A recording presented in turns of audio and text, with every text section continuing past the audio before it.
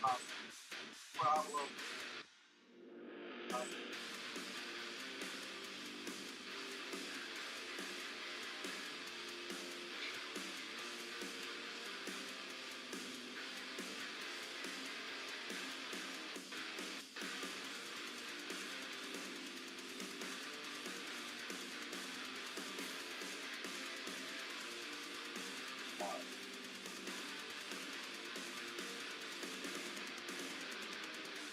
so left button set.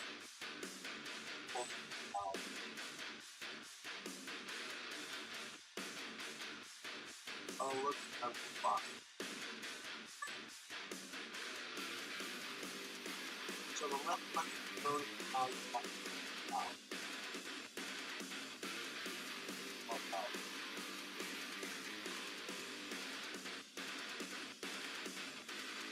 Oh, so watch here.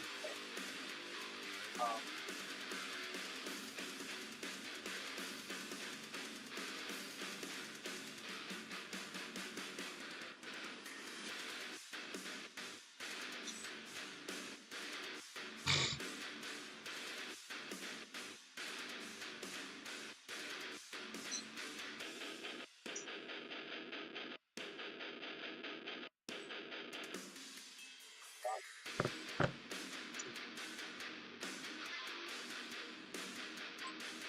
bottom.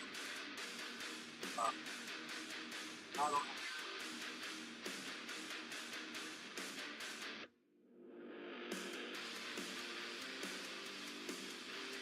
However, these guys always love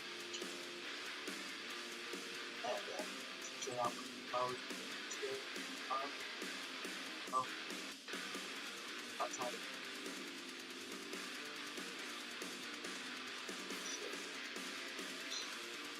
parts.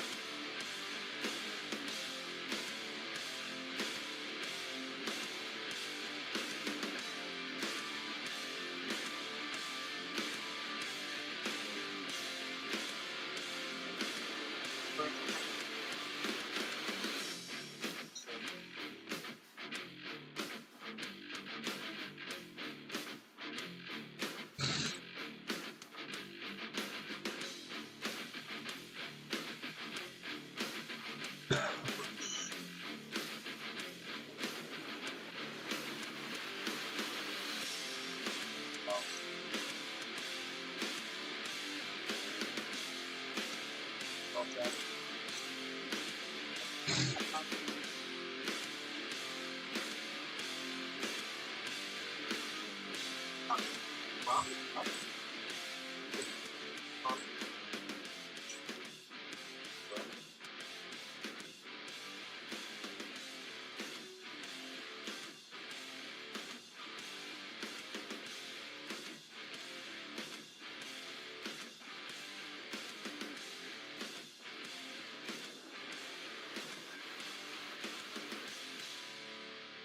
So it looks like something matched.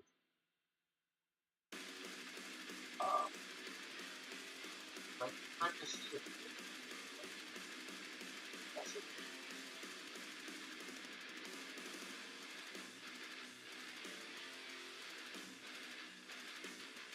Flip.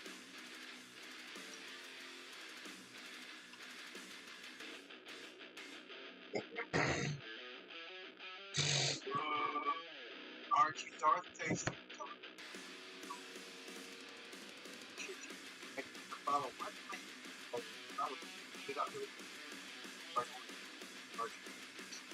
How are you?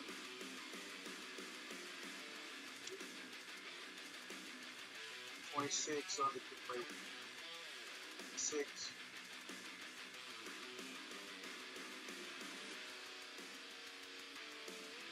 Color. Archie Darth Taste.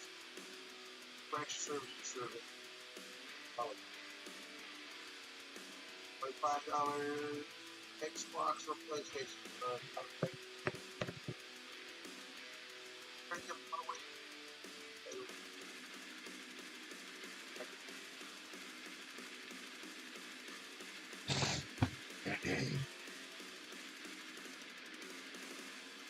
What do you do for the army?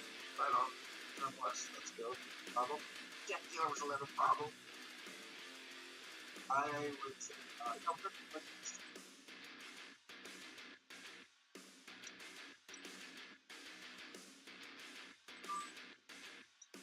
Charlie. What's the Charlie? I'm not sure.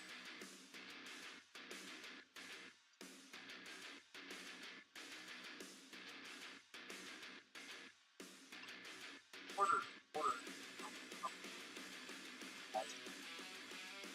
I got out at 6. Of my border. Well, it's not so. Order.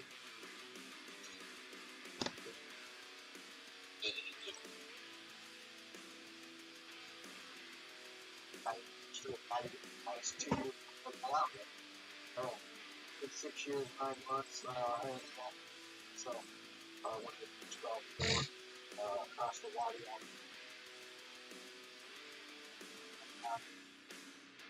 Freedom, a lot of us, I'm talking.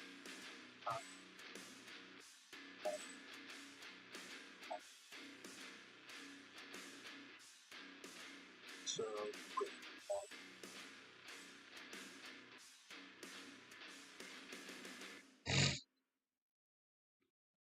I got.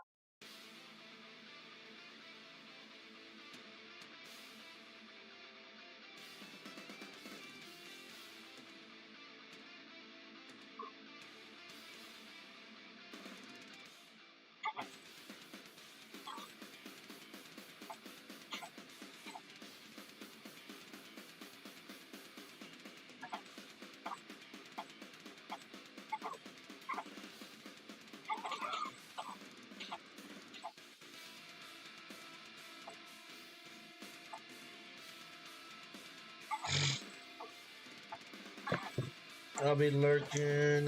Got my all-day stream. Yes, sir. Yes, sir. I'm gonna be working on a little bit of the Power World, doing some exploring, and trying to figure out how the fuck to put stairs in my motherfucking house. Because for some reason, I can't get it. But everybody else can.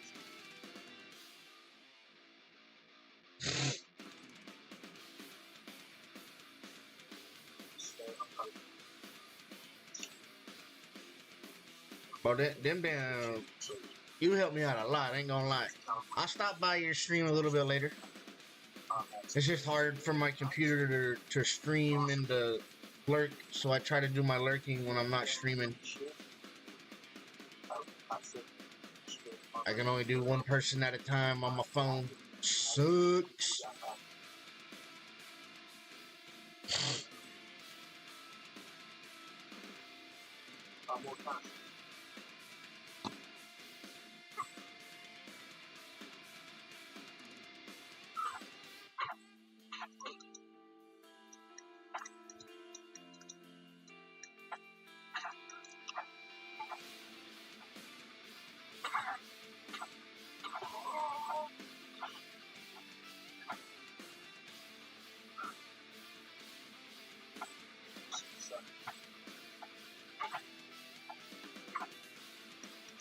Oh, he's a level 10 at 4.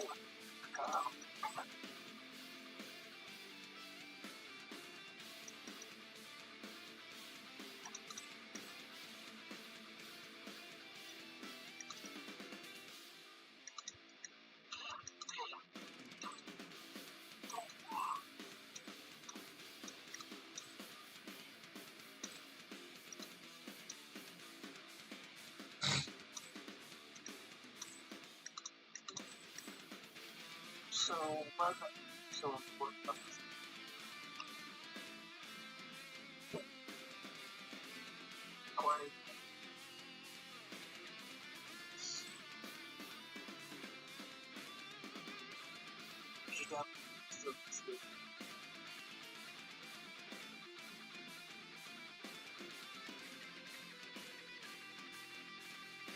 Such a The system in some degree, but Exceed, he was frying from a position like this yesterday, even with the Renetti in hand. This guy can be a real problem. Wiz trying to sneak around the back, and no, not gonna fool Exceed whatsoever. So once again, P2 dominated by FaZe Black. A bit of a mess though on rotation. Craze making things mixy over towards Hotel. So again, we're seeing Lore at least set themselves up correctly, but we have to start seeing efficiency on their holds. Now, this rotation, this setup is everything. You cannot afford to get broken up, because if you do, well, then it's gonna go from worse to disastrous, and FaZe Black might just call game at that point in time. Lore set up first. Craze is actually going to elect to take this route through the middle of the map. This is timing, could be everything. Finds the first for free. Krep now stuck, kind of up creep without a paddle. Does actually find him escape over towards the backside of the hard point, but eventually figured out. Geo gets the elimination. Craze, backside staircase. Drop shot from Azim will take him out of position. But still, first 20 seconds good. Lore trying to keep themselves in the hard point, but now Wiz is the last one left alive. Glow Frosty on the cross just there in the nick of time, and now it's just down to can you find the final kills, and Wiz will bounce out of the hard point to make sure that this hit from FaZe Clan back stays remote. Craze gets the final 1v1 opportunity, but Brack wins it, and the break is good. Possibly until 20 seconds to fight for. The Geo big trades. 40 seconds in between these two teams. Geo wants this back 15 seconds because you can take a look at the positioning for Lore Gaming. Patch Church, all. I know. I need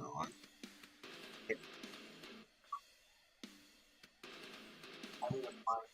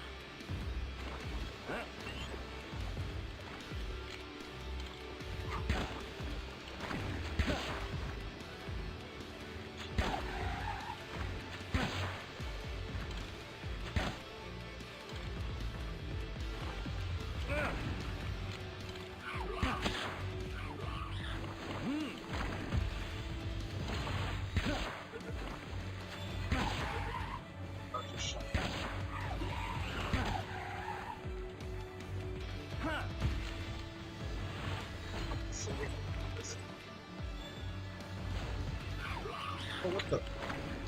Come here, boy. Oh, you bitch. Alright, you're dead. Here, nice. You. What?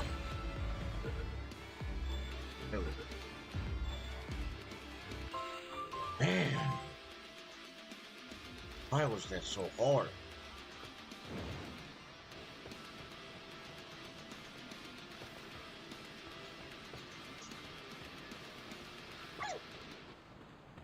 I don't want to that.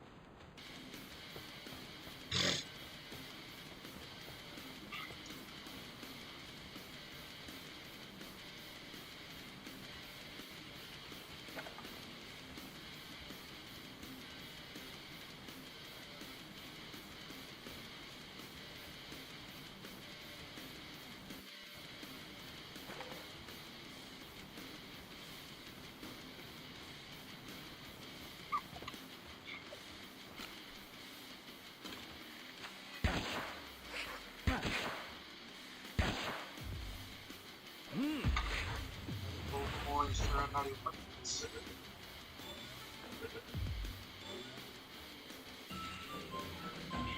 Oh, I got an egg. Can I pick it up?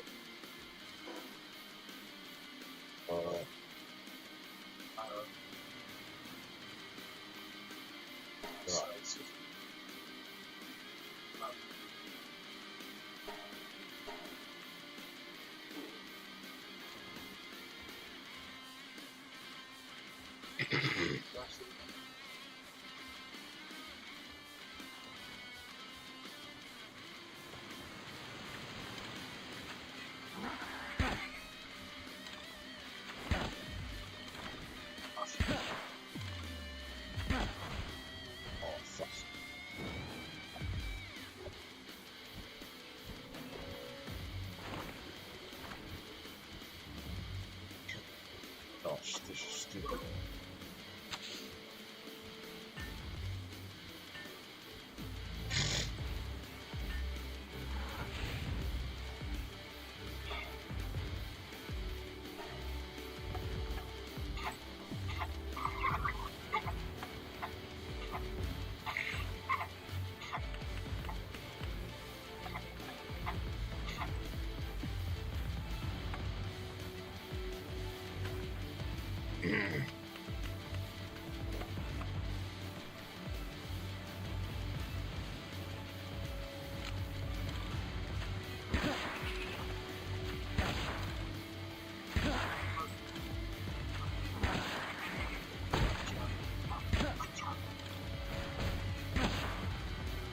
He is fucking me up.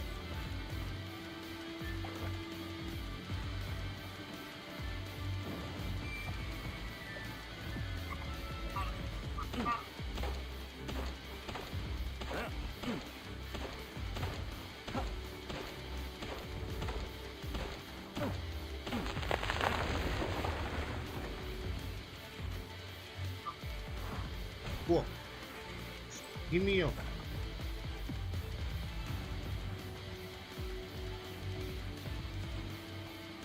Oh, what am I missing? No, I need stone.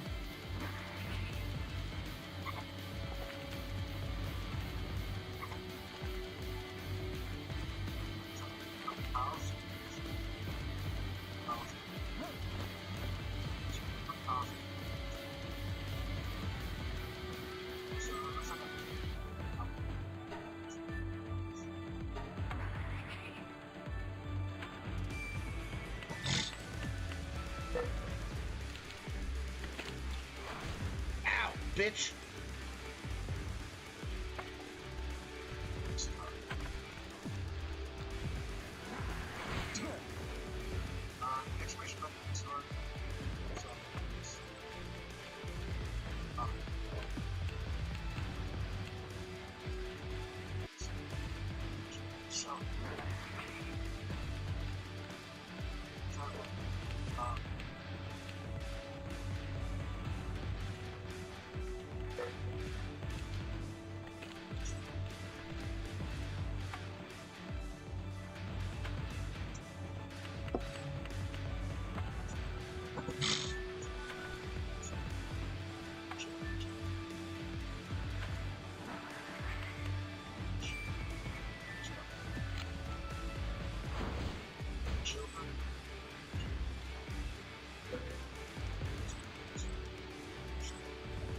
Die.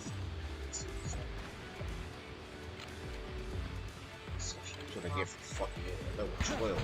Ow.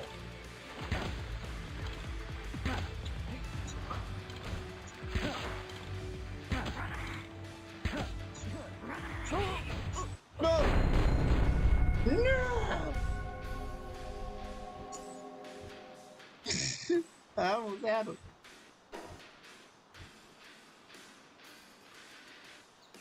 Where was I at? Oh, I died right.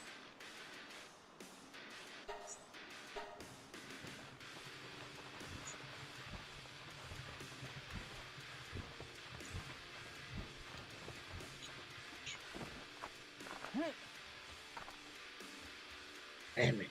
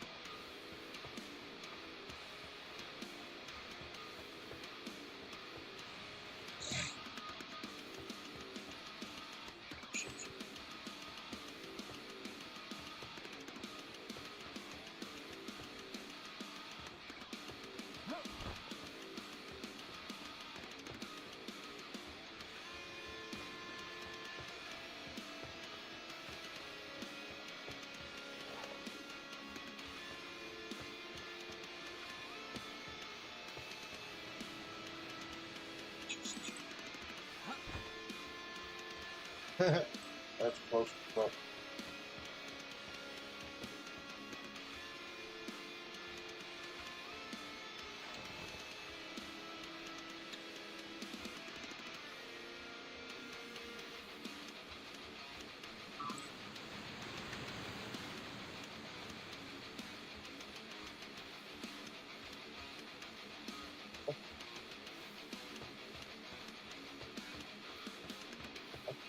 you're right. I feel like I should.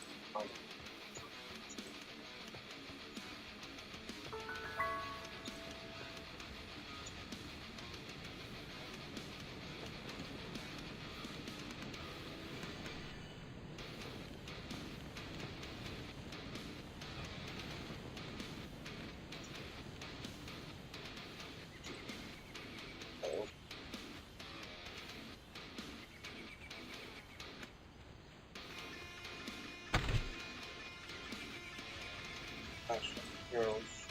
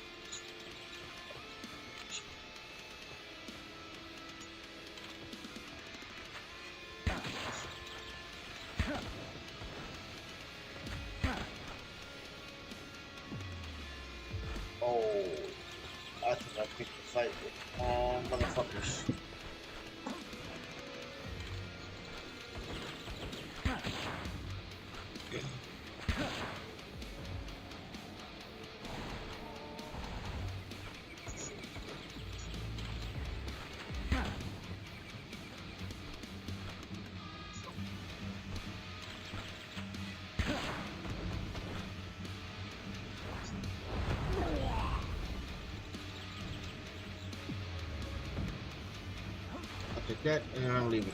Promise you. I fucked up. Oh, I fucked up.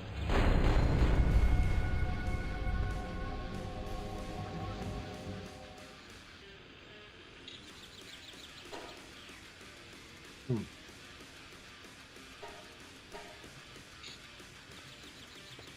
Mm-mm.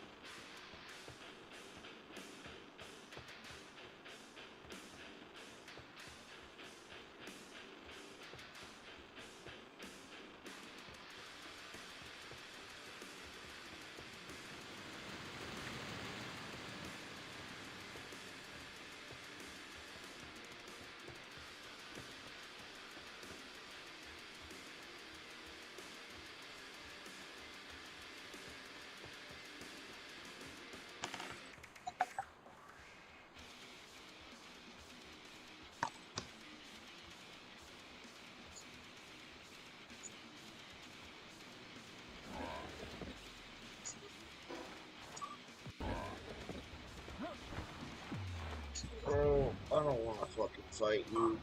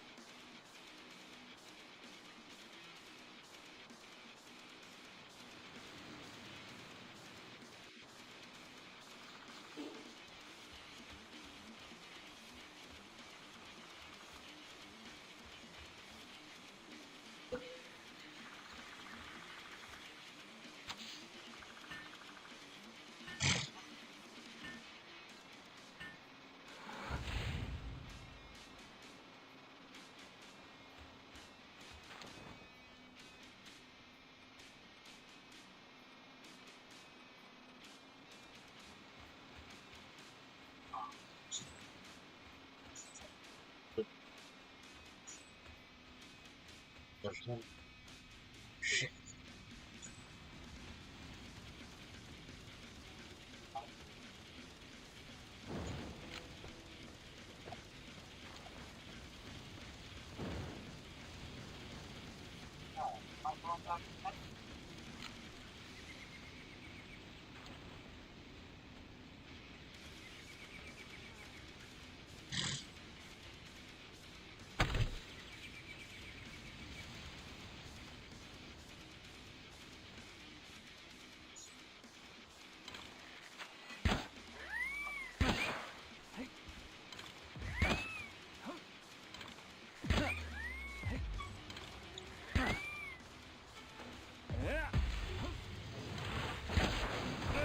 Ow.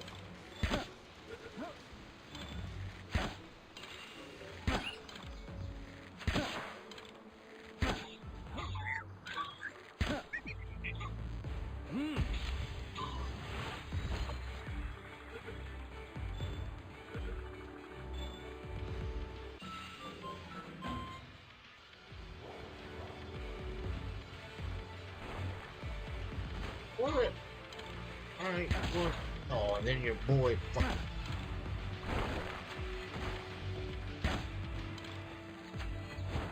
Oh, good lord.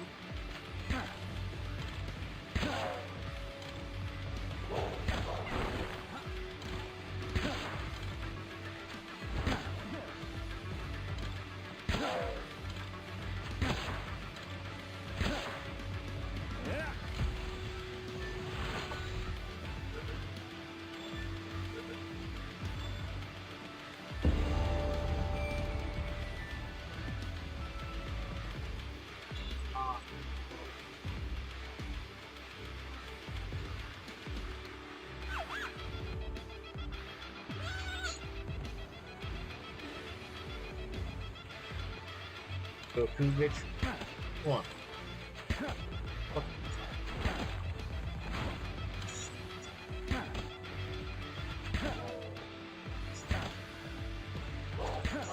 Missed. Bitch.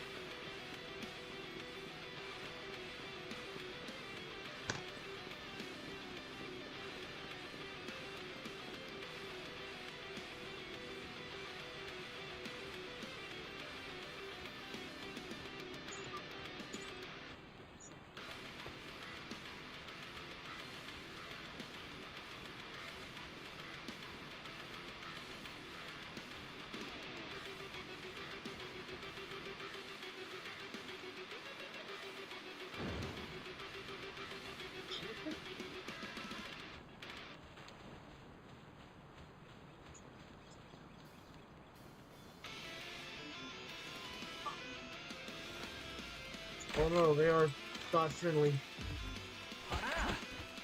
Not friendly.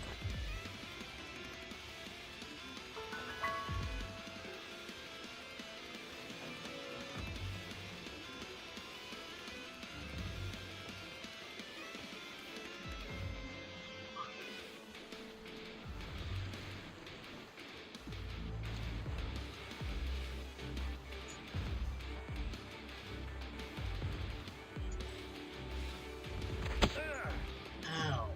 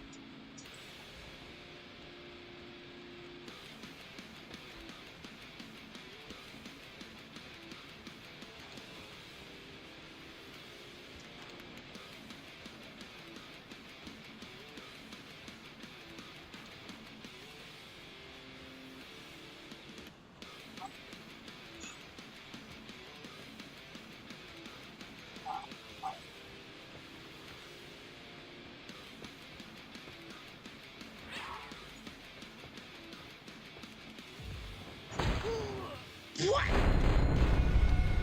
Oh.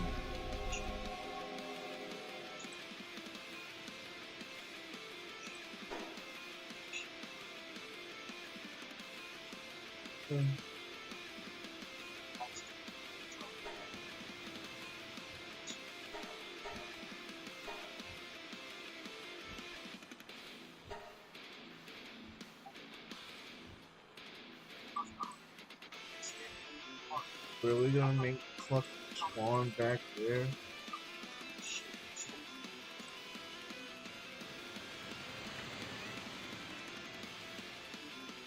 This is dumb.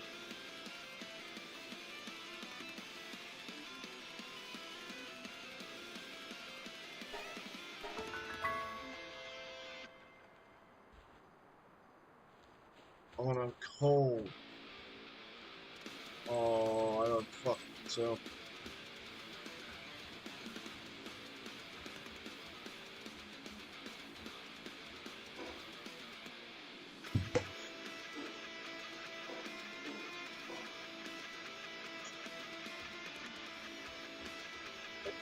So.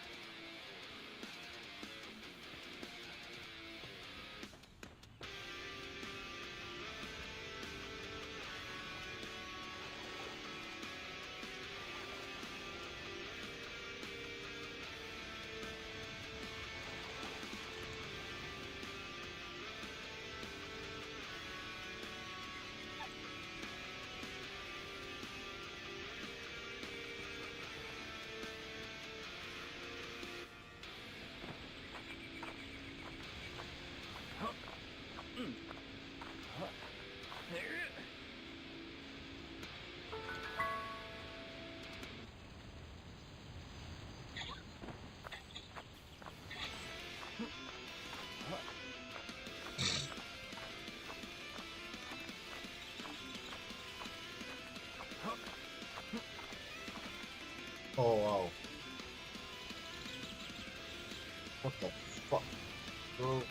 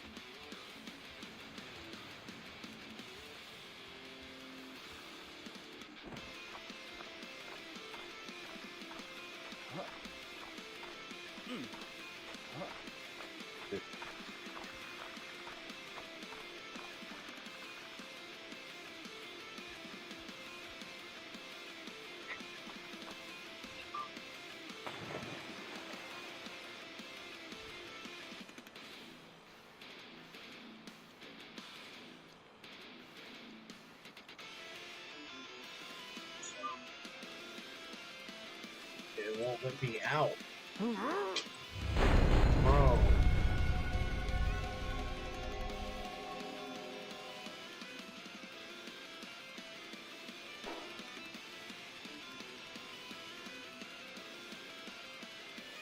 Fuck that one. Can we get this one? Here.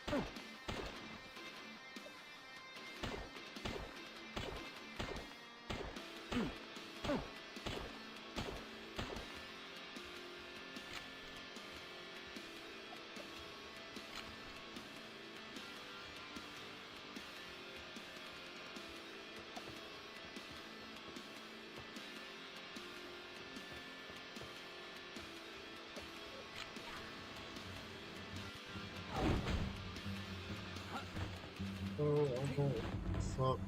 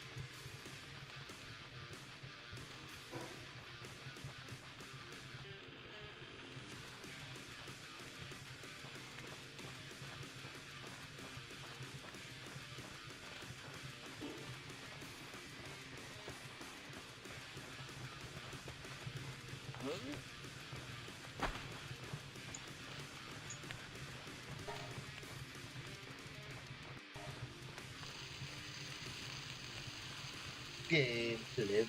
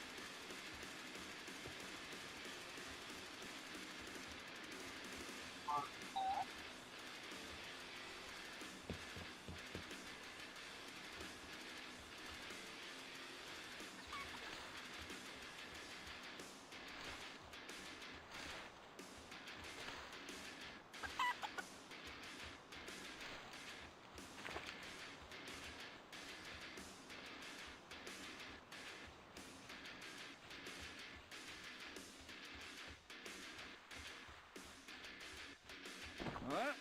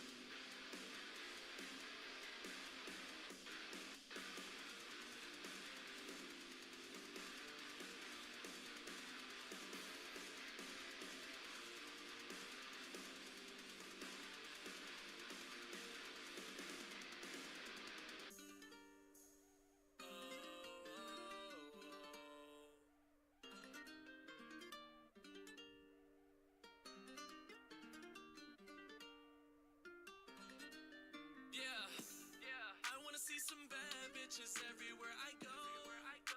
And I wanna see how good you drop it low. Bitch, you know I'm icy, I stay froze. And I'ma hold you down, I don't want those. I wanna see some bad bitches everywhere I go. And I wanna see how good you drop it low.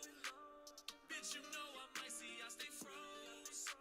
And I'ma hold you down, I don't want those. I pull up, hop out, know I got cash. Sipping, I'm faded, I'm drinking too fast. We popping these bottles and rolling that gas. I'm tossing these hundreds, she shaking that ass.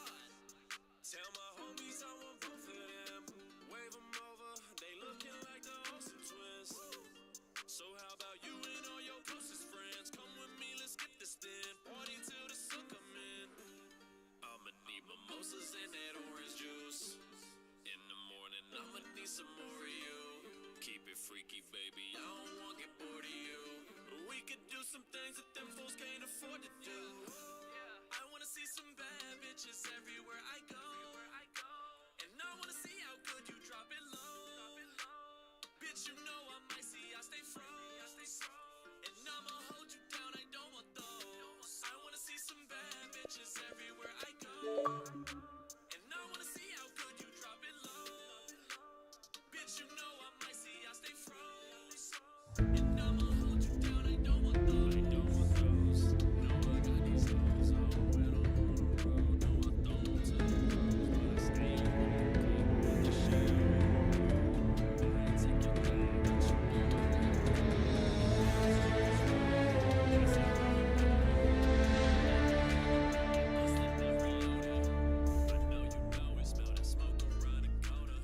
she like my fragrance, that Armani, my aroma. I'm tryna take her back to the room. She can make a stand.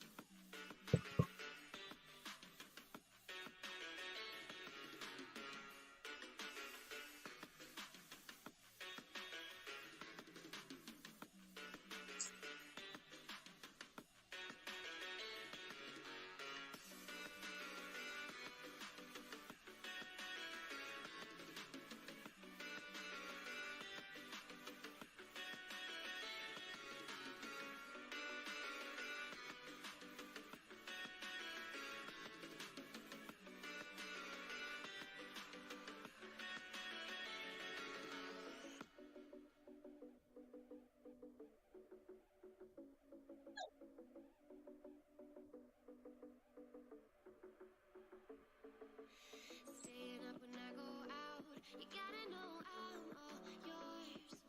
But when I say what's that about, you start slurring your words.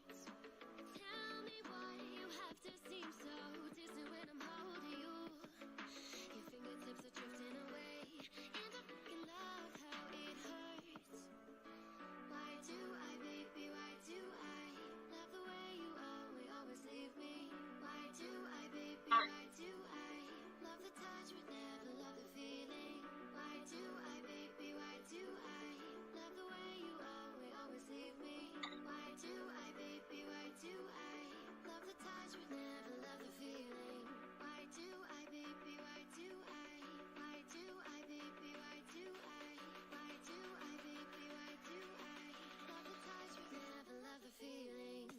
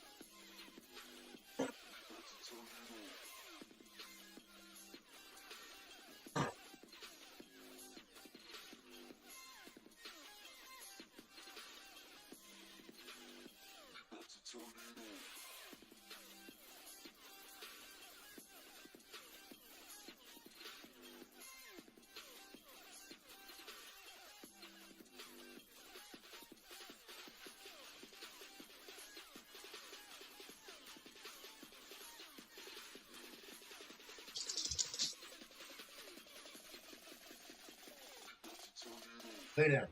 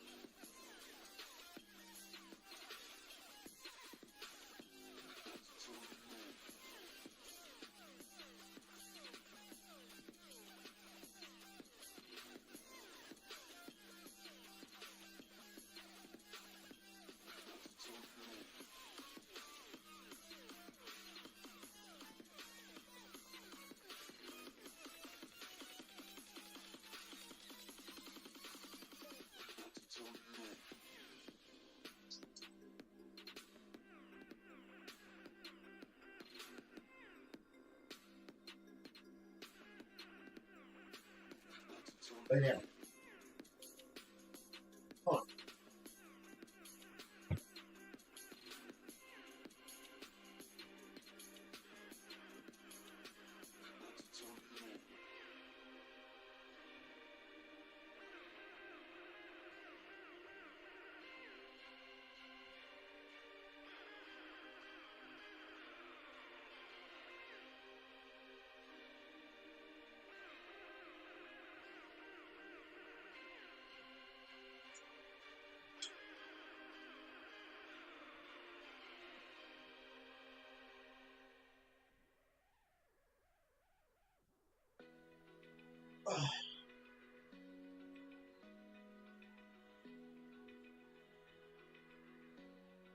And playboy. Feel the waves cut through me, hypnotized. Sorry, just doing a little bit of stretching. Oh, my back's fucked up. Hold tight, chemicals collide. Hold tight, hold tight, hold tight. Dripping lights paint the skies, all because of you. Dripping lights paint the skies, only you can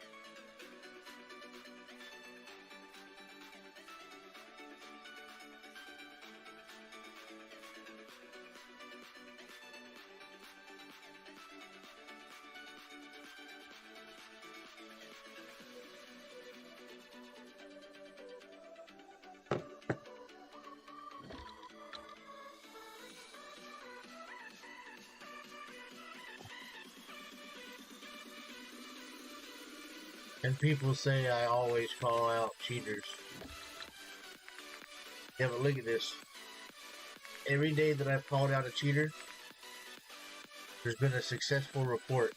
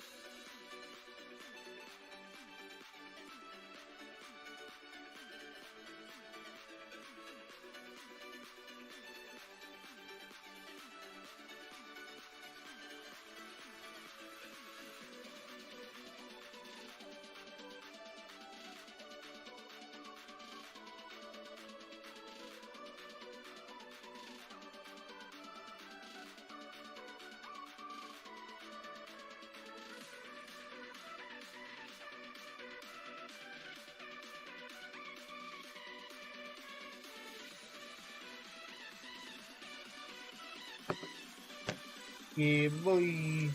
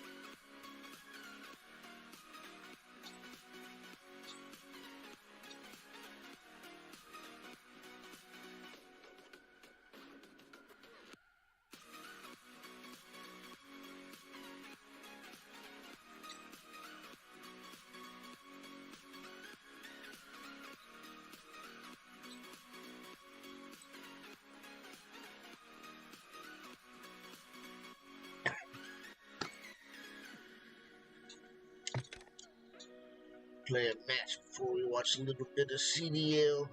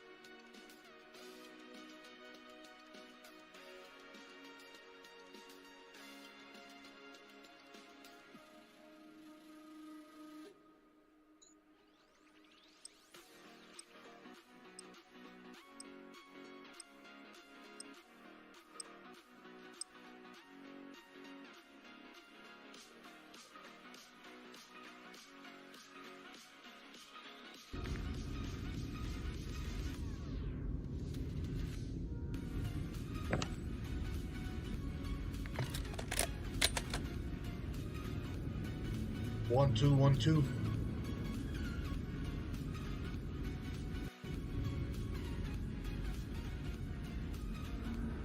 Well, you got some pretty miles. Face cream pie, that's funny. Baby.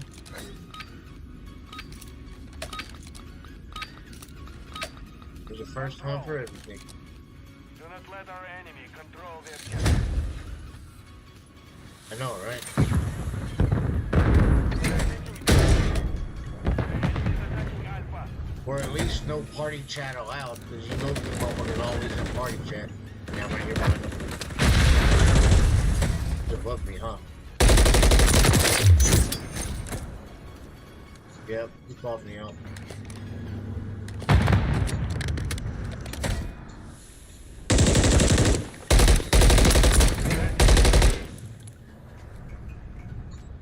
Contact at Bravo. They're taking A.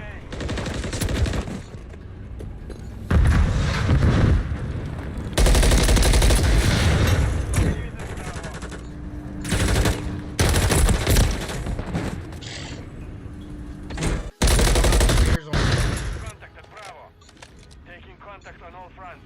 Maintain the perimeter. Coming to me, man.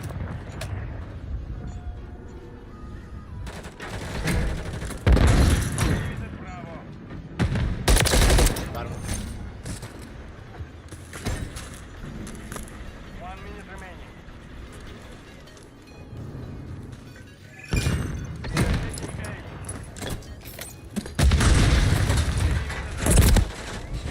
A. Going to be running on top of everything.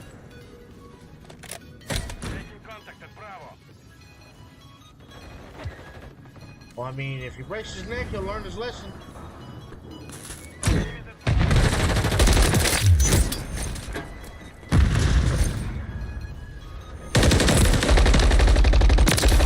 I'm telling my son to quit fucking doing shit. He's gonna learn his lesson. Boys, what's up? Behind the tower. Bumpy? Yeah, there you go. Enemies at Bravo. I'm not sure if he was one shot, but he was pretty damn weak.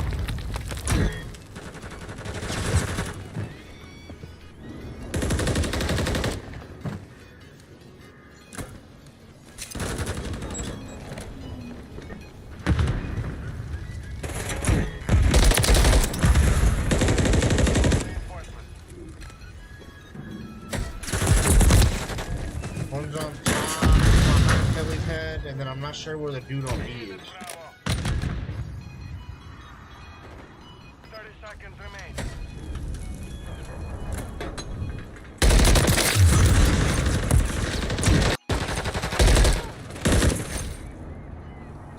Taking A. She had shots to the face and he's able to knife me? That's crazy. What's up, Wishy? Thank you, brother.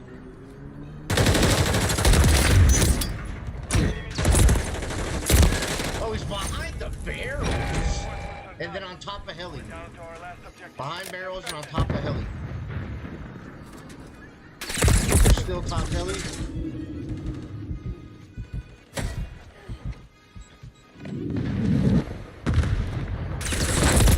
One right side. Alright, you know where they're at. One right side, two left. Squad is available at this time. You're on your own. One's mid B.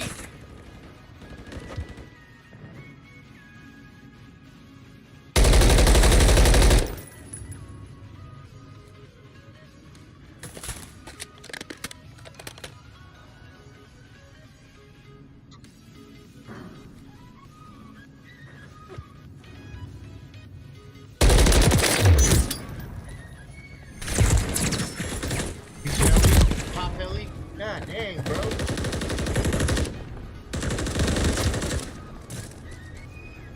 They're taking B.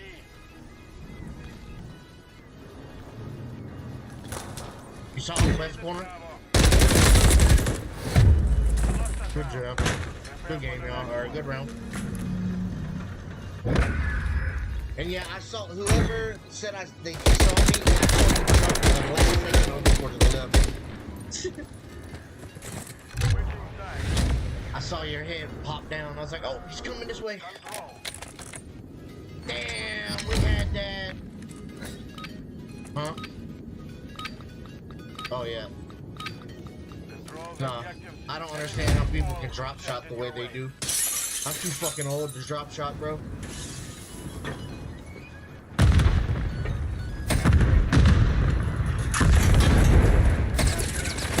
He's in the elevator.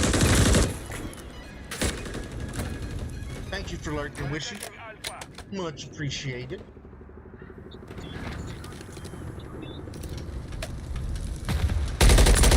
Yeah, he's big. No. One's on top of the little shack behind. Hey. I'm not sure what to call that. Final minute. Oh, he's on top of the thing.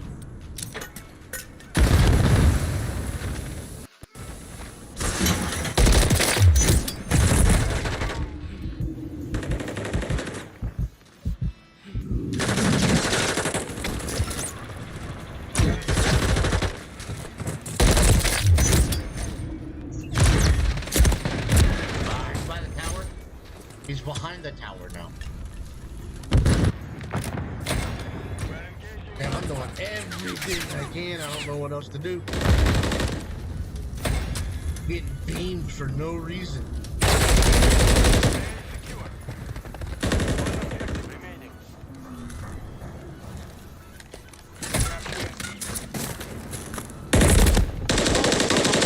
I'll walk in front of you. I'll walk in front of you.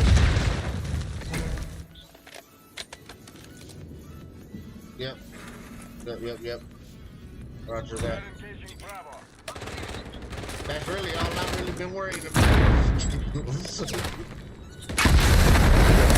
did that kill you? My bad, bro. I don't know how that killed you. We're down 3. Got him.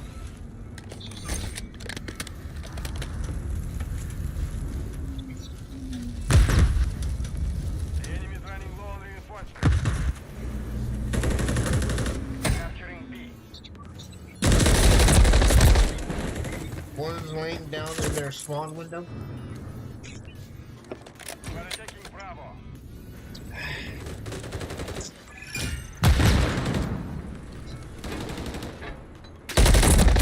There's 2 back there. Shit, bro.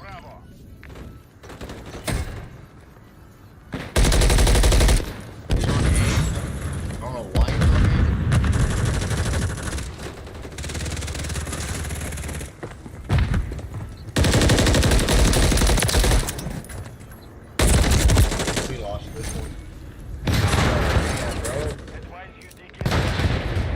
Understand it.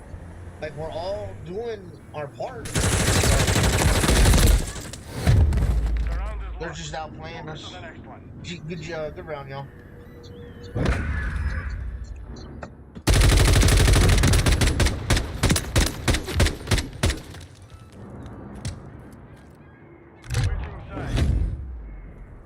Fuck, dude. Control. I don't know what the fuck else to do.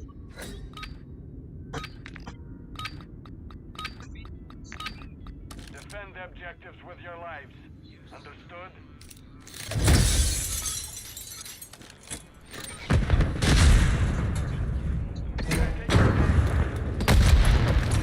Attacking Alpha.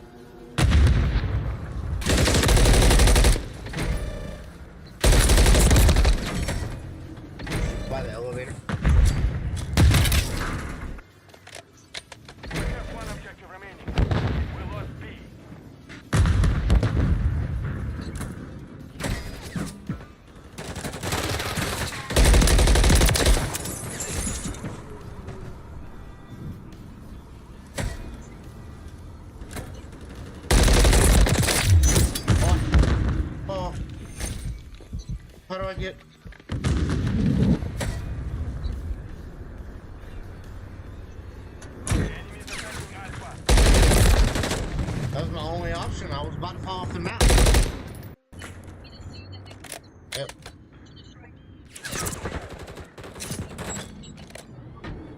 I don't know. My bad, bro. That was my bad, bro.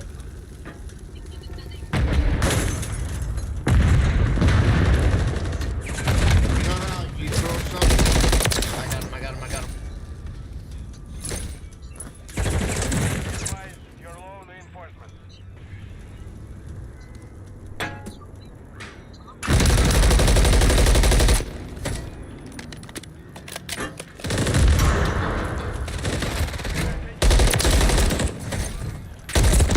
You throw a weak on top of the heli.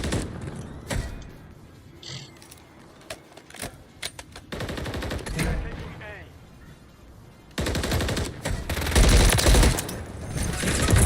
Coming up from stairs from B. He's by the stairs.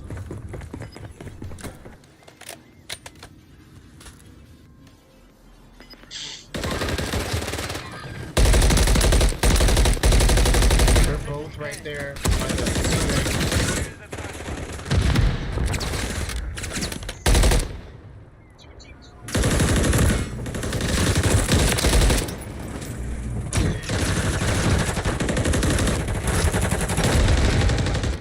Finish, 10 seconds remaining.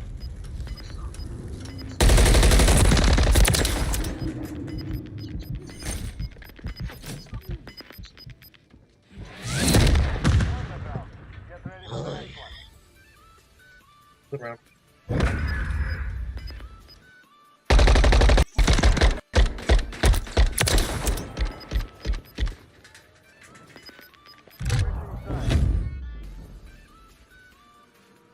Control.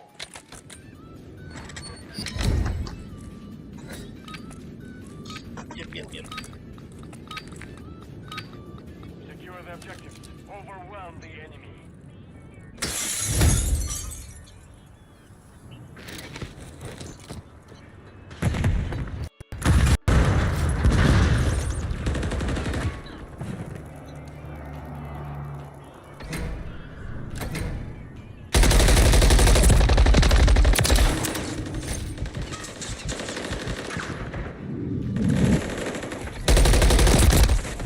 Barrel weak at A. By the gas thing. Whatever that thing's called. Gas tank. We're attacking Alpha. Capturing A.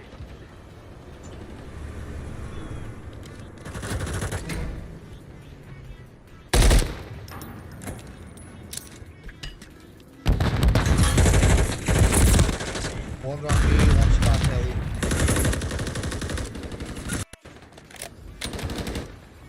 Capturing A. One went top heli.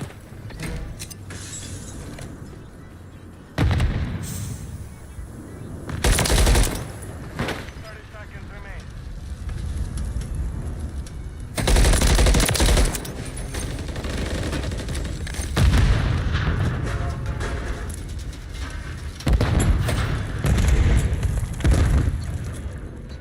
We're engaging Alpha. Taking Alpha.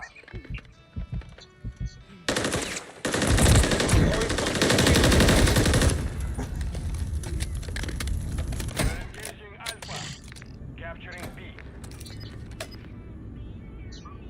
Capturing B.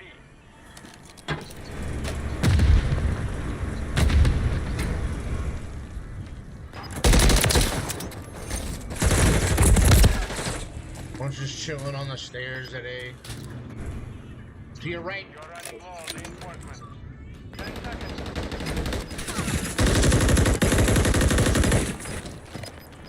The enemy is running low on reinforcements. Yeah. Go on. GG's.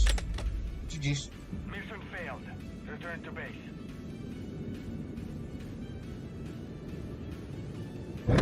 Alright, hold on. I'll change that. I keep forgetting about you, broski.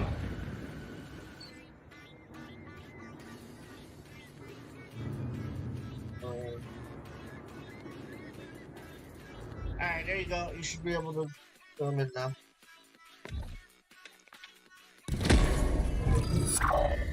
You should be good now, broski.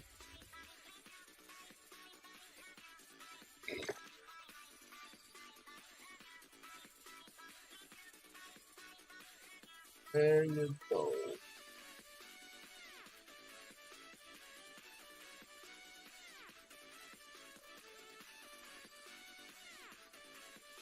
There you go. Alright. Damn, bro. Fucking dropped 30 in a control and 29. I did die to himself, 10.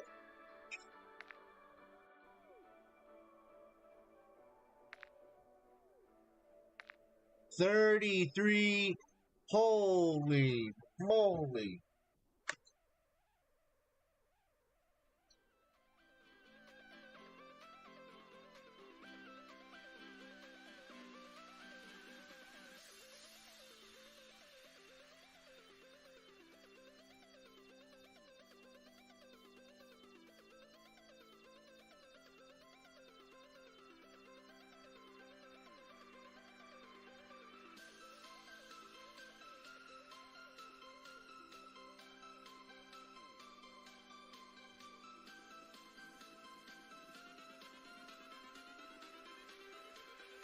Everything changes.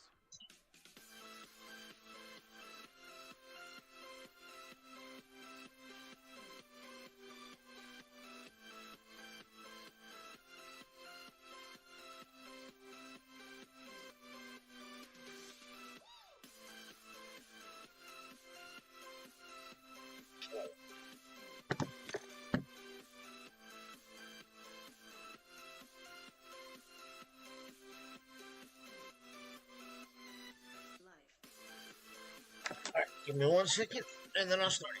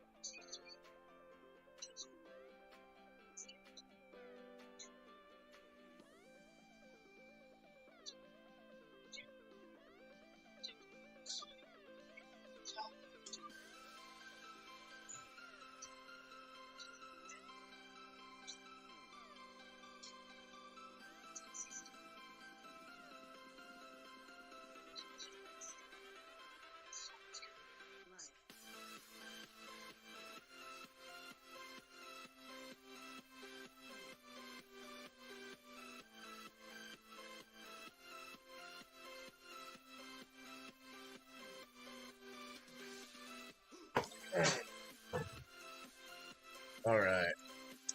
Gonna watch a little bit of the CDL. And then we'll hop back in.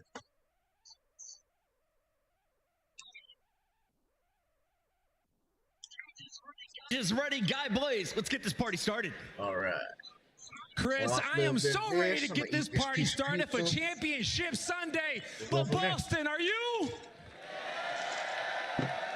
We got an elimination match up here, and we got to send one more team home. But this squad coming to the stage first, don't plan on doing that. Green Wall, rise up, because here comes Optic Texas. We got Kennedy, Shotzi, Fred, and Dashy. Optic Texas, ready to get it done. Oh man, it's been a while since we've seen the Championship Sunday whites, and man, do they look good. Greenwall is feeling strong, but they got to get through the underdog of the weekend and the Minnesota Rocker. It's time to stack it brick by brick, but they got to take out the opponents. Let's go, Blaze. Let's get it. And if anybody can take him out, it's going to be these Vikings from the north ready to take down the Green Wall. Getting ready to rock the stage on Championship Sunday. It's the Minnesota Rocker.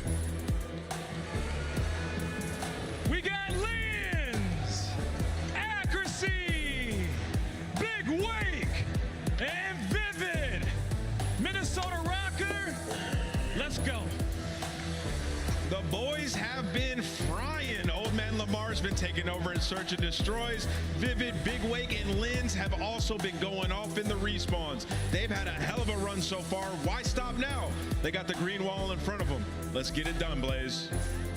Vivid looks like a straight Maybe the best underdog story that man. we've seen alone if they can get it done. But now it's time to send one more team home. And to take us along this ride, Merc, Maven, let's roll. Here we go, baby. Let's have some fun. This is going to be a blast. This is Optic team looking to make a run. This Rocker squad, how incredible a story has this been? You know, you look back before the break, they're like 0-3. You're thinking maybe this team has got to make a change. They're looking real lousy, and they have turned it around with the swiftness. It's like you have a great story like Carolina, like they make a change and improve. This Rocker team has grinded through it. They found some time. They've gotten better. Yeah, I mean, listen, they just did not look on the same page at all, right? We casted some of their early games, but coming back from that break, I don't know, they worked out their system. Obviously, this is what accuracy does. That's what he brings to the table. But I just think in general, Lins has been so good for them. And then you're looking at Awakening and Vivid, and as soon as they start to find some consistency, I mean, they have just been so good in clutch as well, but getting better in every single game mode. Where the other side of the stage for Optic, it's just a story around their respawns have been fantastic, especially those hard points. Can we find some success today in Search and Destroy? Yeah, no, 100%. Like that's going to be where you're going to, you think, find your upset if you are going to be the Rocker side. It's been hit or miss, obviously, for Optic. You take a look at our overall best of 5. Was there anything that jumps off the page that sets up for an upset for Rocker?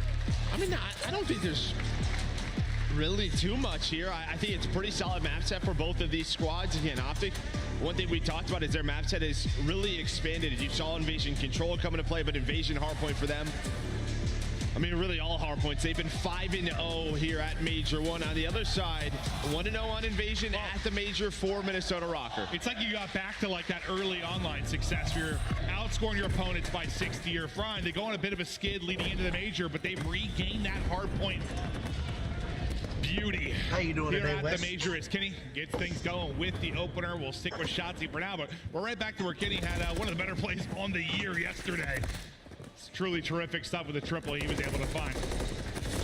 Yeah, I think if you are a Rocker trying to find some success, the player I'm looking at here, I feel like Vivid, because if Vivid is playing well, he can just be such a difference maker to match the pace of someone like Shotzi, someone like Fred.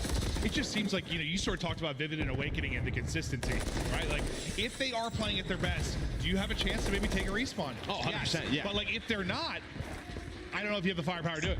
No, 100%, yeah. You need these guys to step on up, and can Lins keep consistent? But a nice 31-point start here for Minnesota. Fred, it snaps onto Vivid the second, but there with the rival, able to find it. As you have this P2 set up here. Accuracy on the hill. Good time for Rocker. Vivid pushed on out. 5 start, trying to find number 6. There is the cruise missile, and this is what he can do.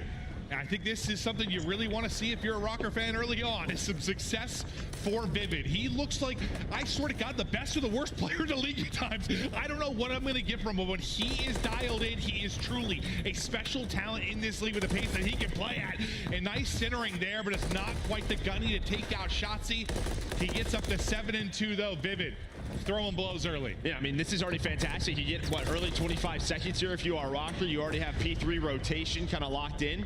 So Optics are going to have to fight up the street, find the scrap time. Lynn's already set up here at the pillars trying to find the third.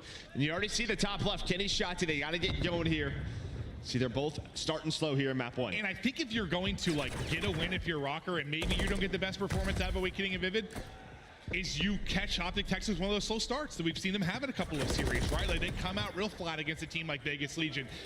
Can you come in and shock them into map 1? That might be where you got to find it. Yeah, an early break here, opportunity here for Optic. They find a couple of kills through the middle of the map. First player going to be on it will be Shotzi, but it's big. Lynn's 8-4, and then Awakening finding 2 more. So there we go. They deal with that first push, all map control over to Rocker. Yeah, I mean, if you told Rocker Shotzi was going to be 1-8 to start the game, they probably think they've got a bit of an edge, and they certainly do. 30 seconds remaining on this point. Chance to get up over the 100-point mark, take a significant advantage in this one. Vivid still flowing and finding kills. Him and Lynn's leading the way on their side, but now a flurry of kills for Optic Texas. You'll be able to chain together 3 in a row. That's accuracy that point, wins the fight inside the hard point, wins a one-on-one, still accruing time for Rocker. Yeah, then look what happens here for Rocker. So, I mean, you kind of take this because you flip spawns out. Yeah. So you get close spawns at P4 for the next one for Optic. But, I mean, you're already thinking about Palace, right? Even if you give up 40 to 50 points, you're going to have a major lead. But you already see Vivid 3 in a row starting to snap once again as he's able to find that double. But, yeah, Optic here, you're going to see Shotzi maybe thinking about going on a long route. He's going to do just that so early on. And I guess I'm just already thinking, if you're Rocker and you know you're where you've been getting your W's is through search and destroy. Like, you've got a lead like this in hardpoint. You have Palace coming up. You're thinking already, like, this is one we've got to win. We need to take this map one, come in and shock them.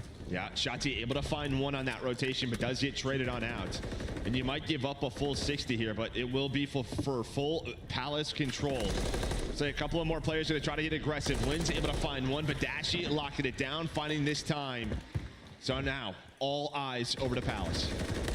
Now, Optic obviously have been one of the best breaking teams, though. It's like that they have a chance to get through, maybe shock it, get into Palace. I mean, yeah, yesterday versus FaZe, one of the scrappier Palace hardpoints I've ever seen. Do you have a chance to create some chaos like that? You already do. Who's there? Shotzi getting inside, turning some heads, trying to make some plays. What's he going to be able to do? Can he get a second one? Able to spot him, tries to slide in with a pistol. What do you see on the map, Joe? I mean, accuracy spawns all the way out. You have numbers here if you are the green wall. Linz turns this into a 2-on-2, but some close spawns here for Optic. Linz with another one. What a hold by Linz, but you still have a couple of players here for Optic trying to find that break. Awakening finds the early time, but all eyes over to Big Wake. You still got 35 or so seconds here, and Kenny able to win it. You get the wipe, up to 4 in a row for Cannon. That's that moment that you can't let happen if you're Rocker. Yes, it's terrific for Optic Texas, but that is a blow. You're not looking at a tie game instead of pushing this out to an 80-90 point lead again for Rocker. And then you also awaken that 5th player for Optic, the crowd getting behind them, that energy starting to flow here inside the venue. But yes, much needed, and I just think it starts with Shotzi finding that space early on. Usually, most of the time to break P5, you gotta pass the 50-yard line. That does not happen. But over towards P1, Rocker, they're going to settle things down, find 3 kills as we go to our next set. There's been a couple times where I feel like Shotzi's like gotten loose in a Palace hardpoint, but he's been by himself. The teammates haven't been able to get there. Like, he's found some freedom in moments before, but this time the fact he's able to get a kill, stay alive until the reinforcements come, so impressive. Oh, he's melting. Yeah, he is just melting and dancing as he finesses away with 13 HP. This is the guy that started out 1-8. I know the 10-14 scoreline doesn't look that great, but he has brought it back massively within this map one. But he just walks up and literally wins the first one-on-one, and it's on the hill, right? Just picking them apart. Some great shots out of Dashi. As Optic now with a 15-point lead. Back in the driver's seat. Vivid get a spawn on up, starts to rotate over towards P2. The rest of the players pushing on towards P1, but Pred and Shotzi, SMG duo locking it down. And now it's starting to feel like, you know, Rocker was shooting sure, but more than it was a slow start for Optic Texas, and now they are waking up and beginning to roar. Lead up to 30. Next hard point, getting ready to go. Some clean shots from Vivid, though, as he's still 18 and 12. He's not slowed down for this Rocker side. Can he get across? He's able to get to the tractor. Now, this is a chance here if you are Rocker to take advantage of this. You have P3 spawns, but on the pinch, Pred was able to win a one-on-one. Accuracy, the last player here. Lamar? This guy has given Optic some nightmares in the past. We all know about that moment. Vivid did use the cruise to try to give them map control. It's going to connect onto one, but there's nobody on the hill, and you are flipped if you are Minnesota Rocker. This is not the position you want to be in. Now, great job here with some massive gunfight victories if you are Optic Texas to keep them out of the point. Dashi still hitting just 7 left in the clip, but he's taking 2 to 3 down with what he had. Up to 16 and 12 now. 10 seconds left to go. And with that flip, I mean, you get some successful time here. If you're Optic, you should be winning this match. You have a chance here to win it with a full 60. True. Vivid going to be the first player pushed on up for Minnesota Rocker. 192 here for Optic Texas. What a turnaround since that Palace Hill. That break has given them all the momentum in this map. Here comes the break opportunity for Rocker. You have accuracy working up the street, but Shotzi's ready for it. All the one-on-ones going to Optic. Just lying prone, lying in wait. winning your ones. 210, now up, 40 remaining. You can win it here. So this makes it very stressful if you're Rocker. You have a couple different seconds here, and like you have a chance to maybe make a play for the hard points. That's a frustrating one. Dinks it off his back, but you're still up and inside. Rocker have got to send it, otherwise they're losing the hard point here. You get a break, you can test it long enough that we're at least going to see another hard point. So Pred does win it, but you cannot win it here anymore. Yeah, you have one more player here, but rotation is all off this year. You have 3 players set on up. Vivid, he's able to take the gunfight accuracy with 1 on rotation. So 2 on 3 towards P4. Turns into a 2 on 2, and Dashy, this is just what he does. Gets to his spots and beams. Kenny looking over him. Shotzi in the hill. All of Rocker spawning out. They can close it out here. Yeah, I mean, you do one part of the job. You can test long enough, you can't win it there, but he had so much more work to do. He had to win the rotation as well. You're not able to do that. Optic, you're able to get inside. Dashy and Kenny lighting the feed again. 10 to go here for the victory in map 1. This team has been flawless thus far in hard point as they chalk up another win.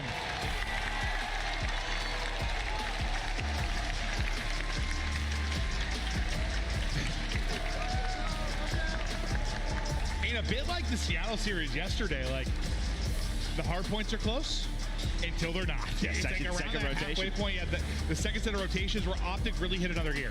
Yeah, but I just think for Rocker, I mean, you have a chance there to carry maybe a 60 or 70 point lead into the second set. You get Palace, it would have been like 80 or 90. I mean, they brought it back with that P4. You know, Optic did, but it's just that flip. That's the moment there. I mean, I'm sure we'll see the game flow. Yeah. The chart, but looking at the scoreboard, I mean, Kenny really turns around. Him and Shotzi start off so slow. Pred and Dashy so consistent. On the opposite side, we talked about that hot start for Vivid. But I mean, this scoreboard probably looks a lot different if you win that rotation. You get some of those setups that we saw Optic have. Yeah, I mean, just Shotzi doing what Shotzi does. Gets to a spot a bit unexpectedly, gets a freebie pick, and then, you know, as soon as one domino drops, the rest are trying to look around, like, where's he at? You find another opening to come through, and sometimes it just takes one. Creates a bit of chaos. I mean, it's where accuracy spawned in that moment, too, right? You spawn all the way out because the old hill is still up. Yeah. So he just dies at the worst time possible. But going through the highlights of map 1, you will see early a Rocker lead just turns into a one-sided Optic map. Yeah, because you're up, what, 70 here about. You get a good amount of time if you were Optic Texas, but you're right. I mean, this Palace, like, this game looks so different. Now, could Optic have made a run somewhere else? Sure, but, like, if you get that if you're Rocker, you're going for the jugular early. You got a chance to really get it done and shock them in map 1. Well, it's just with some of the money hills that we see in this game, you have an 80 to 90 point lead. You could just bank on that rotation, right? Yeah. Whether it's Skid Row, P2, here at Palace, you just basically say, let's just make sure we have the spawns for when that hill comes up, a chance to win the game. But instead, just such good plays. This is when Pred goes on the big pinch. They spawn them out here, get them stuck at Palace once again, a clean P3.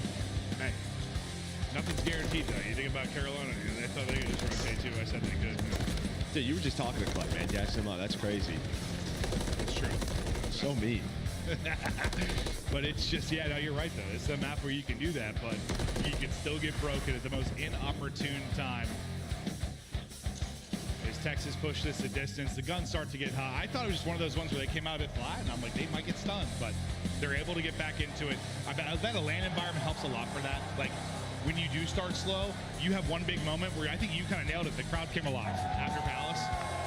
That, like, helps you start getting into a rhythm and flow, I'm sure, to some degree. Yeah, I mean, just sort of, as you said, they've had a couple of slow series. And, you know, I think their eyes will be on the prize of, we got to beat FaZe. We have to beat Ultra if we want to play this. We do look at that game flow chart, and, yeah, you can kind of see just right around that P5 tie game, and they run away with it. You get 23 points across 4 hills. Yeah, so what would have been if you get a full hold, an 80-point game was a tie game? Like, that's just, that is very, very, very different. When you're looking at that from the Rocker side and thinking you're going to find some success, but look at just the absolute clamps put on them at the end of that as you nail. That line just flattens out. Not usually what you want to see, but it's a 100-point victory there for Optic in the map 1. We get ready now for Karachi Search and Destroy. Now we go to a mode where Rocker has found a lot of their success. They've been so good here. They get it done with a 2 and a 5 yesterday. Optic still, the Search and Destroy, like, there's moments where you see it click a bit, but they have not looked like a good Search and Destroy team. No, they haven't looked like, yeah, kind of maybe in the form you're trying to win a tournament. That is for sure. But they've had some close games, some close rounds. Plenty of time to work with some VOD with the coaches overnight to fix those mistakes. But we're talking about it, like Ken, some of these early teams like LA Thieves, 100 Thieves that he's had, where you're just a little bit slow in search and destroy, but your respawns look fantastic. Well, I think we think of him as kind of the leader, for this team when it comes to like gameplay and stuff. And yeah, he's had a lot of slow starts in search and destroy. But now let's talk about the Monster Energy pregame here for Optic Texas, Joe. I mean, 6-0 here, right here at Major 1 in those hard points they're doing on different maps, and their attacking control has been fantastic. CDL high, 56% win rate, and we saw them do it yesterday on Invasion, which will be map 3. So you're feeling confident there. It's just, can you come in here and maybe get a search and destroy when suddenly you're thinking about a 3-0 if you are Optic, and you're also thinking when you're going up against teams like Toronto look good at, I know they were kind of 60% or so in search leading into the event, but it looked very good. FaZe beat them in 2 searches. Like, as this tournament goes on, you got a couple maps here, you're really hoping to like improve the search and improve it quickly. Yeah, you're going to need it if you want to win this tournament. Yeah, I mean, that's all I'd be thinking about. Yes, our respawn's so good, but we're going to need a search win somewhere. Yeah, we're going to take a look at the Monster Energy pregame here for Rocker. Great teamwork, needed a little bit slaying. We saw that there in map number 1, but Linz has been fantastic here. All eyes on him in search and destroy. He's got a 1.4. He's got a couple of clutches as well. Yeah, listen, he might be living in Hydra's shadow a bit, just coming over being a French player in this league, but he has been spectacular to watch. What an impact player he has been. It's been truly special stuff. Now, round 1 to the search and destroy. Rocker looking to answer back after they get kind of choked out of the second half of that hard point. Yeah, Linz with some early shots. You have a 2-on-2 over towards the site for right now, but everything just kind of slows down. Optic here at Major 1 have not played this map, where for Minnesota Rocker, you've played it once, you've won it once. Big wing. Getting eyes on multiple, trying to comp to Linz, through on the cross. It's Vivid that actually gets the opening kill. Dashy does get 1, but Vivid will get 2. You keep numbers right now if you are Rocker. Bomb will be down as well. Tough gunfight there for Dashy. He'll reposition for now. Yeah, well, really, Awakening repositions. He just gets down, does not want to equal this out into a 2-on-2. So 35 seconds left with Bomb down in that spot. Could just come down to time here for Optic, but Pred, they know someone's in this area, able to turn it into a 2-on-2. 25 to go. Got to get Bomb back. Pred, Dashy versus Linz in Awakening. Time dwindling, got to go. Will the read be here? It is, and he's able to sit there. You get the kill on the other side of it as well. The fist bumps out the 2v2 win. Texas strike first. Well, and I think you saw from Pred's POV, he spots Awakening, right? So he just has an idea of where he repositioned. I don't think Awakening was able to see him. So he's just trying to watch across there for a moment towards middle alley to give some info up. I just don't know if the timing was bad, but you give up 2 one-on-ones. Well, really 3 of them, and Optic just win them all. Yeah, this is both teams have really struggled kind of at your first blood conversions. Like, they've not been great when you look at the overall scope of the league. They get their first picks, they lose a lot of rounds when they have numbers. This time, it's going to be Rocker the receiving end of that. You're into that 3v2 quickly behind 2 from Vivid. And you have losing that round. Speaking of Vivid, he's exploding. And Linz this time, who got early damage in the last round, this time he's able to find the opener, Joe. Yeah, able to find the opener. You still have 2 players here, though, and accuracy's going to check the corner. So Bomb going down over towards B. 2-on-4. A very tough situation for Kenny and Dashy. Well, as I just said, both these teams have struggled capitalizing on the first blood. Linz, though, putting it down to 1 in Dashy may be the dagger. Dashy's got eyes on him, but so much little bits of cover there for Linz to work with. He's able to squirrel away. But your 3-0 start for Dashy. What can you do with 20 seconds on the clock? Well, he might, I mean, 3, I mean, do you just kind of play around the cruise potentially? Maybe you're just playing your life here, but let's say he's going to try to find some more. Maybe find 1 more kill, maybe 2. Able to spot Vivid. Playing his life. Can he get to number 5? No, the crossfire is there. But it all starts with Linz. We talked about how great he has been in search. So he opens up that round on attack. Yeah, I mean, I'm never saying Dashy's out of it in the search and destroy round. I mean, his kill onto what RC's yesterday on Terminal was the fastest kill I've ever seen in my life. Like, he'll turn some scenarios. Like, when he shouldn't be able to get a 1v1 fight, it'll become that because he gets the kill so quick. Sometimes he hits shots that defy logic.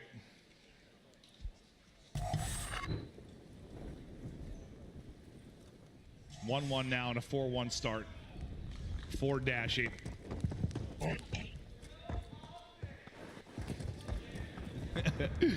Get a bit of a slow start here for Kenny and Shotzi, but they got things going through the second half of that first map. Shotzi up top, I think spots one, and they take down Vivid. So Accuracy, the only player here. He's gonna catch that stun, and this should be a freebie. Another stun comes in, and he's like, yeah, I got too much spot, guys, but no trophy for me. Yeah, could not move. Awakening, though, able to rip one and Ken. That'll be bombed down on the site. 2 versus 3 now. You were able to pull off a 2 versus 3 if you're Optic Texas. You have a chance to now if you're Rocker. Yeah, but Pred might just close this round out, right? Dashy's just trying to buy time for Pred on the pinch. Instead, this turns into a 2-on-2. So they catch the bomb planner, and now you are very separated right now if you're the Optic players. So Lynn's and Awakening trying to get together, but Shotzi opens the round. He's trying to close it. Oh, God. Awakening. Not quite able to get the angle or the trade. He's read this, though. Thought maybe they were going to rotate over to A, but he saw the one player towards B. Oh, can't quite get him as he gets away, and then he gets tagged up and dropped. You hold on if you're Optic. You don't throw away that 3v2 advantage. You're able to get the round win. Those have been the rounds that have been some of the scary moments for them. No, 100%. I mean, you were just kind of waiting for Pred, right? Dashy was trying to buy time. He's saying, I'm working through red. Both players are here. They should be some freebies, but he gets taken down. Then Awakening was able to read that pinch. So almost heads-up plays from the Minnesota Rocker. But Pred has been so consistent. We saw it in map 1, doing it here in map 2. You were talking overall about Ken's slow starts in search, right? Just like the big picture. But yeah, big picture. 0-3 right now.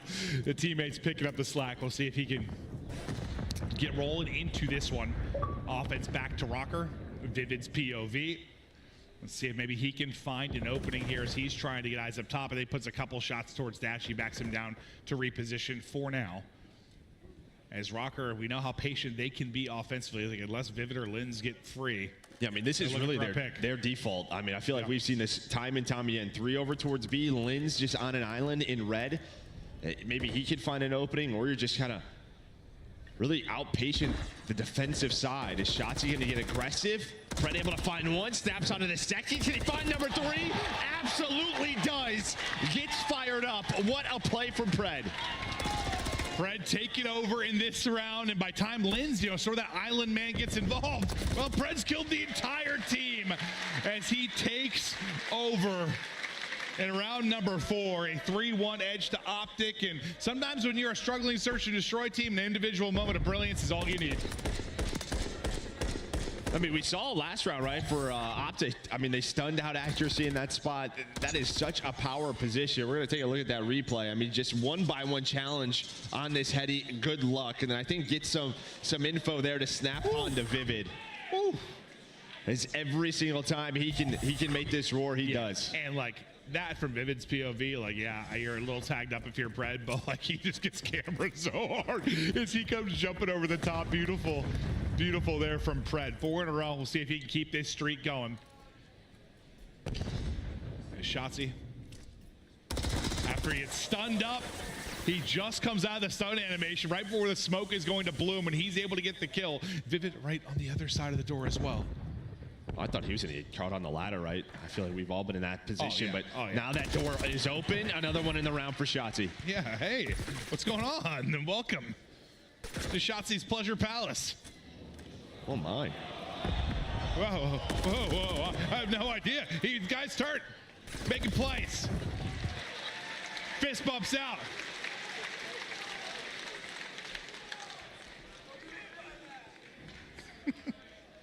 Well, he gets 3 in the round in his Pleasure Palace, as you were saying. Yeah, he's taking over. That's his spot.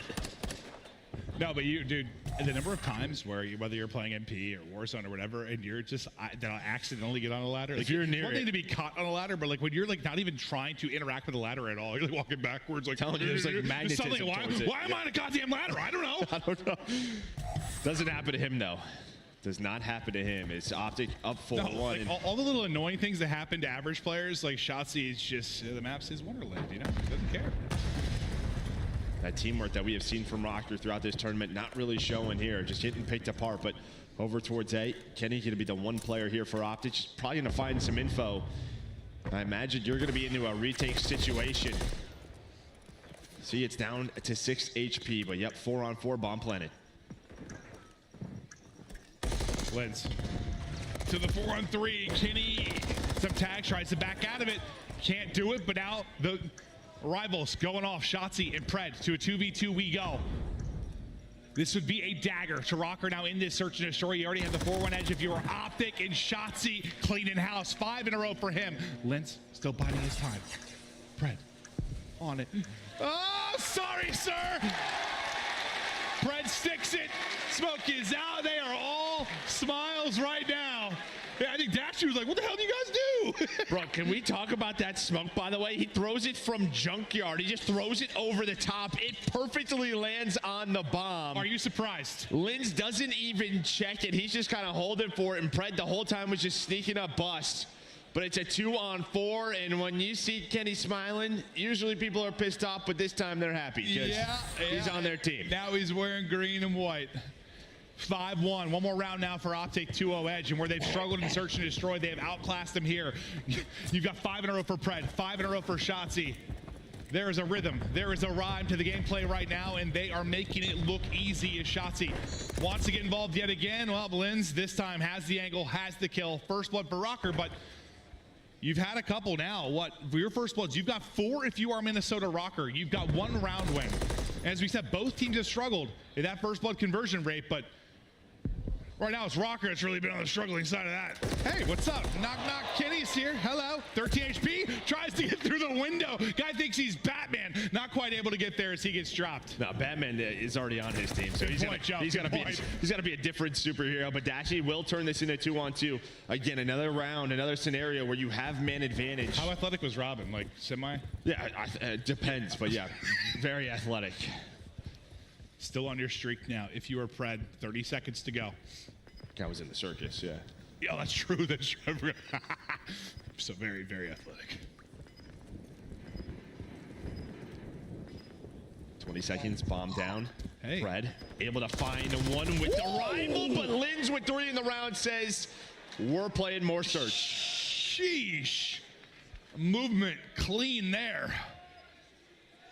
As Pred's just ADS, he's like, I got one, and that is, yeah, he's got his head on a swivel. I mean, it's also Lins with a rival. If that's an MCW, that's a kill for Pred. Yeah. But nice movement, as you said, and Lins keeping them alive. Finds the first blood and the trade. He's up to 8-4, but Nameless, you always hear him talking about Giga Wake, right? 1-7, you need him to come alive. Yeah, it's like Giga Flake, Joe. Yep. I need him. Yeah, roll that chair back further. Hey, mistakes were made. Even the best players in the world can miss a grenade every now and then. You just showed that movement, that finesse, that style. Then you come into the next round, you're like, all right, slow me down. Wow. Well, it's a 4v3. I'm going down, though. For Texas is whether Rocker have first. They're finding new ways to get first bloods and lose rounds now. I think he finds the timing. He absolutely does. Accuracy, not going to see him. Just gets through. Awakening. Vivid now in a 2-on-3. And Vivid, the timing, the second he gets top of the step, Shotzi is already pre-in there, up to 9-4. Dashy on it. Awakening in trouble. We'll see you later. The search and destroy looks clean. And the map 2 for Optic is they're able to take a 2-0 edge, and that's what you want to see. Some solid search out of them, they'll be an even bigger threat. Oh, no doubt about it. I mean, props to Shotzi as well. He just got going. He got loose. Just felt like he was winning so many one-on-ones with the rival. And I mean, we saw sort of that video, or maybe if you missed it, just asking players what their favorite map is. And a bunch of them were just like, anything Karachi so I can run around with an SMG. Run around with the rival. And yeah, you just saw right there, Pred Shotzi takeover. Just this title, it's with our maps. You don't get a lot of time to do that, but here you do. They're able to get freaky with the rivals. You saw Pred and Shotzi, that 1-2 punch. So good. And Dashy, who's 6-4, I mean, he leads the lobby in damage, nearly 1,500. And that's what you want to see. I mean, where Dashy's been. Shotzi has 1,600. That's true. That's true. Actually, I didn't see that. I thought it was 1,200 when I looked at it. I swear, I just went blind for a second. It's that old So he age doesn't years. lead the lobby. My bad. Sorry, I keep yashing No, him down. I was thinking though, Dashy though, like in some of these searches and in some of the respawns, like even though like his engagements have been low, like the damage numbers have still been there. Like Yeah, I mean, you're playing a lot of these long-range spots, right? Yeah. Obviously with 150 health. And we don't always see when you're watching a different POV and somebody kills somebody really quick, we don't realize that Dashy got 2 bullets into him over the course of that. So like, I think that is where damage numbers can be important. Is there some, meaningless damage at times? Sure, but I think a lot of times he's just helping out the squad. No doubt about it. Was 3 losses or so in a row for Optic and S&D, but able to bounce back here on Championship Sunday. Yeah, I think where verse phase sometimes where Shotzi struggled to get loose, struggled to find these openings here. Shotzi, Fred, they're able to do exactly that. They get going. They get the upset there in the map too. They are up 2-0, a chance to close it out in the control. Don't go anywhere. We're back after this quick break.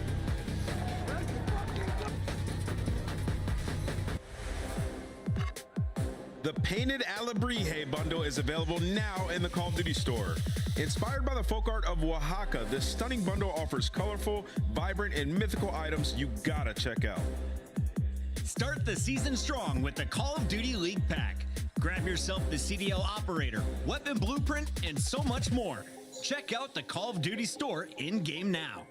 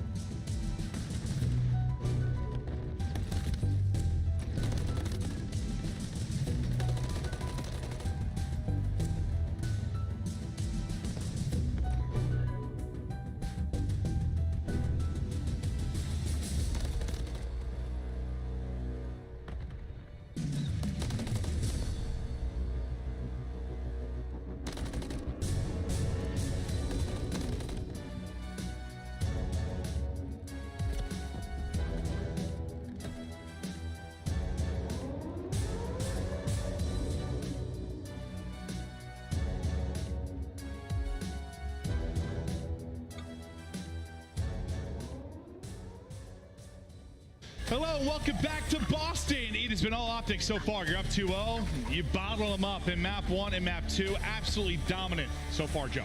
Yeah, what is this, a little Minnesota Rocker watch party from yesterday, hanging out? Oh, okay, from yesterday. Say, what are you clapping about now?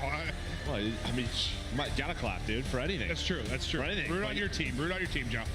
See if they can bring it back here. They have played a couple of invasion controls throughout this tournament. They've lost both of them in round 5. So maybe you learn from those moments where the other side for Optic, you're 1-0, trying to close out this series. Yeah, no, ample opportunity to do it here. Shut it down, lock it down. Look forward to your next series. I'm already thinking positives for Optic just based on the search and destroy, where you really want to see some improvements. You look so strong there against a team that was, 3-1 in search coming into this. So they've been a solid search and destroy team this tournament. You shut them down, but it's all now about the control. You saw stats there briefly for Dashy as we get into this map 1, or map 3. Restarting. What do we see there? Early A hit. For Minnesota Rocker, right? No trophies are down towards Jazz, so you get some nades in. Lynn's able to win on one-on-one with that rival, so in a great spot. And Vivid with Awakening looking over him. Gonna have 2 players on A, so already 1 tick done. Trying to push across, big win there from Kenny, maybe to clear him out. Nice shots from Lynn's at range with that rival. Catching Dashy. He'll be stunned up. No trophy to work with, as you mentioned. Team kill comes in as Pred is going to drop to his nade. You get 2 bits of progress, and Vivid just able to cycle back into this. Pushing up all the way on the other side, it'll be Shotzi trying to get some kills on spawn, maybe stagger this a little bit as he's finessing on the other end. You just got to make sure if you're Optic, you don't let this get finished. You're able to do just that. And Shotzi has done a good job keeping them at bay over here. He's 4-0. He's just been dealing with the rest of his push. Yeah, pretty much. You had a couple of players work up the middle of the map for Rocker. That's why they went back over towards A. But yeah, Shotzi was in the defensive or attacking spawn. And we saw that yesterday, right? Where if you're going to go for this A, you could potentially be put into the Blender B street. But Rocker able to get out of it. They find the next 3 kills on the map, make it 4. So Awakening finds that double. Yeah, Awakening, he has got to step it up within this series, and he lovely double there. Hip fire just frying as he continues to move forward. 3 in a row, 4, snapping back for 5, not quite there, but an individual moment there from Awakening for sure. 2 bits of progress done now, done at either site. You're looking to get this minute-long extension, and considering all it's gone down, you're still going to have like 2 minutes to work with. Yeah, because you've been on the point basically at all times. And Optic, they just kind of give this up, which I know, hey, we saw teams yesterday go for it. Maybe one last time, and instead they lose map control. They lose the round. As Shotzi with some insane shots onto Awakening in that position gets him up A street, and now they have to deal with him off a spawn as accuracy and Pred. A nice little trade. Yeah. You don't see it too often, but the trade comes through there. Pushed up bridge side, keep an eye on that number 2 in Shotzi. Just gonna be able to get damage in, reload information, get kills as well. His accuracy gets sent back to it. Now your lives are really starting to dwindle if you're a Rocker. You've got 8 remaining.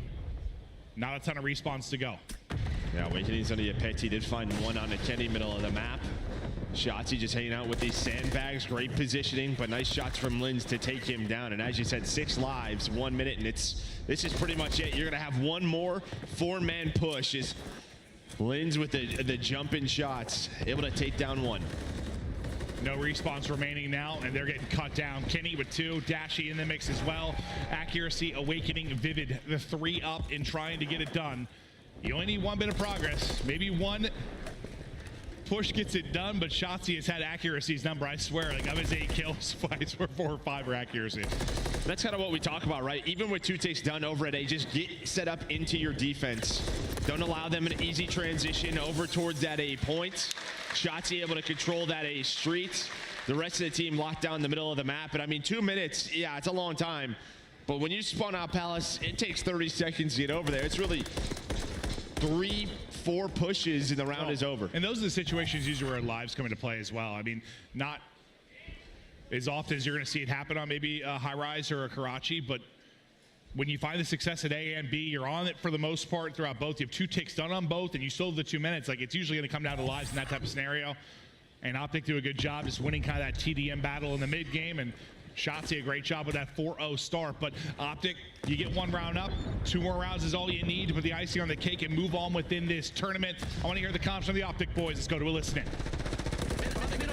Try to go in. There's only one there. Only one in. One top before. Awakening. Top before. Still on. Hey, Lamar, on the white man. On the white man. Absolute, Lamar. White man, one shot. Yes, okay. Top gas, watch out, guys. Nice. Good Top gas, shot. watch out. Watch out, back guys. Laundry, I got two. Watch out, back guys. Shit. Might be cut somewhere. I can't see P4. Watch out, guys. Can we get on point now? Yeah. Oh, front DVD, wait. I have the cross patio. Watch out, side on. I have your cross hand. Just stay down. Wait, who's Yeah, front? he's front guy back. Okay, back again. Go bit up, I think. One shot back gas. Beat him on your Stay down back gas. One shot back gas. Beat on, we can swing. There's Beat on, one shot, awakening. The one's back FA. Alright, go A, go B. I'm here, go B. Ace and D, Lamar. Let's just try to catch this beat. Yeah, we should get Lamar's gonna give me cut. I stun make cut. Hard stun. I'm restunning it. I'm a challenger right now. I'm holding at D pinch, bro. Watch your DVD, watch your DVD. I make I have that D pinch. Watch your DVD. Look for Lamar to bro. Lamar is D pinching. I make cut. Yeah, he hit through. I'm running it. I make cut. I have it. D pinch. Lamar's in palace or some shit. Good. Fucking at the gas tank. Yeah, Lamar's gonna be. Go ahead. No one pitching. Just gas, by the way. My bad. I'm going to left. Lamar's gonna be Lamar Street. I'll see that point. Two fucking guys. One right back, I think. I think one with Manny. What's for calf door? I see nothing in blue. One back blue. Back gas. Wait, back gas. Like left? Yeah. To your right. To your right. Okay. What's for yeah? What's like Lamar Street? Top gas awakening. Top gas. On top of it. He jumped off. Back mannequin. I'm in cafe now. I see no one. Back mannequin. We should try to just kill that Lamar Street. Yeah. I'm looking for this cafe. Take your time, man. He's top American. Where is he? Top American. I can right back and help. I'm looking. Wait, what? Ace and D. Shut up. Top American, Trevor. Top Where's American, he? Lamar. One more back Manny. Lamar, He's at the crossbar. The main thing I took away from that listening was just Pred calling out everything accuracy was doing. That had me dying. They're finally able to clear him out, but it's like, is he pushing through? Is he not? He's Lamar Street. That was great. That's a big part of control, though. Keeping track of where players are, not losing somebody. Yeah, just calling out those names, and I wish I just had a street named after me, right? Right, yeah. Obviously, Lamar's play style, they've teamed with each other. Pred in accuracy, Kenny in accuracy, some great history there, but Optic able to get B. Trying to find a couple of takes over towards A. Well, you got 5 in round number 1 for Minnesota, so always that round 5 defense in the back of your head, but had a couple of opportunities here, and really, they've controlled a lot of the mid-map control. It's just really that next push that Minnesota have been winning. Just over 20 seconds left to go. Still 10 lives if you're Optic, but not sure you have enough time to actually use them. This is your next wave. Any opening kills will be massive. You've been yet to be able to find one. A kill onto that A street. Maybe a chance for an opening, but just now 8 seconds to go. You've got to fly. There's multiple people through on the cross. You need some world stars here if you're going to go through and get this done. Kenny is able to get 1. Kenny's able to get 2, but you can't get to the point quite in time. Close. So you hold on if you're Rocker, but yeah, when Kenny got 2, you had a chance. Who knows what happens once you get to the point you stop that clock. And you see, Awakening, he's got to switch in. Where does he want to aim there for a little bit? Looking towards Cafe, back towards the Humvee. Just locks down that cross to the point, finds 1 kill. It's the only kill they needed. And I think that's a lot of times why you see like the last-ditch efforts work out sometimes in controls because of that. Like you see from Awakening's POV, like you don't often just like everyone just throws it to the wind and flies out. It's like you miss tracking once, you stack to the wrong guy, you get dropped, suddenly your first domino, things fall apart, they're on the point and all chaos ensues. But there you're at least able to make sure they don't get to the point. I think that was a good view from Awakening, just how chaotic it can be when everyone starts flying up that street. As Pred and Shotzi get us started here into round 3. Yeah, and I like that from Roger. A little bit different. Not much through A, but they actually are towards B Dom. Try to flank through DVD, but it turns into nothing. So nice reads there for Optic. They're on 5 in a row as a squad.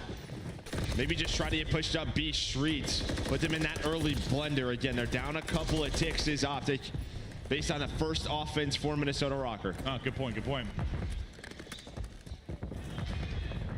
Such a great job in the early going from Rocker from that round 1. Can you find offensive success here when you get back to a little bit more of a default setup around B? Not a ton of progress yet, but Awakening, when they got done last time, it was what Wake got 2 or 3 big ones. He was the multi-kill kind of generator for this squad to get going onto the objective. Looks like that's the case here again. Yeah, you're trying to get Vivid pushed up towards B4, but he's going to drop on out. Now the nades are going to connect. So now where he would be watching this cross, he's going to have to reposition. Here come the gunfights, able to find 1, but the trade's on point here for Optic. So you continue to put pressure on. Only 30 seconds on the clock right now for Minnesota. Not 1 tick in. There's always 1 more player here from Optic just disrupting this setup. Or they're pushing through alley or just pushing right up the street. That's going to be 3 dead. Accuracy, the last player left, is able to take down his teammates, his former teammates in Kenny and Pred. Barely. That last one, it got a little windy for a second. But now in the spawn, look, Shotzi finds 2 as he works up A Street. 10 seconds. This might be a perfect round here for Optic. And look at the white arrows. They have to go. They have to get onto an objective. They're headed towards A. They're going to get on it with 2.4 remaining. Can't quite get down on the cross, but the nade's going to hit.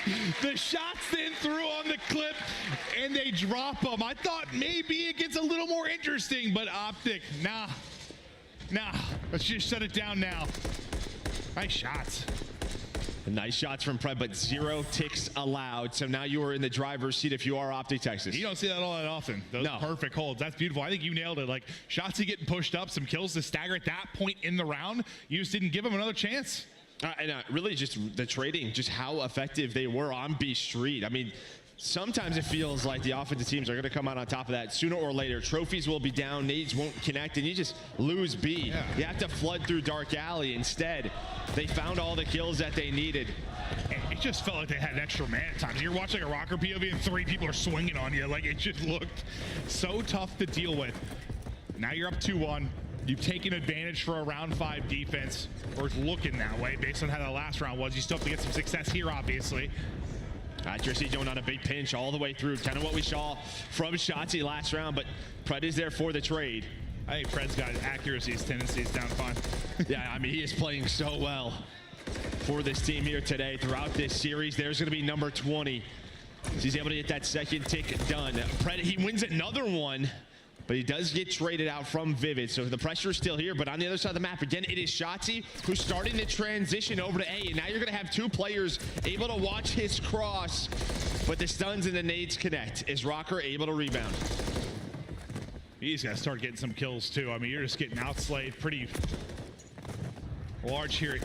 If you're Minnesota Rocker, just struggling to find success, and there you go. Now you get a wave of kills. You get a little more breathing room, as you were talking about. Because Vivid and Lens were both like double negative throughout the course of this game.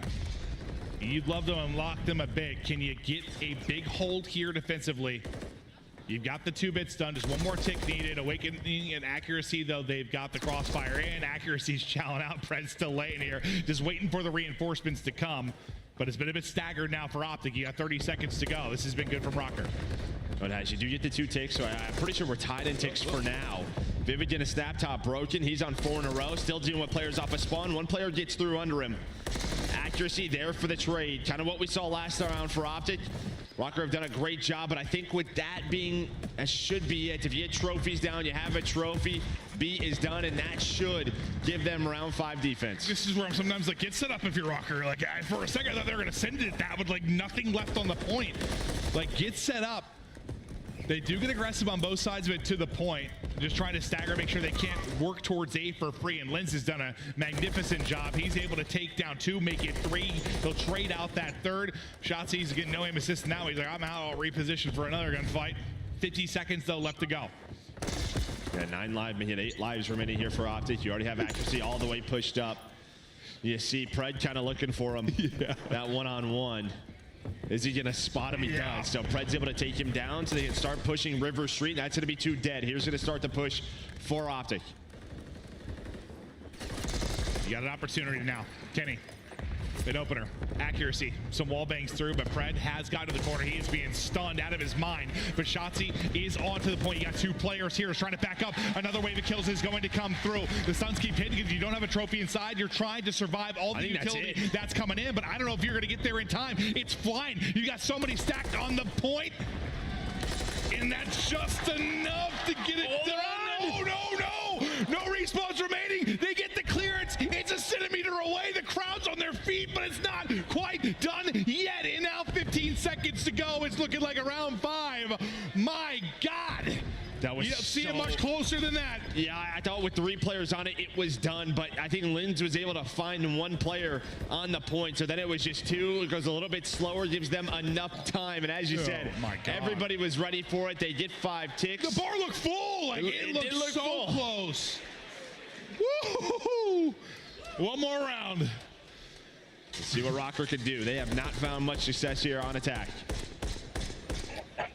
How many times have we said that? And then the round 5 goes a little bit differently. We just saw it yesterday. We were casting. Sometimes it gets flipped on its head. And while they did find some success in that first round, though, like they were real close to getting A off the rip. They had 2 bits of progress at both, nearly pushed to the distance. They need some success like that. Do you expect this to be more of a standard B push, or I think you have to take a risk for A, right? Yeah, I'm taking a risk for A 100% of the time. Yeah, but we'll see what they opt to do. I think really the key throughout these rounds, throughout this map, has been a lot of the time Shotzzy just finding openings, whether on attack or defense, kind of putting them into the blender, but they're just going to opt to play for the extra time. Vivid's nade's going to connect onto Pred, put one player on it, and Lynn's just go for the cutoffs. Yeah, it's just one of those things where, you know, Optic's going to expect them to go for it. They have 2 players over there, so you're thinking, let's just take the freebie and get the opener here, maybe take a nice little lives advantage, and they're doing just that as Lynn's doing such a great job. He took an early 4 life advantage. Now lurking up is Lamar at number 6, trying to get across through on the angle to help them, and then maybe just get into A, maybe turn some heads. Need to bring some people that way. He's on it as well. I don't know when they'll notice either, right? I mean, sometimes when you're capturing both points, you don't really get that noti. Now Awakening gonna find 2, so this is gonna get messy here for Optic. And there comes the B on point. 3 dead. You see the spawn so far away from that 8 points. And now they're on their horse, but they're getting cut down. They are down 7 lives. Vivid trying to transition to help out accuracy. I think the key here, you've only had 1 player on this 4 rocker. He's able to find another gunfight. Does he get the second take? He does. He's on 5 in a row. Accuracy taking over Lamar Street. Yeah, Lamar doing it by himself. Oh, the help's here. All right, thanks, boys. Don't worry. I got it on lock. Map 3 dub for Rocker. Is lightning strikes in that round 5. How many times have we seen it? The round 5 just doesn't make sense. And that is just props to Rocker. First of all, that break off, but the way that accuracy starts that round, what I talked about with Shotzzy, the openings he was finding on A Street, he sat there the entire round. While the attack was going down at B, he never left Palace Wall. And then as his team found more and more kills, he's like, I'm gonna start creeping over here. Yeah, he took the angle to maybe help for a second. He's like, I'm just gonna hop. I'm gonna just get on this. And sometimes in control, when you're on both points, it takes a second. Well, especially in really gunfight too. They were still in the mix. They're on A. Like, we need to go. Yeah, it's not like they were sitting there chatting. Like, they're in the midst of fights. Like, they're battling for B. You got a 3v3 on the other side. And I mean, by time they actually like were able to get there, it was 2 bars were done. Yep. Like, just solo cap by accuracy. Then it helps when accuracy kills, what was it, 4 or 5 straight that he's able to get there. Keeps winning his one-on-ones. Accuracy, a history of being a thorn in the side of Optic Gaming. Another moment there where he goes big. You still got a lot of work to do. You still have to win a hard point if you're going to get it to a map 5, but can they get it there? Yeah, you saw Awakening going huge. He had 25 non-traded kills, and that's what we talked about. Needed him to step on up for this team throughout this series. He has been quiet, but some highlights throughout this map. Pretty standard. Optic looking in control. They were able to win an offense. Almost 2. I will forget about that in round 4, how close that round was from being done. Why has it always just been like this for control? Like round 5, something like round 11. I just want to be like, yeah, why do you play like that the rest of the time? Like, it's just, dude, it's always like it makes no sense to me. It's just adjustments, right, that teams are making. Yeah. Starting to figure it out how they're playing those rounds. But it's just offense looks so impossible, and it's like, we got it easy. I mean, this was really it, right? That first pick from Lynn's on the Pred on the point. That only gives them 2, and then you get that contest from Vivid. He's able to win the one-on-one. Then over to accuracy. He was just hanging out A Street, waiting for Shotzzy on the flank. It never came through. His team did such a good job over towards B. He's like, I'm going to go to A, guys. I'll do it myself. And you shock him a bit there. You shock the crowd. I mean, like half the place, I swear, is like on their feet thinking this one's over. Then you come out and stun them. You get the round victory. Calling it was over. Oh, yeah. I mean, as soon as I saw the bar like nearly full, I'm like, all right, let's call it. Start ramping up this crowd. And then suddenly silence as Rocker are able to get the dub. Yeah, be quiet. That's exactly what that moment did. Now you breathe some life into this Rocker team. We get ready for Skid Row hard point, but you're still looking at the end of the day. The hard point for Optic's a whole hell of a lot better. I mean, this has been their go-to since the start of this game, right? Yeah, it's like a Sunday surprise. It's a Skid Row. We're hitting you in your face. Yeah, we're starting on the side that we want to control P2 if that's open. And yeah, I mean, right? You force Rocker to pick this, but yeah, 6-0 here at Major 1 with this hard point. I think for Optic, just gotta refocus here. Just one of those games you had, and sometimes it's just one play. Let it slip away. Yeah.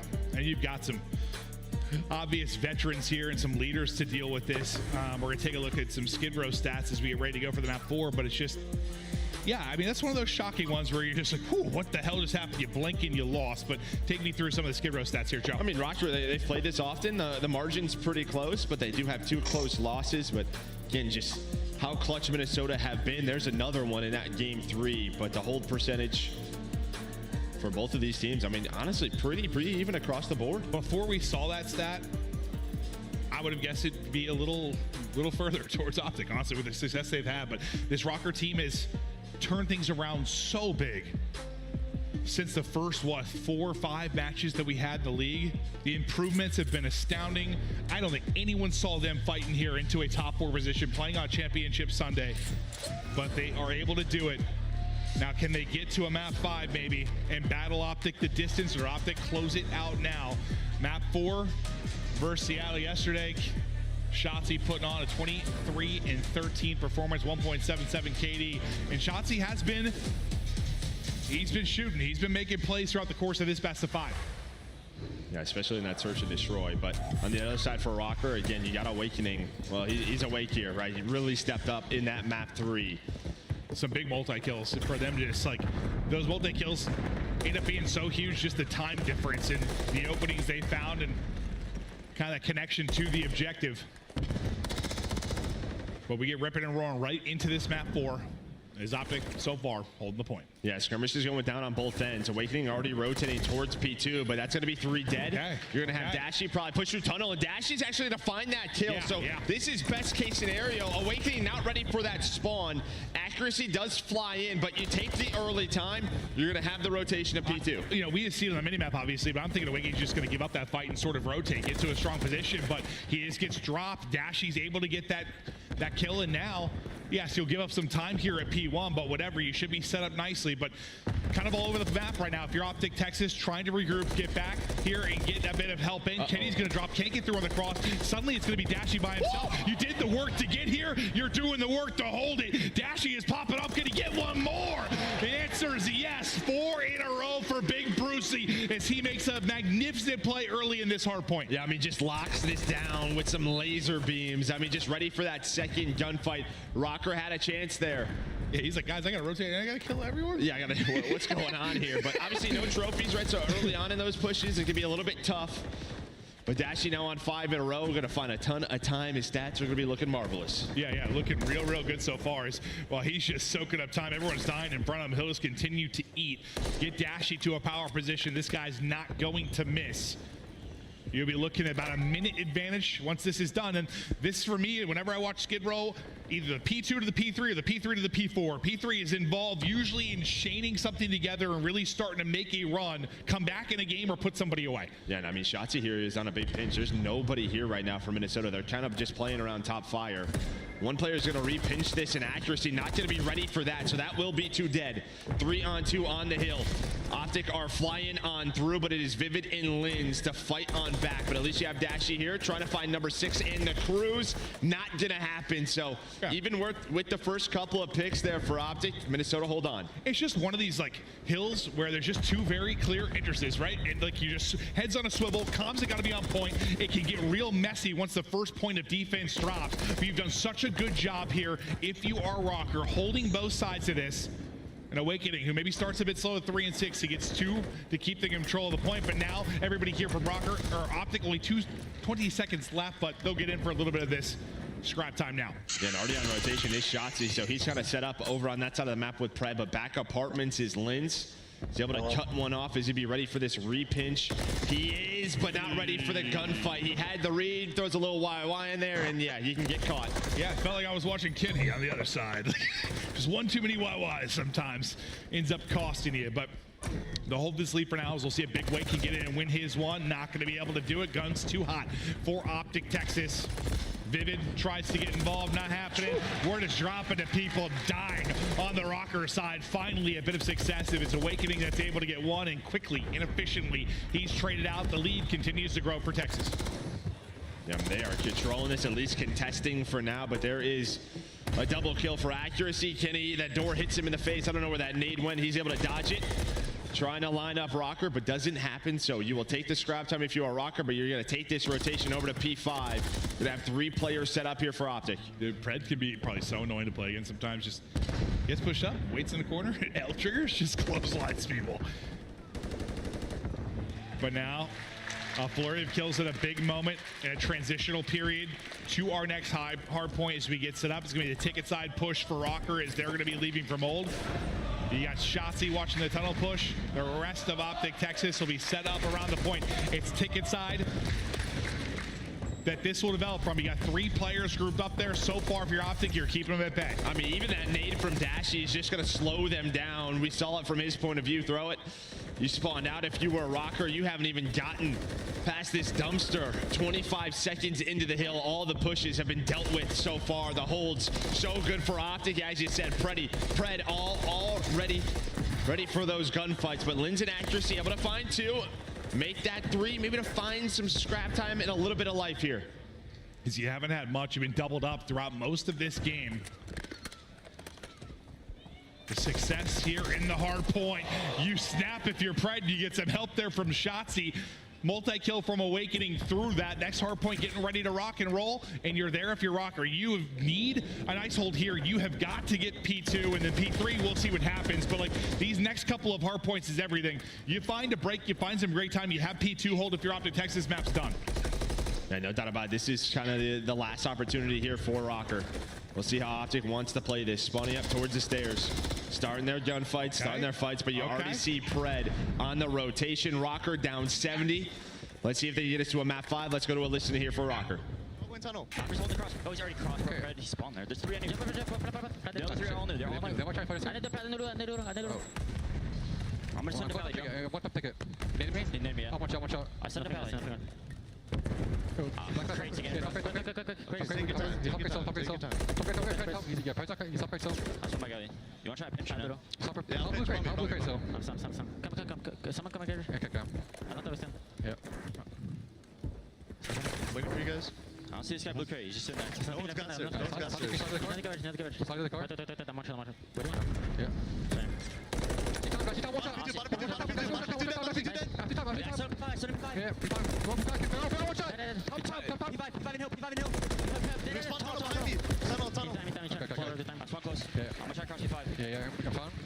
I gotta move around.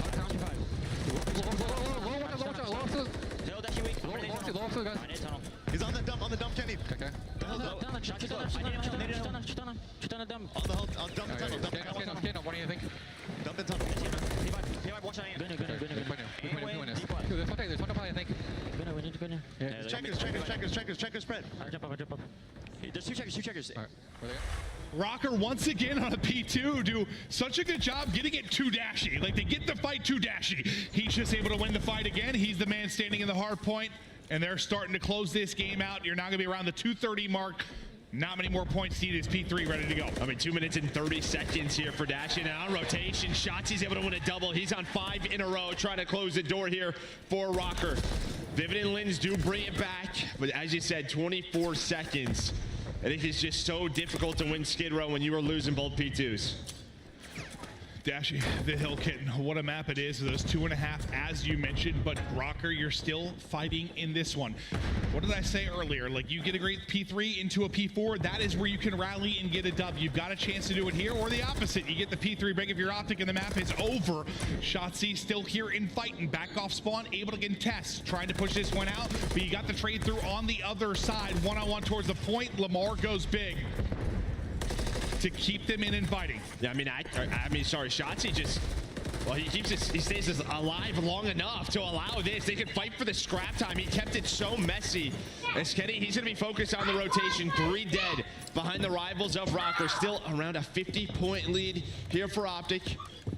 Only need 20 seconds. Pred with the first kill on rotation. Lynn's trying to find an angle through playground, but he gets shut down by nobody else but Shotzi. Used to do a good job making that messy at the end, so you can't rotate early if you're Rocker.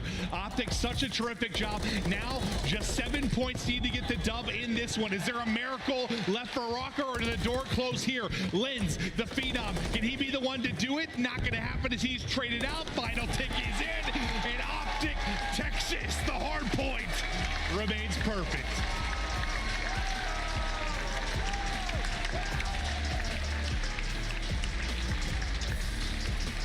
just think with Optic at their hard point, I mean, as you said, again, a close game, but when there are moments, they are making the right decisions. They are finding the kills, even just early on. Shotzzy, when it basically a 1-on-2 at P2.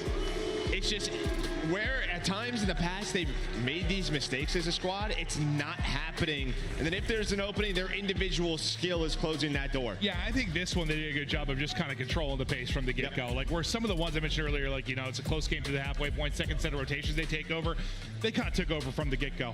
They had a little breathing room throughout. I know it doesn't look like it's a blowout, but it was always comfortable. There weren't a lot of lead changes. There weren't those 2 hard points in a row you locked down if you're Rocker. They were always in control. And like for Rocker, if one of those P2 breaks comes in, like the early one or the second, I mean, maybe. But Dashy the first time has to put on a clinic. He has to kill everybody. The second time it's one gunfight, but sometimes that's all you need. Just win that one. Yeah, you can see sort of the game flow, and yeah, just always that green. It's not a big lead, but it's a lead. Yeah, it's a lead the entire time. Here is just a recap of the series. I think for Optic fans, you were happy about that map number 2. Trying to find something in that map pool to win, search, and destroy. Testing out things. You haven't played Karachi here until today. And now they are in top 3, but I will say before we go, I mean, props to Minnesota Rocker with what they have done to turn around to finish top 4. But Optic, they're in the losers final. Yeah, no, amazing job considering how you started. But Optic, the storyline now is they continue on, and Joe DeLuca's favorite player, Kenny, he's on stage. True. Thank you so much, Merc and Maven. Boston, give it up for Optic Texas. They're going to move on to the elimination finals.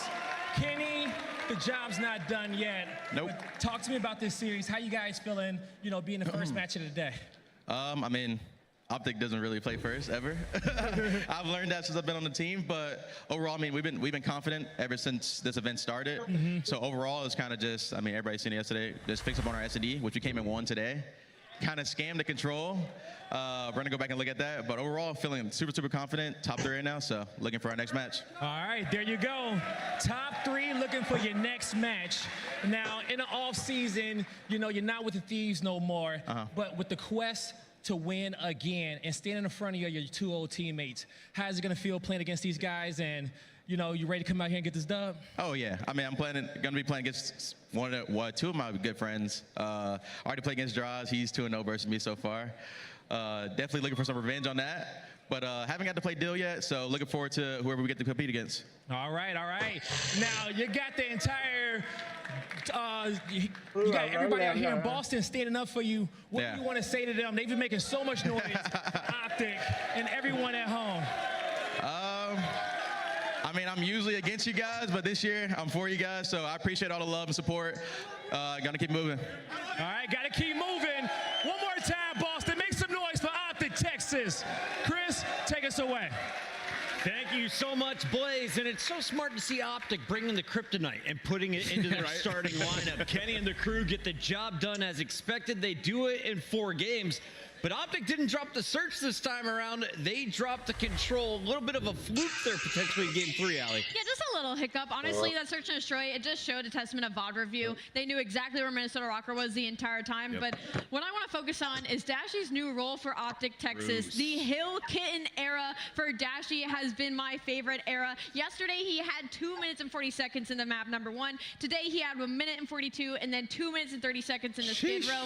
I love it because Dashy, you know he can get those clutch kills when you need to, when the players around the hill are losing those gunfights and getting them weak. It's just when you put that guy in the most unbreakable ever created. Like, the guy's got one of the best shots ever created. He's not going to lose those close up and personal gunfights, and he at least gets it done there. That's where the game changed. Like, they blew it open every single time at P2. 2 full 60s, there's no way in hell you found a W.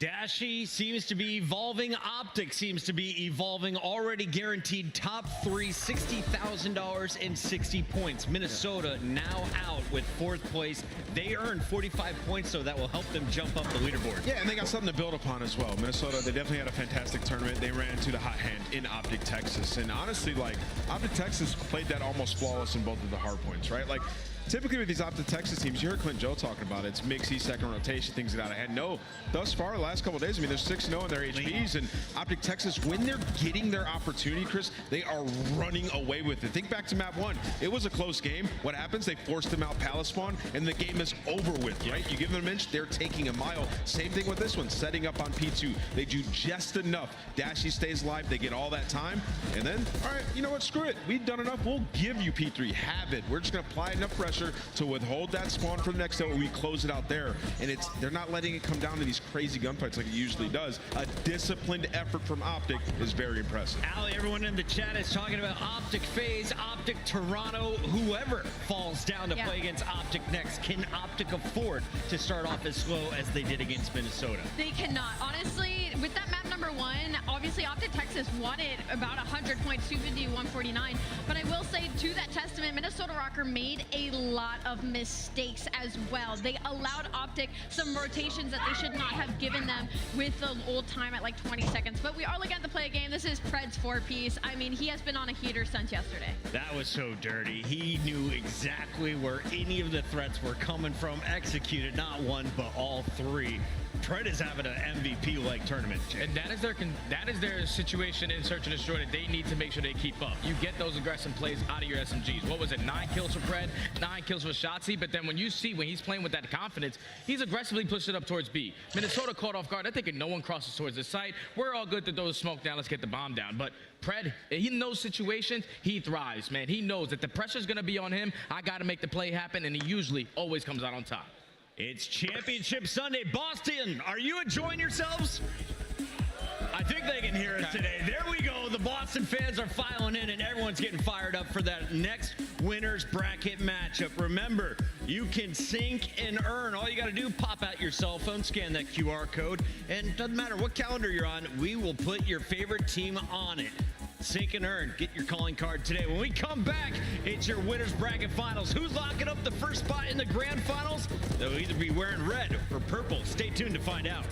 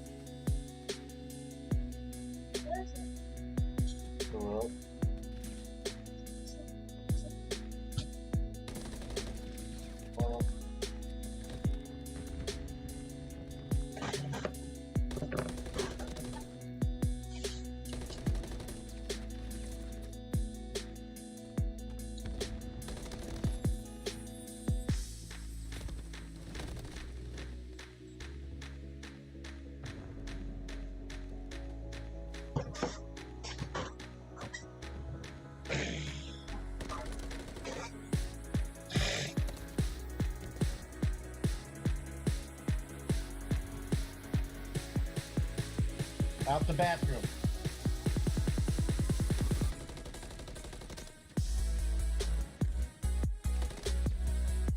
Rory.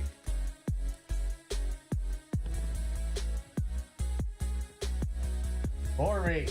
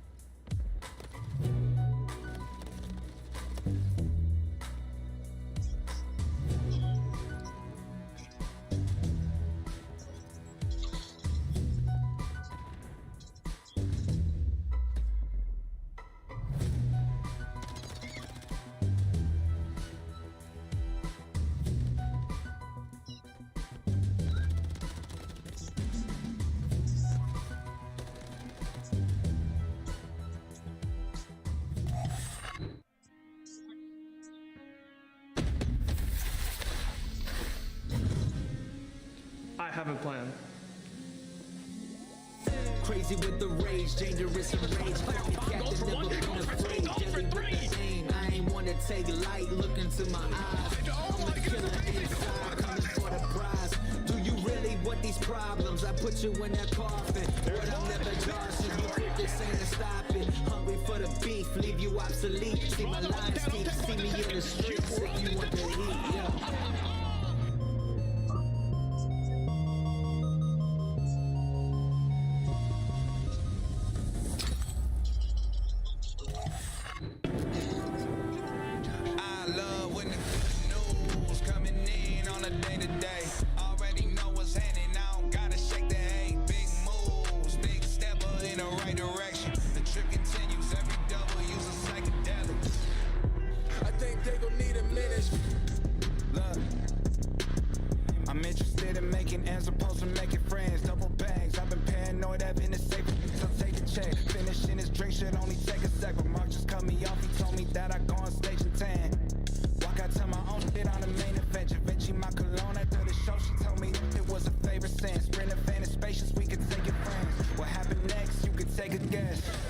Welcome back into the MGM Music Hall. It is time for your winners bracket as we find out who will be the first team to advance to our grand finals this evening. Atlanta, perfect up to this point. 9-0 in match count. They've gone to a few game fives, but they've never lost them. On the other side, if you're looking at stats, Toronto may be the scariest team in the tournament left. I mean, I don't even know if they feel like they're at a tournament right now. I mean, they are 6-0 in map count. The two matches that they have played, they have wiped the floor with them. They're just ready to lock in today. Obviously, a big match here, but it's one of those things where you're like, how good is this team? Let's start with the Canadians here representing the Ultra. We have Envoy, Scrap, Insight, and of course Tobias, aka Kleenex. I mean, they've just looked incredible. I mean, they're 11-1 in hardpoints right now. They're on an 8-win spree.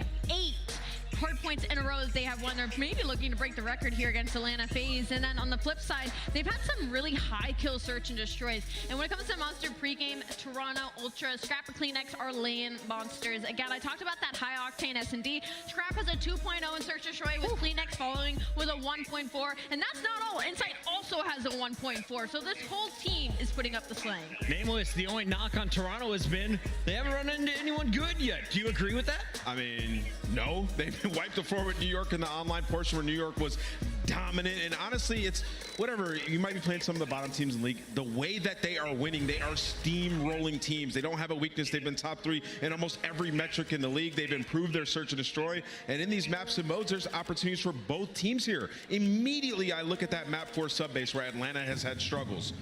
That is an opportunity for Toronto, but I do think it comes down to the control. That round 5, we know how it goes. I'm told the players are ready, so let's skip the Atlanta talk and go straight into predictions and see if we can stay perfect here on the desk. The smart move is to go with Atlanta, but my heart is telling me it's Toronto today. I'm locking in the Ultra. So you're not smart? No. I got Ultra in the winner's fun. It's all about passion, Allie. How passionate are you?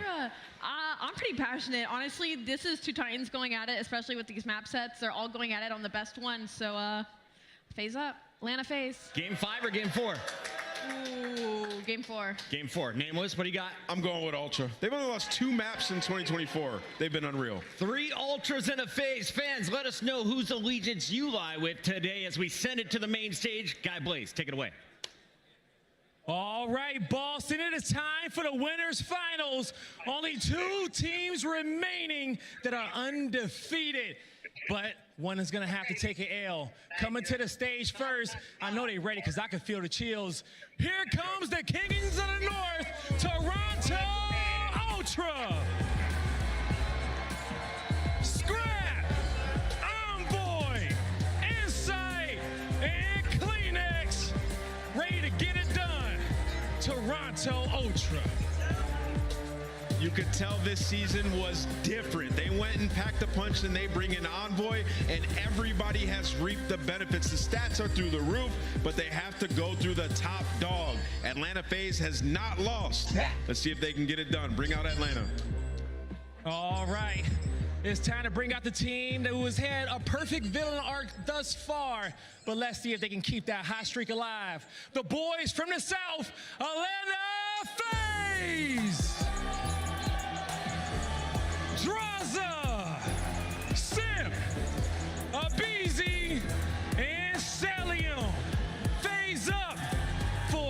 FaZe. Death taxes in Atlanta in the top 4 and trying to make it into the grand finals. It is time to see if Draza can break the curse for Atlanta FaZe and they can take home a W. But first, they got to go against an all-time rival in Toronto Ultra. Blaze, this is going to be a spicy second match on the day. Oh, it's going to be so spicy. Some may even say it's the grand finals, but I know it's going to be an epic matchup.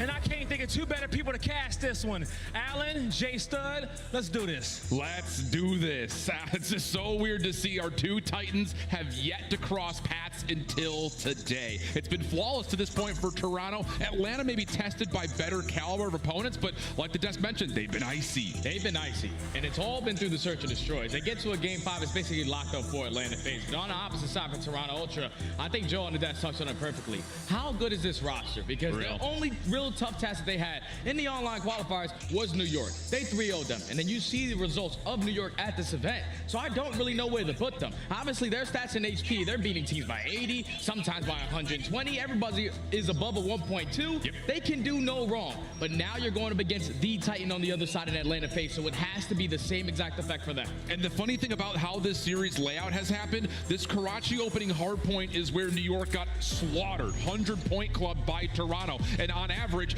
Toronto's beating teams by 144 points.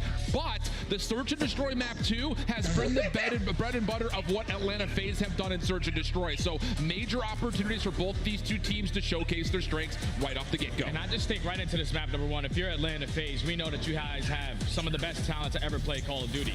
But it has to be the fundamentals if you want to take down a team like Toronto Ultra, because they are great in the rotations. They're also great in holds, which is number 1 and number 1. You have to come out swinging early on with those fundies. This should be the pinnacle of Modern Warfare 3 to this point, based on how both these teams have looked. Toronto and FaZe winner finals, and it's Atlanta in the hard point to start things off. Yeah, Atlanta already the first one's in. Trades are abound. That's now 3 dead. Toronto Ultra have to slow it down now.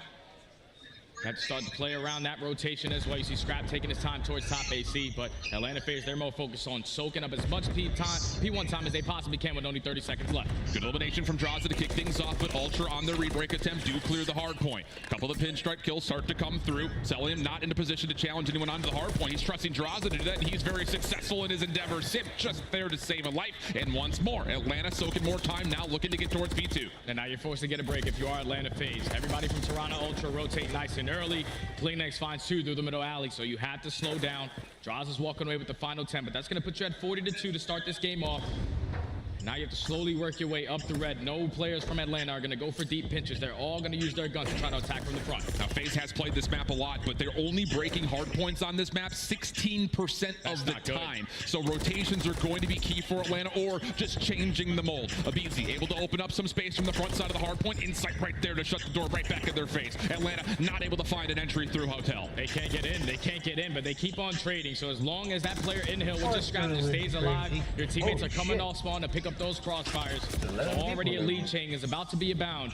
With 25 seconds left, you're going to force Atlanta FaZe to hit that early rotation, and it's going to be Draza nice and early while the rest of his teammates apply the pressure, but they don't find anything. A full 60 response from Ultra. And a 5-1 start from Scrap, already at 45 seconds worth of hard point time. So you want to talk about not scamming inside the hard point. Scrap putting on a masterclass. Over towards P3 we go. When we had seen Atlanta play this map previously back in December, this hard point was a Jekyll and Hyde for them. Sometimes good, sometimes not so much. So far, owning rotation, looking good in their setup. Yeah, they thought that P3 was a hill that was easily being able to be broken, but they figured that out quickly. We have to be the team there early. And Envoy with the snap and the pistol.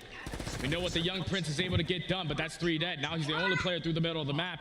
He's waiting for his teammates who are spawning over towards the bus side to win a gunfight onto Draza. They can't take him down, but Selling with that teammate, an opening is now here. And Scrap finds long-range shots onto Selling from inside the hill, so Atlanta surprisingly actually do spawn out. Ultra not expecting it initially. Now, of course, they're reclaiming the ground that they have just gained. 30 seconds till the fight for, and finally, Toronto will step foot into the hill. Atlanta, quickly though, through Market, a chance to wrap around the back, hit this from multiple points, and as Abizi opens things up, it's just Kleenex left alive, and he cannot fend off the Atlanta push. That's a big break coming in from Atlanta, but it's only for 20 seconds. And now that rotation is gifted over to Toronto. Let's Sip has something to say. He only takes down 1. The trade is going to be there. So Toronto Ultra, able to stop the bleeding, able to now put themselves in the setup in towards the new hill, but we do have one player in Scrap watching over extensions. There's only 2 players from Ultra in towards the fountain. I mean, Scrap is anchoring anchors on this backside of P2, not moving at all from that bus stop. Actually, BZ long range takes care of them, so Atlanta now will deal with that threat, take their focus over towards the front. Cellian from the high ground clears off the hard point into BZ, right back into the mix, fighting himself clearance, and there's a break for Atlanta FaZe. That's a big break. They eliminate every single player from Ultra in through the fountain side, and now you have to force your way in through their front door, trying to tunnel their way out of red side. Atlanta FaZe, they were able to flip the switch and take the lead right on back. With only 30 seconds left. Ultra, they still don't want to give up all this time. Use your tax, hit a couple wall bangs, make sure the door is open so you get some better line of sights, but it's still Ultra. Off the rotation, should be able to set up for next. Unless Straza and Simp combine for 2. They're already flipping the spawn. This is a bad case scenario for Ultra. Yeah, really, really tricky spot. Although FaZe don't really fully spawn over towards New. There's still going to be a fight over to the top of the street. Cellium already in a little bit of trouble. Backside sandbags. Toronto not really worried about it all that much, and maybe you should be. Cell still alive, finally dealt with by Scrap, and the push for Ultra has to go through the old time as Atlanta now has themselves rooted around the new hill. We're basically tied up in this game. 1A, 1B before this tournament started. It's where they had these teams ranked. So you best believe this is how the game is going to look. But it's a BZ starting off with 2. Toronto Ultra now just trying to find an opening kill, but the BZ is not slowing down. He eventually does get traded by Kleenex, but that's already job well done. 30 seconds wiped off of that game clock already. Cell and Simp seeing each other from afar, know that they've got each other's cross angles already covered. Draws it, the one inside the hard point. Pre-fire coming through, and Ultra just essentially trying to bait out position, but it doesn't matter. Oh, it's flawless on the hold attempt. 20 seconds going to be guaranteed for FaZe. And look how quick Atlanta FaZe are moving. A clean 4 dead, they know. Now we have to take some ground. We got to put ourselves in a position, play around that P1. You already have players towards top AC. One player trying to make his way up towards top 3, but it's all on Envoy, who finds himself behind enemy lines. He's just waiting for his teammates to gain the information before he attacks. Even though a BZ gets ones, the trade is there for Ultra. A clean 3 dead. They should be the team with the initial time here. And it's really interesting to see how FaZe's tempo has come by way of not just a BZ, but also Simp at times, both pulling out rivals and finding some unbelievable gunfight wins. But all that told, we're looking at a 50-point game. Ultra digging into the deficit with a lot of early time here on 1. Yeah, this is good too, because the setup right now, you're making it super difficult. They already found 3 kills around the map. Draws trying to find an opening through Fountain, cannot finish the kill onto Kleenex, but now position known. An unfortunate team nade comes in from Sid. So it's still Ultra holding on, basically to a full 60 so far with only 30 seconds left. Atlanta are now forced to make a decision. Do we rotate? Do we attack with this pressure? We're finding the kills. And they're able to actually finesse some of the Scrap time as well. Clean eliminations for FaZe. And you saw Scrap coming off spawn was trying to get through Dumpster Alley to get to P2 first, but he was shut down immediately by a BZ. So 150 plays 124. FaZe already in position over towards New. It just comes down to, do these players on the old time find a quick transition? This time, not so much. Toronto trying to contest early. Yeah, Toronto trying to contest early right through red, though. No one's going to go over the backside Dumpster hop up. They want to win these gunfights on the opposite side, and they start off with the initial 2. Now BZ has to try to finesse. You got to dance around the cafe. Doesn't dance for long. Inside is able to take him down. An instant break coming in from Ultra. Big moment in this first map right here, right now. Ultra trying to get themselves in their preferred setup. Inside able to assist, but draws a Simp following up. FaZe could still absolutely fly forward and hit this, but it's Scrap for the double. A quick hold for Ultra, and that will push FaZe looking at rotation, and it just really comes down to, can Ultra finish this time off? A prime time to take a listen into their comps. He's staying flat. He's just jumping down. Cast out. Cast out. Mid alley, mid alley. Mid alley weak. Mid alley weak. Mid alley dead. Could be one more. I'm holding right. Could be mid alley. Could be third. I'm only holding right. Yeah, I'm holding right. One sap. Spawn next to me. It's gonna spawn next to you. Mid alley, mid alley. Okay, pitch map, pitch map. You're gonna run at me here. Yeah, mid right. Mid, that's time. Another time. You set map sleep. I'm hitting the back door, Ruffy. It's gonna be close. Look for 2, bro. Only one up. Back door. Dead. Could be right, Toby. Yeah, already right, I think. Yeah, already right. Huts. You get out. I have time. Huts is weak, dead. I'm mid alley. One more bike pinch right now. Mid, by the way. Okay. I hear you. Could be dirt. Yeah, we're looking for one. I'm looking dirt. If Draws is dirt. Draws weak. I have your bike, so you go top third. They're gonna hit me. I'm right. I'm naded. Double nade. Double step. Mid alley. Mid alley. I can't hold mid alley. Mid alley dead. I have all mid. You're already on close time. Yeah, help. Oh, watch out, watch out, watch out. Let's go back there. Nice. Split the back. Third. Nice, boys. Let's get dirt play. Close to me, I think. He's in the back door. I push. He's in the back door. Just hold the door. Here. Sit on hill. Take side hill now. We get the wall. Safe spot. Nice. Quick one. Already. Nothing mid lane. Probably new. Yeah, it's definitely new, probably. I'm coming up, be alright? They're gonna spawn dirt. No, watch out. Two inside now. I'm climbing top. Take your ass time. Take your ass time. Yeah, I'm going south. Yo, top church already. Yeah, top church held on mid. And then fucking 2 times. Who's on there? No, wait. No, I think he's shot up there. Yo, listen, I'm gonna pitch dirt off hold, okay? Stop top. One shot. Stop church. Listen, every kill you get, they're gonna spawn out behind you guys. He's top long. Hey, bedroom. Give me a sec. Might be able to pinch. Yeah. 2 top church. Take 2 top church. I got one. Nice. One B9. Top church. Weak top church. Okay, set the time. I'm seeing it. All floating dirt. Top. Nice. Bottom church. Top church in the right corner. I'm absolute. Right corner up top. Like close. That's close. They could be French. Sit on me on. One more outside. Nice. 3.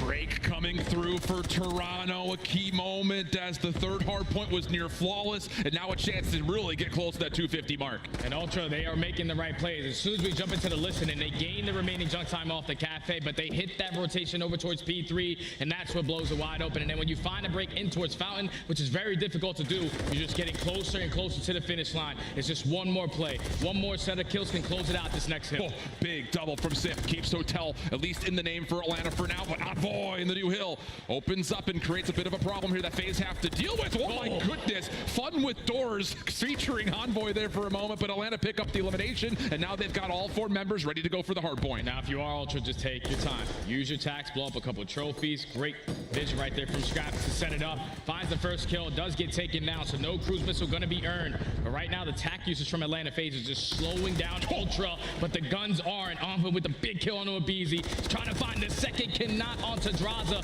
but they are in, and they can still close it out here. Atlanta still reinforcing for the front side. Scrap trying to keep everyone at arm's reach, but their trades will be through. Atlanta have to find a way to cut through this hard point. The stuns again continue to land. Envoy now last one remaining, trying to value his life, but not going to be able to do it. 200 to 240. Scrap time going to Atlanta. We're going back to rubble. And it's all about the rotation. And Ultra put themselves in a great position. You have top 3, you had Fountain control. You just had to put someone in towards the point. Kleenex is there for the trade, but right now it's Atlanta FaZe coming out on top of these engagements. That's now 3 dead. Scrap has to make something happen. Waiting for help.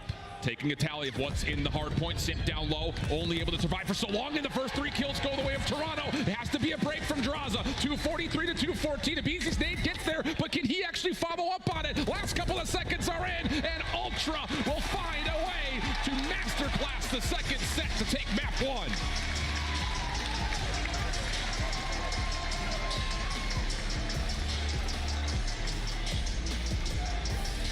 Best hardpoint team that we have in the game, and they show it there. It was such a nail-biting hardpoint until we got to the second half of this game.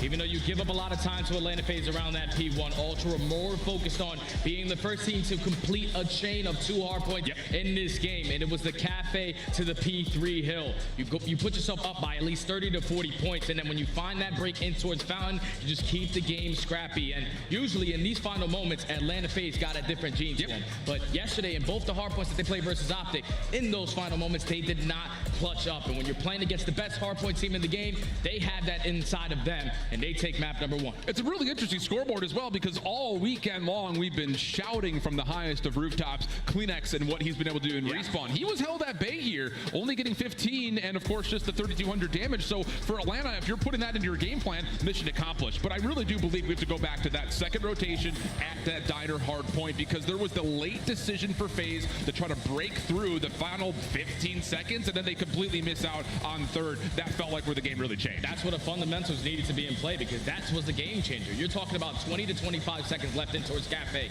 You send 3 players towards the old hill. I know it's good to get that time, but a full 60 is way better on the opposite end.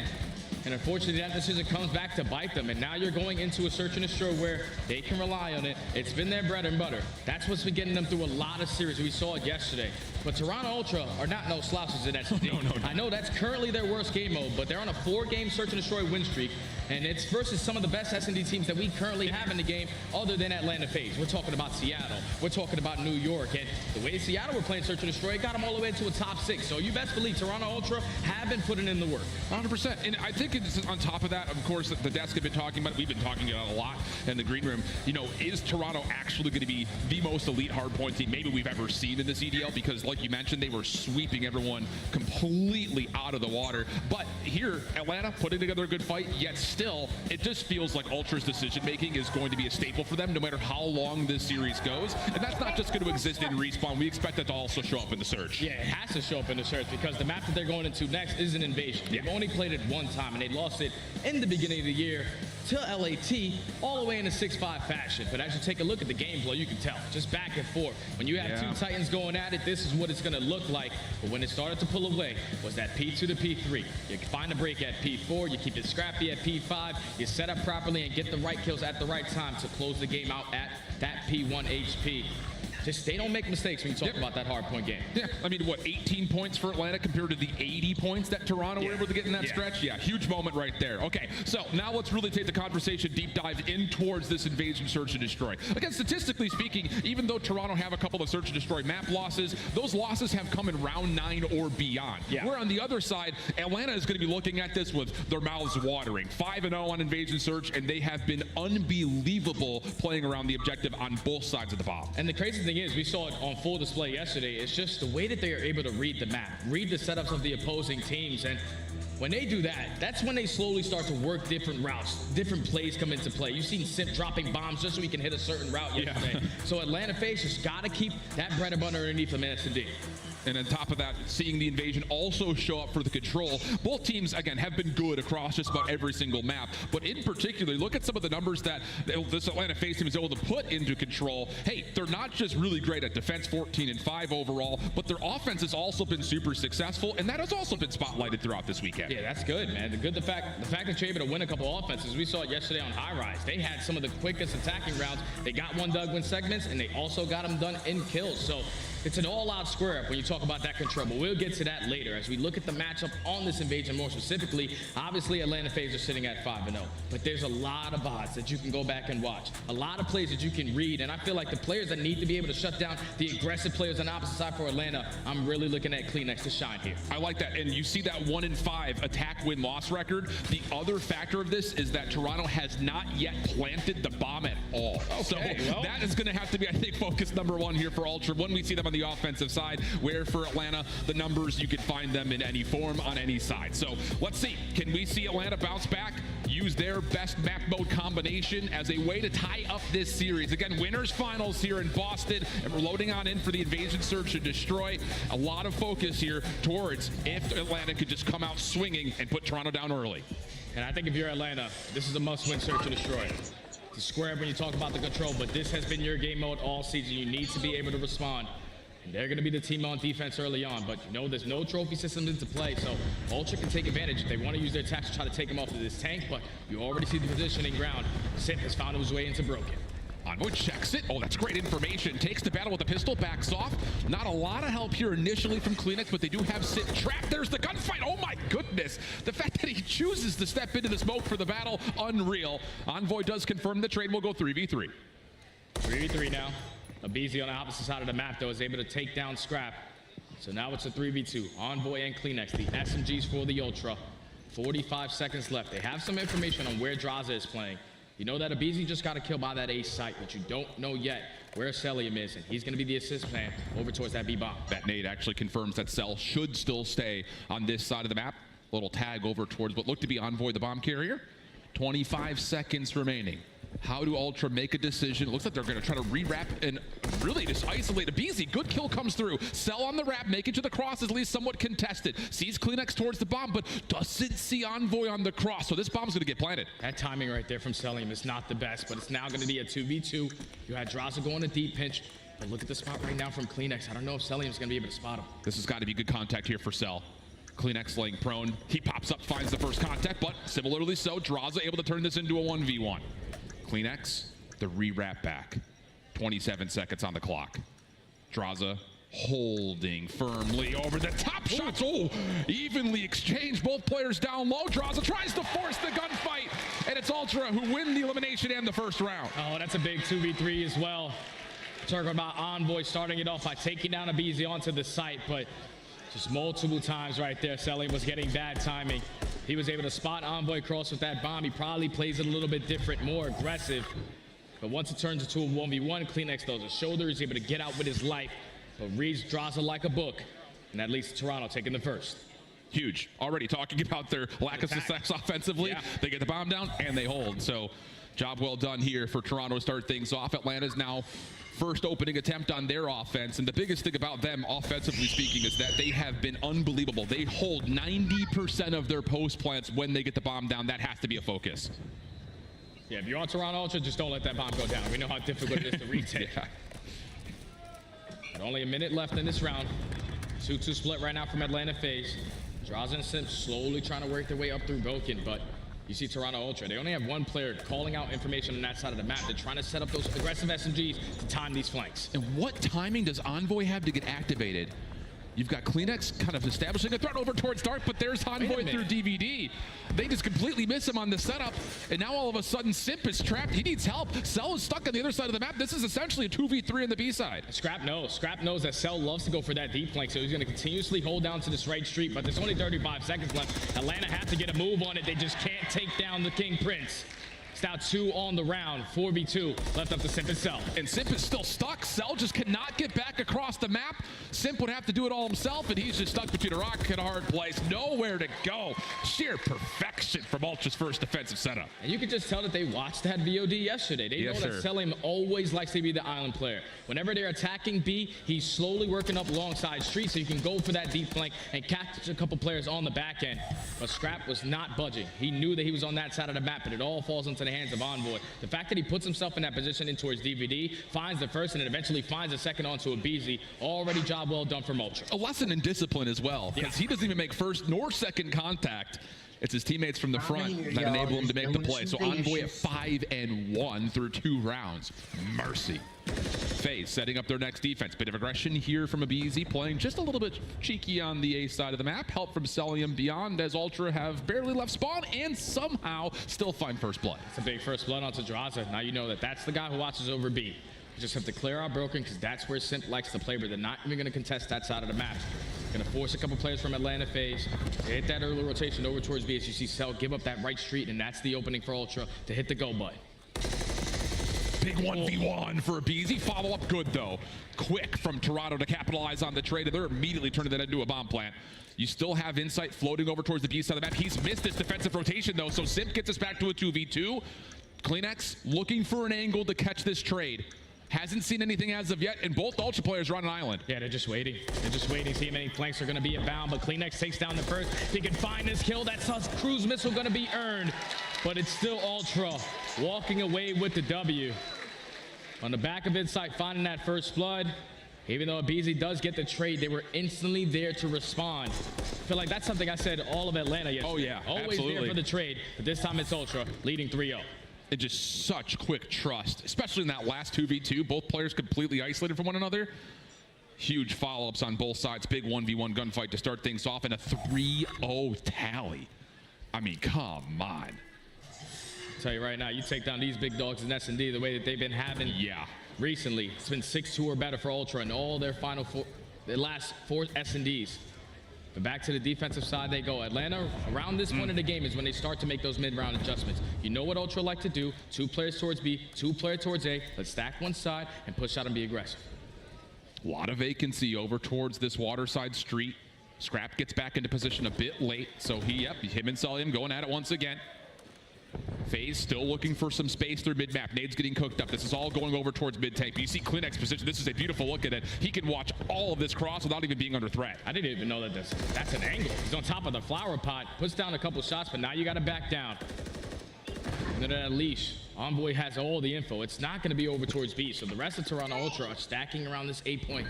But with only 40 seconds left, Atlanta got to get a move on the objective. Oh, lots of shots from Draza, but Kleenex, nearly able to get out, but does get collected by Simp. Long-range shots from Scrap, has a lot of Celium. I mean, my goodness, that was painful. 23 seconds on the clock. Bomb will be planted. Long route from Envoy. He's got his dead. He popped, and he is going. I mean, he's taking the scenic route. He is deep towards gas. Yeah, I think the first kill he wants to focus on is taking down Celium. You open that right street, that's enough, but Scrap at least finds one. A BZ there for the trade.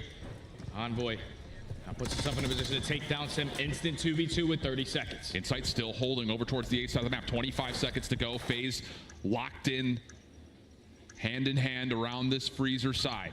And they're not giving Ultra a chance at a long-range gunfight.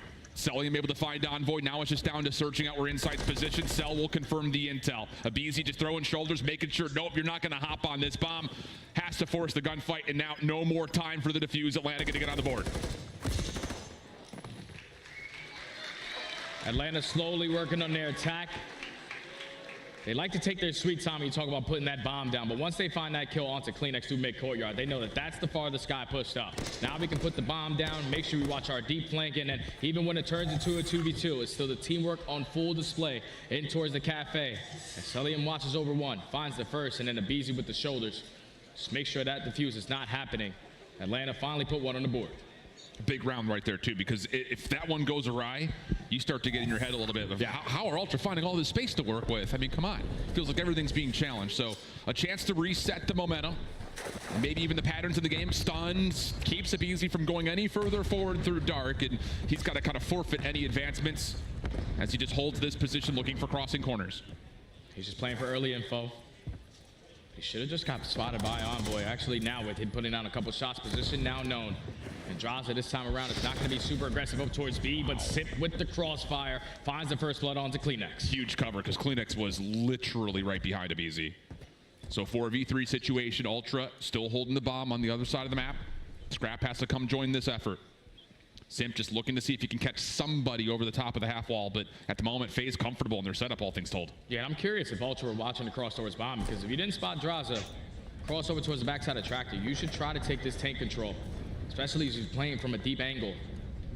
You just want to time this correctly with only 30 seconds left. This is where the push is going to be, and you already see the SMGs from Atlanta FaZe setting up those pinches. BC gets through DVD alley, hasn't seen anything as of yet. Insight able to check, pushes him off. Bomb now being planted.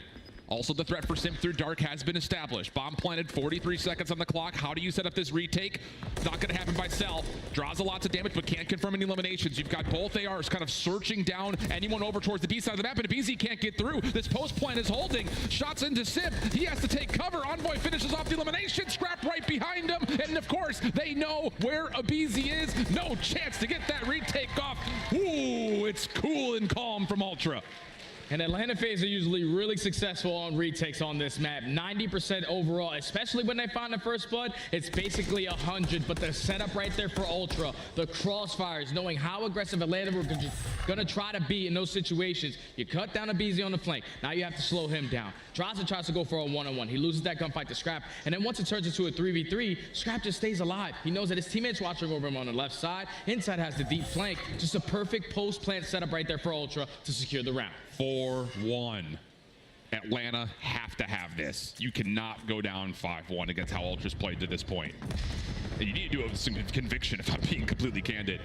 4-man stack over towards the B side of the map, but Ultra, realistically speaking, they're here. They're ready for this. You see the positioning of Scrap. He's just sitting nice and sweet in towards the middle of the tank. He's just waiting for Atlanta FaZe to be aggressive up through Broken, and then it's your time to attack. But they all come to a stale. Smoke now is going to get invested, so now the pressure's here. Envoy with the first. Oh, an Insight just laying prone, and off angle almost doubles up. A chance for FaZe to fight this back, but the bomb has been dropped. And you can see the cause for concern. FaZe is continually looking behind them, saying, is anyone on our flank? Because that's been a recipe for success for Ultra so much this map. You're getting all the info with a great shoulder right there from Scrap, so now it's time to wrap back, play with our teammate buddy system while Kleenex works that deep pinch, but Scrap's under fire. Scrap and Envoy, they combine to at least find one, but now it's all left up to Abizi, 1v2. And they still haven't seen Kleenex yet. You still have no idea where he's positioned. So Abizi trying to maybe isolate an individual gunfight with him, but isn't going to find the opportunity to even locate him in any regard. And look at the rotation back. Scrap is ready to move to A if he needs to. Abizi finally catches the opponent he was looking for. Quick to hop on for the plant, and we're going to get extended 1v1. This is a beautiful play from Abizi so far. The bomb is now going to get planted, but does Scrap spot him on the exit? I don't know if Abizi saw him, but the shots from Scrap, the rookie of the year last year.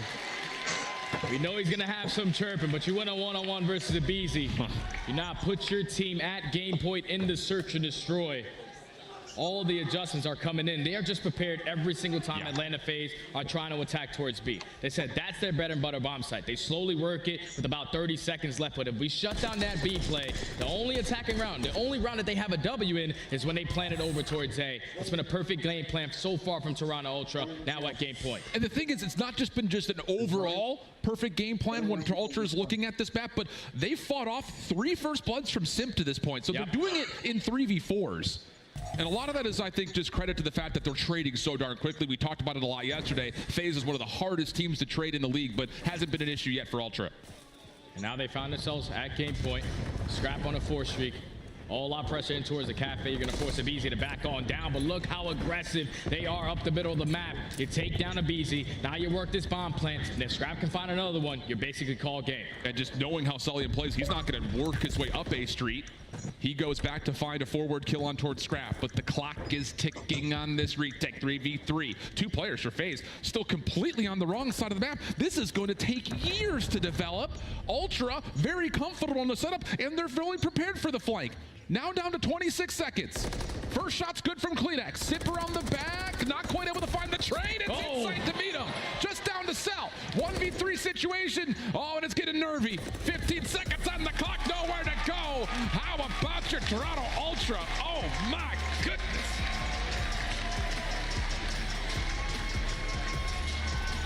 Man, oh man, I was not expecting that. We're talking about a can of whoop ass in Search and Destroy versus a team like Atlanta FaZe. They were 11-1 in the mode. That now puts them 11-2. But if we were questioning who was the big dog in the league, everyone was saying Atlanta FaZe, undefeated, unbelievable map count. But they haven't played these guys on the opposite side. Right now, the teamwork from Toronto Ultra is top tier. Crossfires galore. Every time a trade is there, they're instantly there to find themselves on top in the engagements.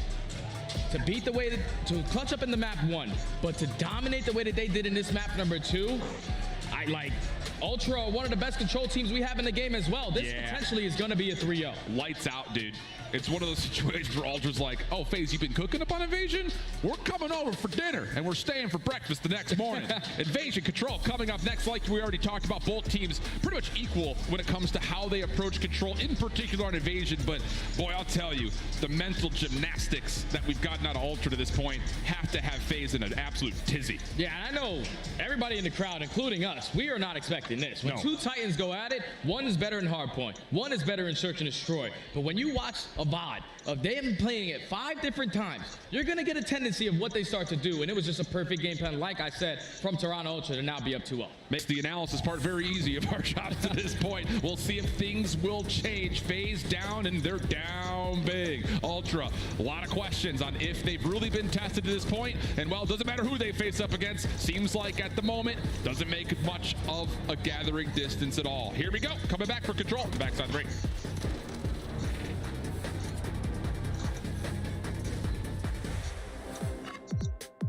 Start the season strong with the Call of Duty League Pack.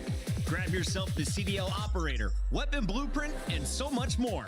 Check out the Call of Duty store in-game now. The Painted Alebrije bundle is available now in the Call of Duty store.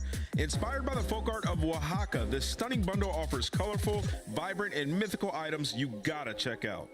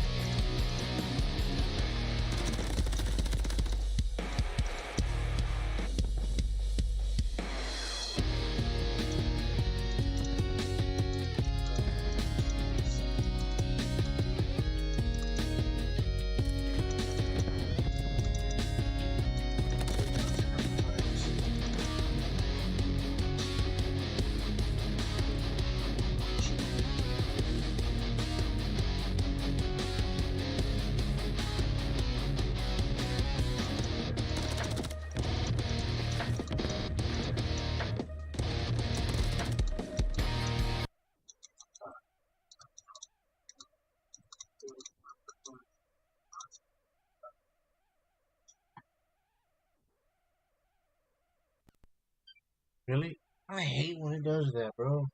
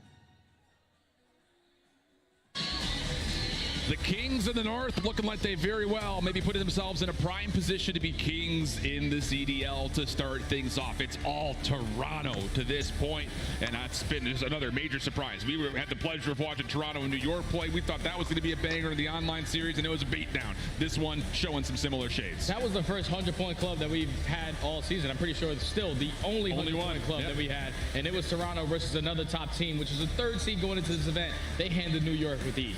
Now they find themselves up 2 in the series. All confidence, everything. Momentum is all on Toronto's side. You do what you need to do. You take the map 1, but the fact that you just beat them down the way that you did in that search and destroy, and now you're going into another respawn game where they're basically tied. They're both sitting at a 7-2 record. They're both 8-1 on the defenses. It just simply comes down to who can get more segments or who can walk away with an attacking round. And both teams extremely proficient at being able to win offensive rounds by capture. So that will be pivotal as we spawn into invasion control. Atlanta on the opening offense, and Scrap has already graced us with a first blood at tremendous range.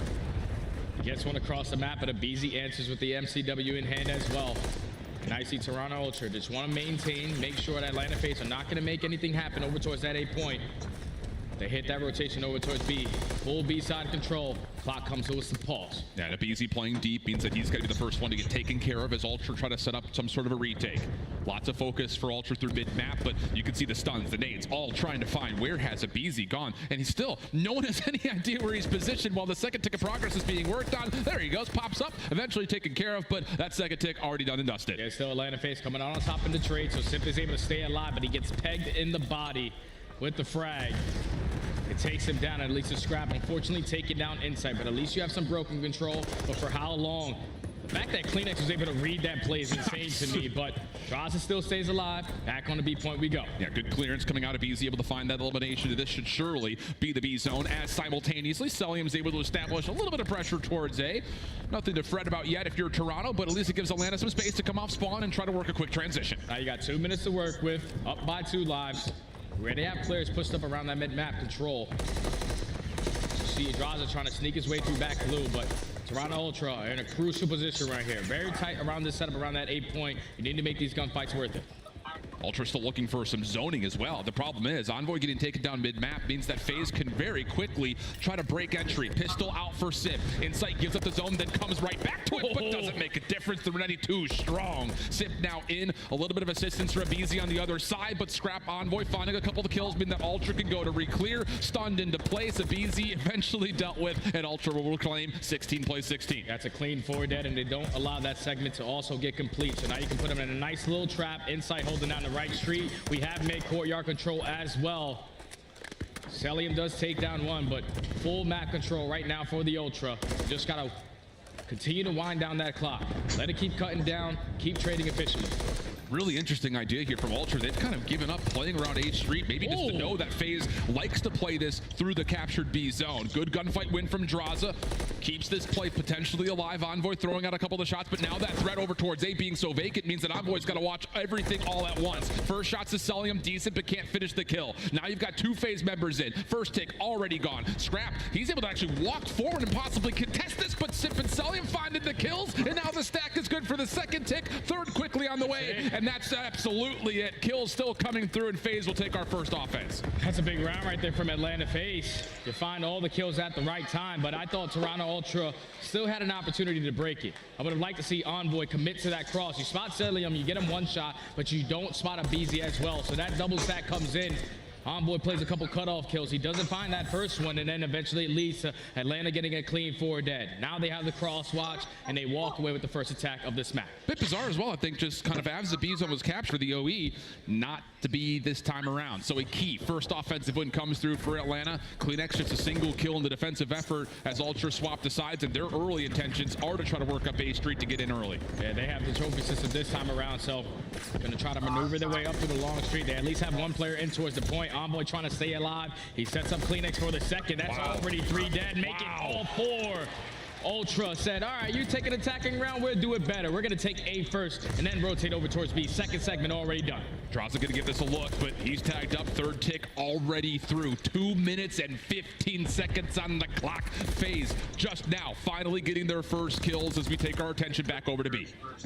And now if you are CleanX and Scrap, just stay pushed out the way that you are.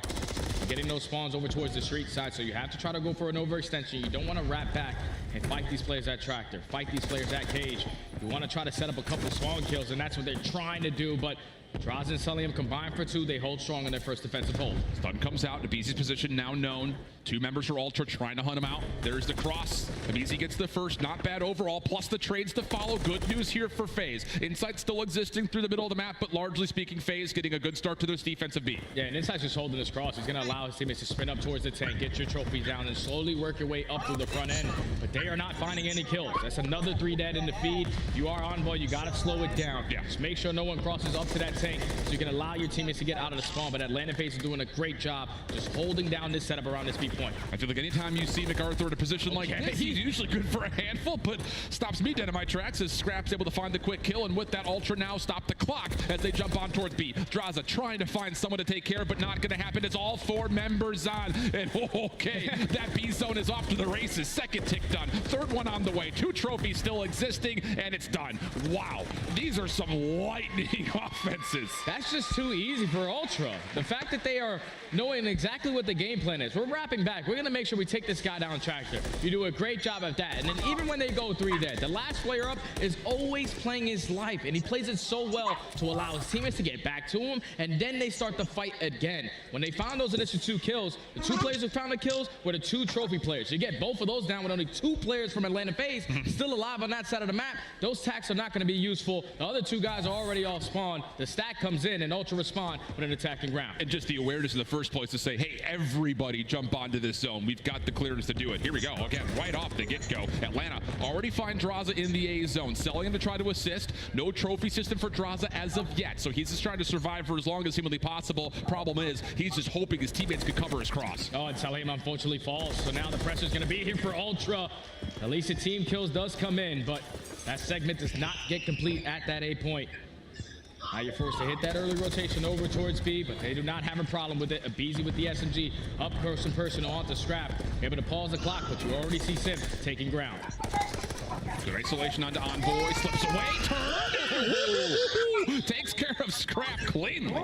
So that's going to be enough for the first tick, plus more to follow here as FaZe have full control at B. Ultra trying to win back the middle of the map, but now they run into Abizi's SMG, finally dealt with, but it comes at a steep cost. Second tick gets locked. JC Toronto, though, they just want to make sure they're killing everyone out of their base before they apply that pressure over towards B.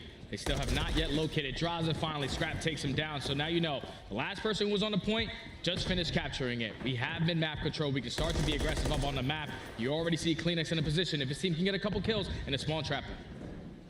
Envoy opposite door of Abizi. Help nearby, though, for FaZe as this transition starts to gain some momentum. 2-2 split defensively at the moment for Ultra. First one found, but not collected. Envoy able to get punished, so Atlanta can still keep this forward pressure towards a big gunfight here, and as Draza drops, the last hope for FaZe to try to get onto A now would come down to Simp, and he's going to wait. Yeah, you're just going to back on up. You don't want to try to be a one-man army on that A street, and eventually Kleenex sniffs him out. So already 30 seconds knocked off the game clock. Envoy next line of defense. He does get traded, but they know exactly where Atlanta FaZe are applying the pressure from. You have him in map control. You have the overextension. We know what that guy does. He's going to find a tube. He's going to chirp a little bit. And at least it's still Atlanta FaZe coming in the back of their base. Tons of time still remaining for FaZe, but you got to work through this deadlock play at mid at some point in time. Cell still not even bothering to play over towards Water Street as of yet, but that may be the only option here as this Ultra setup over through mid is just not getting supplanted at all. Finally, Cell makes his presence known, but Scrap deals with it swiftly. 17 plays 14, but Atlanta do get some clearance at mid. Oh, and Atlanta finally found a couple kills as well, so they do get a close spawn, but the next gunfight is crucial. Insight takes down Simp. Now the positioning of Abizi. He's going to try to be the playmaker. Unfortunately, can't find that kill, and leads to him eventually getting it, but it's still Ultra. Knowing his positioning now, you get the trade, you're still holding on. Trades go back and forth. Back to an 11 plays 11. 34 seconds on the clock, and there's 4 dead. Okay, now you've got Cell on to stop the clock at 33. Scrap should be able to contest this cross. Kleenex also working out a spawn, but there are a couple of members on for FaZe. First tick locked. Scrap the first one to challenge. Clears his left, and now it's just down to if he can find the FaZe members deeper into the point. Kleenex with one trade, but not the second. Follow-up coming through, though, and that'll be enough as Ultra will get the full clearance and stop the second tick. And with only 30 seconds left, this is the last push. It's going to be the front runner to try to make it happen, but Scrap takes him down. Everyone's spawning all the way across the map. If you are Ultra, just sit a corner, and this round is yours. Is there any opportunity to just gut check fly at this A zone? No kills as of yet. Stuns also making this very laborious for FaZe. Trades coming out, 5 seconds on the clock, and no one anywhere near the A point. Lives were also getting tremendously low, but huge hold from Ultra to get their first defense. Big round from Ultra. They shut down that early A pressure, and then they also give up that B point. They do not have a problem setting up for 2 minutes around A. Every time the opening was there for Atlanta FaZe, you always found Scrap in a position. Insight cutting down that right street, and then Envoy and Kleenex through the middle of the map, just always trading efficiently. Now puts Toronto at game point, back on the attacking side, and if you are Toronto, you're down by 4 segments. That's something you have to keep in the back of your mind. Sure, absolutely. And I think the thing is, do you just go back to what was tried and true the first round? I mean, it was with trophies, just getting on towards A early. FaZe committing a couple extra numbers this time to make sure this A defense is a bit more resound. And okay, first couple of kills pretty much put A out of the question, unless Envoy can keep things stretched together. Off spawn, though, Ultra taking their attention back over to B. Envoy still staying on the spree, now 4 in a row. That's a big read. That's a big read right there from Envoy. Now Atlanta FaZe could not hit that early rotation over towards B, so you can stack that point. Envoy finds 3 in a row. Can't find the one for the cruise missile. So now it's Celium holding down that right street, but not for long. Great shots from Insight. There's only one player on the point. All the kills right now going in favor of Ultra. Insight trying to take 2 things, 2 tasks trying to get done as he works towards A as well. And the longer he doesn't see anyone cross over towards the safe street, the more he can transmit information that, hey, keep your heads up as far as how Atlanta want to try to focus over towards B. It's Draza from behind for a double. That keeps the third tick safe, and at the same time, the clock ticks down below 20 seconds. And you see Insight on the minimap. He's just thinking someone from Atlanta FaZe has to be on this right side because his teammates are contested. They have a lot of fights over towards Broken, but finally, when he makes his decision to go, Celium is ready for him. So all of Ultra in the back of the spawn, complete 2 segments over that B. But if you want that defense, you got to close this one out and work your way towards A. Good kills from FaZe. Next hit, largely just down to could Scrap make a mess of this setup, in trouble, back to the pistol, trying to stall out as long as possible. Insight behind him, Scrap now getting a bit of regen. What weapon do you want, brother? How about none of them? Tries to go to the beatdown. Ultra able to support the play, and with that, an extra 60 gets down. And they have street control as well. Insight in a crucial position if he can find at least 1 kill. Kleenex through the middle of the map. He already found 3 in a row. He's trying to assist Insight. He knows that one's on the fire truck. Gets some timing, but he still comes out on top. Now it's a Envoy in the pinch, but he gets red off spawn. 1:22. Ultra up by 1 life. Got a couple of cracks at this one. But FaZe are kind of put with their backs against the wall here. They are fully pushed back either into the zone or backside gas. Scrap cleared out through laundry. Gives FaZe a little bit of extra cushion. 1 tick needed for the Ultra defense. Otherwise, we're looking at lives if it ends up being tied. Abizi able to shut down Envoy. So the next hit, immediately eliminated from Ultra. Yeah, and I don't think Ultra in a position right now to just play for one tick. You're playing for a clean 4 dead so you can get the stack in with only 50 seconds left. Every gunfight is so crucial in this moment. Information now gained, and Kleenex starts it off with the first. 40 seconds on the clock. This is actually a 4v2 in front of the zone. You've got a long cross from Draza, but if he doesn't connect, you're going to let Ultra just walk right on in. Oh, but a big follow-up gunfight for BC. Takes care of Scrap at mid. Here's Simp trying to follow up as the first tick of progress nearly locked in, but the nade comes through and FaZe once again deplete. They don't allow that segment to get away from them. Atlanta, no, we can't give up 4. We're not going to have defense. This is the final push, the final hoorah coming in from Toronto Ultra. 3 players up through the street, and Simp gives them a freebie. So now you can push right on up and get in this point if you want. And FaZe has to rotate quickly. They were so worried about an OE play coming through that now you got 2 players from Ultra on it to beat down Bash over towards the old P1. Kleenex over the top, stunned up, and the kills continue to come through for FaZe. Oh, they were getting tied. They were getting tested, but ultimately the defense looks good for the hold as the follow-up kills come through. A 7 life gap as well. And all things start to point towards FaZe continuing to play on defense as we head to round 5. And Atlanta FaZe end this round on a 17 streak. Some players potentially earning towards some cruise missiles into this round number 5, but you already did what you needed to do on your attacking side. Beat them in the segment column. Now you have that defense going into round 5. You just can't go 4 dead right off the rip. Yeah. That's when Toronto Ultra had that success early on. They got a clean 4 dead. They stacked every player on that side of the map, and then you spawn all the way across the map at Treehouse. You stand no chance. So it's all about the initial fights. You have to clutch up on these if you are Atlanta. Keep in mind the Toronto Ultra offense has pretty much fully focused off the get-go towards either A or at worst trying to control mid. Yeah. So does FaZe change their break off trying to match that, or do they trust what they've already baked up for this particular match?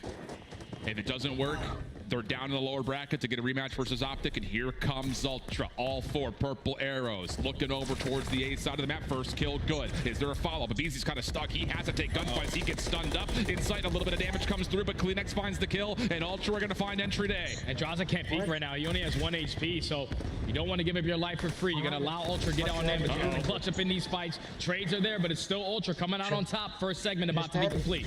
Beezy from laundry side. Cell clears things out a little bit. Here comes the double hit from the front, and Cell will clean things up completely. Off the respawn, Ultra will step foot over towards B, so still a lot of time on the clock, but FaZe have done their first job of making sure A stays safe. Oh, that's a big kill right there from Cellium, because Kleenex, he was just trying to be a nuisance around Cafe.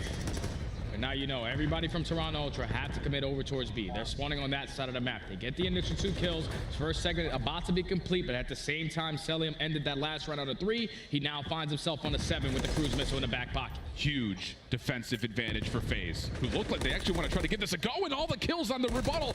Absolutely perfect. The Carther now on 9 in a row, looking for double digits as now the spawn trap starts to become a problem for Ultra. This is just one of those maps. This is one of those maps for Cellium. 30 and 14. Trying to extend that kill streak up to 10. Right now, Ultra are so trapped. Every single angle from Atlanta FaZe is being watched. They got them in the blender. Nades are gonna hit Sip, but you still don't find the kill, and there's only 35 seconds left. You gotta get out. It feels terrible for Ultra. Absolutely miserable trying to work their way out of spawn as Atlanta continue to build up streaks across the board. You want to talk about a tone reset? We got it right here in round number 5. Ultra sitting in the palace, nowhere to go. Not a single kill to speak of. It's absolutely perfect from Atlanta. 13 seconds, last attempt for Ultra would have to be over towards B, and they're just simply not finding any kills. 7 streak for Draza, 7 streak for Simp, double digits for MC. We're gonna see a 4th map, friends.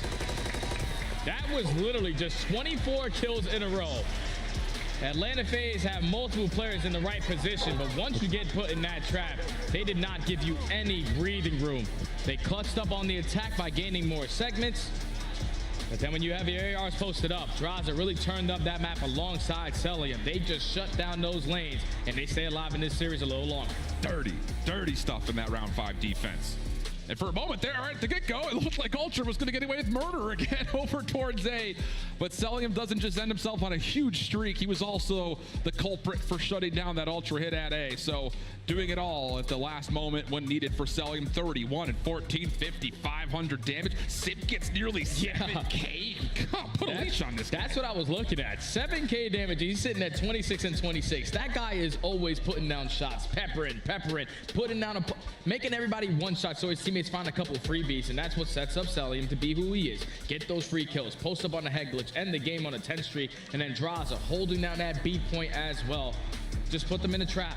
Atlanta FaZe now stay alive in this series, but the only thing that really scares me now is the next map that they're playing, and that's sub-base, because Toronto Ultra, they have been beating teams down by a maximum 80 to 90 points every single time they spawn in on sub-base. Yeah, it's definitely not fun to look at on paper, but I think the thing that really we walk away with here after a lot of great successful offenses again here from our top teams on Invasion is the fact that going to round 5, knowing that Ultra are putting all this preference over towards A, you don't really change anything too dramatically. You're trusting the process, you're putting yourself in good spots, and you know that individually as well as cohesively between your teammates, you can deal with what Ultra's putting together.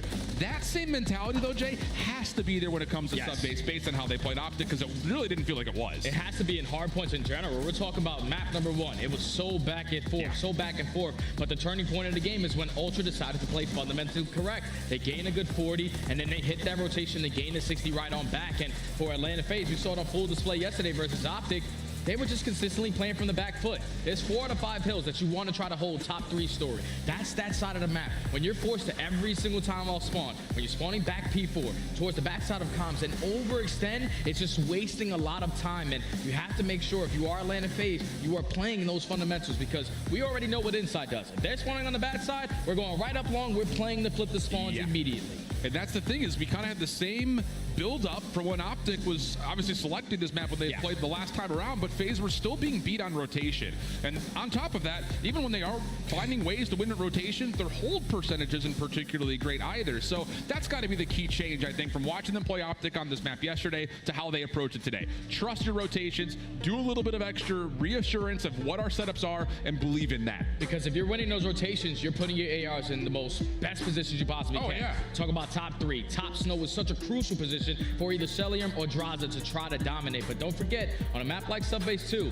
Simp also pulls out that third AR. It's alongside of BZ in certain situations, so it's going to be all about the AR presence on a map like Sub. And I know when we were talking about this with FaZe, it's like, hey, this was a great kind of curveball out of Optic. You're forcing the SMGs to have to swap to the MCW, but really all things told, both Simp and BZ looked good with MCWs yesterday. Just come down to a couple of decisions weren't fully fleshed out. So that, I'm sure, was looked at, learned, and hopefully for FaZe fans will show up immediately as we get ready to go for this sub base. But again, it's still, as much as it feels weird to say, these hard points are David and Goliath stories with how much Ultra have beat down everybody in the league, no matter the map.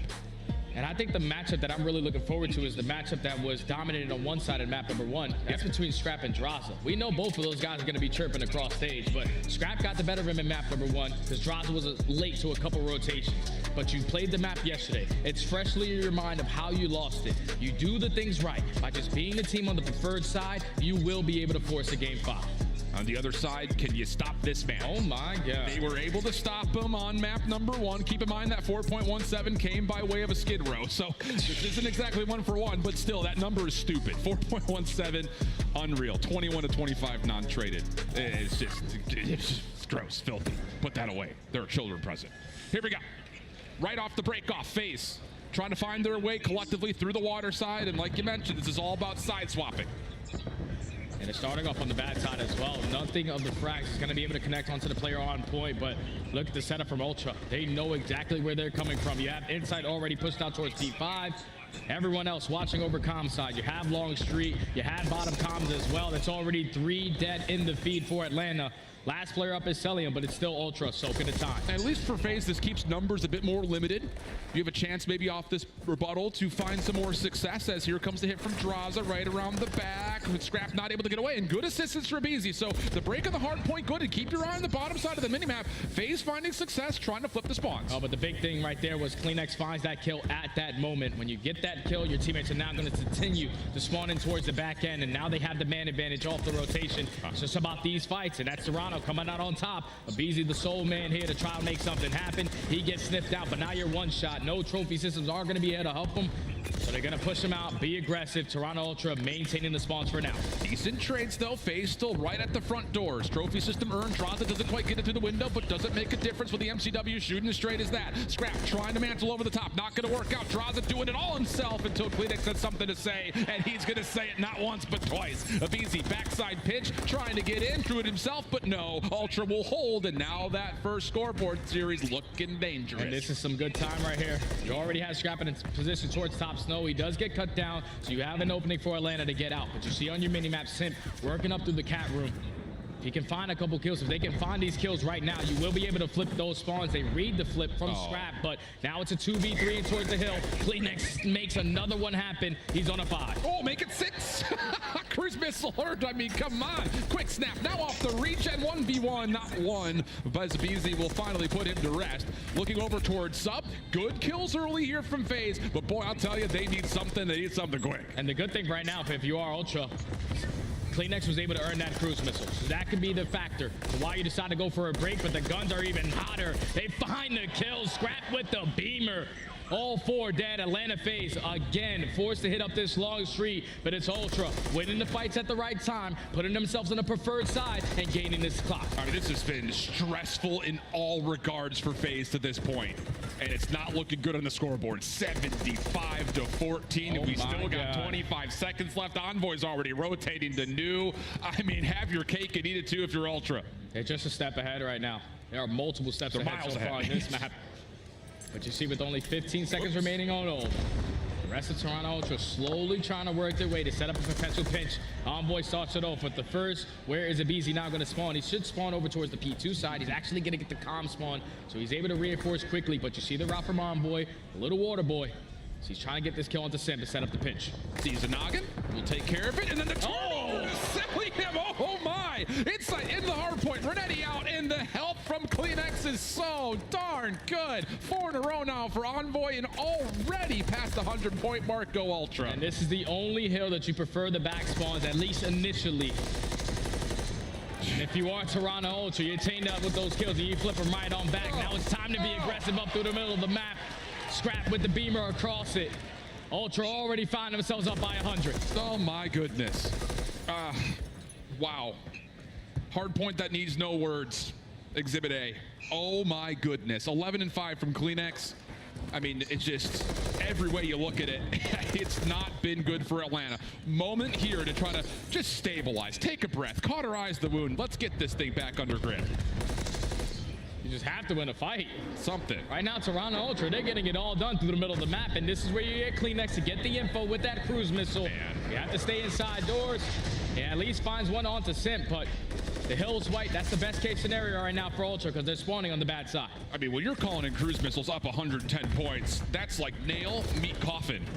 Celium battling back, and battling back stiffly. 4 in a row for him. Looking for 5, but Scrap matches with a double of his own. Atlanta in the hard point for the time being, but Ultra coming off. They're just not losing gunfights. I mean, it's getting ridiculous.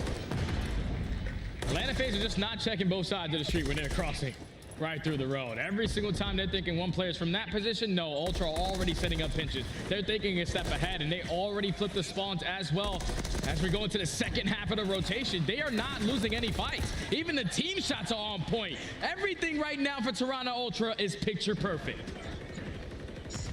Scrap time going to be earned over to new. Numbers aren't even comfortable enough for FaZe to jump immediately into the hard point. Still work to be done in terms of clearing out the space needed to get any sort of a setup. You're on the wrong side of the map. I mean, it's a laundry list of things that would have to go right here for FaZe to even consider the word comeback. They just don't have any power positions. Top snow is currently held right now by Toronto Ultra. Top 3 is held by Toronto Ultra. The preferred side of the map is held by Toronto Ultra. And it's been like that the entirety of this map number 4.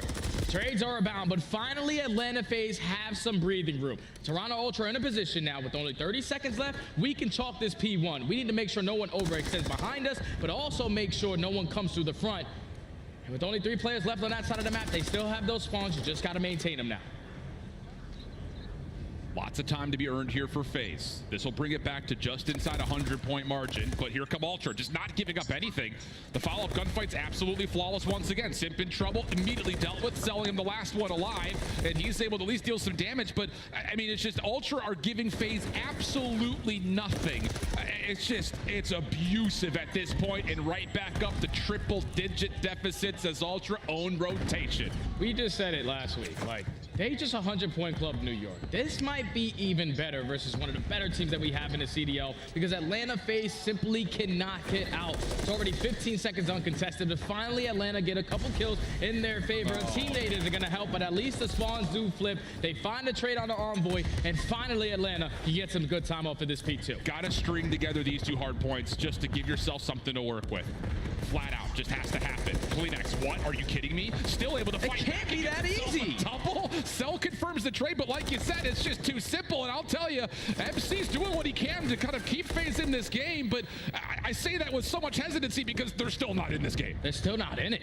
Toronto Ultra every single time. They are here for the trades. There's no one-on-one gunfights. They are playing as a unit. That's what finds themselves up by 100 points and still. But off the rotation, you see Ultra, they have one player spawning all the way across the map, but this is a hill that's very difficult to get time if you have to restore the way Kleenex is holding it down. Selling him down to the back, also the scene toward Simp. Oh my goodness. Draza, mid-map, just hoping, praying he can get away with something he shouldn't, and maybe he just has. Double kill comes through. Kleenex does confirm the trade, but an opportunity for FaZe to make a bit of a mess of this setup from Ultra's perspective. 180 playing 74, and the hit still has to largely still come from the front. Yeah, you still have the back spawns if you are Ultra, so no sweat off the brow. We just have to clutch them on these next couple of fights, and they're already coming out on top in the trade, making 3, all 4 dead.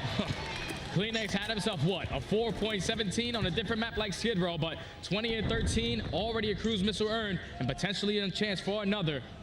They're going to breach that 200-point mark, and if they find a break on this P4, it's basically GG. It is just chess playing checkers right now. Ultra are sitting, waiting to see if FaZe are going to get aggressive on their setup. That doesn't happen, so now here we go. Heavy-handed push around the back. It's just trying to pick FaZe apart little by little.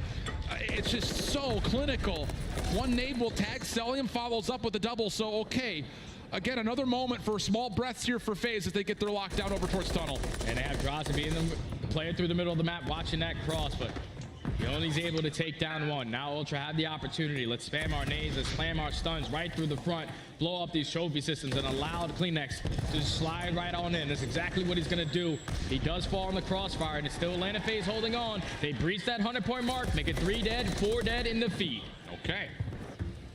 Here we go. Maybe a chance. FaZe would still have to win this rotation, and Ultra already pressing the issue through warehouse side. Simp will get every second because I'll tell you, every single second's needed. Good follow-ups here from FaZe. Scrap not being traded out initially, but eventually taken down. And we're going to have a 50-50 battle for P5. And this is big kills from Atlanta FaZe because you can apply the pressure to this new hill from the front. They were winning all those clutch gunfights at the player source top snow, to the player source top warehouse, but you still have to contest this hill, not give up this time to Toronto Ultra. Only 30 seconds left. You see a Beezy. He's trying to go for a route. He's trying to be the playmaker. Need to find an opening, and you need to find it quickly. That could do it. Envoy taken care of. Draws it back over towards top office. Scrap there to meet him. Trades across the middle of the map, though. Still has FaZe at the precipice of trying to break this, but Ultra kills are coming through. And Ultra just simply say, hey, CDL desk, you think we haven't played anybody? Hurt my feelings. 245 to 128. Put him to bed. Head to the grand finals. Ultra, perfect.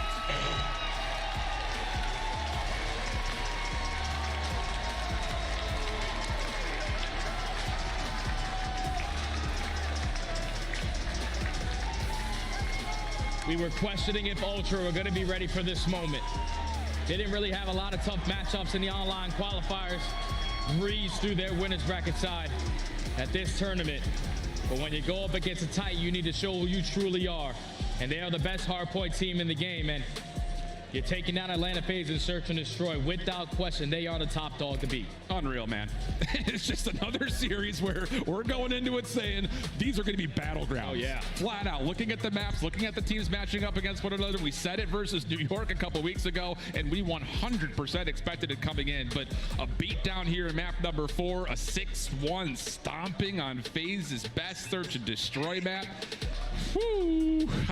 What else do you say? That's the biggest thing that you got to take away, Alan, is that the fact that Atlanta FaZe lose a search and destroy the way that they did. They're usually great at making those mid-round adjustments, but every single time they try to do that, Ultra were prepared for it. Multiple plays coming in from Envoy, multiple plays coming in from Scrap, and as you take a look at that game flow, it was not even close from start to finish. Utter dominance from Toronto Ultra to make themselves a nice little spot in the grand finals. And the thing about it is you got to be feeling super confident no matter who you happen to play coming into the grand finals. But of course, with that Ultra, very calm, very quickly make their way into the advantage off the upper bracket over towards the best of 7 grand final. But we've got Scrap sitting on stage with Blaze to give us our final reactions. Thank you so much, Alan. Boston, make some noise for the Toronto Ultra. They are the first team to the grand finals, and Scrap, that one looked easy. Yeah. I mean, come on now. All right. Is this shit working? There we go. There we go. Nice. Now, you guys come out 3-1. How you just feeling right off the bat, you and the squad being making it to the grand finals and taking down the 1 seed? Yeah, you know, 1 seed, 2 seed, 3 seed, 8 seed. Who gives a fuck? You know what I mean? We're coming for everyone. You know what I mean? But boys are playing nice. We're excited to play. All right, there you go. Now, here in this series, you know, that map number 3, you know, looked kind of staticky at the end and come away with it. But how did you guys rebuttal back and deliver that hard point the way that you did? Yeah, you know, we know Invasion is kind of like a defensive-heavy map. I mean, they got 1 tick on A that pretty much costed us the map. You know, if we just hold defense pretty tight, that one defense, then, you know, we would win that map. But, you know, it is what it is. We know it's kind of a shit-ass map, but spawned in on hardpoint, and I'm going to come. All right, there you go. You definitely did. Now, you got everyone out here in the crowd cheering for you. They've been so loud and electric. The chat's going wild. We even got the Scrap Pack out there. I know y'all out there somewhere. My fam. What you got to say to them that's supporting Toronto? Yeah, no, I appreciate them who came from Canada. My boy Tax is always here. There's a few familiar faces, like Jamie said. A few new ones. I appreciate it. All my fam sitting here, my girls here. I appreciate them who tuned in. And, yeah, let's come win this shit. All right, let's see if Toronto could do it. Chris, break it down with the desk. Thank you so much, and I love the chat. Let's Scrap yap. The boy. he said he was going to do what in hardpoint? Hold on now. Boy, it hurts. All right, the boy from New Jersey representing Toronto well, but I feel like the COD gods have smiled upon Boston. We get Atlanta now dropping to that elimination bracket where they now have to face Optic. Toronto, they get to chill for about 90 minutes here, Allie. I would just like to let you guys know that Chris and Ant were script writing in the pre-show saying that the ultimate situation is the rematch of Optic and FaZe in that losers finals. You be watching out for these two. No, we're on point. Been doing it for about 20 years now, Allie. Caught on. Ant, let's break down this game, though, and walk me through what was the difference between Toronto and FaZe? I'll tell you right now, you know, headed into this series, you know, we were talking about Atlanta FaZe and their hard point and what would be the difference. Well, Toronto Ultra have looked lights out in that game mode, and when Atlanta FaZe have struggled, it's when they've had to break some of these hills. You know, it was room for concern. We saw they were number 8 in breaking, and particularly on sub-base. They haven't been playing many terminals, so sub-base has been in the map set, and they've struggled now against Optic and now against the Toronto Ultra. I don't know if it's their comms or if it's the way that they're approaching these situations, but they're letting people get through as well. Like that P3 with Envoy gets around the back. You have to group up and play for that kill. There's steps that have to be done first. Atlanta FaZe is aware of this, but in these hard points, it's just not translating to good gameplay. I completely agree. They exploited FaZe's weakness in hard points 100% in this series. But for me, I think the most important map was that map number 2, mainly because Envoy started with a point like 5 in search and destroy. What does he do in that map number 2 again? Atlanta's best search and destroy. He drops 8 and 4, 4 first bloods, 4 plants on his head. He was doing everything, and that is what Toronto Ultra needs if they want to take home this chip. Merrick, who wins this tournament? You're not on the desk the rest of the show. God, listen, I told you that my winners final went to Ultra, but I did in my pick'ems have FaZe coming back and winning, so we'll see what happens. I don't know. Is my pick'ems? I'm not sure, but his picks have been hot. I might be a script writer. It might be me. It might be Joe, actually. I love what we've seen so far today, and if you're just joining us, welcome to the Call of Duty League. This is Championship Sunday, and there's only 2 matches remaining. The next one decides who will join Toronto Ultra in that championship match. This went by so fast. I can't believe we're already about to head into the losers finals and then into our grands, and we get the rematch of a lifetime, Atlanta FaZe versus Optic Texas next. Don't go anywhere. The CDL is live from the MGM Music Hall here near Fenway. We'll be right back with your elimination final.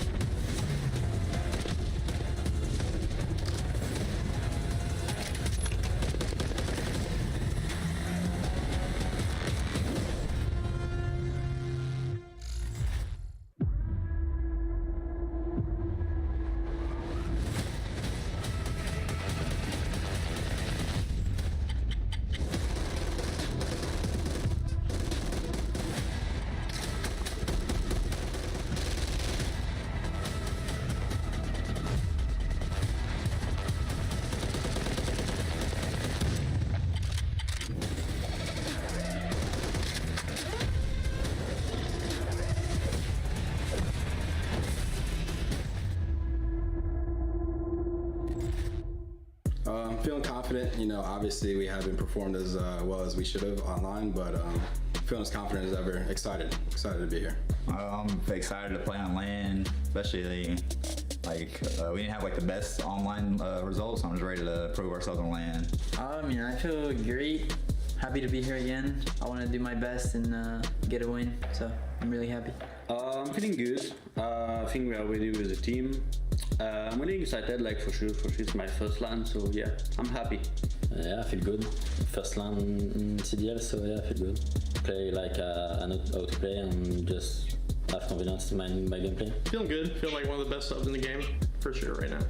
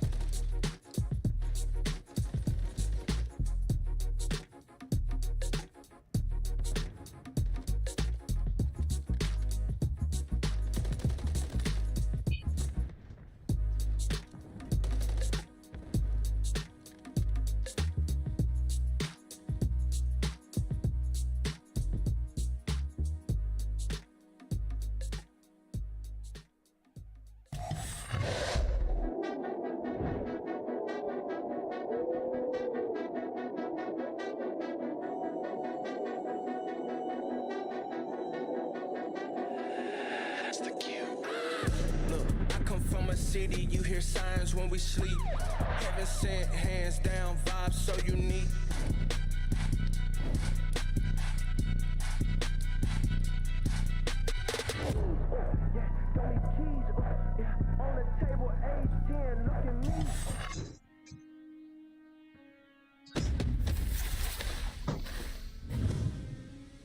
I have a plan. Crazy with the rage, dangerous and rage. Captain, never been afraid. Deadly with the aim. I ain't wanna take light. Look into my eyes. I'm a killer inside, coming for the prize. Do you really want these problems? I put you in that coffin. But I'm never Johnson. You think this ain't a stopping? Hungry for the beef, leave you obsolete. See my lines deep, see me in the streets. If you want the heat, yeah.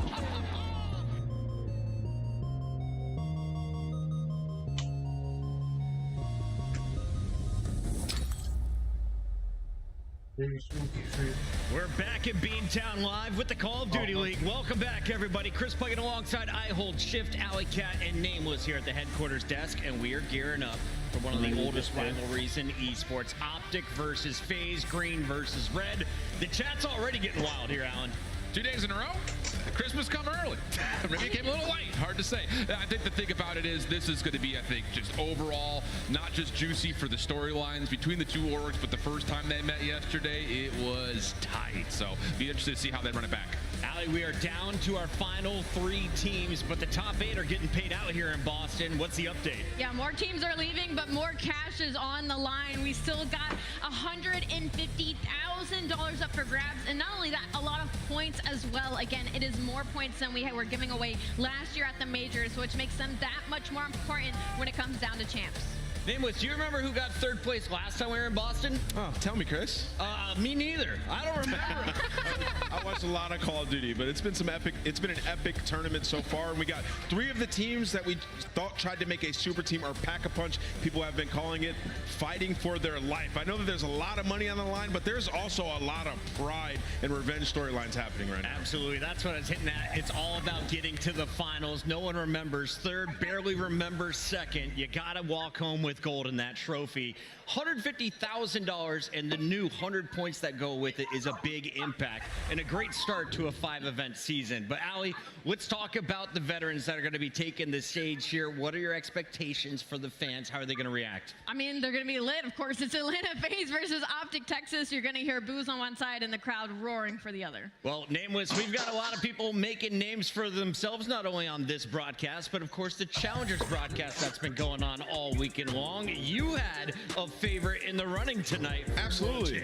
Yeah, absolutely. My boy Craze, man. You know, we watched this kid since he was a young boy playing at 8s. He's been frying me. I was like, he's either got to be cheating or he's the next scum, right? And apparently he's just a monster. You know, making an unprecedented run too. Nobody had lore making it to the final, but they ran into FaZe Black, who have been the Reapers online and showed that they can do it once again on land. Yeah, I think in particular, like you mentioned, no one expected lore to get to their grand finals in the first place, but it's also in the fashion of which they did. They were sent to the lower bracket super early, had to go through Temp, Major Maniac, other major CDL names, but as we got into Sunday, you look at FaZe Black's roster, they were built to win a championship, and they handled business this weekend. And they were showing us some plays that you don't even see out of some pro teams, like on the Invasion, the pushing up the street, throwing down the smoke, taking American. Like, these are some high-level plays on this team, some great teamwork, and the confidence you could see was oozing off those guys, the vibes. It was just great to watch. Alan, there's a lot of ways to make money in esports. One of them is advising general managers. Give them a freebie, though. Which player from that lobby do you think will be the first to get scooped? Pick one, and especially on the FaZe Black side of things. I think Asim has always been good, often finding himself on some pretty poor teams. Same situation for Exceed. That's 3 straight Challengers Opens that he's won, by the way, when he's participated. Listen, Alan, grab one of these guys. They're solid, but let's get some new blood. Let me get okay, bias. Okay. All right? He's been dropped, and he made it immediately to a final. But all these guys, I mean, pick your poison. Yeah. Allie, do you have a favorite from today's FaZe Black lineup? I know we were making a lot of noise in that green room. You asked me this question earlier at the start of the day when we talked about the Challengers Challengers Open. I said maybe Krep because he didn't get too much time on the Boston main stage last year. And Good point. so for Ant's point of getting rid of some of the veterans, bringing some new blood, Krep still kind of fits that bill. Chat, let us know, who do you think deserves the MVP for Challengers as we turn our attention back to the big show. We've got our top 3 with number 2 and number 3 about to go down. It's Optic taking on FaZe. Let's start here with Optic. Optic right now came in with just the 5 seed overall, right? But since then, they ran through that winner's bracket until they got to the game 5 against FaZe. And the thing is, their hard point looks night and day different, man. And it's everywhere. It's not just that they're getting the map picks that you would expect. They showcased it on Subbase yesterday. It just doesn't feel like they are worried about going to any particular location. The Search and Destroy has been a little faulty for them here and there, but hey, they're still cleaning up. And I think that's the bigger news, is coming off of a very confident win versus Minnesota, they look primed and ready for the matchup here against FaZe. Yeah, and if anything, they've now played FaZe twice already in this game, just in this qualifier and the major alone. So they've gotten some reps in that Search and Destroy, and they're coming off a Search and Destroy win. So when it comes to Optic Texas, if they keep playing hardpoint like they played earlier, aka Dashy becoming a Hillkin, I think they have a really good chance in this series. Now, Nameless, they've played Atlanta twice, but Atlanta has beaten Optic twice. What's going on for our Red Squad? I mean, I think the big thing is the Search and Destroys, right? Like, they got 10 first bloods across those 2 S&Ds that they had in the last series. Not converting those into round wins. I mean, a lot of the times, think back to that Game 5 high-rise. Like, they were making plays. Shots, he was getting behind them. We saw Pred making plays. But the rest of the team is not taking ground off of those plays, not converting it into wins. And what we just saw in the last series, Toronto did, they were getting the bomb down on that invasion. That's how you beat Atlanta FaZe. As when rounds develop against this team, that is when you lose. You have to make your plays as a team early on. So that's what I'm expecting Optic to do. Capitalize on those first bloods, play together, take space, get it down, and play the trade game. It's simple. Shout out to Monster for keeping us energized here on the desk. Alley Cat, give me the Monster Energy pregame for FaZe. I mean, their hard point wasn't very clean that last series. If anything, they were really getting outslayed, to be honest. Like, I saw them early rotating, but they were getting broken instantly by Toronto Ultra. So hopefully they got warm from that last series and shake off the S&D. They're still 11-2. They were 11-1 on like an 8-win spree. So for the Atlanta FaZe, I don't expect to see another Search and Destroy like that one. I just got to say, for Atlanta FaZe, the breaking hard point, once again, I'm going to reiterate this point, keeps falling and falling. It was 8th coming into this tournament. Now 9th, 19% of the time they're breaking. And when they do, Chris, they're only getting 11 points off of their break. So things are going dramatically wrong. All right, let's see how many maps we are going to here in a potential best of 5. I think I've got at least 4 games in my crystal ball, but who takes it, that's still up for debate. Terminal, we're going to the airport for the first hard point. We close it out potentially with back-to-back-to-back invasions. Yeah, Terminal for Optic has to feel like blessings upon you in the green wall. They're so good on the map, and like Ant said, with the rotation stats for FaZe, Optic have to be feeling really pretty about this first map. I really want to take Optic, but I had FaZe in my bracket at the start of the day. Let's go to you, Alan. Yeah, I think there's 2 different tales of confidence right now. I've got Optic at 4. I think the crowd is confused with me, thinking I'm trying to curse Optic. No, I've been truthfully picking them this whole time, and I'm going to go with them in this series. Going with Optic, all right. I also have Optic in this series. I think they bounce back, learn their lesson from that series against FaZe. Put a green heart or a red heart in the chat right now, because their elimination final begins as we send it over with Guy Blaze. All right, Boston, I am excited as it's time for another El Clasico here in esports as it's Optic versus FaZe. Boston, are you ready to get the stage lit? Coming out first, Green Wall unite, because here come your heroes, Optic Texas. Give it up for Kenny, Shotzi, Pred, and Dashy. Looking to add another chip, Optic Texas. They bring in Kenny to be the captain and bring some leadership to this squad, and it has worked in the respawns. The hard points have been unbelievable. Dashy's been soaking in Hilltime, and Pred has been lighting it up. They smoked them last time at HP. This time they have to win Search and Destroy. Let's bring out Atlanta FaZe. All right. Here come those boys from the South on a revenge tour in full form. Get ready, Boston. It's Atlanta FaZe. Here comes Draza, Sim, Abizi, and Salium. Atlanta FaZe, ready to lock it in. They got fed their own medicine, now looking to dish it back out in a matchup that they have the advantage this season. Atlanta FaZe looking to turn this green wall red. Blaze, it's time to get the losers final started. All right, I cannot be more excited for this. 2 matches left today, Boston. Let's make sure everyone wish they were here. Are you ready? Merc, Maven, let's get it started. Thank you, Blaze. Ready to get rolling, Joe. And listen, you know, you said this to me when you were rooting for your Browns in the playoffs. Like, I hate that we just beat the Texans. Like, you just beat a team, how tough it can be to do it a little bit later.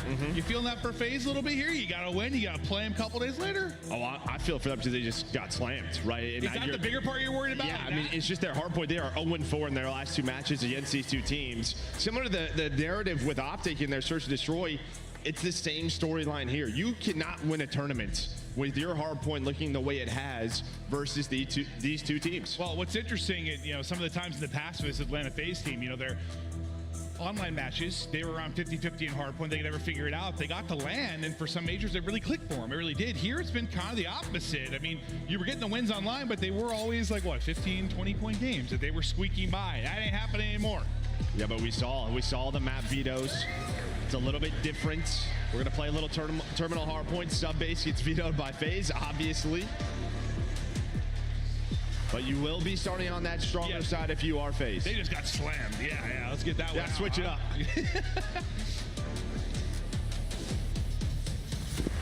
It is time for the elimination finals. Atlanta FaZe, Optic Texas. The rematch this weekend in Boston, and we get ready to rock and roar. It's the crowd roaring early.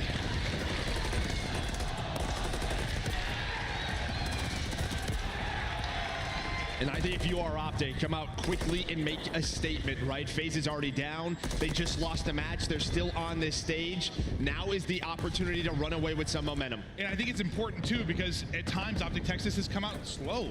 They've started slow in online series. They started a little bit slow in that map 1 against Rocker.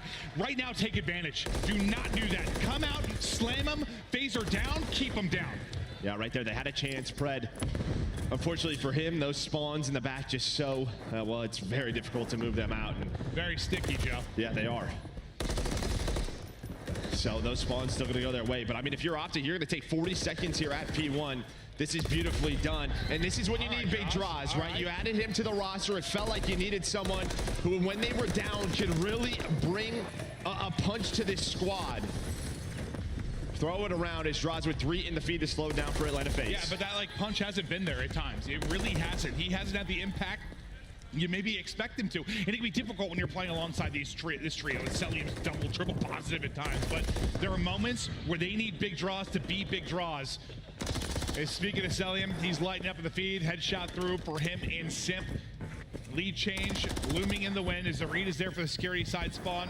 They'll just keep him at bay. Focus to fight forward towards plane. One spawning out as well for Atlanta FaZe. A one-on-one over by security. Yeah, that was a BZ. He actually hits plane side, so that spawn spread out. Cell's going to read 1, but Kenny towards the front desk. So you do have the lead change, but with 15 seconds left, FaZe, they are going to take this spawn flip set up here and plane.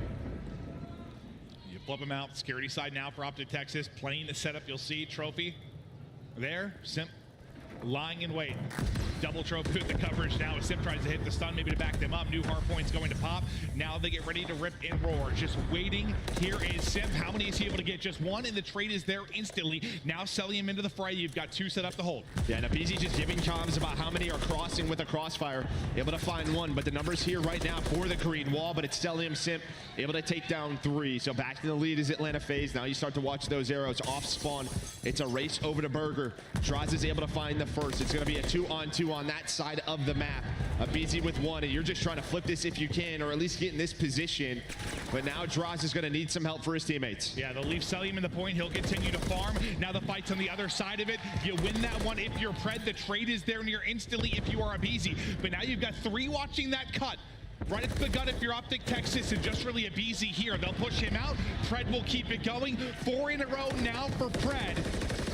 As the final 5 seconds are here. Now, these are the times where the kills are really going to start to count. And Simp's able to get 2. Spawning them out, you've got numbers here, but not really for long because they're going to get eyes on the cross. Yeah, you heard all the nades going off. The trophy's protecting Dashi 4 now. Simp, though, he's on 3 in a row, up to 12 and 6. We saw him last time these two teams played against each other, he was going off. Cell 9 and 3. Some beautiful shots from Kenny, but there we go. Cellium 11 and 3, trying to work the security spawns. They don't flip, but you get your teammates to the hill. And Simp there is terrific. He's on 5 in a row. He is 14 and 6. Look at the rest of the lobby right now. That's a Cellium was frying. Simp is getting it done, and he gets so many crucial kills to then get across and get into the hard point. What can Simp do from here? He is still popping off. Cruz has now earned 6 in a row. Looking for Pred. Head is gone. Give him number 7. What a stretch here from Simp. Is dashing back down and drop. My guy is putting on a clinic on terminal. Unbelievable stuff. Now, on the other side of the map, you still have a BZ, but you're only down 65 if you are Optic Texas, right? You still have security spawns. Absolutely. You are not in a bad position at all, but you have to take advantage of this. You have them all spawn in STs. It is 4 dead here at Bookstore for Atlanta FaZe. Here comes the first push, and Fred, who has been fantastic for this team. He's on 4 in a row. There we go. Fred has been big for them when they need clutch kills. How crucial has he been? But all right, in the early going, as we're about to wrap up this set of rotations, for Atlanta FaZe, if you were a little worried about maybe them coming out flat after getting beat up, you feel pretty good so far. Yeah, you feel pretty good, but yeah, 100%, right? Some of your individuals are stepping up in Simp. I was worried they were going to get smoked like map 1, just get based on how that last one went. Yeah, I mean, in this roster, they have been in all of these scenarios before. All 4 of these players, not something they aren't used to, but Optic down now 25 points. Let's go to a listen in with Optic Texas.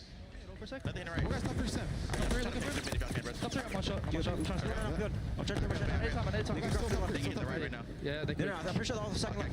I'm coming to contest. I'm going to contest. I'll nade. He's in there. Left side corner. Left side corner.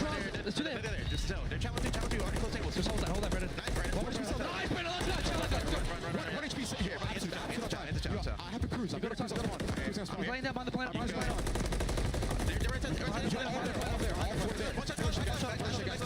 Yeah, I'm on shot. Pretty much it. One more Eskies.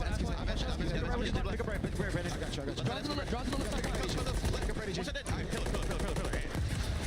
Kill the round of spawn. Alright, Cell's pillar. I hear you. I'm still player. I'm holding the shot as well. Meantime. Everyone. Behind the pillar. MC, one shot. MC behind the pillar. One bullet. Right, draws. Very close right. Draws MC behind the pillar. MC behind the pillar. Deep right player. One more left. MC. MC deep left. MC deep left. 1 HP. There's 2 auto. And then at least 2 auto. Somebody come up front here. Yeah, I have you front you. They can be close. Push into the back. Okay, I have a hold. 2 on me left. I have you book. I still check front for you. 2 left. String it. Fuck, I'm behind. There's 2 auto. Front 3. Watch a burger. We got a tight one. It's a 30-point game. You got to hear the comms there from Optic Texas. Now let's go right into a listen and hear the difference here for Atlanta FaZe. Zach, try and get 6 kills. I'm going to No, back right, chilling out. And then one's front hill. Nice, 2 dead. Time, Kenny. Nice, Kenny, last time. I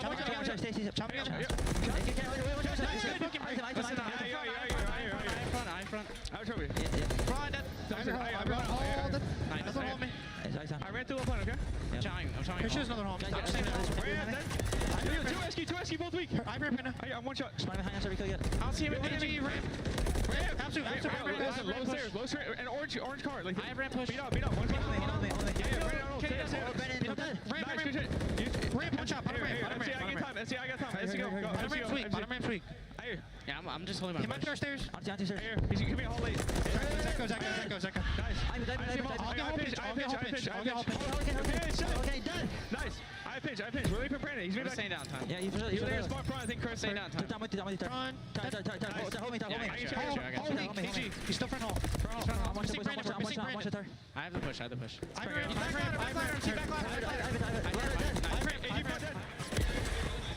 We get back to it. 2-10 on the board now for FaZe. It was a stretch there of 8 in a row for Cellium. BZ getting doubles as he's 4 in a row inside a plane. And this is maybe the best you've looked now, Joe, if you're Atlanta FaZe at a hard point. No, it absolutely is. A great listen in there from Atlanta FaZe. They were flipping the spawns, getting plane control. They did it last time through. Now they can win here. So Opti had to put some pressure on and go for a contest. That's exactly what will happen. But now a foot race over towards Burger. For Optic, Kenny struggled a little bit, but he's watching this cross right now, able to win that big gunfight. You're not out of this yet, but it'd be very difficult to win this one if you're Optic. And if you're Optic Texas, like, yeah, yeah, you got a shot here. I think where Atlanta FaZe, their clutch winning percentage like 100%, right? Within 30 points, we know how good they were. That's not been true this weekend. They've lost those close games. So do not count Optic Texas out of it yet. If they come roaring back into this one, FaZe are going to be feeling the pressure. But now one of those streaks going to be injected into this. We'll see as Celium looks to get the cruise missile into the map. Trophy there for coverage. Yeah, you'll at least deal with the trophies, and now Sim's gonna find 2, 3 dead, make it all 4. There is the flip as well. So behind the cruise, they get the info, they're able to get the break. This is the teamwork we've been wanting to see from Atlanta FaZe in Hardpoint. It's just taking Terminal Hardpoint to get us there. Sim twice from that spot has been unbelievable. To just get the kills and get them in a flurry enough to get them across. Now just 5 more points needed. Big draws, living up to the name. Able to line them up, and FaZe get the much needed hardpoint victory here in map 1.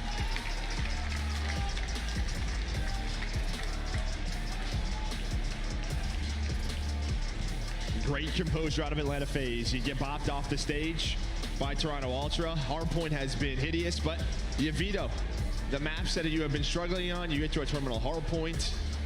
And honestly, yeah, just some of their breaks that they had, some of the plays from Simp and Celium, some of the best we have seen from them throughout the weekend. It's both of them near 5,000 damage, now up 1-0. Yeah, I mean, you had some of the early rotates. If you were Optic Texas, you were in a position in Burger to maybe win this game. Simp, Cell with multi-kills, they're just able to get across and punish you. But as much as I asked you sort of about the overall series thing and how difficult it can be to beat a team so many times in a row, that can apply to a mode too. Like you're Texas, you win a couple of hardpoints. It's like FaZe are going to get theirs eventually. They've been a solid hardpoint team. I know they've had their struggles, but they have a wide map pool. They can beat you at any moment. No, and really what I liked about Atlanta FaZe and what they did on this map is, you know, what we see from a lot of teams, especially around P2 to P3, is they play for all that dream time and they say, you know what, let's just keep security side. We'll hold Burger. They played around the plane flip both times, and it paid off. We do not see every single team kind of play for that. So they gave up that scrap time. You saw BZ a couple of times working the pinches, flipping those spawns for Optic, and that gave them that P3.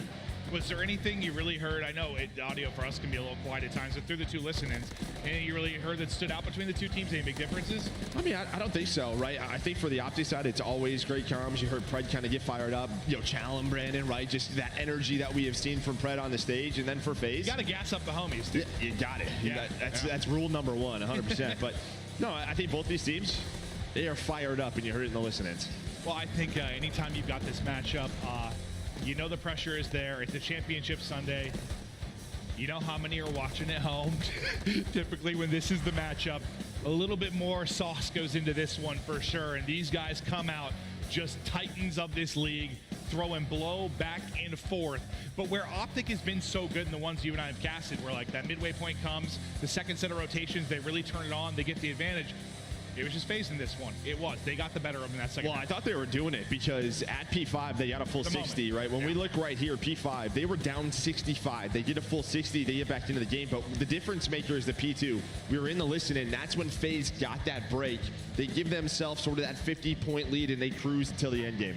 For me, it's just Simp. The fix for P2 both times. Yeah. They were just unbelievable to get them across. I mean, it's a team effort. He's got teammates dying in front of him. Maybe he's baiting at times, but he got so many kills from that position to get across. Yeah, he's 29-18. Cell had 3 minutes on the hill, 24-11. Those guys putting up their numbers. But now you're going to a map where these teams very familiar with each other's game, right? This Invasion, Search and Destroy, they've played each other on it.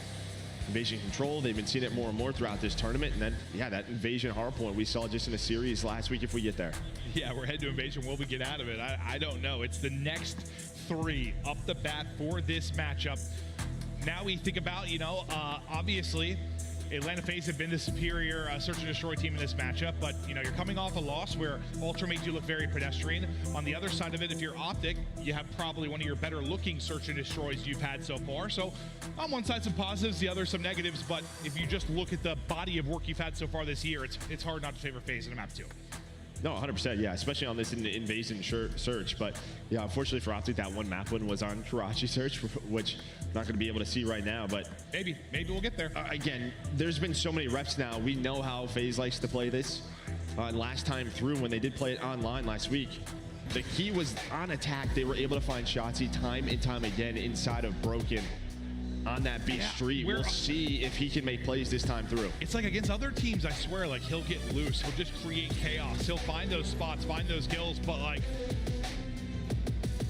against this team, those openings were not coming. The read was always there. I swear, I felt like there was all four calling out shots at times. He could just never, ever get loose. And see the league leader, number 1 in the season is Stellium. Yeah, he's familiar with that role.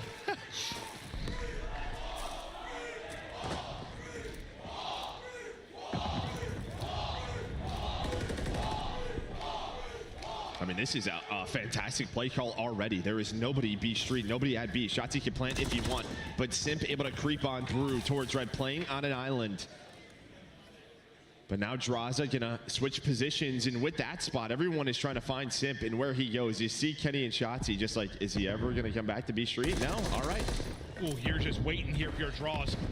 The damage gets in. They're able to pick up Simp as well as Kenny does get that kill. Kenny trying to track back, and Draza just can't quite connect. But ultimately, Abizi will get one. They'll put the favor back into the hands of Atlanta FaZe. Dashy can't get out either. Abizi gets ripped down to 50% HP, but he gets back up. Now it's down to Kenny, and he gets tagged down to half health from Abizi, deep by Palace. Yeah, I mean, Dashy was just sort of A street the entire time. Tried to help his teammates out towards B-Dom, but that is going to do it in round 1, and it just starts with Simp. I mean, Shotzzy doesn't know it. Obviously, we do, but the bomb site was literally wide open. He gets to the tank, is just kind of looking around, but Simp was inside of DBD. He's able to find the first blood, and that just kind of stalls the push there for Optic. Well, I know in general, listen, they can't see what we do, but you've been saying kind of in the green room at times, like, man, if I was there, I'd be smoking and planting bomb, because it's just open sometimes to hit. It feels like not as many people as maybe back in the day in Search would just take the gamble to get an early plant. I think there were so many more fast plants, like back, you know, we're talking back to Ghost, back to Black Ops 2, just getting it down quick, put the pressure on the defense. Yeah, a little bit. It's difficult to do with all these crosses. It is, yes, it is. Some of these positions, but yeah, I mean, every now and then You've always been a guy who's like, plant the bomb. Yeah, just plant it. You never know what's going to happen. Well, it gets a little trickier to plant it when your bomb carrier dies off the rip. As Pred gets the kill, Pred taking over now as he takes out the tiny tears here in round 2. Pred working on the ace now is Stellium, also ripped out of it. Draza, last guy up. He's recouped. Bomb, work to do. Good luck with that fight. Dashy's deep in the tank, and that is a clean one. It starts with Pred. It basically ends with Pred. Yeah, he finds 3 just around that B-Dom area, picking them apart. He has been shooting very straight, and then I don't know the numbers on it, but that gunfight right there is not a very successful one, probably. When you're in the open and fighting the tank heavy, yeah. 1.7% victory, Joe. I would be surprised if it was that. No, because even when you're hitting your shots there, it's like wall banks too. Like you gotta hit so many bullets. Hit clean heady seems impossible. Pred will take 3 in a row into this round. Back to offense, go Optic. Shotzzy will be your bomb carrier as the utility. Exhausted down this B street. Watch those white arrows, right? You see number 8, number 6. When are they gonna go? Are they gonna work the flank or just kind of stack over towards A? Because Simp is on an island. He'd be one of the best though. Now has the help of Draws. Here comes a push onto Simp. He was so good in map 1, able to find the first blood, but a nice trade there for Optic. Bomb going down, and just what we talked about. That first push, get to the bomb planet. Yes, and that's just a great job making sure Simp only gets 1, because he's done such a good job getting multi-kills from that position. You shut him down, you get it planted quickly, as you said. Now to the 3 versus 3 we go. Put the pressure on FaZe to now retake. We'll see if they can do it. If you're Shotzzy, you're hoping someone goes through back to ice stream, but that might not happen. It looks like they're retaking a push from tank side, so he's going to try to make a play, and Stellium's able to catch him. So he gets active, and there is the retake from Draza, Cell, and Abizi. They each find 1. I don't know how Stellium reads that push through by Shotzzy. He was patient for it, and that just starts everything that they need. Yeah, I don't know how Cell does half the stuff he does, but he makes it work. Wins that one-on-one, and that is the big one, because then you sort of have a 2-on-1 for at least for a moment on the other side of it before the final trade comes through. And those are just the plays we were talking about from Shotzzy, right? He likes to get creative, find those timings, those openings, and that's a gamble. If he wins the gunfight, the round's probably done. Instead, he loses it. And I think against many teams that's going to work, but against this, it's where it has struggled, because one of the harder players to kill in a 1 versus 1, it is so. 2-1 advantage now, back to FaZe, 3-1 for Cell. Optic Texas now look to answer. It was Fred that took over defensively last time, takes out your bomb carrier and Simp early, dominates that round. Can't get quite the early impact so far, but we'll work to get deeper into this 4v4, and that will end. Draza takes out Kenny, a little love from the former teammates. And this is that position we were talking about, right? I don't know if they have info that Shotzi crossed the broken, but he's in that spot, and obviously Kenny not having the best series so far here. Try to get to the final of Major 1, but you have the first blood if you are FaZe. You hear the stuns going off. I would assume the way they're playing this, they know. Yeah. But this could come down to Shotzi. The guy, Shotzi's lurking. We got to find him. Can they? Picture on the corner. He's able to get one now. Can he get out? Wants to throw the smoke for a bit of chaos, but the trade comes through quickly enough, and that's where they've done a good job, is making sure he can't get more. Similar to isolating Simp on the other side of it in the last round, is make sure they can't get that multi-kill. Is now you track back, try to work this towards the A-bomb site. You have the 3-on-2. It's on Dashy and Pred to try and hold. Dashy trying to get the gunfight win from deep. Now we'll work the plant if you're FaZe. This might come down to what timing Pred gets. Is able to get him off the bomb. 12 seconds, they're gonna have to go. And here comes it. He's dead. Pred. All the plays in the world. The pre-fire from Celium. It's a 1v1, 3 seconds. Celium versus Pred. Pred is running like a kangaroo, and he's gonna win it here in map number 2. Pred now, both the defensive rounds taking over. Straps on the Pumas, and he gets out of there. What a round. Celium nearly with a nutty one with the pre-fire through that mid-gap, but Pred gets out, and I was stressed. Heart was beating. Woo! It has been all Pred here. 5 non-traded kills, all coming through the defense. Fred's like, he has tied this guys. up. I got this, guys. He's come. Your guys' heart's beating. I'm good. Mine's going too. That was a fun one. 2-2. Pred continued to do this on defense. He's got 5 kills, and they're all on the defense. They're really relying on him right now. We'll see how long he can keep it going, but now can they find some success offensively? Has it just been a defensive affair so far for either team? This is when these adjustments are going to start coming in. Kind of where do we want to go? Try to find any creativity, but Abizi almost gives them a timing, but he's got Simp watching his back. Well, kind of watching. At least has the trade as we have a 3-on-3. Simp, gets pegged by a grenade, and now he's got to try to play his life, and he wins a gunfight on top of it. How is he still alive? But there's a trade. He had, what, 30 or so health, and just knowing he has that bit of cover to Chow, knowing he has the rival to just sort of nuke him out of this.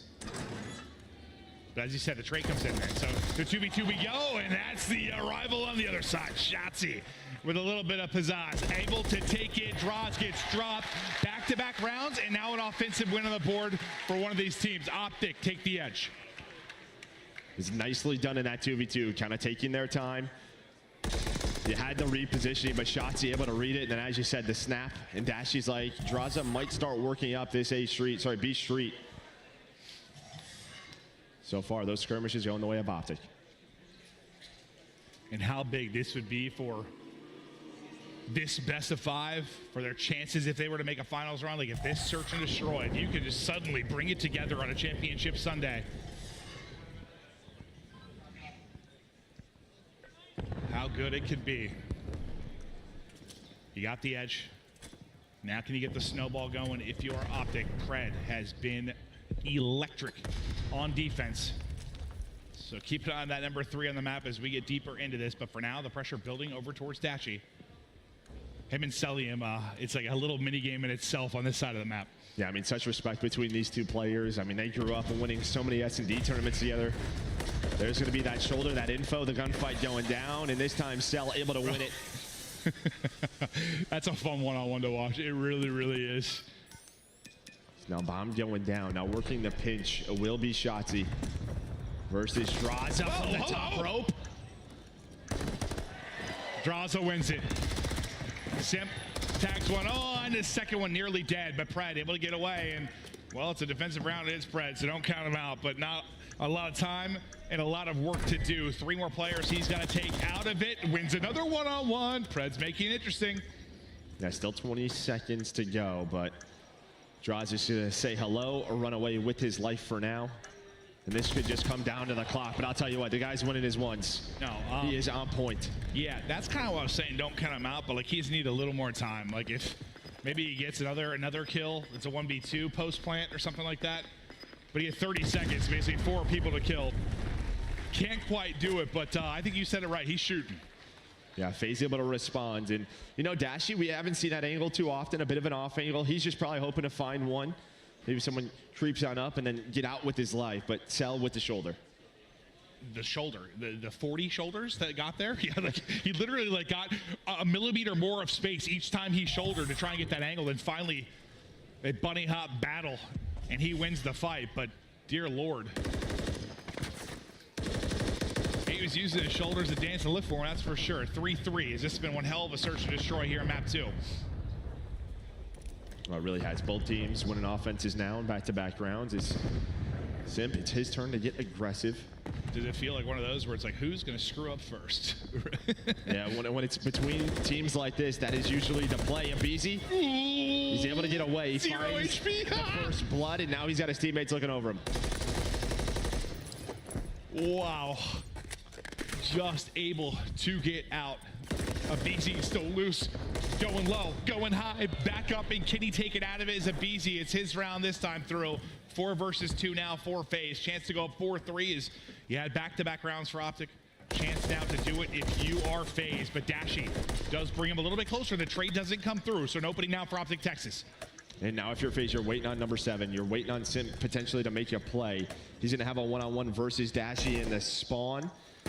And that is going to go to Simp with the rival. So Pred, 1 versus 3. He absolutely can win these, but Simp is going to cut him down. Yeah, if Simp has an MCW, I mean, you get a gunfight there. If you're Dashy, instead it's not much of a gunfight. Rival just buries him. Tons of time for the defuse. Great round there from Simp, and, well, really Abizi early. Yeah, I mean, he finds the first blood, gets away with his life, and then repositions. And we saw that second kill on a Kenny. I think he just gets a lot of help because he was one bullet. Yeah. Cell watching over him. I didn't see who ripped him. Was it Cell? Yeah, he was 1, maybe 2 bullet. He killed him real quick. 4-3 now FaZe. Selim and Dashy, the hard carries right now from a damage standpoint. Yeah, 1,700 up for Cell, 1,800 for Dashy. They have been putting in damage for their teammates. Drosida will open up with a nade. Kenny's struggles continue. The 2 in 7. There's the rival up close and personal. Shotzi, Kenny, they cannot get anything going, and that was your worry in this one. That's okay. That round, did that start? That was such a quick round, but it starts with Kenny. I don't think he has a trophy, and we've seen teams sort of overloading that B Street, trying to find kills out of that one player. Even if he does, because he's the only trophy player on the site, maybe that just goes away, and then the nades just pile on in. You got to rip off 3 straight now if you're Optic Texas. Brush that one off. Easy to forget with how fast it was.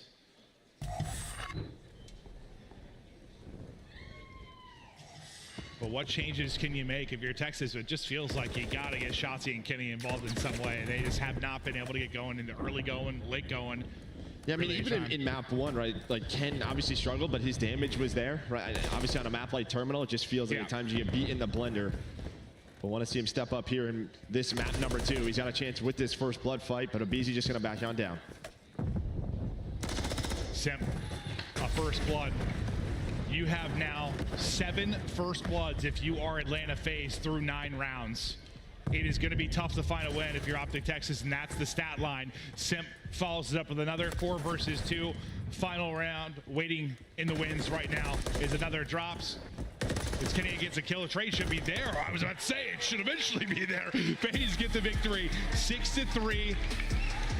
You battle them a bit tougher, I think, if you're Optic Texas this time through, but the result's the same. I think this was honestly, it was 2-2 and then just dominated by FaZe and their adjustments. I mean, even in that last round, I love that play from Simp. He has been roaming around B Dom, roaming around B Street. Where is he? Abizi goes back to A, sets up just like they did in the previous defensive round to find the first blood A round, towards the A bomb. Kenny's B Dom, he gets that, and they're like, we got to get Abizi off of it. But who's in the back door? It's Simp in that position with the rival, able to find 2. So just him with his S&D knowledge, taking it to another level. Again, just a bounce back here from FaZe, now up 2-0. Yeah, it just feels like he's, doing what Shotzi wants to do, just far more effectively on that particular map. Like, just being a thorn in their side. Where is he going to be on the map? Can't isolate him, can't slow him down, gets to double digits there as he goes 10-6. And as it stands, you've got a 2-0 edge if you are Atlanta FaZe. If you're going to bring this back now, if you're Optic, it starts on invasion control, continues through invasion on hardpoint, and maybe you push it to a map 5 where if there's been a better looking search, it's at Karachi. You can get there. No, 100%. And again, I mean, we saw this earlier where Optic's offense has been so good. Weren't able to find that second round, though, versus Minnesota. I'm sure they're going to work on it. Oh, here we go. FaZe have got Optic up against the wall. Can Optic battle back? You got to pull off the reverse sweep. They are no strangers with the ability to do so. To break we go. When we come back, the Optic regame starts. The Call of Duty League is brought to you by Monster Energy, the official energy drink of the CDL. Tune in throughout Major 1 this weekend to earn awesome in-game content. You can rock the Frostbite blueprint, charms, emblems, calling card, and get XP tokens. Be sure to link your account now to start earning.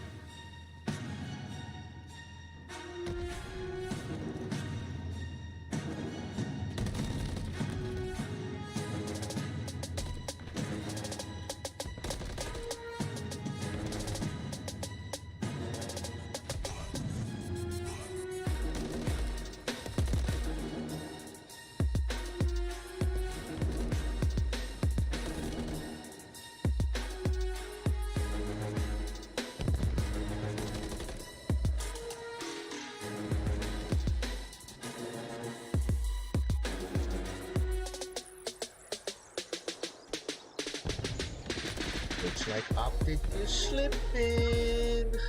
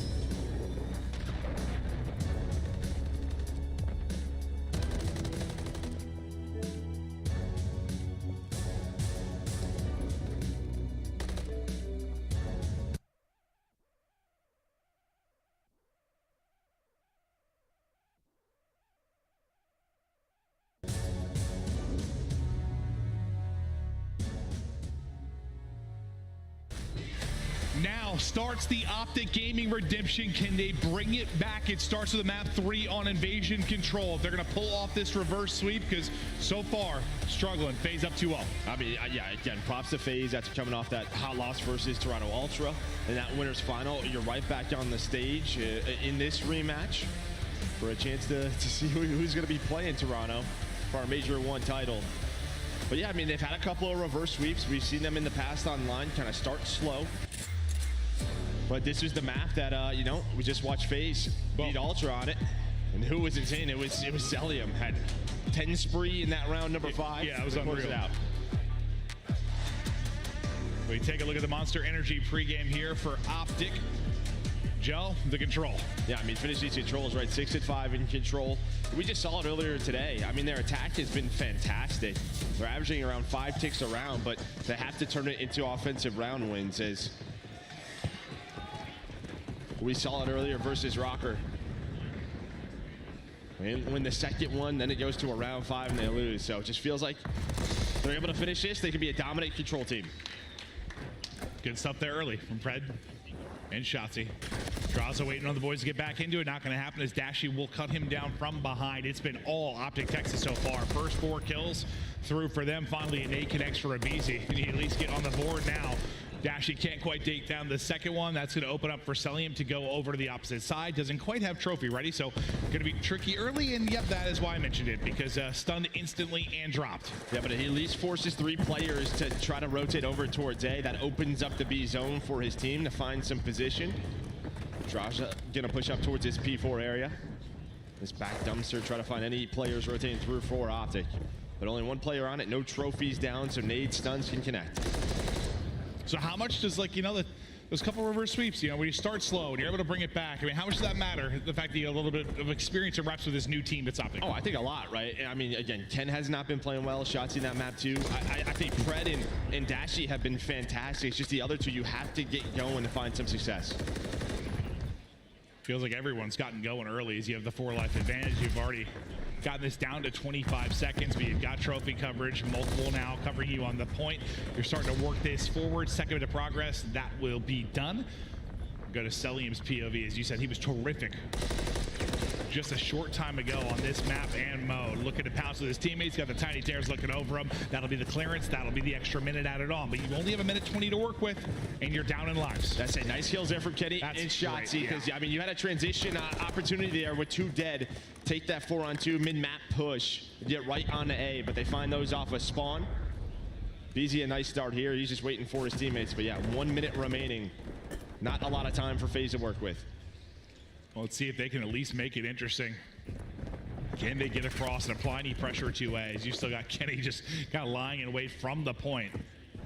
Just looking for an opening pick, clearing everything as you go, but Pred, waiting and looming, at least staggers it for a moment. He'll be able to spot up close with a BC, then follows it up with a second. Is that going to be the domino that you need? Kenny at least able to bring it even.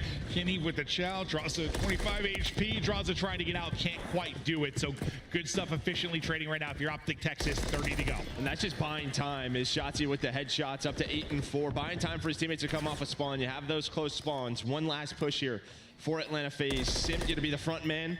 Does get spotted by Ken. He's gonna back down, and now 2 dead. An opportunity here. Shotzi all the way up A Street. You're gonna have a one-on-one on that side. Dashy the last man standing on the point. He's able to find one. The nades are coming in. Abizi's gotta dodge that, but does not.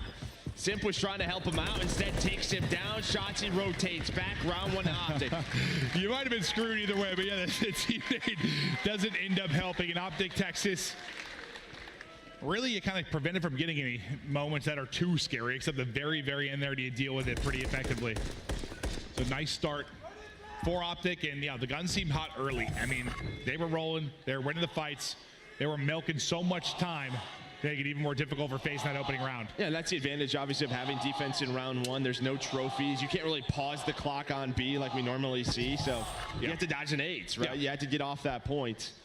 I mean, you only saw briefly there from like Cell's POV, but like when he got to A, well, sometimes one person a day with a trophy. I mean, we saw accuracy get like 5 or 6 kills in position earlier. Like, depending on how they're staggered, you can go nuts, but you get stunned once, it's over. Yeah, I think key there, they only give up 3 ticks, so keep our eyes on that. Yep. for round 5 defense if it comes to it. But Optic, they were so good versus Rocker on attack through some of those rounds. We'll see what they can do here. Shotzzy on 4 in a row at 10-4, trying to play it aggressively here. They're all kind of funneling right through. He's obviously going to have kind of a natural flank that's going to develop here once he opts to track back. We'll see how they deal with that. Pred able to win it on one side. Shotzzy looking for vision on the other, but everyone just sort of pushed through towards the point. He's going to track the whole way back to get involved, yeah. Can I just ignore him? He is on 5 in a row, looking for number 6 in the Cruise. Not able to win it. It's a Beezy. Maybe the one player here that's really getting going. Look at that scoreboard. He's at 14. And we haven't shown a Beezy a ton of love, right? Maybe not the meta for him, not a really SMG-oriented game, but stepping up here with that MCW, double positive, leading the way for FaZe. Nice shots there from Dashy. Hit down to 11, but he wins that fight. But yeah, they do a good job. They're like, all right. Probably comments, shots, he's probably pushed up. They'll lose him somewhere. They're like, let's just push on through. They take him out of the play for 45 seconds. And now you get this very close spawn from Dashy. So you're going to have 3 players near A. He spawned like a bomb site there. So you're going to have a great push over towards A for Optic. Yeah, that spawn doesn't usually come in all that often. We're basically spawning on A. They get there so quickly. Onto the post they go. Simp now trying to push through. Kenny getting big kills. You've gotten the second bit of progress, starting to push it forward, trying to get A. You might be able to get it here, and that was an odd one. A is now done. 1 tick needed at B. And now if you are FaZe, pressure is on. You don't want to go down an 0-2 hole. They're going to have to get pushed up B Street. Nice shots from Shotzzy. And really what we saw from Shotzzy versus Rocker earlier, he was a transition guy, right? He was so annoying A Street for them. But this time through, you just get a couple of spawns over towards A, and they just get on the point. Yeah, I mean, you got no choice at that point. You're like, all right, that's right there. Let's head on. You capitalize. Now just 1 more point of progress if they can get it done. Cell, great finesse, draws with the triple, lining them up. Pred going to be the last guy here, 45 to go. Those are some shots out of Pred as he's on a 4 streak. And when you only need 1 tick, this is what FaZe have to do. They have to get pushed on forward, but now they got to deal with Pred behind enemy lines once again. Simp. Do the same thing he did with Shotzzy. Yeah, they're just kind of leaving it. They're just kind of leaving it, trying to take the fights towards the B tank. But now the numbers in favor of Optic for now. Pred tracks the whole way back. That's twice. Like, they just let the point man and Predator shots. Like, all right, leave him. They got tracked back, and then they get the kill. 15 seconds to go. Shotzzy trying to find some big ones through the window with the pistol. Some damage done, but the kill won't be there. Clock stopped. 10 seconds to go. It's moving. It's moving quickly. Somebody's got to get there to get test. They're not able to do it. The stack is in. Optic go up 2-0. Some odd moments in that round, from the spawn and the A capture to the lack of urgency there at the end for FaZe to deal with that stack. I mean, you know, we saw that from Ultra. It worked so well here. On some of their attack rounds, they were just stacking it, right? Catching them off guard. A lot of the times you only have 1 player, maybe just no trophies, but FaZe, you only had a tick left. You had to get on that point, but they allow them to capture A, and that turns into an offensive round win. All it was last year in Control. Like, just stack it, get on it. Yeah, it's like they forget about it for a little bit, and then some teams just like, they just stack the point. It's so fast. It works really well. Yeah, it's so fast. 2-0 edge, though, for Optic Texas. To maybe start this reverse sweep, you got to close out here. You need 1 more round. Celian this time has a trophy to work with. He's going to get on A early. Some damage likely going to get done. If they try to answer back, you've got a BCM and Cell inside with a trophy. You got to make decisions now if you're Optic Texas to deal with it. You got 1 person pushed all the way up on the other side. That'll be Shotzzy. He's going to drop. The fight's inside the point. Going to go the way of Big Ken. He's need to step it up in this series. A moment there maybe to get him ramped up. Yeah, you said it, get him going. You do get 1 tick done today, but that was a chance to potentially get more. Great job from Ken and Optic to help him out. But now for FaZe over towards B. They have to win this round. They want this map to continue. Ken with the opener, and once that opener comes down, here comes the rest of the dominoes. Some of the timings with all these pillars, like those 4 pillars there, like you just think you've got it cleared. There's one lurking behind. Simp. Now getting the kills off the point. Back towards B. Go Atlanta FaZe. They'll stop this clock with 46 to go. Simp is really pushed up deep. And we'll see what he's able to do. And on the other side, you've got 2 in Kenny and Shotzzy. Abizi's trying to find them. He's like, where are they? Or he's able to get one, get the call out to his team on the other, but the rest of the time is going down on B. Yeah, they're playing very aggressive towards this flank. It's Optic. But while that's going on, you had 2 players on B, just got ignored. And yeah, it's one of those plays where you're trying to flank it and then get them off the point and maybe just win with that trap we saw earlier today. I mean, you had one fight that was like simp on the other side. The other fight was Shotzi and then pushed up. And the entire time, there was 2 on the point just hanging out. And what that does now, I mean, you get a BZ off his spawn. He's controlling a street. So you're going to turtle up here a little bit. Just play around Cafe for Optic. It's Kenny and Shotzi. Stacked and ready to battle. Shotzi there with the first cell, still looking for kills, trying to maybe track back and help his teammates, and there he's able to get 1 pick. That 10 spree he was able to do against Ultra, that seems like a distant memory. 12 and 13 currently, but you've got a minute to work with. Lives just about even. This is one that might go down to lives. Can't finish the kill there for yourself, but you can track back on the other side of it. Trophy not going to work is the one is there from Optic. He continues to just bob and weave back and forth. Snap is there to take down one, but the trade eventually comes through.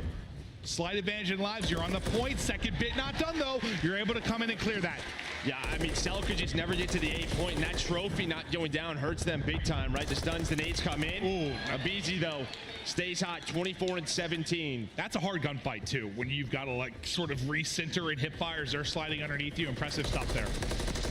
Now 6 versus 9. Abizi trying to get to the objective, pausing the clock. They still have time to work with. Optic, not many lives for them. They have to use their teamwork. Instead, it might just be FaZe winning this round. We'll see. Yeah, you've got to be the efficiency gods now with no respawns remaining. 1 person ripped out of it. Shotzi is gone. Fred trying to get the peek. You try to get the slide there. If your draw's not going to work out. Fred able to get inside. All the nades now hitting. Down to 25 seconds. Kenny, Dashy threw on the feed. You lose. Kenny, suddenly it's going to be just Fred and Dashy. I love this play from Abizi. He doesn't overchow front Cafe. He's going to take a route, wait for his teammates to come off a spawn. Dashy just trying to roam, trying to find anything he can. Here we go. The last push, 10 seconds. Fred's going to find the first. Dashy, oh, doesn't finish the kill. Maybe just runs out of ammo. Has to pull out the Renetti. Now it's a 1v3, an impossible situation for Dashy. Yeah. That one got kind of crazy, though, at the tail end of it. You had no response for what felt forever for Texas, but the numbers simply there. If there's just a little less time, a little more pressure. So like Abizi can't take the long route like you mentioned. If you've got to just fly, maybe you line them up if you're Pred or Dashy, but they've got just enough time to work with. They extend this map 3. And that all just stems kind of from that Kenny and Shotzi play, right? Just working the offensive pinch that it didn't work out because you gave up map control. You had nobody A street. That is where every single push started from for FaZe. Yeah, it's pretty rare you see like 2 players that pushed up like fighting, right? Like this is a high rise.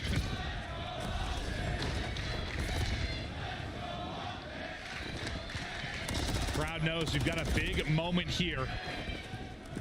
As you were in control of this map 3, if you're Optic Texas, a chance to extend this series. Another team nade comes through for FaZe. But FaZe have battled back in this. And now you can see 2 players off a spawn, try to just transition over towards A. So you're going to have 2 players on A. This is what we saw them do earlier today. Just kind of lurk on that street, lurk around the A site. Here comes the retake. Kenny going to find the first. The second tick is in.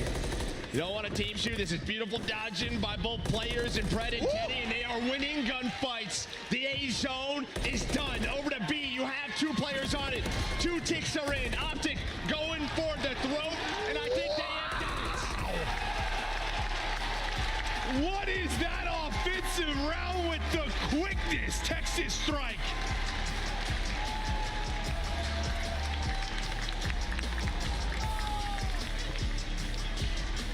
Holy, you don't see a lot of them like that.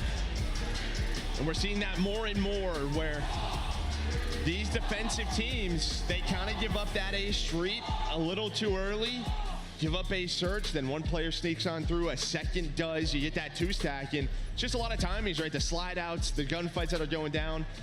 Our players, they are so good at staying alive inside of that A zone. And that turns into a great win there. And now we look forward to an Invasion Hardpoint, which these teams love to play against each other on. They have been some close maps. What, in the online league, it was what, the 15-point victory you were able to get for FaZe. Next time you play, Optic able to answer back. That's one they have gone back and forth on. But before we start talking about that deeper from the stats side of it, anything popping off for you? I mean, just look at the non-traded kills from the top three. Kenny, Shotzi, Pred right there. I mean, 17, 17, 19. That's obviously a great deal. But you got Kenny and Shotzi in the game a little bit more. You saw they had some big-time plays. And that led to some of their offensive round wins. On the opposite end, I mean, we haven't said his name much at BZ, but he was fantastic for them. He certainly was. We'll check out some of the replays from this as the players get locked and dialed in for the map 4. Map 4, Invasion. Map 5, Karachi if needed. But this one, you know, you thought Optic Texas having the bag. I mean, it looks like they might be able to take this in 3-0 fashion, but the dramatic style you get back into of your phase, and then and even more dramatic fashion, you win that round 4 so fast.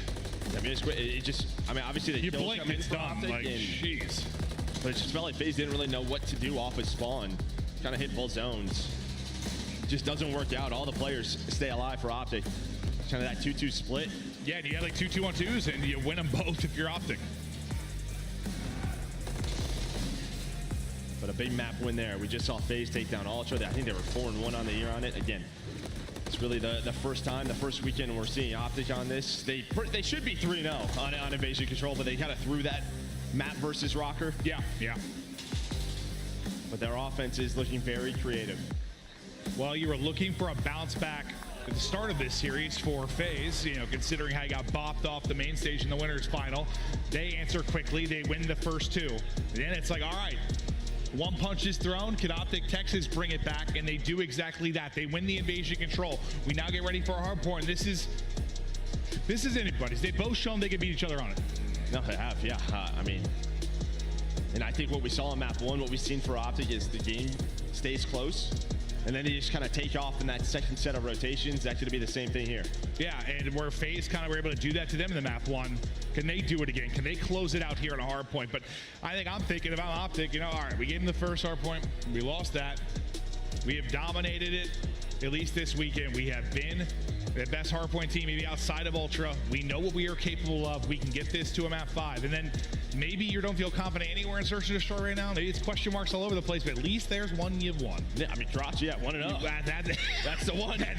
That's the one positive. Can you get there? But it all rides on this map 4. And we've talked a lot about Kenny kind of starting slow in this one with Shotzi. They're going to be massive here in this map 4. They're going to need a full team effort. And that's usually what it is when you've got teams this caliber battling it out. Like, you get one dud out of one player, sometimes the team loses. That is what it is. The question mark here is what happens if you don't get a simp masterclass that we got in map 1, right? Like, if he's not 30 and, you know, Yeah, no. double positive. He was godlike in that map. Yeah, no, 100%. We kind of saw in that map 3, you didn't get that from Simp and Celium. Yep, right? True. It's not like you can take that much away from a Terminal win to put into Invasion. Like, Terminal's kind of its own beast. That's one way to put it. Yeah. It's a monstrosity.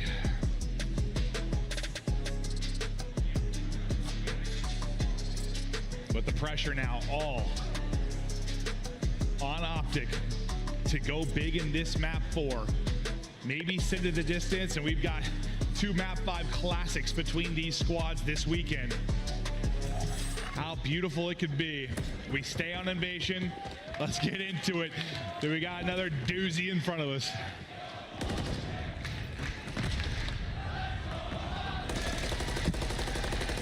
Crowd starting to get into it now. Some early time here for Optic, but here come the rivals on both sides.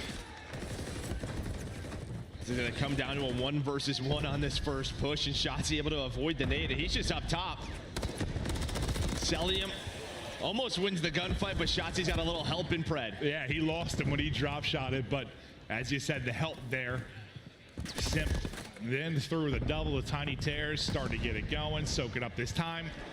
Been a lot of team kills for FaZe with nades on the other side too. Finally get one here if you're Optic, as Pred will connect. Yeah, I think this title more than any, we have seen so many team nades. Obviously, a lot of it just comes down to, in past titles, a ton of Semtex. We're starting to see a little bit of frags on this one, and that's just what it turns into. But here we go, Shotzi on a big pinch.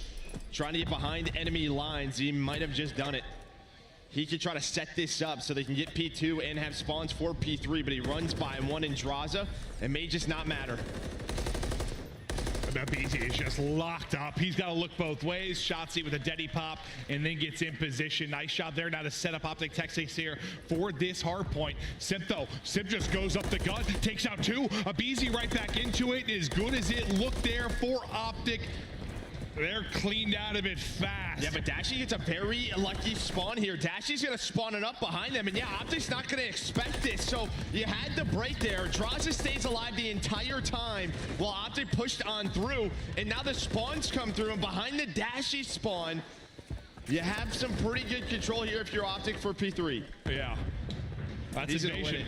That's invasion for you. It's tough. That's invasion for you. Dashy gets the kill. Now we get ready for our next hard point. You're probably flustered right now with the spawn if you are phased, but you've got to rebound. You've got to answer.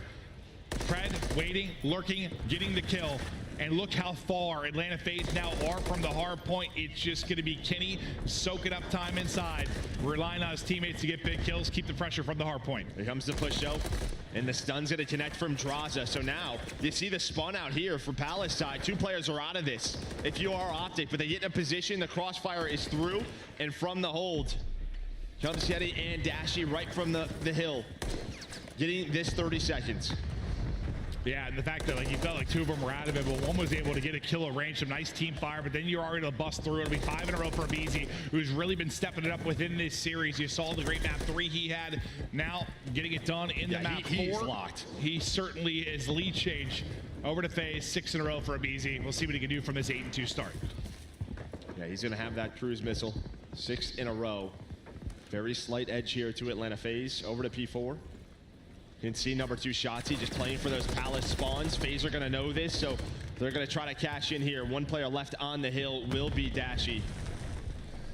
Let's try to have some heroics, but the number's too strong for FaZe. Yeah, and obviously you're working about the rotation if you're Optic Texas, but so far where FaZe have not been a great breaking team, obviously in hardpoint so far this year. They've been much better with the holding.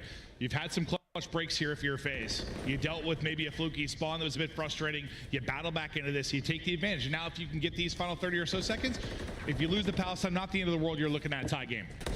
Yeah, they're gonna play for some map control here. We'll see where Pred spawns.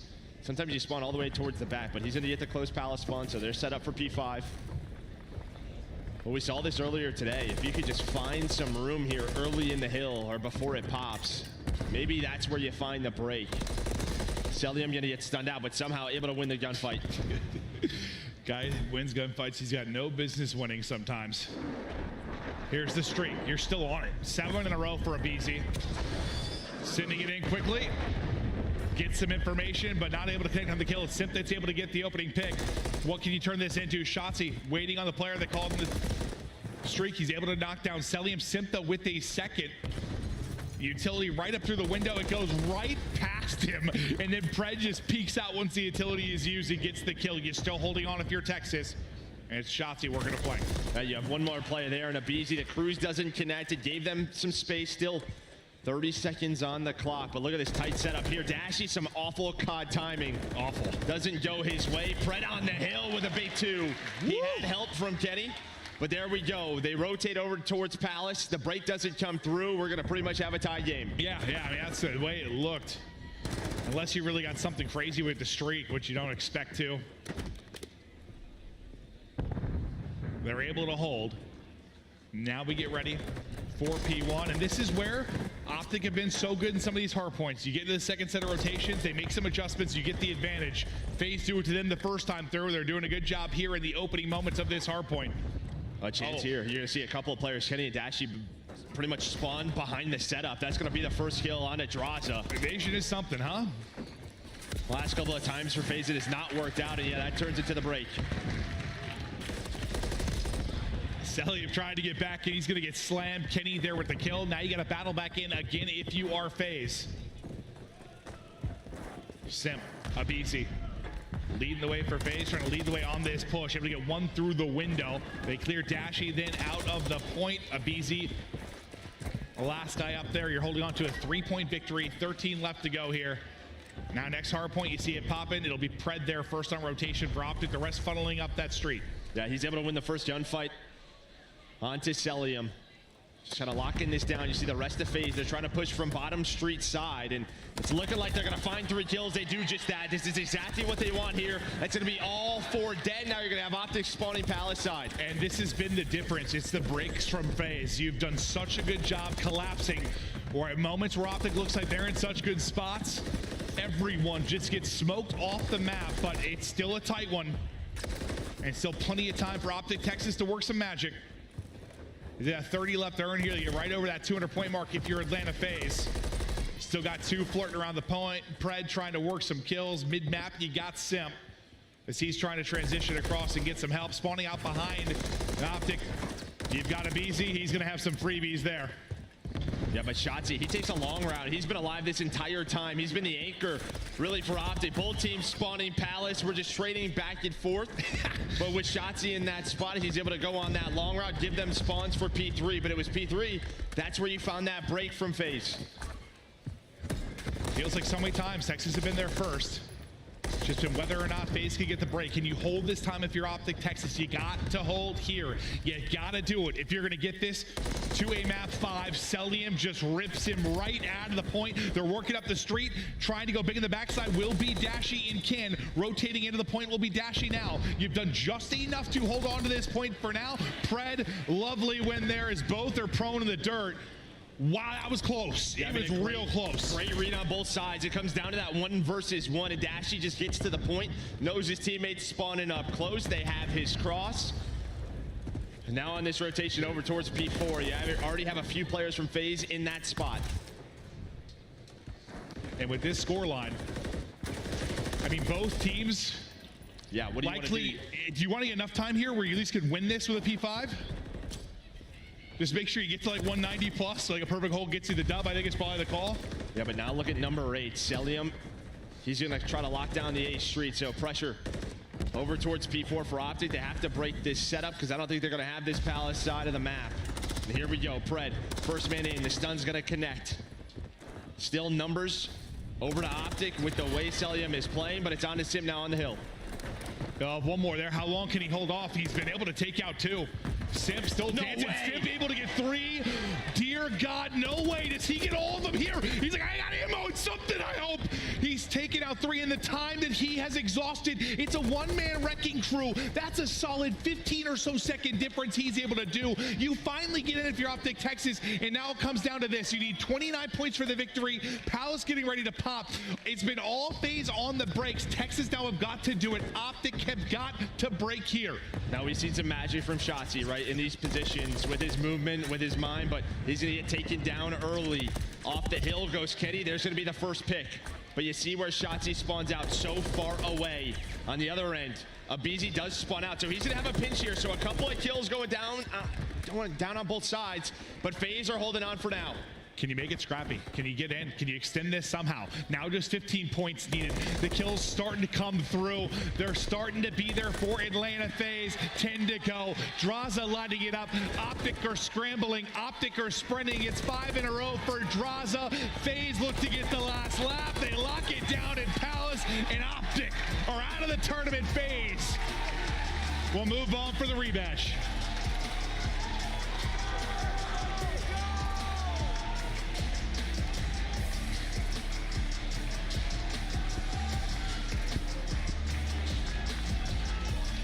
Well, FaZe, I mean, props to this team to bounce back and win both hard points. 0-4 coming into this match versus Ultra and Optic. But they win both of them here in Terminal on Invasion. I didn't see that coming. I did not see them winning both hard points, that's for sure. All the storylines just got to go out the window, right? Yeah. Man, but Optic, you finish a 3rd here. I think a solid showing. And they know what they have to work on. And maybe that's the difference in this FaZe team with Drazi. Listen, they still have some work to do if they're going to win this tournament, but I don't know. A lot of these teams in the past, these past couple of years, like, are you coming to win 2 hard points against a good hard point team? It wasn't happening very often. There you do it, but Ultra just smacked them. We'll see if they fare better there, but like, this was very winnable by Optic. It was. No, yeah, you had a couple of P3 holds that didn't go your way. You win the first Palace. You're going to see here on the sort of the game flow chart, they were right there. I mean, some of them come down to like 1 player left, right, in multiple scenarios, but some of them, they just got quashed off the point. Like, the break just seemed to come in a little too easy for FaZe. FaZe. But that one's back and forth. It was a tight one. It was a fun one. Well, it wasn't. Yeah, we just kind of saw how it was set up, but props to Simp there towards that P4. I think when his kills kind of make it very chaotic, just fine staring that P4. You get a little bit more pushed up. You have time to work Palace a bit more. Maybe you find a pick or two. It doesn't happen, but there's a look at what happened throughout this game. FaZe versus Ultra rematch here in the final. No, I think you nailed it. Like, if you're going to create, you know, this mess on the Palace hardpoint, you got to kind of get the P4 break pretty clear. Then you can get layer of the map, get some picks, maybe make some mess, but Simp just dances, bro, for 20 seconds. He's a great dancer. He really is. Tiny dancer. We're done. Let's get it to the stage. Interviews ready. No, the desk. To the desk. I lied. To the desk. There's no interview. There's no interview. Better. Thank you so much, Maven. I'm here. We got I Hold Shift, Alley Cat Nameless, your host Chris Puckett, and we got to break down what we just witnessed because Optic came into this red hot. Atlanta had just been crushed by Toronto. But Atlanta still has Optic's number here in 2024, something that hasn't been the case the last 8 years. Yeah, it's a really good point, and it's the fashion of which they were able to bounce back and see great participation again from Simp and Abizi across the respawns. That had been missing, not just in the Toronto series, but I think just kind of largely throughout the entirety of the weekend. Cell had been kind of carrying them through, so to see those Tiny Terrors wake up, show up here on Sunday, that's great news for Atlanta. Allie, we didn't get to that game 5, so what did you earn in your first 4? I mean, Atlanta to win both of those respawns was the most impressive thing I think I've seen all day with how they've been struggling and that fact that they lost to Toronto on all 3 maps in that way to come back and smack Optic Texas. It's just a testament to how good these players can be even when they are knocked down. Again, this is our #1 seed heading into the major in the first place, and Simp was like, I'm not going home yet. We're not done. We got to get to that last series. Nameless, after every event, the teams go back to the workshop. They try and fix every minor mistake. You thought Optic had the edge coming into this matchup. What mistakes do they need to clean up to make sure this doesn't happen when we go to Miami? I mean, it's just tough. You play a team back-to-back, right? Like, going into this one, same thing. Like, in the Search and Destroy, I think Optic has some improvements to be made when they get home. And they're still a championship caliber team, right? You saw it right there. For Atlanta FaZe, there's just a couple huge breaks coming in.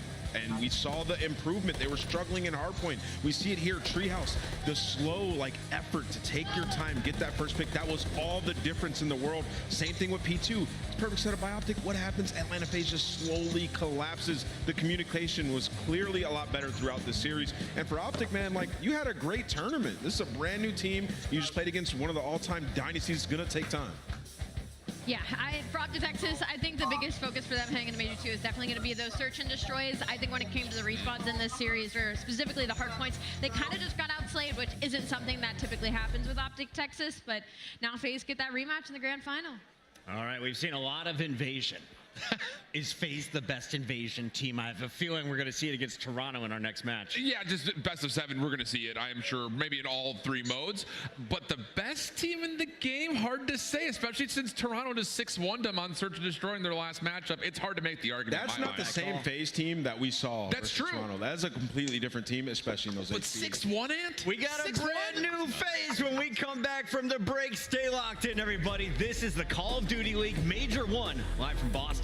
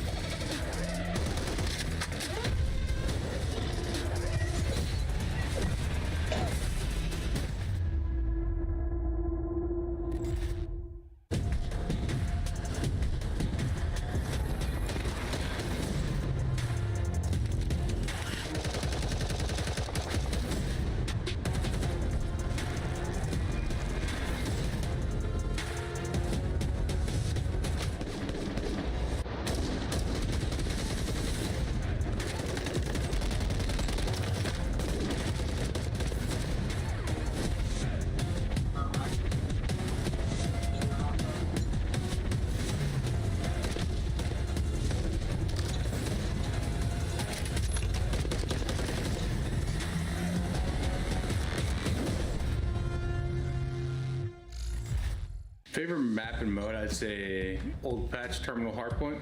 I'd say the favorite map and mode is probably Karachi Hardpoint, or someone with Karachi just feels like a skilled map. Probably Karachi S&D. I think Karachi Hardpoint. Karachi Hardpoint? Hardpoint Invasion. Subbase HP. It was the old Subbase Hardpoint, but that's because it was super mixy with the old spawns. But now, probably like a Skid Row Hardpoint or something. Maybe a mixy MP1. Karachi Hardpoint.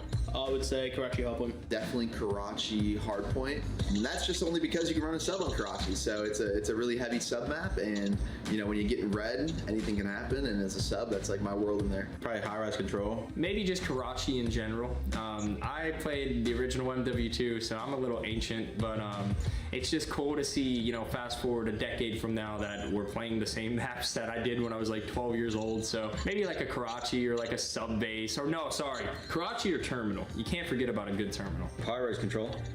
It's literally, you can jump everywhere on the map. You get top third, jump top heli. It's the playground.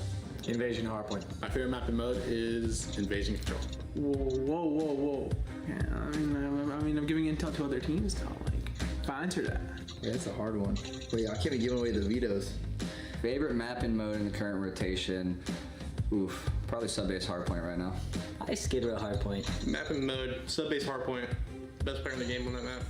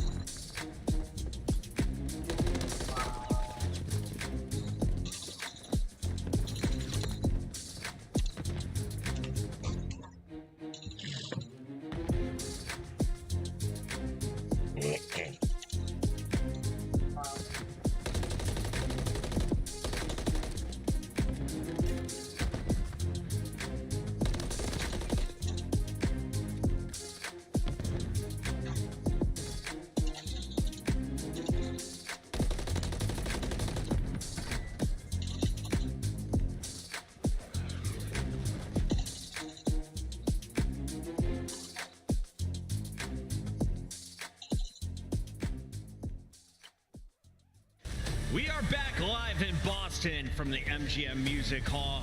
The CDL Major 1 closes out today, and we are just one match from finding out who will be crowned our champions.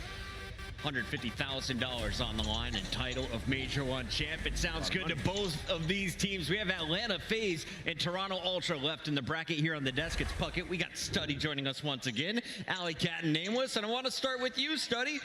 Our brackets were terrible. Our pickups totally inaccurate. As we take a look back at this bracket, what were some of the biggest surprises for you? I think, first off, it's Miami Heretics. You know, this is one of the top teams that we had going into the event. I was praising their teamwork on the online qualifying stages. And they come here and don't win a single map. And alongside the subliners, another squad who came in with a top 3 seed. They got 3-0'd by Rocker and then get eliminated by the Royal Ravens. Just catch me off guard. These are some top dogs here. Alley Cat, if you're looking for some of the closest matches to go back and watch, what were some of your favorites here on day 1, 2, or 3? It's got to be Vegas Legion getting a reverse swept again by the LAG. I believe that was day number 2, our last matchup of the day. And any of the game 5s, to be honest, you should go back and take a gander at. We had so many of the teams from the Elim bracket make it further than I think anyone expected. Not only that, got some points, which we remember from last year is so important for these teams that aren't starting off very hot in the beginning of the qualifier. Nameless, what I love about this bracket is, yes, we had some upsets, but at the very end, it's number 1 versus number 2 from our standings. They are playing for this. Yeah, they're playing for this beautiful trophy. And you know, these teams have had some historic battles in the grand finals before. We know the stories of these organizations. Both teams packed a punch, and Atlanta FaZe looking stronger than ever after that match. But Toronto, since the holiday break, have been unbelievable, only losing 2 maps in 2024. They're playing for points, but they're also playing for that cash. Oh yeah, we talked about this cash earlier. $150,000 for first place and 90 for second. Can I just say, shout out to the LA FaZe organization, because 3 of their 4 players from last year made it into our top 3. We got Envoy v Draza now on the main stage for grand finals. They're clearly doing something right. Absolutely, and I think we need to take a moment here and apologize to some of the squads that we, I guess, didn't expect to perform as well as they did here on LAN. I gotta start here with Lamar in Minnesota. Yes, I picked them to heat things up when they were in the online qualifiers, but I figured once they got to LAN, they were gonna get crushed. Their bracket was terrible. You're taking on the world champ subliners in the first round, and not only did the Rocker beat them,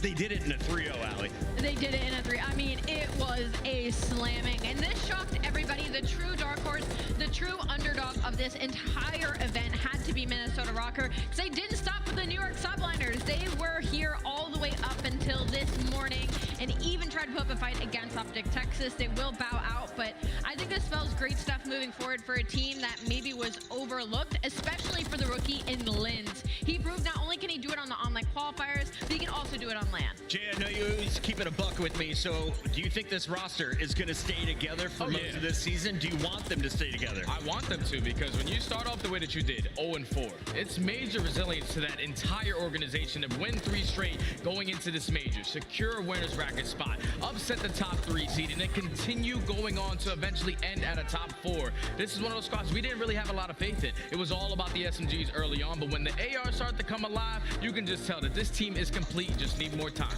No one had faith in this roster. Just 5 map wins entering the first major, but they made some big roster changes. In the Carolina Royal Ravens, well, a total different team here in Boston than what we've seen online. Yeah, you know, Chris, they made a lot of roster changes, right? They had a situation with Real, and then they have to bring in Felony, and now this team is a brand new squad, right? Like, we saw the potential in that FaZe match online where they went all the way to the distance, but they didn't have enough time to get good at search and destroy. But it has been a spectacle to watch them in these hard points. Felony had himself one of the best turns we've seen in a long time, and Clay continues to do it, leading his team in damage. The energy was there. It just feels like they were turning a new page. And the crazy thing, when you look at this roster, I'm instantly expecting them to be good at search and destroy. They were actually flip-flop opposite. Good at the respawns. And when you take a look at this, look at how long these guys are playing together. That's been what? That's like 2018, 2019? 5 years ago. They got some history, and they showed it all weekend long for all the matches they were in. And with this team, it's a quick fix. We're talking about search and destroy. We have TJ Halley. We got Clayster, a 3-time world champion. And Felony, who came from the S&D scene with that young, aggressive SMG and Gwyn. they're going to be able to get it together in S&D. Win is nuts. Dude. Yeah. Like, he showed it on land. You know the nerves always kick in? Not when you got Clayster next to you, man. Yeah. He was performing. And I think Felony showed everyone why they call him the human UAV during his listen-in. Carolina Royal Ravens impressed here in Boston, as did Seattle Surge. Very low expectations after this squad started off 2-0. They fell to 2-2, then 3-3. They entered this tournament 3-4. But the Surge did not go away, Allie. Yeah, love them or hate them. I mean, they were able to get away with a lot in some of these series. Their search and destroy looks to be back to what we expected it to be at the beginning of the qualifier, and that allowed them to fight their way through, also sending home the home team and getting through to yesterday. And for Surge right now, I'm happy that we have kind of another villain in the league. It's just all Atlanta FaZe. You know, they're the biggest villains in the league. I feel like Seattle Surge is trying to make a case for themselves now at this point. Nameless, what was more surprising, seeing the Surge make a run for top 6 here in Boston, or the fact that LAG was right there with them? 100% has to be LAG. You know, I actually had high hopes for the Surge team. Obviously, they have some world champions on the squad. They've been great at search and destroy, but for LAG, their last few matches were terrible. They looked like they were going to get bopped out instantly here in this tournament, but what happens? Fame came to play. This team is the real deal, man, and you saw it. Like, they even knew they were going to come in and get that reverse sweep done right away. They got some maps in their bag, and in search and destroy, they were just a couple tweaks away from being a good S&D team, converting those first bloods, and they worked through it as they kept going through the bracket. LAG surprised a lot of people, and I think they're going to keep this roster. And I think if you're looking at this LAG roster, it's simple. It's just strictly to search and destroy, mostly on their attacking rounds. We got to get some strategy going. We can't wait till the final 20 seconds to apply pressure towards one of these sites and eventually work a bomb plan. You're just letting teams slowly pick you apart. But one thing they can bank on is that respawn game mode. You got to keep that up, but that S&D has to be a lot quicker. Hey, Jay, I know you don't look at the numbers. Your partner does while you cast. So tell me, who do you think has the highest KD after 3.75 days of action? Oh, I can tell you, I definitely wasn't expecting Slasher to be. Me neither, baby. The Boston One boy. series, come on. Yo, it makes sense though, right? Like, no He was snake, frying, no though. cheese. Slasher was frying. Boston fans are cheering here in the venue. I love to hear it. And of course, shout out to Ghosty, LA Thieves, able to jump into the top 4 alongside Selly and Fred. And of course, Old Man Attach right there above Scrap. A lot of teams with some representation here in our top 10, Allie. Oh yeah, I mean, there's a different team in every single line of that in the top 10, but part of that top 10's got to be Optic Texas. We unfortunately said goodbye to Optic Texas in the last series, and they will bow out at top 3. But I gotta say, it looks like they are actively making changes in their series, in these in-game moments, and I think that spells a great thing for the Green Wall moving forward, Jay. And I think for Pred, like, this is a guy who just made the jump from Seattle last year to Optic. He didn't miss a beat. He's still the same exact player. And that's crazy to say, because wasn't he a couple weeks late in the beginning of the year to actually play in the game? He was absolutely putting on a show all weekend long. Just kind of figure out that S&D for Optic Texas, they be straight. What was impressive for me is that they're just playing the respawn game the right way. Yeah. Like, not usually these Optic teams bail themselves out on an individual basis. And honestly, I'm gonna give a lot of that credit to Kenny. His teams are typically some of the most disciplined teams in Call of Duty, and he's brought that culture over towards Optic. And you're seeing Dashy pick up all this time, as Ali likes to call him, the Hill Kitten. You're seeing Pred take over, pushing out these cuts, and it was beautiful to watch them this weekend. I think they got a great foundation to build upon. Optic was number 5 coming in. They finished number 3. Are the expectations for them to be better than that at the next major? Oh, without question, because there's only one fix. It's search and destroy, and they have the personnel to get it done. They have the coaching staff. They have everything that they need to improve in that mode. That's the only thing that's holding them back from a championship. I got to give a shout out to the guy behind you and everyone else behind us here in the MGM Music Hall. The Boston fans have brought it. We know this city is famous for how their fans treat competition. We heard boos out of the first 10 seconds. We had people camping overnight, waiting since 2 a.m. to get in the doors first, and this has been an insane venue. Yeah, I knew it was Boston. Right when New York walked out, the whole crowd stood up. They said, boo! We don't like no New Yorkers in here, and they've brought the energy all weekend long. The fans outside, people spray painting their hair green. It has been nuts in the music hall. Jeremy, you got a favorite fan interaction on the week so far? No, I don't think so. I don't think people like me that much. You know, I'll figure it out. I like you, Jay. I that's what I'm talking about, got a good one. That's been, I think every single day we've been on broadcast, there's this fan behind me that's been standing up and making a heart sign on the broadcast. That's probably been my favorite one on the weekend. Big shout out to the man who got the attach and clayster tattoo. That is next level fandom. We have more to be excited about here at the Music Hall. When we come back, it is the grand finals. The players are ready, so stay tuned. Toronto Ultra, Atlanta FaZe, live from Boston. Woman! What, bitch?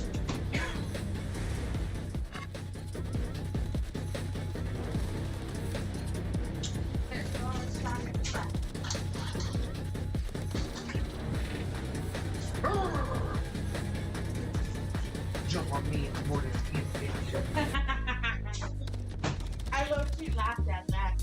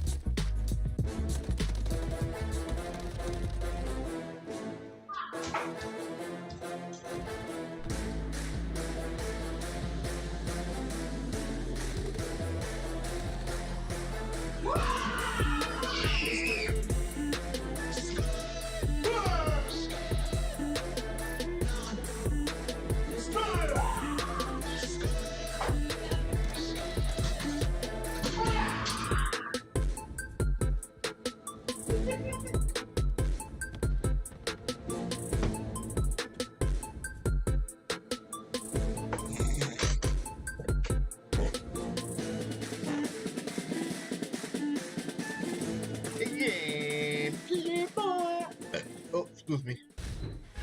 It is time to get the party started. Welcome in, everyone, to the Major 1 final presented by Monster, Call of Duty League's best, going toe-to-toe as we're down to our 2 remaining squads, Toronto Ultra, Atlanta FaZe, and $150,000 waiting for the champions. Welcome in, everybody. Chris Puckett, Study, Alley Cat, and Nameless all here for the final match in Boston. Alley, I want to start with you. What's up? This is the first final of the season. What is the importance of this event? The importance of this event is kind of bragging rights right at the beginning of the year. You know, we're the first team ahead of the game. Also, the trophy, all the points, the money. You're ahead of everyone. There's a lot of things, Chris. It's a very long list. It's everything. And if you've been watching competitive Call of Duty for a while, you should know that our first team we're going to talk about have been favorites. Almost every single competition they've entered, 32 events for the Tiny Terrors, 9 championships, 2 world rings to go along with it. These guys have been phenomenal, and they have some excellent teammates to go with it. Yes.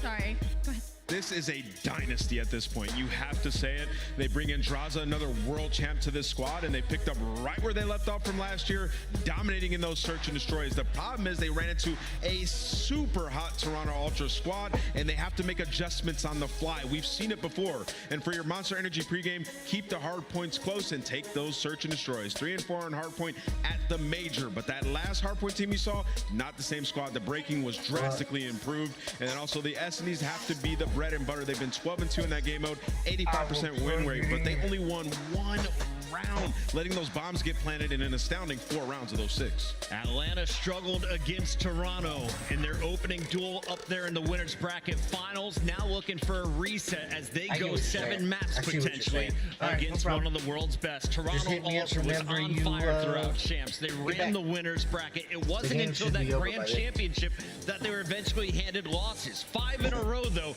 sent them packing with silver in their hands, and they've been thinking about this moment ever since. Yes, ever since. But again, this is Major 1, and they already have 1 win over Atlanta. They have been undefeated throughout this entire weekend, and it's been handedly by like 100 points and hard points. So when it comes to the Monster Energy pregame, obviously your hard point has been unreal. 13-1 record with a plus 85 average score margin and a 10-map win spree. So just keep doing what you're doing is essentially what this graph is going to tell you, because Toronto is right now the team to beat. I love this showdown. Number 1 versus number 2, just like we scripted it, and it's time to get the final predictions in. Atlanta FaZe fell the first time. They fall a second time in the best of 7. I got Toronto winning this one 4-2. I just think Toronto, too, fundamentally sound when you talk about the respawns. And the fact that they were able to 6-1 Atlanta FaZe in a search and destroy where they were 5-0. Oh, yeah, they're the top dog. I got Toronto. 2 ultras so far. Yeah, I think I'm going to have to go with Toronto Ultra in this one. They looked way too good. Nameless? This theme has happened. The unanimous desk. I'm going with Toronto Ultra in this series.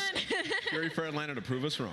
Crowd, make some noise for both of our teams as we get your monster final start as we send it up there with Guy Blaze. All right, Boston, only 2 more teams remain, and it is time to crown a champion. Are y'all ready to get this started? Now, the competition has been keeping us warm all weekend long, but this first team coming to the stage loves to freeze over hell. Get ready, because here comes Toronto. I love when the good news coming in on a day-to-day. Already know what's happening, I don't gotta shake the hay. Big moves, big stepper in the right direction. The trip continues, every double use a psychedelic. I think they gon' need a minute. Look, I'm interested in making ends opposed to making friends. Double bags, I've been paranoid, having a safe, so take a check. Finishing his drink should only take a sec, but Mark just cut me off, he told me that I go on stage in 10. Walk out to my own shit on the main event. Vinci my cologne after the show, she told me it was a favorite sense. Sprint advantage spacious, we could take it friends. What happened next, you could take a guess. Show some love to the Toronto Ultra. We got Scrap, Envoy, Insight, and Kleenex, the kings of the North, ready to do it again. The Toronto Ultra. They just smoked these guys like 2 hours ago, and that's why they look so confident walking out onto that stage.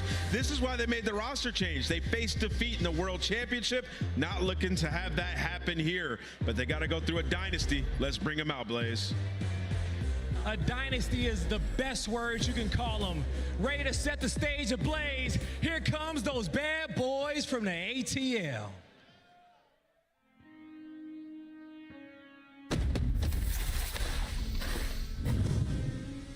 I have a plan. Crazy with the rage, dangerous and rage. Captain, never been afraid. Jelly with the aim. I ain't wanna take light. Look into my eyes. I'm the killer inside, coming for the prize. Do you really want these problems? I put you in that coffin, but I'm never Johnson. You quit this ain't to stop it. Hungry for the beef, leave you obsolete. See my lines deep, see me in the streets if you want the heat. Yeah.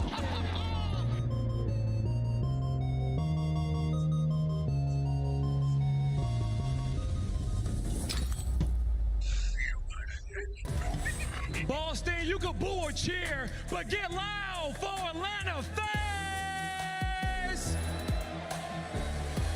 We got Draza, Sim, Abizi, and Salium. Atlanta FaZe in full form.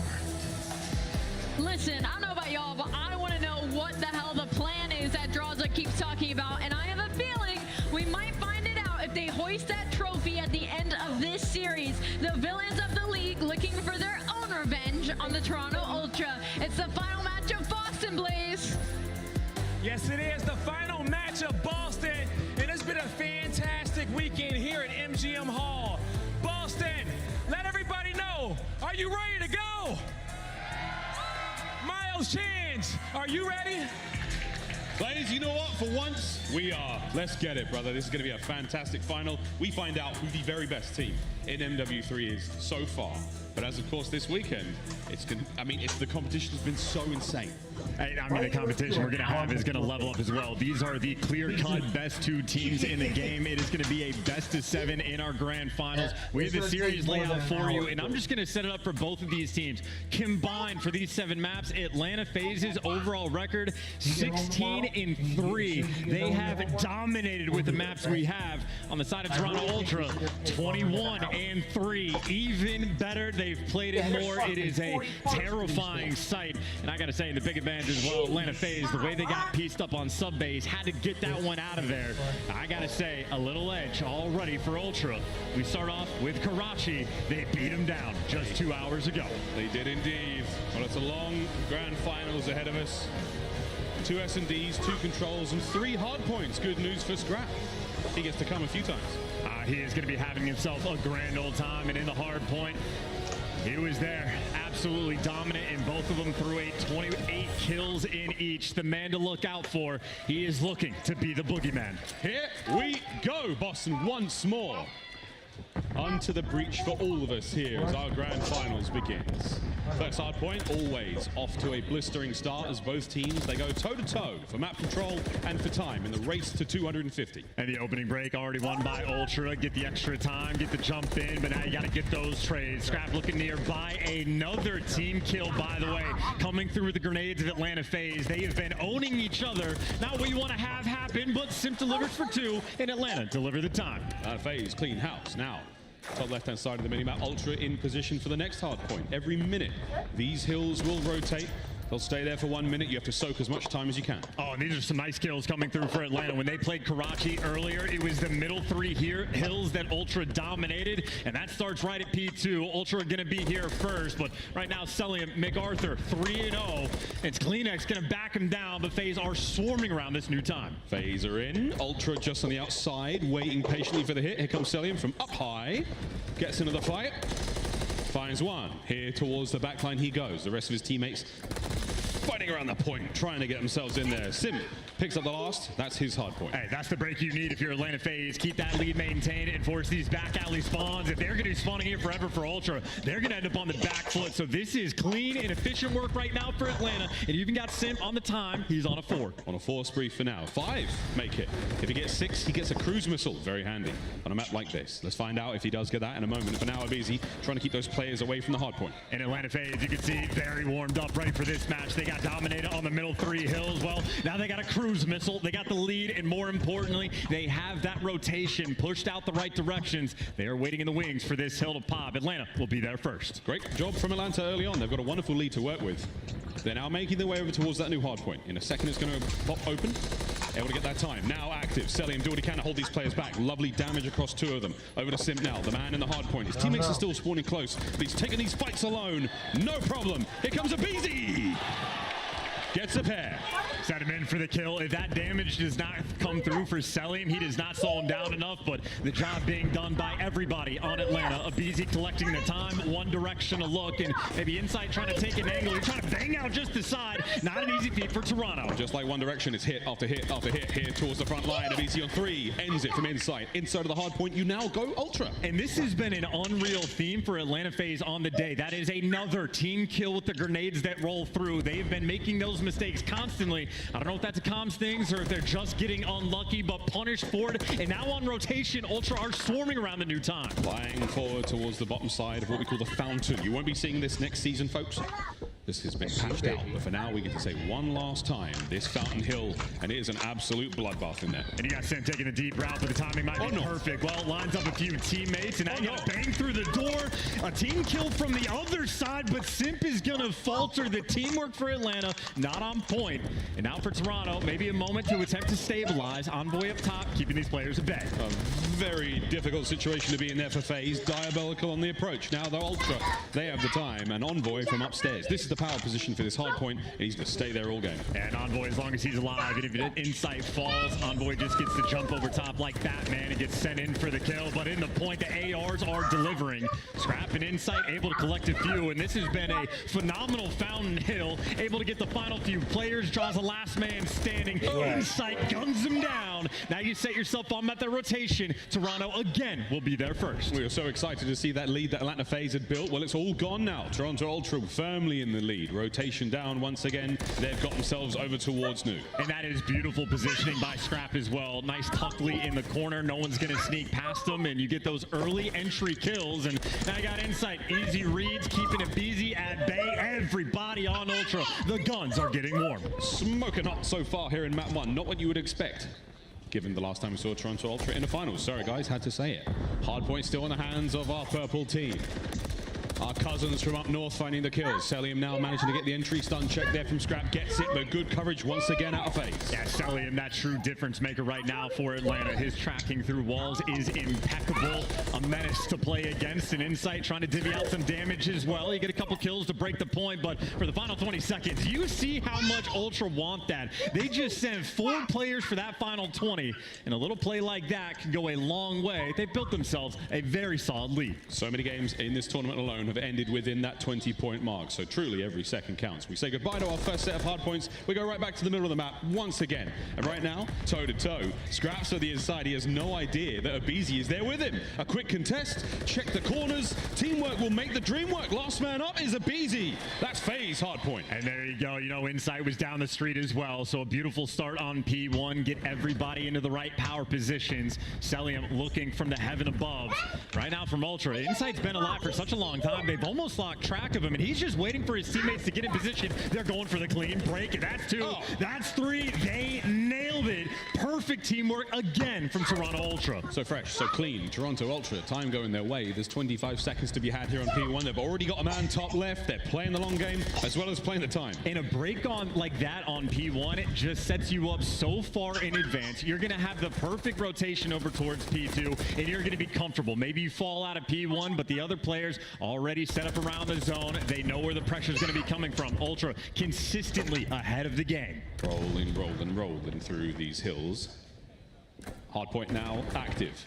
Top left-hand side of the map. Draza cleans house from a distance. Wonderful work. Kleenex now waiting patiently for the reinforcements. FaZe have to set up a defensive perimeter around that cafe. And look at that timing, too. Players watching the flank for just a moment. They lost track of him for a second. The stun's going to connect, but he's dished out some damage. Kleenex going to get tags on a bunch of different players, but can't connect with the kill. Now I got Ultra just trying to pierce their way through the point. Abizi's going to get cleaned out, and now it's just a front smash through the time. Successful pierce through the back line now. Big tag. Celium still alive. You've got players there for Ultra on the point. Envoy in the back door there with Arrival 9. The perfect place to be with a submachine gun. Riddles Celium. Keeps the time flowing in favor of Ultra. Envoy once again in there. Last bullet in the mag, and he stays alive. Oh, he's doing it for the final 20 seconds as well. But Draza's going to take it from him. So all these little fights towards the end for the extra bit of time. But you can see how much Ultra value it. That is one gunfight that saves you 15 seconds. And now on that rotation, a couple players spawning out. It's actually going to be Draza, the deepest one. So Atlanta might have a pinch, but that means the guys around the time need to slow him down. Trying to slow him down. Here comes Abizi with the nades and the tacticals just to keep these players at bay as best he can. He's stunned up. The hit will be there soon. Draza, lovely coverage there with a pistol. Beautiful work out of FaZe so far. The teamwork is there. Let's have a listen in and see how the comms are.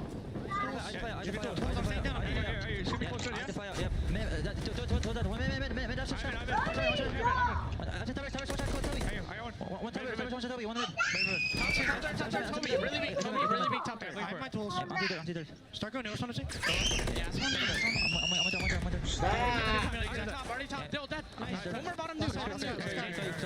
Jamie's on new, laying down. They're spawning right in. They're spawning Coop. He's spawning me. Yo, one spawn bust on me. On these shops. We can work pinches. Top.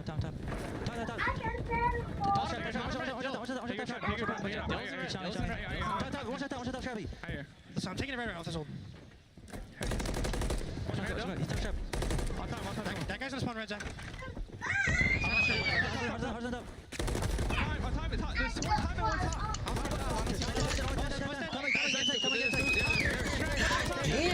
Last guy's stairs, Jamie. On time. Jamie on time. He's laying down, watching his mid. There's two left. I'm trying to top. That's my bridge. There's two left. There's two left. Nice, two. Listen, this is a great time, okay? I'm gonna bang low with you, okay? You go top, bitch. I'm in, boys. I'm in one. Mid, scrap, please. I have tripping. The comms are great, but the listening is difficult. Insight so difficult to keep track of. They were screaming stairs. They didn't check in. If you miss on Insight, he goes on a 6 spree. He gets the cruise missile, and hey, you might get the final bit of scrap if you're Atlanta FaZe, but once again, they are behind on the rotation. They've been exchanging the lead over the listening, and for now, you've got a cruise missile to play with. Sim's got his, Insight has one as well, so eyes on the skies in a moment, but look, we're nearly there. Next hard points up. FaZe are in. Lead change once again. And the pace has been slowed down again. Ultra always group up together to try to make those teamwork plays. Drozaville reading the pressure from up top, so he's calling that out to his teammates. Watches the back flank as well. Gets the next kill, looking for the trades because Ultra, they've made it into the time, but Droz is there. Pistol shot to get it done. FaZe still have the time. Cleans house. Fresh mag. Not fast enough on the draw. Envoy gets there, cuts him down. Looking towards another lead change. If Ultra can get in there, but no, FaZe are still running the show. Over 200 points now. Sim starting to find the kills. 3 in a row for him. Draza has been a standout in the individual kills department, and now Chris Lair is starting to heat up. This time is massive as well. Atlanta might just be driving the spike in, getting that nail home. The final 15 seconds absolutely going their way. Now you get to set up around new, play for the kills, and the Terrors are getting them all. Back to the middle of the map now. You've got yourself streaks to play with also. This could be very helpful for FaZe. Ultra are not out of this yet. The team that has shown us the most prowess. And speak of the devil, and he will come down from the sky and clean that point out for you. Well, you got to get that trophy. Yeah, no, not there for Sim. He is going to fall. That is the 6 spree on Fountain that delivers you this P1 time. Draza jumping over top, can't make the play. Scrap there for the kill, and it looks like Ultra making them work for it. Bad news, though. There is a trophy system down in the hill. Can it be disabled in time? No good. It doesn't hit. Toronto's still in control. And also, you're going to have a lot of things to dance with in this moment. FaZe can still break this point and win, but by the looks of it, they might just chalk up a good chunk of this time and rotate towards new. By the looks of it, P2 is going to decide this game. Scrap staying down.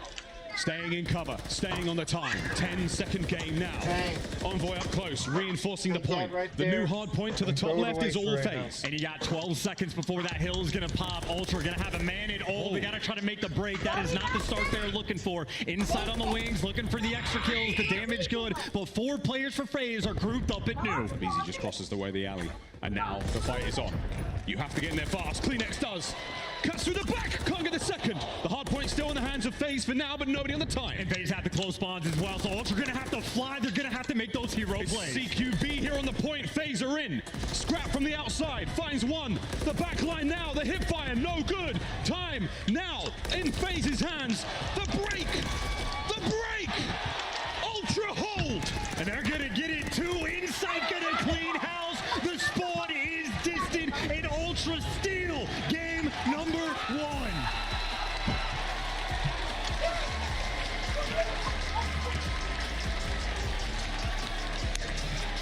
It is non-stop. It is endless. The pressure that Ultra apply.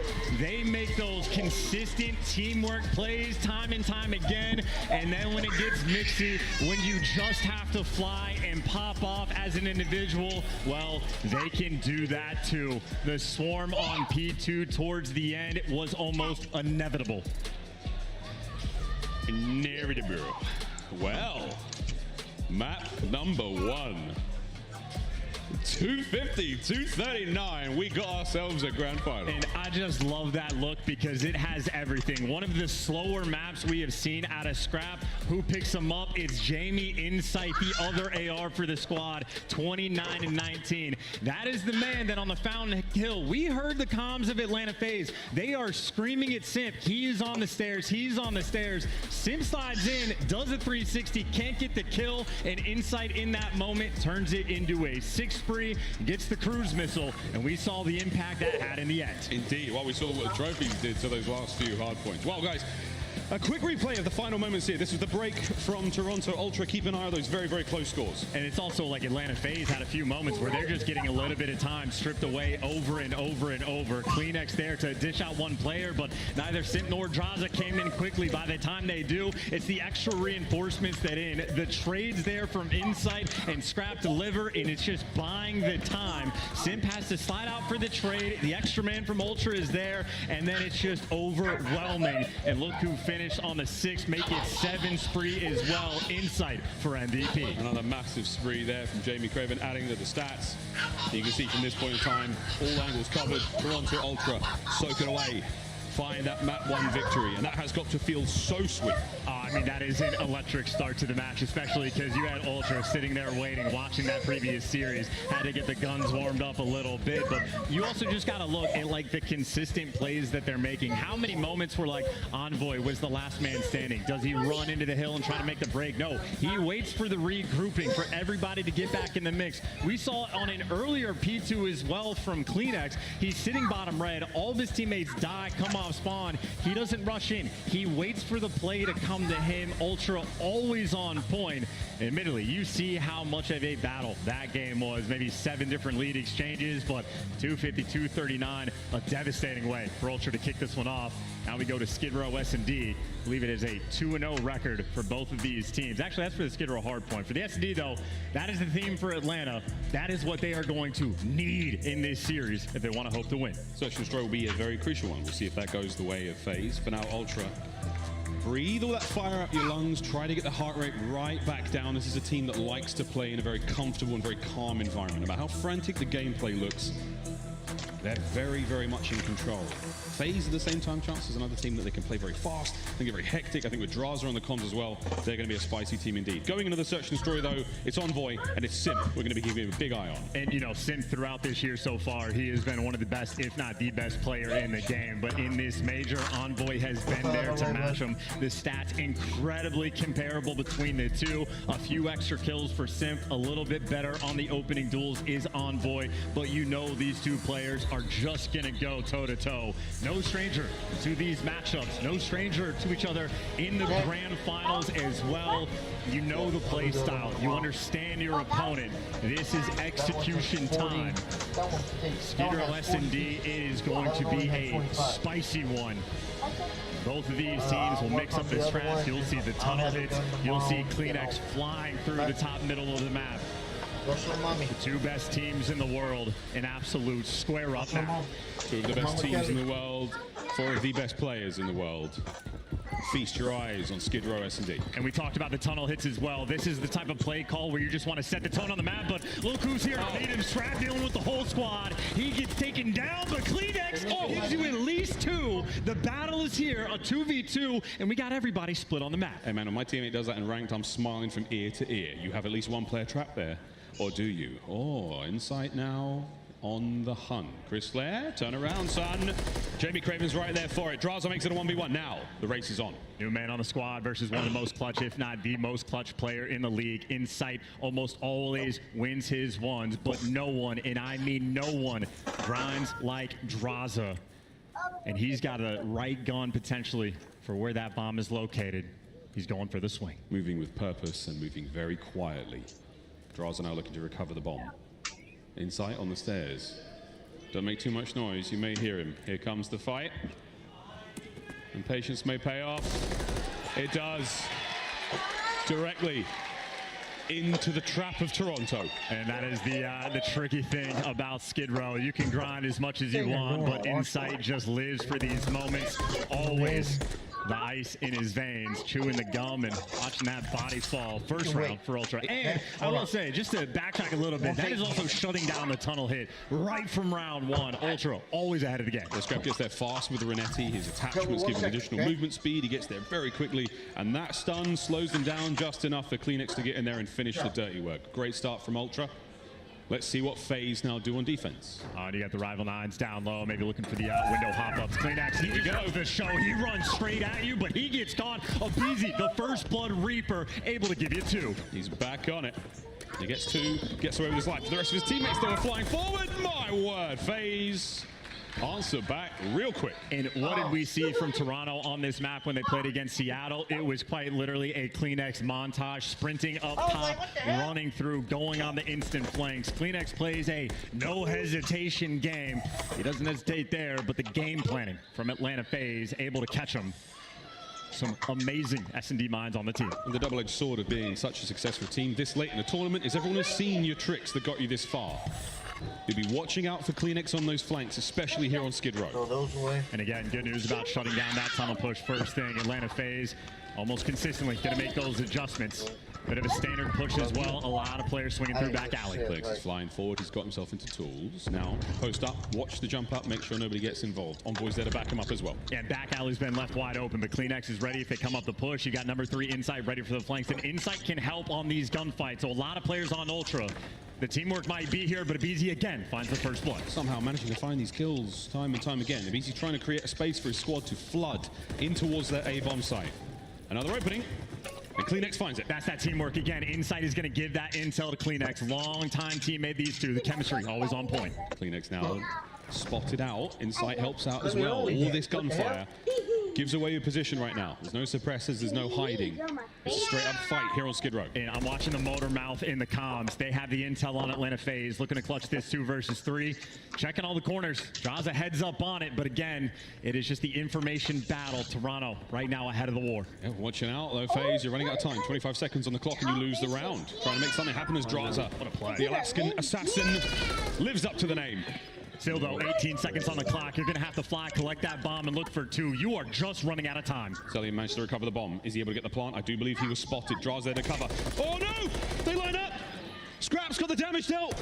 Cell wins the fight, but it's not enough time. He's got to hunt down this one more player. Kleenex!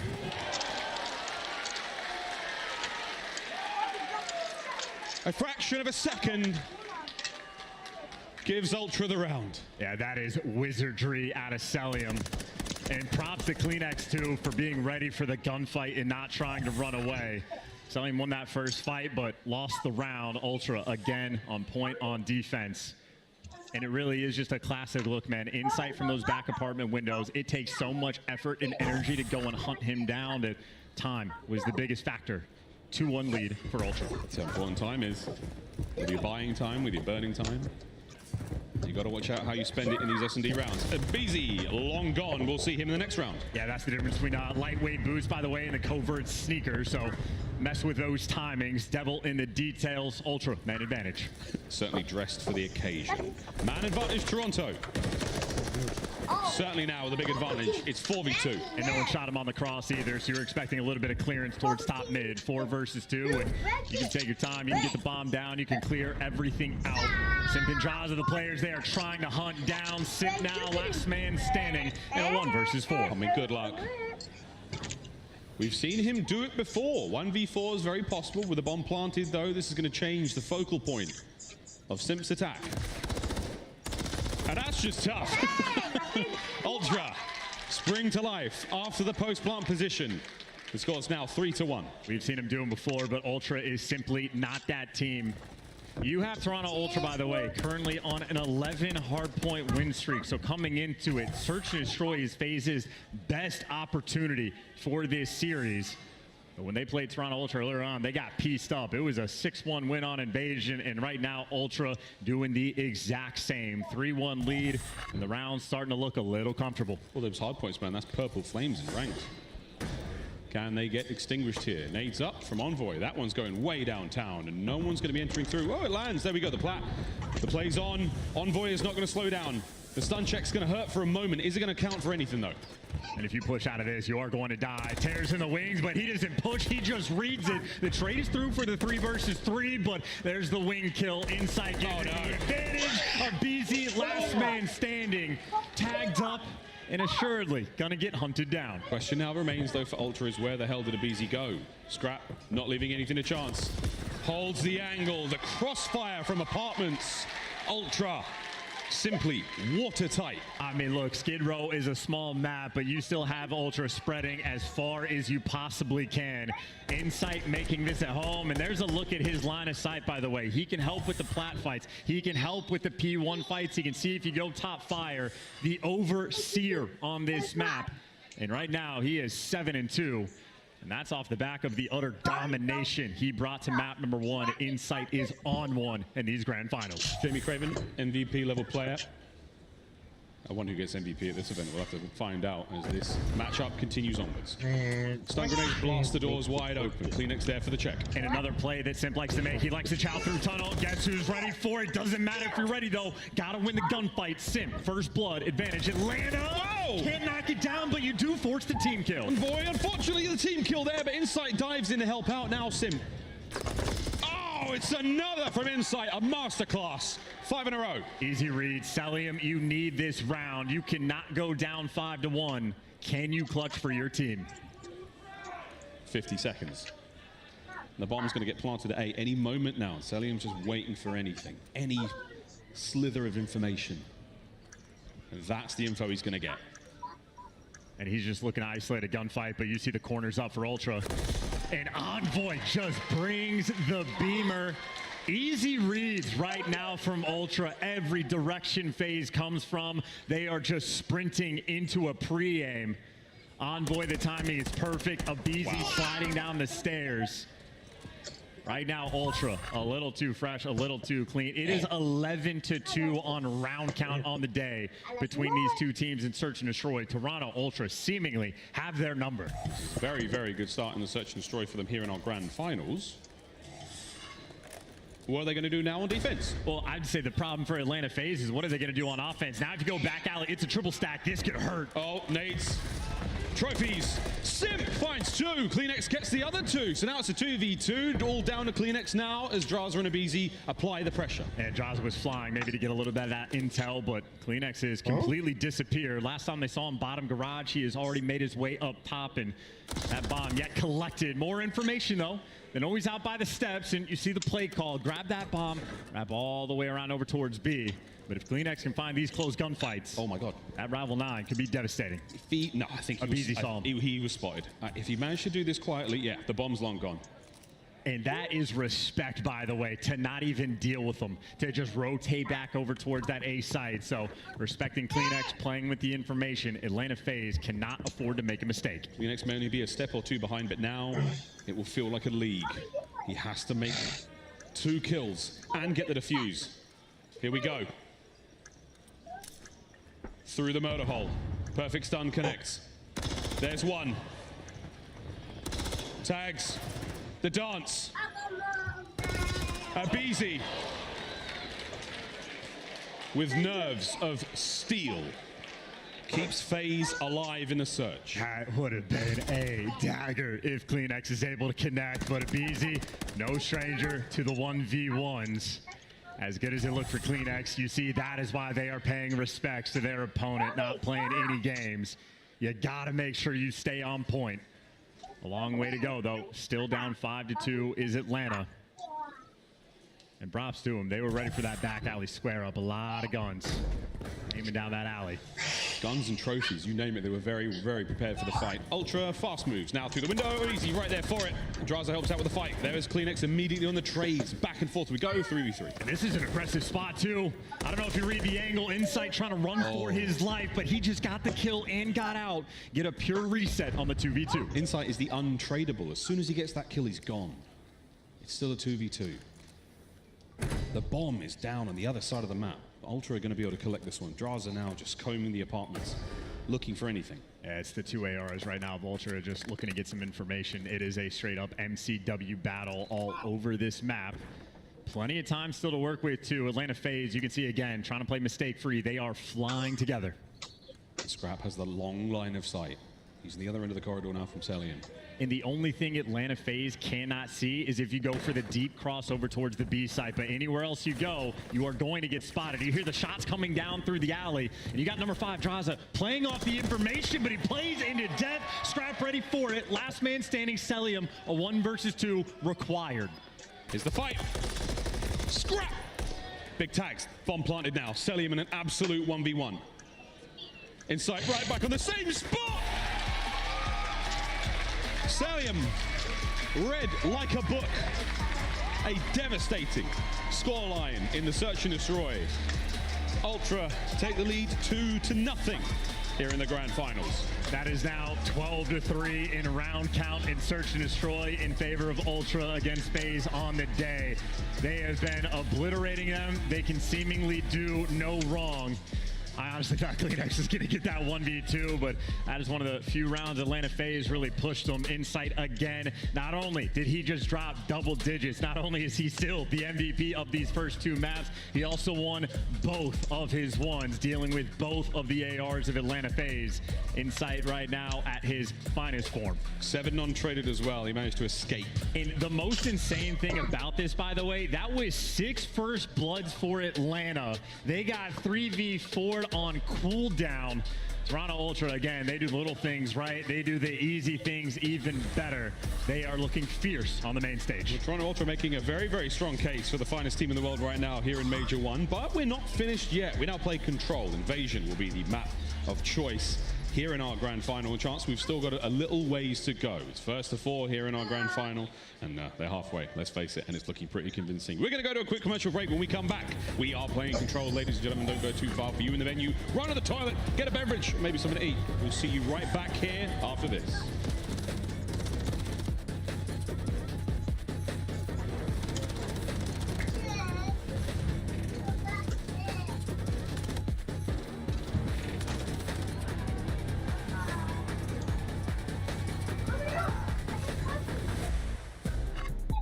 The Painted Alebrije bundle is available now in the Call of Duty store. Inspired by the folk art of Oaxaca, this stunning bundle offers colorful, vibrant, and mythical items you gotta check out. The Call of Duty League is brought to you by Monster Energy, the official energy drink of the CDL.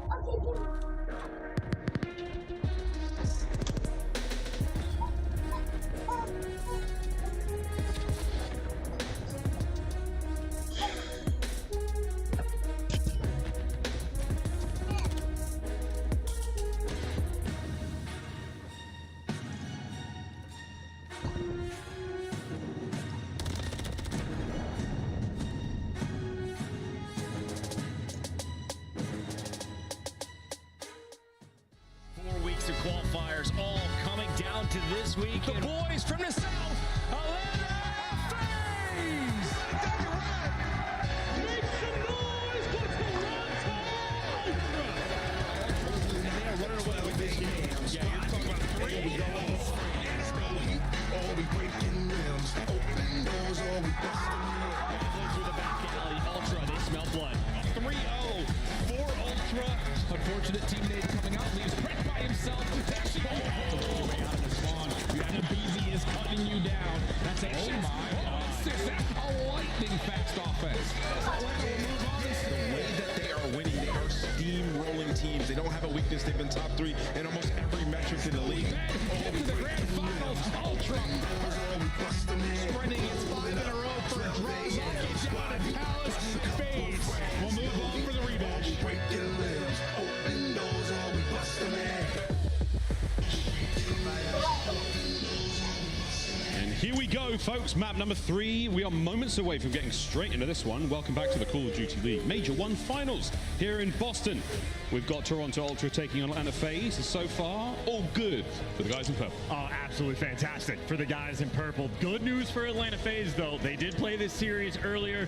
We're going to the only map where Atlanta FaZe actually got a win. Invasion Control is what we have before us. And, I mean, these two teams, I know we talk about defense on this map. These are the best in the world at actually winning those offensive rounds as well. So lethal threats on both sides of the table. It is going to be Ultra that start off on the attack first, and Atlanta FaZe need to cook up something special to not let anything slip away, but Ultra just about their business straight towards that B zone. Here we go. The newcomers to the CDL control is sort of the, I don't know, it's sort of the child of search and destroy and hardpoint. 2 zones to capture, a limited number of lives to do so, and we take turns attacking and defending. Good eyes on Draze as well. Even better shots there from Scrap on point right now. But right now, Ultra just looking to buy an extra kill. Not getting completely slammed for the moment. Still able to get out of your spawn. But these are some delicate moments. If you get tucked towards the back, that could be a massive problem inside opening up the A street. But Ultra right now very far away from touching either zone. Reaching out. Trying to touch A. As B is still very much safe and sound right now. Many members of FaZe. Whoa, Envoy picks up 2. And when they played this map earlier, it was Envoy and Kleenex on the attacking rounds that were absolute class. They were dominant, and they deliver you moments like that. And keep in mind, Kleenex on the flip side might get shut down, but so many of those Atlanta FaZe arrows get dragged that direction that this B cap is looking nice and safe. 2 members there of Ultra touching B. There's 35 seconds on the game clock, so if you're FaZe and you get in there now, you give yourself a fighting chance to stay alive in the defensive round. It was Sim actually and Selim would get in there. The capture's nearly done, though. Oh, that's some crazy timing, too. Selim actually managed to get out. So Selim wins a 1 on B, and actually it's the nade that gets the job done, and they catch Envoy. Ooh. That B zone yet to be captured. Atlanta FaZe really applying the pressure on defense. Keep Kleenex away, body block, throw stuns, whatever you got. Abizi's there for the kills, gets 2! Ow. Insight now trying to keep the play going. 20 seconds remain in the round. Wins the fight. There we go. Ultra should be able to jump on this. Yeah, big win at the end there by Envoy as well. That could have been spicy, but now we go back towards the standard B zone secure. You're happy about this round, or at least fine with it if you're Ultra. 1 minute and 10 to work with, and everybody grouped together. They're always on point with their pushes, looking to make something happen here. Easy slowing down players. Damage is one thing. 1 minute now added to the game clock, and less than a minute to play with. Selim and the rest of FaZe find a corner, any corner, and stay in there until those players run by, holding that defensive line. Yeah, there's about 97 different corners to check if you're working on the flank. And of course, when you're coming off spawn, draws to the guy on the bridge, the player you have to deal with. So Atlanta FaZe, everything covered around their base. Nice little map spread. Selim, though, throws away his life. So a little bit more pressure on the next players of Atlanta FaZe. Abizi, though, delivers, might get traded, but he still has so much presence on the map. Nice teamwork out of Toronto. Lovely comms. They're making their way forward now. Sim's in trouble. He managed to pull away 1. Peels Kleenex now, leaves him as a pile of mush on the streets of Invasion. In 22 seconds, Ultra, not even really time to group up. Number 1 and number 2, Scrap and Envoy gonna have to make something happen, and it looks like Atlanta FaZe having absolutely none of it. A very standard round so far of Invasion Control. 10 seconds, last-ditch effort, and absolutely nowhere to go. Both teams taking care of business. That was the final opportunity there. Insight's last life. Not enough time to get near the point.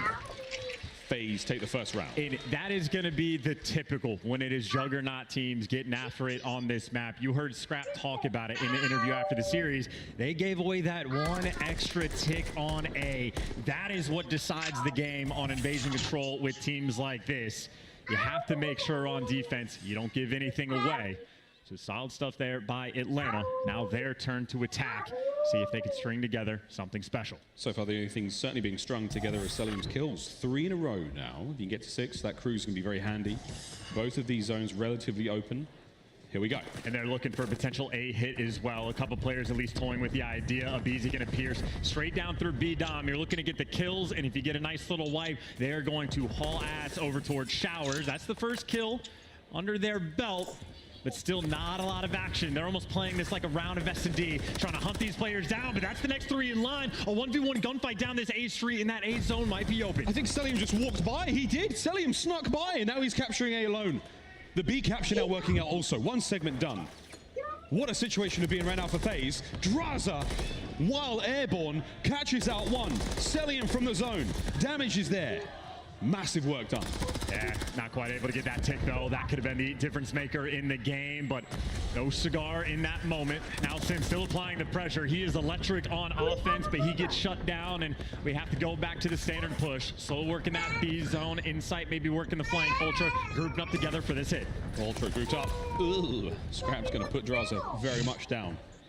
Down but not out. We're nearly completed the work here at B. Once again, that's another minute to play with. That's 2 minutes and 4 seconds here in the round, with both teams sitting at very healthy amounts of lives. 23 apiece. There we go. Now we attack A. Yeah, and Ultra, they weren't looking to actually stop that zone because Atlanta FaZe didn't give them anything to bite on, so they're just keeping that positioning up towards the middle of the map right now, containing Atlanta FaZe, funneling through the B street, and we talked about it, 97 different corners you have to check. Atlanta FaZe, not easy to make something happen, but for Draza, that's a nice start. Yeah, good thing for Draza. The first corner he checks as a player, and it's him now from upstairs.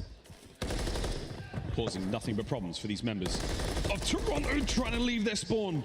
Sim's got a little parting gift for them before they get into the fight. Yeah, but his team's so far away coming off spawn from Palace, so just tries to be annoying, see how much attention he can drag. 2 players effectively looking for Sim. The other 2 players right now of Ultra, though, towards the middle of the map are looking for everybody else. Sim gets dealt with, nobody in your spawn, no flanks coming through, all guns forward. FaZe know, though, if they find those kills, they've got a set amount of time to get towards that zone before any of the defenders will respawn and even be able to contest with it. So for now, Ultra, slow things down, smooth out that defensive line across A. And again, all these picks you're looking for, Envoy, so annoying. Any extra kill that Ultra gets, you see it's just going to drag MC back this direction. Does trade out the kill and get some tags on Scrap and Insight. Insight does get traded out. A 2v2 right now near the zone, but every kill Ultra deliver just sets Atlanta FaZe so far back in the trade, always with Ultra. Gonna come through. Very much so. So close to the spawn of Toronto Ultra. So you get the kills in those positions, they're basically right next to you in a few seconds. Can they get themselves on towards A, though? FaZe are still pounding their way through these defensive holes. But the teamwork has made it so difficult. Yeah, that's such a good nade as well. It gives you that little entry moment. CleanX might just be that next player in line. Atlanta FaZe, this is it for the pressure. Here we go. 1 wave of kills and you're in. There's 2. Envoy now holding it down. He finds a pair of his own. No damage dealt. They get on the zone. Scrap. Can he find these kills? He's on the flank. Scrap gets the pair. What a masterclass. 2 HP and a dream in the pistol to make sure nothing happens. Last ditch effort now from Draza, but seemingly no way. Oh. Guns hot in a moment like that is the type that goes such a long way. Ultra strong on defense. And all tied up on the objective front. Quick look at this final kill. Sim was so hit, damaged up, moving out of his spawn. Invasion's a big map. We've seen some different looks here on defense. There's a lot of different places where you can play from to keep those players away, especially from the A zone. And now from Ultra, we might see a different look on offense. Well, that's fine. Doesn't happen often, but a lot of A hits could potentially come through. Ultra, you see in the comms, it's the decision making. What do we want to go for? Maybe back to what we saw round number 1. It was actually 3 players last time that were working the middle of the map. This time it is full speed ahead right towards B. Could not be more opposite to the exact setup we've just seen. FaZe, 3 of them go to A. Ultra, 3 of them go to B. There's the capture. And what this is going to do from Ultra, because of read like that, it is just going to be Insight slowly capturing this B zone. It takes 45 seconds to get it with just 1 man. That is 45 seconds of freedom for everyone else on Ultra. Slap to get the kills. Scrap's going to give you 3 so far in the round, and now you're really putting the pressure on Atlanta FaZe, trying to work back out of their spawn. Scrap right now, he's on one. Wonderfully disciplined play here from Scrap. He runs his mouth, but he runs the game just as well. B zone gone. 5 in a row now for Scrap. Oh, he's getting hot too. You can see it in the player cams. He is chirping. He is screaming dead. I wish we could listen into that. But he managed to get a couple of kills. Pressure now certainly on. Ultra with a life lead. Ultra now with a lot of presence across the map. Yeah, you're feeling the heat when Scrap's getting the hot hand. Trades go rolling through. Talk about that 1v1 gunfight simp wins. The headshot multiplier paying dividends. And the rest of the team, everybody's pretty calm, pretty chill in the approach towards that A zone. A lot of explosions in the background. Scrap, certainly the most animated member of Toronto Ultra right now in the feed, as well as the kills department. Through the back alley, he fights. He's claimed 2 more players, makes it 3. He has torn FaZe to pieces. Oh, he's still going. They're going to get here too. Drives the last one on the point. He is gone. 2 bodies on the point. If you get 1 tick, you're feeling great, but Ultra, they might just take more. Here we go. Insight trying to slow down the attackers. FaZe scrambling to get into the zone. They dip a toe. Trophies are working overtime. Kleenex finds his. Can't get the second. Draza's in there. Insight loses it once again as Draza saves the day. I mean, Envoy, though, still keeping this pressure up. Everybody was near that zone for Atlanta FaZe, getting tagged up, but Envoy can't quite gun him down. Sully in the bailout gives you 2, but again, that is a successful moment for Toronto. They got an extra segment, and they still have 1.5 minutes on the clock. Ultra, keep that pressure on. Yeah, it's a wonderful thing to have. You know, you build up that lead in the kills department, you find those segments, you look towards that final round. But we're not over yet. 1:15 still to go here. And Celium, it's armed robbery here in the store. He's taking care of business, and that's his 4th kill in a row, looking for streaks. Yeah, that main AR going on some flanks. Celium, though, does eventually get taken down. It is still going to be that B Street funnel. Kleenex, the most aggressive player, does have Insight and Envoy right near him. Scrap finding another kill. Kleenex, though, can't win the gunny. The trade's coming through from the tears. Dang, get the stagnation on defense right now. Atlanta FaZe, they deliver. Perfect work out FaZe. 45 seconds to go. They have to survive at least 1 more very solid push. But as we've seen on Invasion, these hits take time. And that was a great decision by Celium. You actually had Insight above him, shoots his gun. He hesitates for a second, but commits to the street kills, and he gives you 2. Right now, though, you see the swarm. You got Insight maybe looking from above, and everyone else from Ultra, they're setting up once again. Made it through A Street, made it through Anthony, and they got the entry kill. Celium on the cross. He's let them in. They've managed to start the capture. They've stopped the clock at 22. Celium now trying to fight his way forward. Envoy should find the kill. You've got to get in there. Final 4 lives for FaZe. Envoy still holding him at bay. The capture there. Abizi gets in. He finds 2. Abizi somehow finds 2. But it's down to 3 on the defense, and there's only 14 seconds. Ultra, if you hightail it, you might just be able to slay. Can someone make it here in 10 seconds? Hold your breath. Count to 3. Celium, there's 1. The second. Slams Insight. Guns are there. The last man. The clock. It's done. FaZe somehow pull out a win there. I mean, that is ungodly. That is one of the closest rounds of control we have had this year. And again, Celium, that is 2 different moments where if he doesn't react in the exact fashion that he does, Atlanta FaZe lose this round. Celium having some amazing moments. But that is just to save the game. Here's another look at an Abizi 2-piece that we got earlier in this round. And you got a lot of little things going right for Atlanta. Oh, that is still a good round from Ultra. Keep in mind, on the objective front, they are way ahead. So you saved yourself potentially in this game, but on the attack, you still have to deliver. Well, FaZe are on map point now. If they can attack these rounds successfully and capture both A and B, or whittle down the lives of Ultra, they get themselves on the board here in the series. Still a long way to go. You can make something happen on offense. You just cakewalk your way into the next map and you get a little bit of momentum on your side. But unless you pull something off crazy on offense, you're going to end up with it again for that final round. In Ultra, they can apply the pressure like crazy on the defensive end. Draza, though, going to be dragging some attention. It's a 1v1 gunfight potentially as against Insight. And Insight attempting to leave him, and that's enough time for 2 players to come in for the kill. Raza looking for just the first. He's able to get it. Ooh. But he does get shut down, but still Atlanta FaZe. You see what they're doing. It's a two-front war. He buys some time. Oh, lovely rattle of the rival 9. Great range there from Abizi to help out. Now Sim's got a beautiful angle. Beautiful to work with. There's the capture. Second segment of B gone. First segment of A gone. Wonderful work here from FaZe. They're spinning plates. And this is exactly what you need on the objective front. You're nearly there for the second tick. A couple more gunfights to win, and Simp eventually just too many players to deal with. In the meantime, though, that B zone is captured. One tick is great, but you want at least one more. But with 2 minutes to work with, Atlanta FaZe, make no mistake, can still just win the round. Yeah. Operation now for FaZe is managed to somehow traverse south down the map. Abizi is moving with tremendous purpose. Dead silence does not get reset, so he makes a little bit more noise now. There's lightweight boots slip sliding there through the streaks of invasion. I mean, look, you're going to have so many players on this point. Abizi's going to be here. Number 5 right next to him. Draza, 2 players on the point. The capture's going to go fast. I don't see a trophy down, but I'd be a problem, but you at least already got the second tick. Now you're winning the gunfight. Now it's slamming you home. He gives you 2. He gives you the zone. They call game. We may not have a trophy, but we have a Simp, which sounds a lot weirder than it really was. He got a nice 2 on the outside of the zone there. Atlanta FaZe.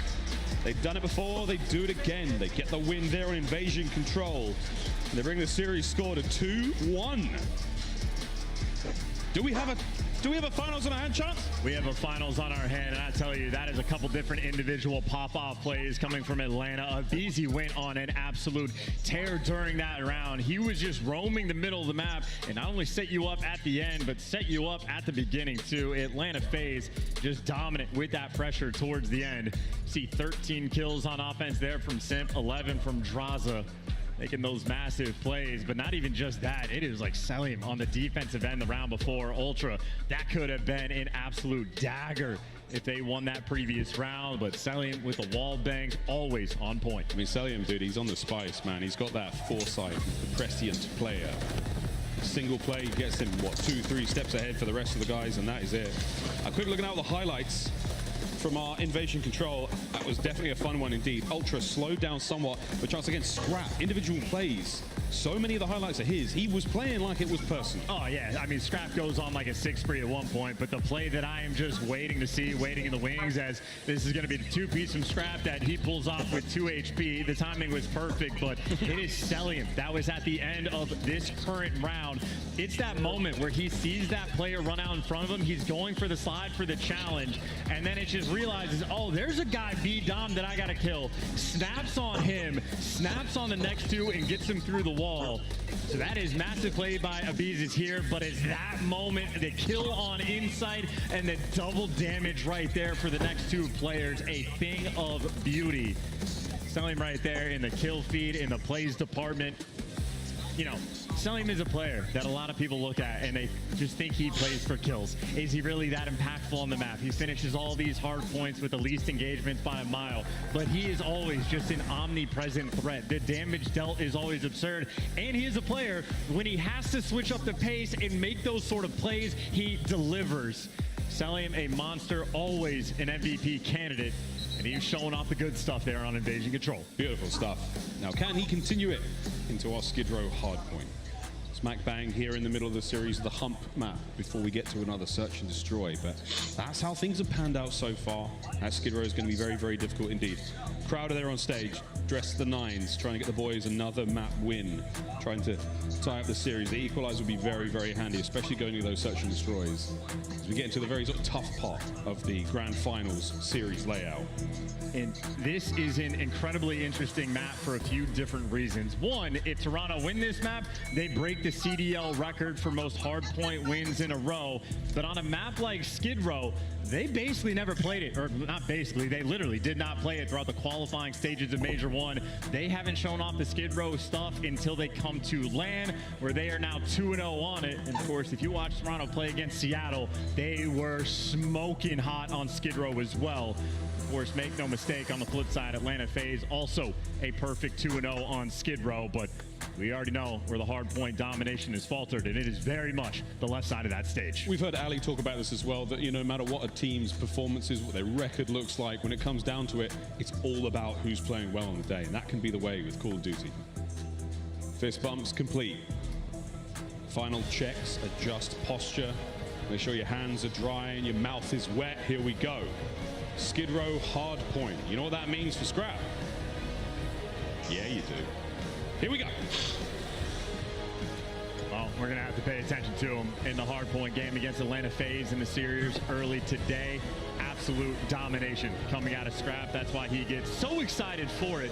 Of course, we saw on that map number 1, that was where Insight was throwing up the MVP numbers, and those are the exact numbers we're talking about. The 1.5 KD, 2 different 6 sprees that he goes on in that game. Credit where credit is due, made the heroic plays, but at least for forcing that action for Atlanta FaZe, you know they're ready to fight.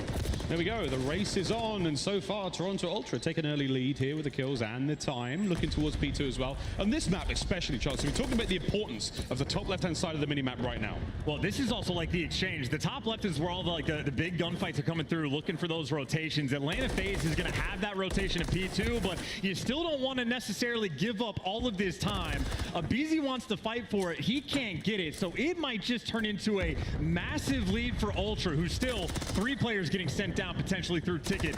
Looking for that rotation. Kleenex is going to get there. He has Strap to work with. Atlanta FaZe, you are down by this much on the first hill. You have to deliver on P2. Second hard point, top blue. This warehouse here. This is going to be the site of our next battlefield for at least a minute.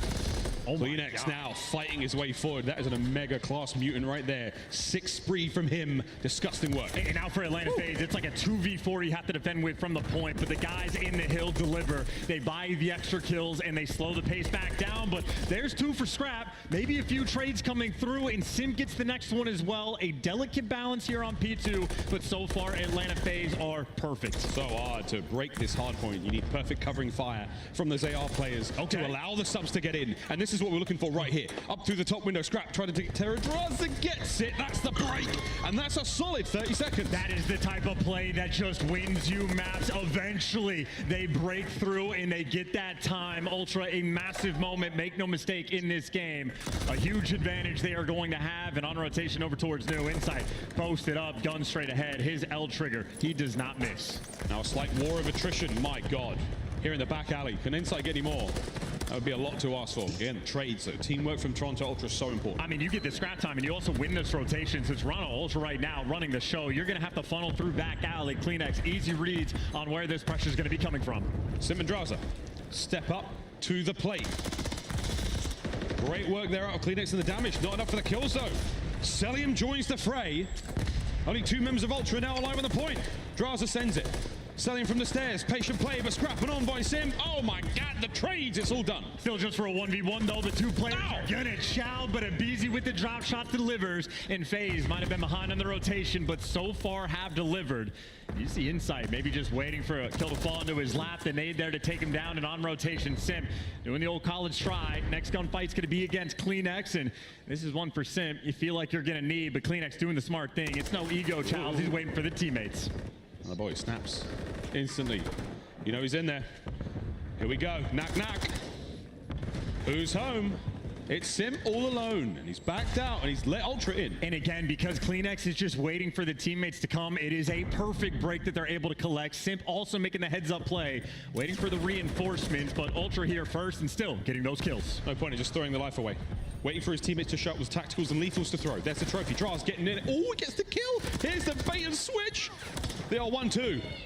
Into the point we now go. Slow and steady, though. FaZe get that break and a lot of time. And again, Simp, one of the most heads-up players of all time, making the big brain play in that moment. Might only have 2 kills, but just to stay alive and keep that pressure flowing. And from the old point, Simp is still getting kills. On rotation is Celium. FaZe might have turned the game on the tides.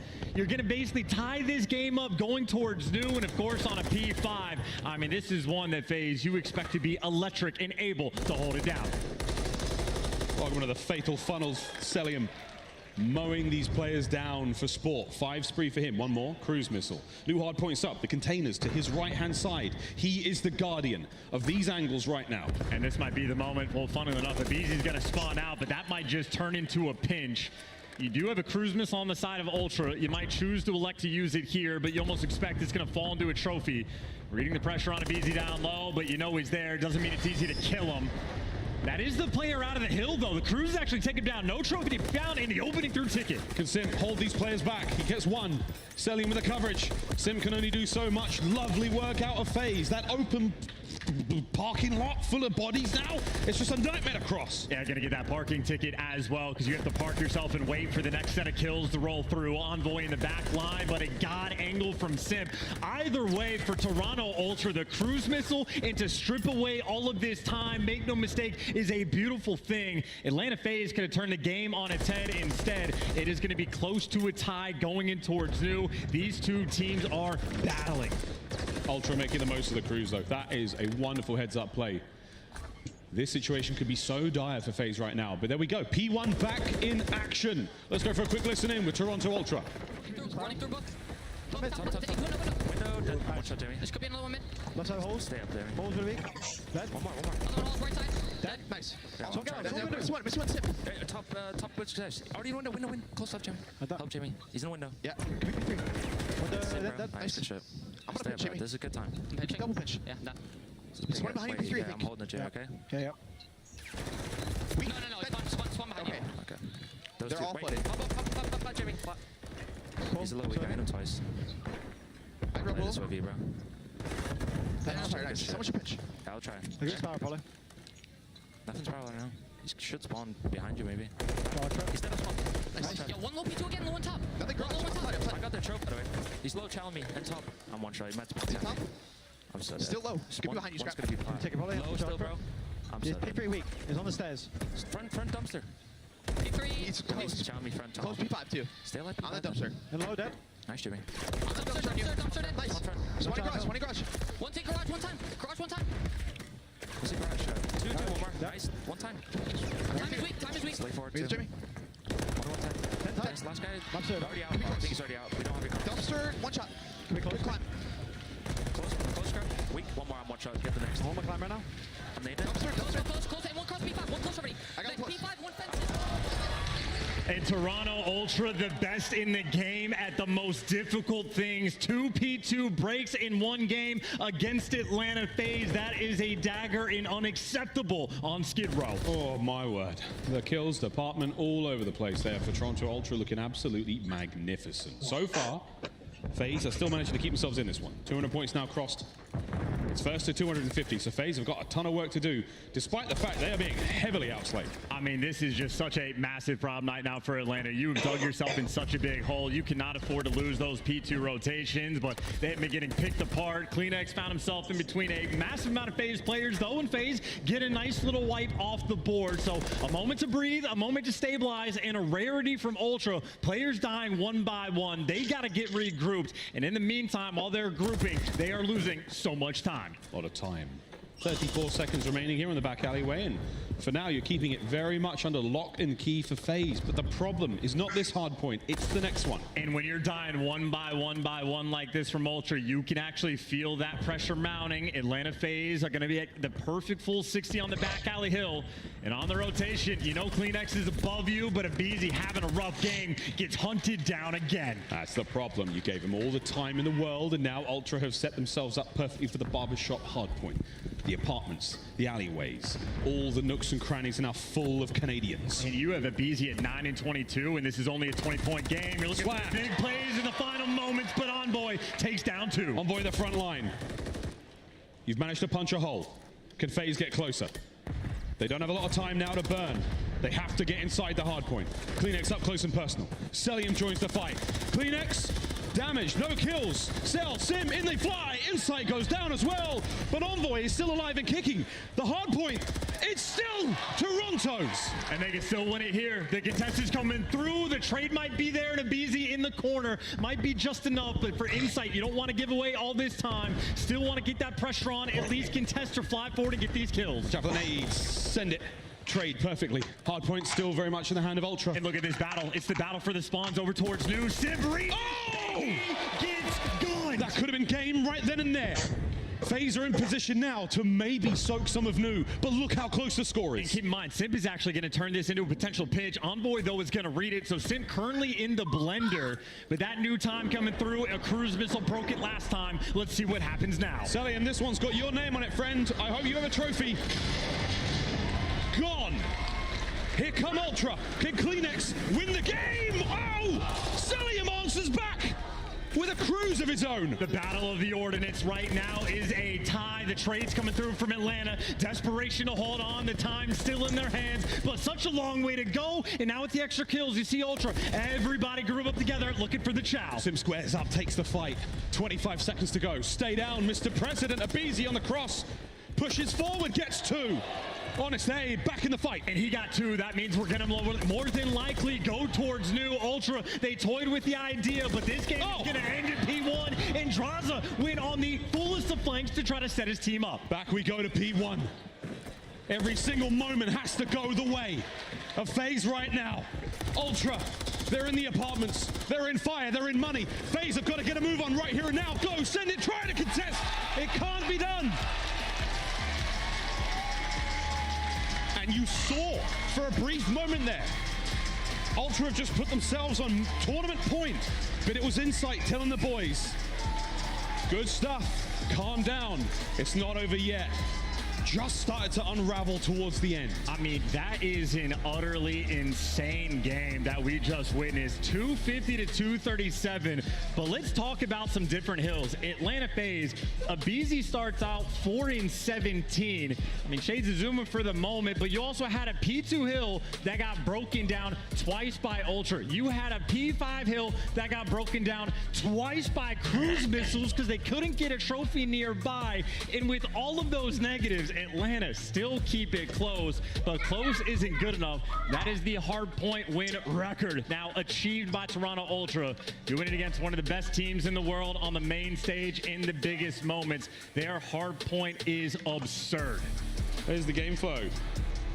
FaZe never once managed to take the lead back. There was a 2-second moment towards the end of P5 where they could have had it. Ultra from start to finish. Simply too much. And now they find themselves tournament point. One more map, and they become your Major 1 champions. And that is just, again, such a painful thing for the hard points to be lost like that. Both of them nail biters, both of them, if little things go differently, easily could have fallen the other way. But here we are. Ultra's got that 3-1 lead. They are feeling comfortable on the main stage, and so far they have had Atlanta's number. Certainly have. Well, we have a double dose of Karachi now. We'll find out how that goes after this very, very quick commercial break. When we return, will it be the end of the tournament and the start of a very, very solid season for Toronto Ultra? Or will Atlanta FaZe do what Atlanta FaZe does? Pull things back and make it very spicy. We'll find out after the break. I love you. Sleep good, Hank. Start the season strong with the Call of Duty League Pack. Grab yourself the CDL Operator, Weapon Blueprint, and so much more. Check out the Call of Duty store in-game now.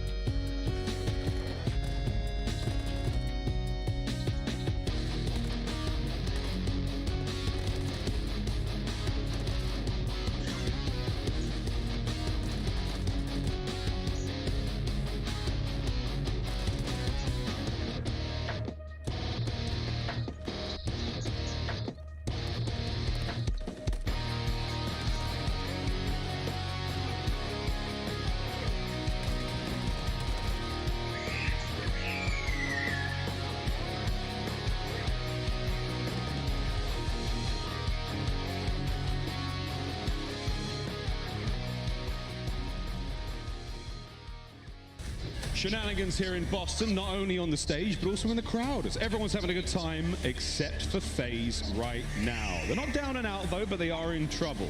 It's now tournament point for Toronto Ultra. One more search and destroy chance, and they can lift a trophy. I mean, this is a terrifying thing, too, because, like, as you said, down but not out. Atlanta FaZe is never a team that you actually want to show any doubt towards. They are incredibly capable, but in search and destroy, they have been getting bullied. It's been their best game mode all year. Coming into the tournament, you might have even said they're the best S&D team in the game. Ultra, though, have been obliterating them, even when the First Bloods are not going their way. Ultra just picking them apart left and right. 12-3 on round count on the day. Insight MVP performances left and right. Atlanta FaZe back against the wall. What can they do? First Bloods were important. And aBeZy does exactly what aBeZy does. Gets the first. But that was the thing for the last S&D map we watched, where they got 6 out of the 8 First Bloods, and they still lost rounds consistently. This would be a 3v4 retake from Ultra if FaZe actually decide to go and plant that bomb. But the pressure on the flank is there. Celium dealing with 2, and he's going to get caught. The man advantage maybe already faltered, but Draza there for the trades. Draza from up high helps out a lot. Oh, aBeZy's been caught by the Voyeur inside. Deals with him. 2v2, bomb down a B. And that is such a late bomb plant that has actually so much more time for the Ultra players to work with. Draza, though, going to have the information on both of them. Sim now the opportunity to roam and make the play, but Draza going to have to play it safe. Let his teammate do some work. Oh, eyes on. Sim at long range with the Rival 9. Eliminates one of the best ARs in the world. All down to Kleenex. He's been here before. How did he know Sim was the top of that truck? That is pure gunny and pure reaction, but that is a massive play coming in from Clear Simp. 2-time world champ, MVP at a solid number of events. I'm telling you, man, Ultra on these retakes, they are the best team in the world at it, but he makes the big play to shut it down. A massive flank after that bomb goes down, shoots the 2 players in the side. So him and Draza working together expertly, and they get that first round. That 2 kills from Simp will go in the pile for now. Attacking round now for Toronto Ultra. Bomb most likely in the hands of Envoy, as is tradition. So again, for FaZe, if you take care of Envoy, you know most of the time the bomb's down. And straight towards B, this is the site in the game that is most difficult to retake if the bomb actually gets planted. And Draza barely able to get away without getting first blooded. So right now you have a stranglehold over this B site. Atlanta FaZe, they do not want to see a plant. Draza's thankfully on the right side of that wall. Explosion starting to dwindle. We're running out of lethals. And you see, because of the positioning right there from the players on Atlanta, that Ultra might not want to deal with it. Maybe play for picks, maybe slowly work that bomb out towards the A site, but still worried about the flanks, worried about the pressure. If you go towards A, Simp is the man you have to deal with. They're directly below Simp right now. He doesn't know that, because they're most likely wearing their sneaky sneakers. Oh, he just heard everything, though. You might not get the first blood, but Simp does have the intel. aBeZy there for the trades on the other side of the map. So a couple key players getting taken out, and Simp ready for the timing. Bomb's going to get planted, but that player is going to fall. There's the extra kill. Man advantage for Atlanta. Gets away with his life. The smoke. Oh, it was so close. A single bullet in a Kleenex would have changed the fight. 2v2. And because of the late smoke, Ultra knows that no one actually went to pop that bomb. Kleenex, the dead silence, and timing is perfect. The gunny is not. It is all up to Insight. Insight now trying to get the damage into Celium to slow him down, but aBeZy now making his way through the back alley for the kill. Back and forth they go. Oh, and it's a door fight, too. It's a door fight, and Insight might be able to do it. It's a door fight! Oh, my God! The jaws of defeat through the threshold from the hip.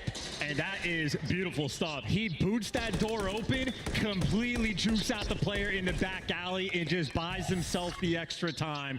Easy reads from Insight, the cheekiest of plays. The King of Clutch strikes once again. Trying to recompose himself before we start round 3. But that was a decisive one. And just a little nod after the clutch, too. That is not a player that's going to pop off and scream. This is a man. He is a professional about his business, and he is earning that paycheck. A slight upturned lip and a nod of the head is all it takes for Insight there to display his pleasure with himself. A 4v4 to start things off here in our round once again, folks. We go at it. The Toronto Ultra on defense. Yeah, Shotzi's got the Palace, but Insight has the clutch, and Envoy has the beamer. Distant shots with the rival 9. And that is a hell of a first blood. You get the intel on Draza. Envoy doing, for the moment, a great job of staying alive. Probably nade upstairs, doesn't do a whole lot. It might have pushed that player out of the power position, what we call top third. But the problem is CleanX. Damn, the way these games games are going. Wow. Made him certainly work for it. 1v2, all down to Selim. And this would be an ace if Selim is able to collect. Insight, the best in the world at the clutches. Now we get to see Selim's turn at the attempt. Knows there's one player nearby. Reading the second as well. The shots are clean, the tags are there, and the teamwork impeccable. Toronto there to gun you down, and that is the difference. No clutch moments slip through the cracks against Ultra. They are always on point. And you can imagine the disappointment for Selim there. He gets damage into one player, and a totally separate player appears in the position he's expecting them to be. Makes that situation so much harder. It's a one-round advantage for Toronto. And a one-round advantage can feel like a mountain when the tournament is on the line. Toronto back, bomb in hand. Again, you had great positioning on defense from Atlanta FaZe the previous round, but now a 2-2 split, so they're going to be a bit more passive. Might be the opportunity of Ultra if they get the reads and they're quick to check out the cross. They know the presence is going to be a little bit distant, but it doesn't make things easy. But if there was ever an opportunity to get the bomb down at B, this would be it for Ultra. Draws a fantastic throw there with the frag grenade. Waiting for his teammates to reposition now through the center of the map. If he can get rid of Scrap, he does. Those boys are not able to move freely through the middle. Still though, this bomb's gonna go down. This is the most difficult bomb site to retake. Good news for Atlanta, they have the extra man, and they have the extra 2. Bad news though, you lose your planter. FaZe now with the advantage. CleanX tucked away, very, very safe indeed. The smoke. CleanX, he pounces. Lions are straight. Insight, long gone. FaZe. Find the equalizer. A little bit of finesse there from Selim towards the end as well. Great reads on that reflank from Insight. A scary player when you know the clutch situation is on the line, but they take care of business. That first blood went such a long way. Bomb successfully defused by FaZe. Tied up 2-2. And that will be another theme. We've seen Scrap on this map. It's a lot of the times the SMGs being aggressive going on the flanks, but Scrap for Toronto will absolutely attempt to be that guy, but gets caught with the aggression. Currently sitting at 1-4. Might be forced to slow it down. Another round. FaZe will attack this time round. You know, I've mentioned a few times that the B site most difficult to retake. Well, Ultra is the best at defending it. Abizi again, though, looking for the first bloods. Players are stunned and tagged up. He might be getting the information, get sent in for the kill, but can't find anything just yet. A lot of players from Ultra stacked up in balance. He's just processing the best sort of plays. So a lot of red dots. He has an idea of where these players could be. Now he has to make the move. Watch his own back for now. He doesn't have a teammate in position to help out over towards the B side of the map, but once he gets his kill, he does give them free reign to fly on forward.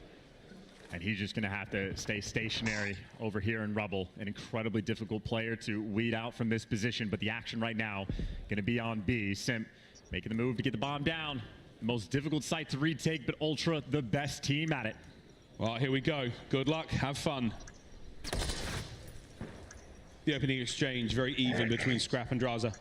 Abizi stoic in his defense of the middle of the map. No one's getting through that without him knowing. Well, CleanX is going to try, though. Well, smoke's out on one side. This is where the chaos commences. Insight. They've crossed over. Scrap v Draza. Walks away with a win. Not without a pound of flesh. 20 seconds to go. Envoy now trying to clear out all these positions as fast as he can. Gets himself another Simp. Joins him in the feed. 3v2. And Abizi's going to get caught. Abizi's going to get caught and traded out. And now, but only 12 seconds on the clock. Someone's got to go stand next to that bomb. And no one even defused it on time. Or did CleanX manage it? He's got it. He's done it. 0.7 seconds. And an incredibly brave and selfless play by Ultra to all dive the bomb. They body blocked his bullets. It was the perfect choice by Simp. But Scrap What a round. And you see Envoy going from the top bridge. He's calling out, he's got to be down low, got to be down low. That is a nail biter of a round, but how patient Ultra was. aBeZy and P1 waiting for those kills. CleanX never overchowers. He never runs through. It is always the teamwork they have, and not just that, Scrap has the gunny as well. That win against Draza won them the round. 2-2 split here from FaZe on defense. These rounds have been so electric. This time, though, Toronto Ultra heavily invested over towards that B-bomb site. The nades are going to certainly hurt. They take care of CleanX. We'll see him in the next. Yeah, messing with the timing. A little bit delayed there from Atlanta FaZe. Good enough for the first blood, and Salim almost certainly sees insight up top, but these are impossible gunfights to win. Salim is a player, though. They can do the impossible or just way too aggressive and gets caught out. Now with 3 versus 3. And Draza waiting for Sam to swing back over and help him out. Right now, the lone defender of the B site now has a little bit more cover on the cross. Oh yeah, Draza's his head's next on the chopping block. Scrap with the warning shots. Yeah, I'm here, man. Remember me from the last round? Nice work through middle of the map. Envoy does not fall, though. He stays alive. And now a shuffle. Middle of the map heavily populated by Ultra. So that time is ticking. Ultra running out of it. And aBeZy backing down and repositioning. This is a very difficult player to find. In the meantime, the other tear down low. Going to get caught. aBeZy found as well. And just like that, the round collapses. Draza left in a 1 versus 3. Well, they don't win their ones. Ultra managed to somehow pull it out. And now Draza. It was all smiles. He had a great situation. And now you are well up shit creek, my boy. And there is no paddle in sight. That is a big one from Toronto Ultra. And these are the types of rounds where the nerves just build and build and build over time. Who can deliver when you need that ice? Ultra have been coming out on top, catching both of the tears with less than 20 seconds on the clock as they're rotating over towards the A site. Ultra on point. 2 rounds away from victory here in Major 1 for Toronto. And keep in mind, that is another round where Atlanta FaZe get that first blood and just cannot deliver. 2 nades, 2 stuns. Right through the middle of the map. aBeZy gets a lot of information. FaZe have decided to hit the go button. Ruthless aggression as aBeZy puts Scrap into the next round. But getting the first blood has not been enough for Atlanta FaZe. They still need to execute. And CleanX, this might all be about the timing. A lot of noise and a lot of doors being opened. When does he want to strike? When he decides to strike, it may be so decisive. Number 1. See the instant reaction. The stun does not connect. He knows those players have now gone into hiding. And his headset on LAN is working. Great reads there for the 3v3 with the bomb down. Ultra still the pressure on them to move. Ultra now moving over towards the bomb site. Insight takes care of Draza. The numbers are fantastic. Onto the bomb we now hop, and Insight's got to watch all these players, every possible angle the FaZe counterattack can come from. I don't believe what we are seeing. Another ninja defuse. Toronto Ultra. Tournament point. I mean, they are toying with Atlanta FaZe and Search and Destroy. They are making them look like a bottom-tier team. Right now. How many first bloods are they going to get and falter towards the end? A team that is typically mistake-free has made every last one. In Ultra taking full advantage, 1 round away, and they are your champions. A celestial level of composure right now from Toronto Ultra. They can do no wrong. And now in the final round, Envoy throws an absolute doozy, takes care of Draza. And what can Ultra do when they have the advantage? They can shove it down your throat, looking to execute, everybody grouped up together. Sim's got a lot of work to do here towards the bomb site. Catch anyone out as he checked his possible corners. Gets gifted 1. That's Insight out of the equation. The bomb planted for maybe the last time here in Boston. It's a 2v2. Simp and Cell going against Envoy and Scrap. Split on the map for the moment. 32 left on the clock, and Scrap gives you the next one. Another gunfight won. Can Chris Lair save his team now in the most dire of moments? 25 seconds on the clock. Smoke is out. And Sam, he's trying to pierce it. He can't get it done. Ultra are your champions.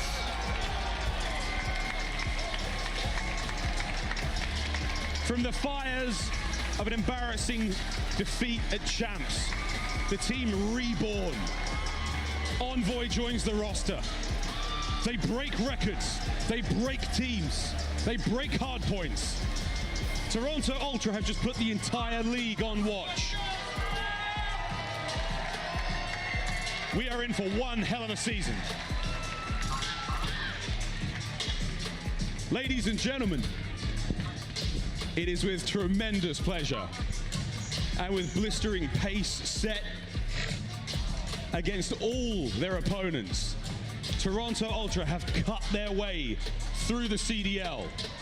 They are your Major 1 champions, Toronto Ultra!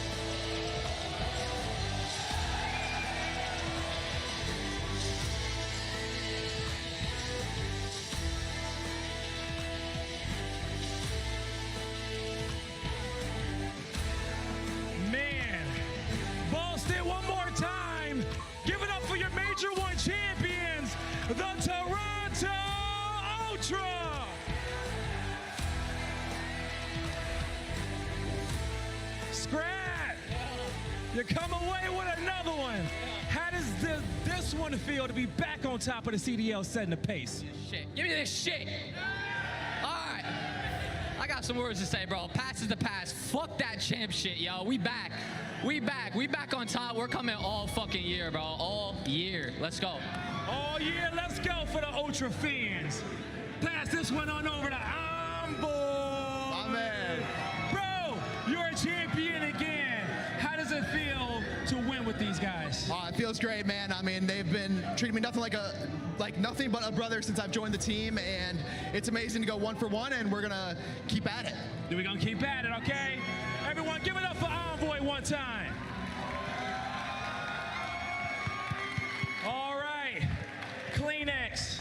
You know what? Before I ask you anything, Toronto, I want you guys to know that this is your MVP of Major 1.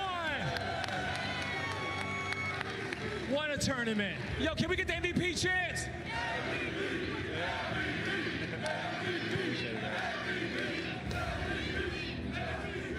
Man, how does that feel? How does that feel, y'all, to come away with this win with the team? Feels good, you know. My voice is completely gone, but appreciate you guys. Appreciate you guys for supporting the whole entire way through. Love you guys down there. See the Ultra shirts. We love you guys. Appreciate you guys so much. You know, wouldn't be here without you guys, so appreciate you, man. All right, all right. Now, pass the mic down on over to towards Insight. Insight, you come away with a victory. The new team, everything that you guys wanted to happen has came to fruition. How does this feel for you? Feels amazing, you know. I feel like the boys are putting so much work. There's been a few arguments, this and that. I feel like we came out to this event that just showed everyone what we're about, and just to win, it just feels amazing again, man. Now, talk to me about your coach, okay? I know he's been a big influence in the staff here to help you guys. Show him some love. And, Coach, what does this mean for you and the team, Flux? Hey. What does this win mean for you, okay? You've been helping these boys out with so much. I know this is important. What have they been through? Honestly, I'm so proud of how locked these guys have been since day one of this game release. We've been laser focused, and I think, you know, we put in the work, and I think it shows in the performance. We've been the best hardpoint team in the game, and we worked on the S&D, and we got there. And I just want to shout out to the organization that supports us, our glorious operations staff, my assistant coach Joe, who's an absolute genius, Nostradamus we call him. And honestly, I couldn't be more proud of these guys just putting in the work, and it's an incredible performance. Definitely is an incredible performance. Hand me the mic. Now, we're going to have a Toronto event at sometime this year, and I know all you guys in Toronto and Canada are blowing it up in the chat right now, but Boston, one more time, show some love to your champions, the Toronto Ultra.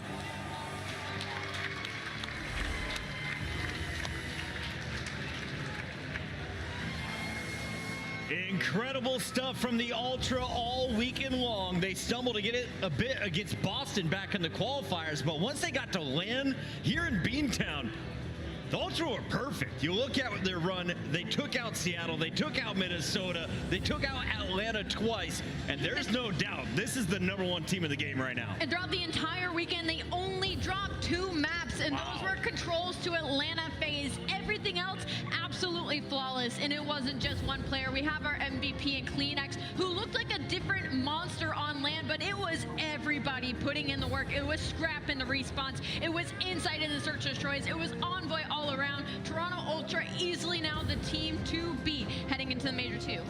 Listen, and they didn't try to fully change the dynamic of this team. They knew the role that they needed to fill, and they got it perfectly. One of the best objective players of all time in Envoy. You saw the level of play elevate in everybody surrounding him. They all had record-breaking performances, and they set a new record in hardpoint for a win streak. This team is unreal, and you heard they said, not one. We're trying to keep this train rolling. Toronto look unreal. Jay, what was the craziest part of this victory for you tonight?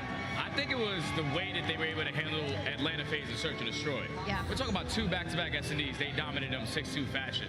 They started off in the beginning of the season. This was their worst game mode. And they come out and they take care of Atlanta phase in 3 search and destroys to send them home packing, man. It really comes down to like just the improvement of the entire team. Remember, this is a brand new squad. When you're a new team formed, you have to get those S&D reps in. And they saw that nice and early into the season. And I think the biggest improvement for me has been the play from Insight.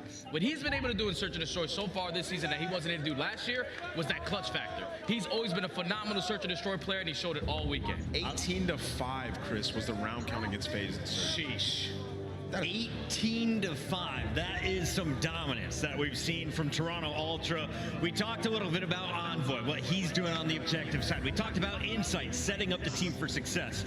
But how about CleanX and the performance he had here in Boston? He takes home our MVP honors. And what's even more impressive is that he had a rough map number 3 in this grand final. What does he do? He turns around on the Skid Row hardpoint and just has his way with Atlanta phase. I think that just talks a testament to the kind of player CleanX can and will be with an SMG in his hand. And he's just one of the most humble players ever. Remember when we interviewed him and he goes, no, Envoy's the best player in the world, right? Like, you're going to win championships when you have a guy that is this gifted, this talented, singing the praises of his teammates like that. We go to the communication and listening. These guys sound so poised, man. There's no franticness at all. An elite team. And that's when it comes down to them all being on the same page. Because usually when you go to team listenings, it's about, all right, they're swarming here, they're swarming that. You don't hear a single thing like that on the Toronto Ultra comms. They know what's going on the map at all times. That's why everyone is in such sync. And we talked about them breaking the hardpoint record. I'm pretty sure individually, he had the best hardpoint KD ever. 4.17 on a single series. That is unreal. Shout out to the MVP. CleanX MVP of Major 1 here to open up the 2024 season, and Toronto Ultra banking $150,000 for their efforts. And if you're looking to rebuild in the offseason, feels like you checked every single box if you're the Ultra GM right now. 100%, and that's what they were thinking last year. You know, they pick up Hixie, they get a good objective player, and they get to the World Championship, but they knew they needed something to get them over that edge. So it's got to be feeling like sweet revenge on that stage, getting that W and being like, we are a championship team. Well, Ali, everyone is filing out of the venue. Security is pushing people towards the exit. So let's wrap this one up short and sweet, starting with the bracket. Walk me through our 4 days of incredible action. I mean, wow, I can't believe it's already over. I feel like I blinked and we had just landed in Boston. Our top 2 seeds ended up making it to Sunday, and we said goodbye to the New York Subliners, the defending world champs on day number 2, as well as the Miami Heretics, as they both got double elims. And we got some surprise upsets in the Minnesota Rocker and the LA Gorillas. Absolutely. As you take a look through some surprises from our lower seeds, Rocker deserves some love for their top 4 run. Surge making a run for top 6, but it's the big dogs on the left side of your screen that are taking everyone's attention. You see that right there. They to walk away with 100 CDL points. That's basically guaranteeing themselves the chips already the champs the way they're looking. But 150 grand goes to the Ultra. They wanted it more this weekend. They were flawless. But everybody else, you got yourself a nice little bag Not as much as Ultra. All right, well, ladies and gentlemen, for everyone here on the scene in Boston, for everyone working back in our studio in Columbus, Ohio, thank you all for tuning in for an excellent opening to the 2024 season. Remember, we're not done. We're heading to Miami, and all of the qualifiers kick off just 2 days after Valentine's Day. So we'll see you all then for the Major 2 qualifiers in February before heading down south for Major 2 live from Miami. We'll see you then.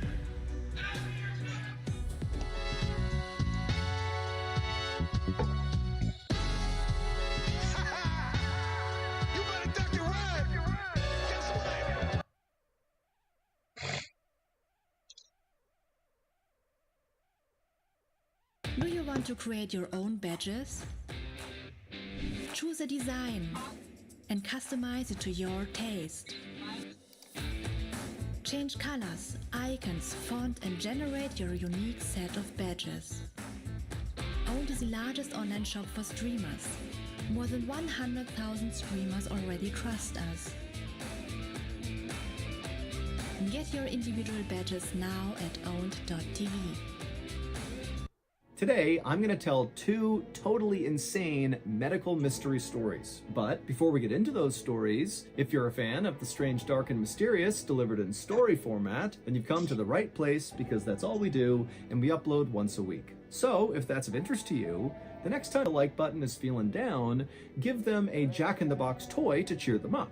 But make sure you don't give them a normal Jack-in-the-Box. Instead, give them one that's filled with angry hornets. Also, please subscribe to our channel and turn on all notifications so you don't miss any of our weekly uploads. Okay, let's get into today's stories.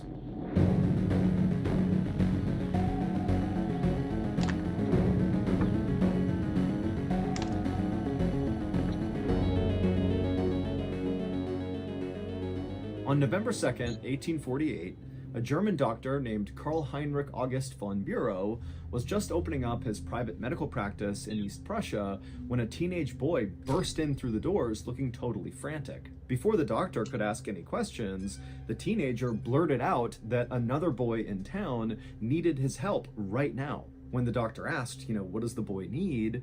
The teenager would say, well, the boy is honking like a goose. For a second, Dr. von Bureau thought this might be a joke, but then he saw the look on the teenager's face, and he could tell he was very upset and very serious. So the doctor grabbed his bag, and he ran outside with the teenager, and they hailed a horse and carriage, and they told the driver to hurry up. When Dr. von Bureau and this teenager arrived at the honking boy's house, the honking boy's mother came running outside looking totally flustered, and she flagged down the doctor and then brought him inside her house. And as she led the doctor through the home towards her son's bedroom, she explained what was going on. She said her 12-year-old son had been outside playing with his friends when suddenly he had developed this really intense coughing fit, kind of out of nowhere. And then finally, when the coughing stopped and the boy tried to breathe in, his throat made this horrible honking sound. And so her boy had come in the house honking with every breath, and so kind of in a panic, the mother had opened up her son's mouth and looked inside, but she hadn't seen anything, and she knew her son was not sick. There were no other symptoms really at all that were concerning about her son. It was just that he was honking. Now, for a while, the mother thought this would just kind of clear up, that maybe it was just kind of some byproduct of coughing really, really hard.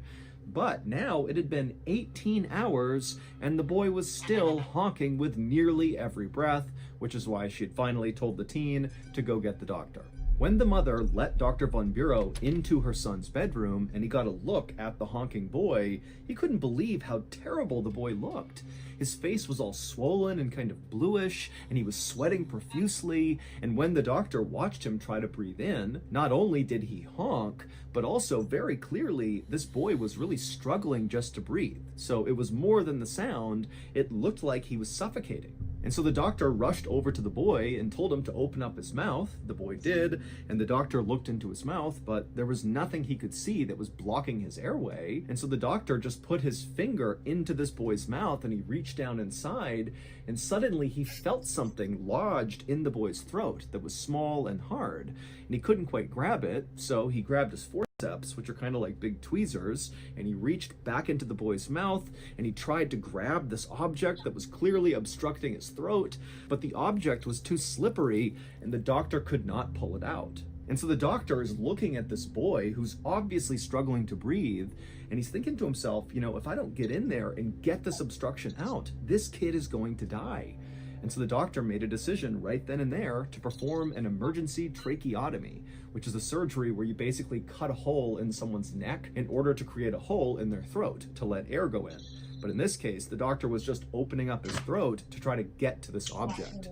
As the doctor pulled out his scalpel and he performed the tracheotomy on this boy, he opened up his throat, and when he looked inside the hole into this boy's throat, he saw the obstruction. It was like this pink, small, hard object, and so the doctor just reached in, scooped it with his finger, and pulled it out. And right away, the boy could breathe again. He was not honking anymore. It was obvious that this fixed the problem, but the doctor and the mother are just looking at this object in the doctor's hand, having no idea how to react to this because it made no sense. The object that was trapped in this boy's throat that was making him honk like a goose was a literal goose's larynx. The larynx is a hollow tube in your throat that helps you make sound. In humans, we call it the voice box. And right before this boy began honking, he was playing a game with his friends that involved taking recently severed goosenecks and blowing through them like they were trumpets. And at some point, as this boy was doing it, he began to cough for some reason,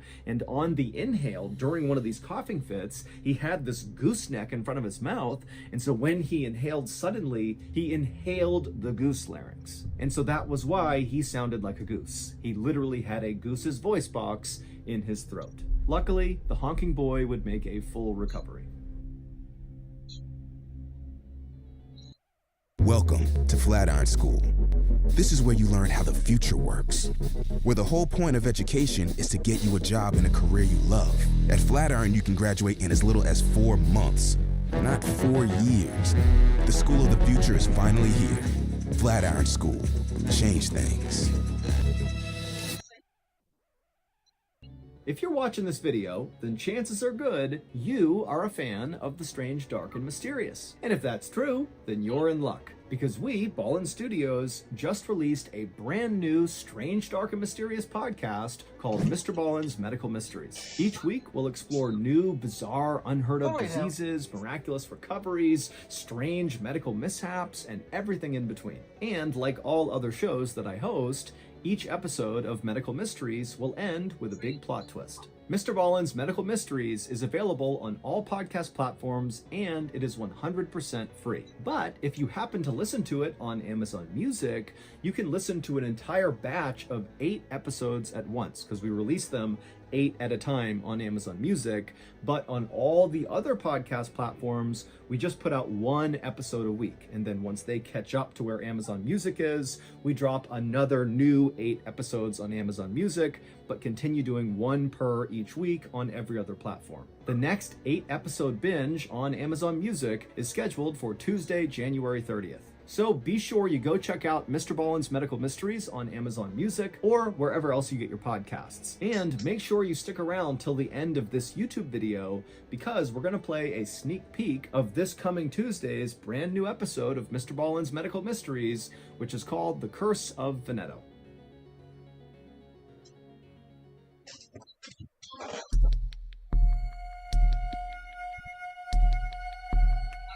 On the afternoon of February 1st, 2013, a retired Army veteran named Robert Smith limped his way into the emergency room at the Veterans Affairs Medical Center in Washington, D.C. Robert checked in at the triage desk, but then instead of sitting down with the rest of the patients who were waiting, he leaned up against the wall and just grimaced. Robert was in his late 60s, and up until just a few days ago, he felt like he was in the best health he had been in since leaving the service. Robert had gotten a kidney transplant a year and a half earlier, and after getting that operation, he really wanted to make sure he stayed healthy, and so he had been going on regular walks and eating healthy, and so really he was doing great. But a few days ago, Robert had noticed this throbbing pain in his right hip that was shooting pain all the way down his right leg.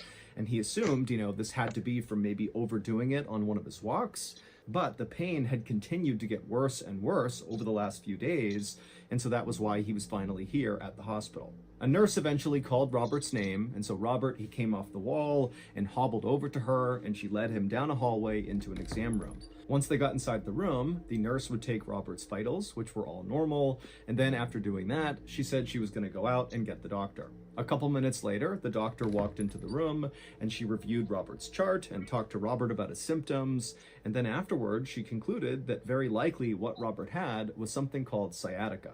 Sciatica is pain caused by pressure on the sciatic nerve, which travels from the lower back down each leg. And while sciatica is definitely very uncomfortable and very painful, it's not usually a big deal, and it typically clears up on its own without treatment. And so the doctor told Robert that he should just go pick up some ibuprofen, so over-the-counter pain medication, and take that every couple of hours and just wait for this thing to pass, and then he'd be fine. And so Robert was totally relieved. He thanked the doctor, he thanked the nurse, and then he left and headed back to his home.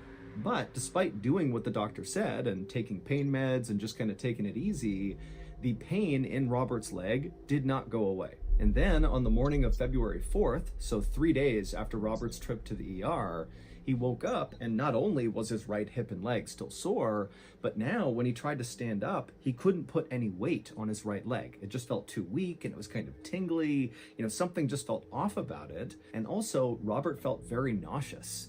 And so Robert told himself that, maybe what was going on here is he was taking too much ibuprofen and it was upsetting his stomach, and maybe it was also affecting his leg negatively or something. He didn't know. And so that day he just sat on the couch and watched TV trying to tell himself that he was okay. It's just sciatica, take a little less pain meds and you'll be okay. But that didn't work, because the next day when he woke up, he was in even worse shape. Now he not only had this pain and weakness in his right leg, and he had nausea still, but also he now had this new pain in his abdomen that was located right around where the scar was from his kidney transplant, and Robert was also starting to spike a fever. And fevers in transplant patients are a really big deal, because a fever in a transplant patient could mean an infection. People who get transplants are then given medication that keep their bodies from rejecting their new organ or organs. This medication works by basically suppressing that person's immune system. This prevents the body from mistakenly attacking the new organ, but it also means that if their body gets a real infection, they will have a really hard time fighting it off, because again, this medicine is basically stopping the immune system. And so when Robert saw he had a fever in conjunction with these other symptoms that were not going away, he knew he had to go back to the hospital, because obviously this was not just sciatica. Robert was too sick and weak to drive himself to the hospital, so he asked his neighbor to drive him, and as they were driving to the hospital, Robert basically sat in the passenger seat rocking back and forth, not saying anything because he was so uncomfortable, and the neighbor, the whole time they're driving, they just kept looking over at Robert, because not only did Robert look totally miserable, but also Robert was sweating profusely, like so much so that it looked like he had just sprinted a 5K. I mean, he was drenched in sweat. And so the neighbors looking at him thinking, like, what's wrong with this guy? Finally, the neighbor arrived at the hospital, and Robert, he managed to get out on his own, and he thanked the neighbor, and then Robert hobbled his way back through the doors into the ER.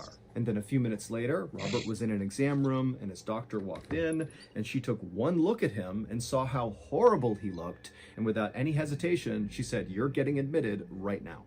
It was clear to Robert's doctors that he had some kind of virus or infection that his body was trying and failing to fight off. When they tested his blood, they saw his white blood cell count was elevated, which is a sign that the body's immune system is launching some kind of a response. But the doctors didn't know what his immune system was responding to. Even though Robert had this acute pain in his abdomen around the site of the kidney transplant, his kidneys seemed to be working just fine. And so whatever was going on with him didn't seem to be linked to his transplant. The profuse sweating did seem pretty odd, but considering Robert had a really high fever, it wasn't totally inexplicable. So basically, Robert's symptoms were weird, but kind of generic. They didn't tell the doctors specifically what was wrong with him, they just knew something was wrong. So they just hooked Robert up to an IV and began administering a broad-spectrum antibiotic, which is something that treats a whole variety of different infections. And then after that, the doctors just began testing Robert over and over and over again for all these different things that could be the cause for his illness. But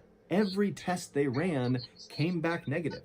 And at the same time, over the couple of weeks that they ran all these tests, Robert just kept getting sicker and sicker and sicker. His fever wasn't going away, he was still sweating profusely, his blood pressure was all over the map, and he had even begun drooling almost uncontrollably to the point where he didn't even speak because he was so embarrassed about it. But to the doctors, the scariest symptom that Robert was now showing 2 weeks into staying at the hospital was he was starting to act really confused. Like he didn't know where he was, he didn't know why he was there, and so that told the doctors that, you know, whatever his body was fighting, it had made its way up into his brain. And so the doctors knew, you know, Robert did not have much time left, but they had tried every test they could think of, and Robert had tested negative for all of them. And so, as kind of like a Hail Mary, because they had nothing to lose, the medical staff decided to just start testing Robert for basically completely random diseases that he almost certainly did not have. But basically, if any of these illnesses had a symptom that Robert had, they would test him for it. And all these tests came back negative, except for one.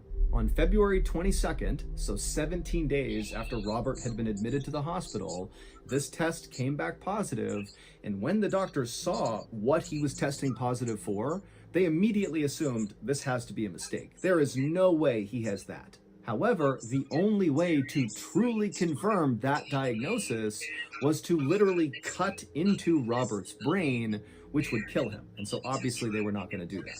So the doctors basically just had to take this diagnosis at face value, and they tried giving various medications to Robert, but it was obvious none of them were working. And so the doctors felt like there wasn't much they could do, and they just began focusing instead on keeping Robert comfortable. And then finally, on February 27th, so 22 days into Robert's stay at the hospital, he would die from this mystery illness. During Robert's autopsy, the medical examiner was able to perform that test that doctors could not perform on him when he was alive, and that was to cut into his brain.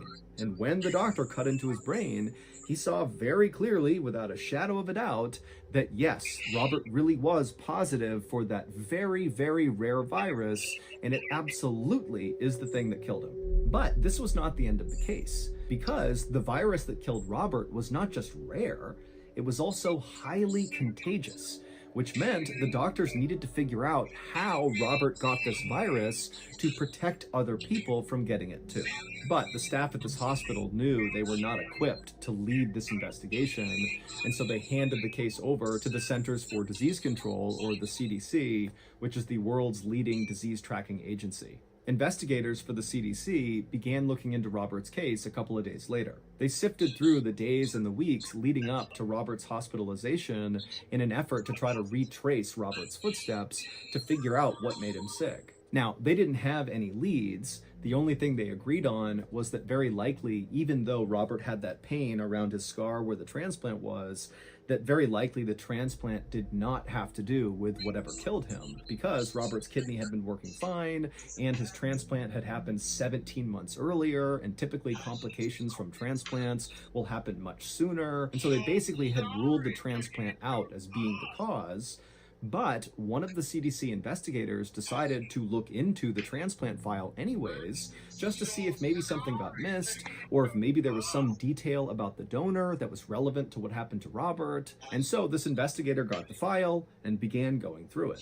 Robert's donor's name was William Edward Small, and at the time of his death, he was 20 years old and serving in the Air Force. Now, none of that stood out to the CDC investigator, but William's cause of death definitely did. Even though it really did not appear to have a connection to Robert, it was just so weird and unexpected. The CDC investigator would read that back in September of 2011, William was out fishing in the Gulf of Mexico, and he caught a fish, and he ate that fish, and it gave him something called ciguatera poisoning. Ciguatera poisoning is something you get when you eat a fish that contains microalgae toxins. And so William, he ate this fish that was contaminated, and not long after that, he had died. But when the CDC investigator read through all of William's symptoms before he died, they basically exactly lined up with all of Robert's symptoms. William had developed pain and weakness in his extremities. He developed a very high fever, he became nauseous, He also lost the ability to swallow, and then he became totally confused and then died. And so when the CDC investigators saw this incredible coincidence, she knew she was onto something, but first she would need more information about William. And so very quickly, the CDC got in touch with William's family, and they asked them all these questions about William. And finally, after hearing the answers from the family, the CDC finally figured out what actually happened to Robert and what actually happened to William. Hey, do you want to start streaming? With Old Pro, you get access to hundreds of overlays and alerts. Install them with just one click. Use our plugin in your favorite language. Old Pro gives you all the signs and tools to start your stream in seconds. Get started now and try Old Pro for free. It would turn out William was not just a fisherman, he was also a hunter and a trapper. And he had a very specific way he would go about training his hunting dogs. He would capture wild raccoons and use them as live bait to train his hunting dogs how to hunt. Now, William was always very cautious with these wild raccoons, but in the year and a half leading up to his death, he was bit 2 different times by raccoons. And it was one of those 2 raccoon bites, not some toxic fish in the Gulf of Mexico, that killed William and killed Robert. William did not die from ciguatera poisoning. He died from rabies, and the rabies virus that was in his kidney was still present when it was taken out of his dead body and transplanted into Robert's body. And so that was how Robert got rabies. Rabies can look like the common flu at first. People feel achy and nauseous, they get fevers, their stomach starts to hurt. Some people affected by rabies will drool uncontrollably, like Robert, or they'll lose the ability to swallow, like William. But for everybody who contracts rabies and who does not get a vaccine right away, because a vaccine does stop rabies in the early stage, so if you don't do that, everybody dies. That's what rabies does to you. It kills you. Now, you'd think, maybe we should be testing organs for rabies before they get transplanted, but you got to remember that rabies is so rare. Only 1 or 2 people a year in the entire United States will die from rabies. And so it's just not something doctors are going to screen for, because the percentage chance that they could have rabies is basically 0. Ultimately, Robert was not the only person who received an organ transplant from William. There were 3 other people that received his organs. Luckily though, the CDC was able to track those 3 people down, and all of them were totally healthy and not showing any signs of rabies, so either they didn't have it or they were super early stage, which meant they were eligible for the rabies vaccine. They all got the vaccine, and they lived happily ever after. As promised, here is a sneak peek of this coming Tuesday's brand new episode of Mr. Ballen's Medical Mysteries. The episode is titled The Curse of Veneto. Enjoy. In the summer of 1983, a middle-aged Italian man held his mother's hands as they swayed about on a dance floor. His mother was in her 90s and was not able to get out very much, so this was an extremely special occasion. And this particular dance floor was on a cruise ship sailing on the Mediterranean Sea. It was an unbelievable experience he knew they would never forget. Then a slow song came on, and as they danced together, the man began to feel abnormally hot. Sweat ran down his chest and underneath his tuxedo jacket, his hair stuck to his neck, and when he touched his forehead, his hand came away wet.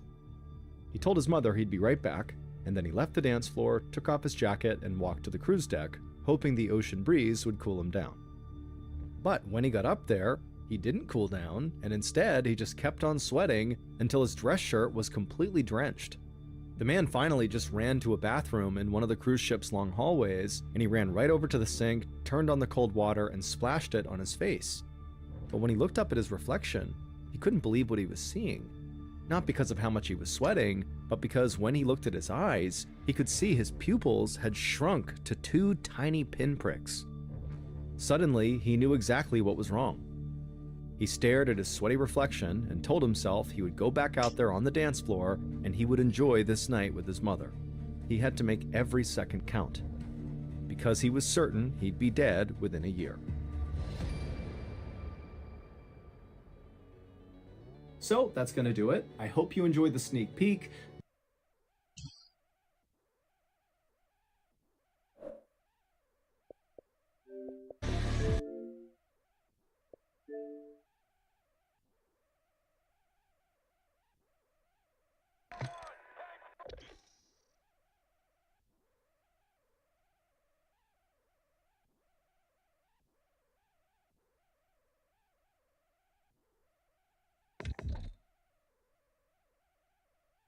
Crap. I don't know.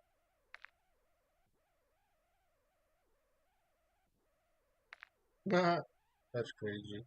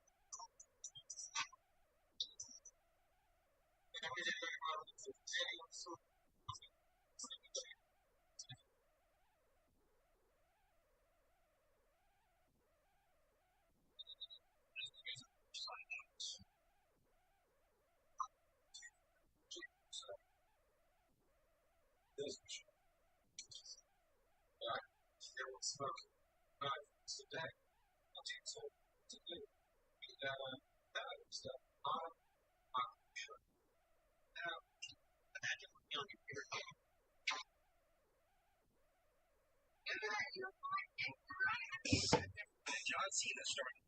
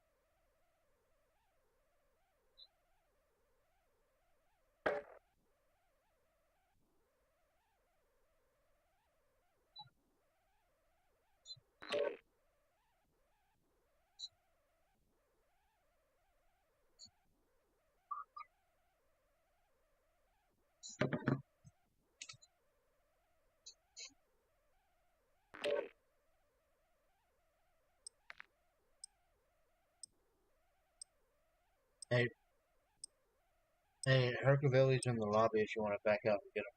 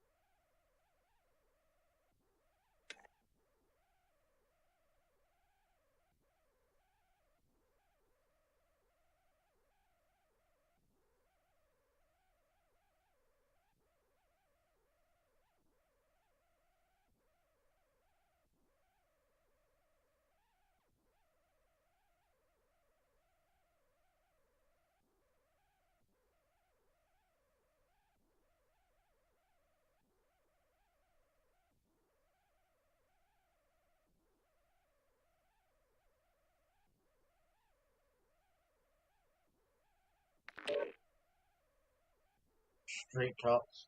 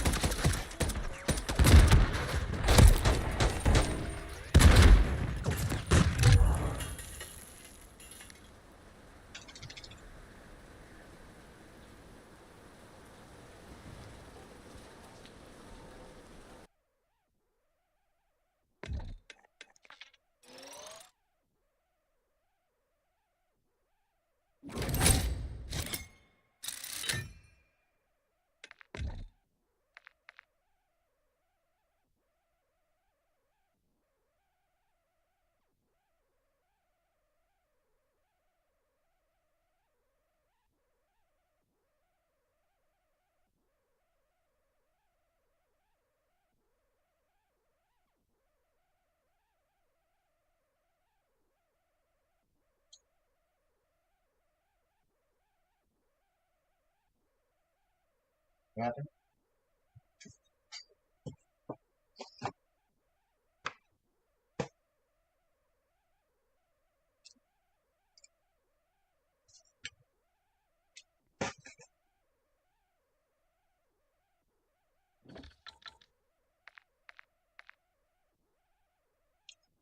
We'll see.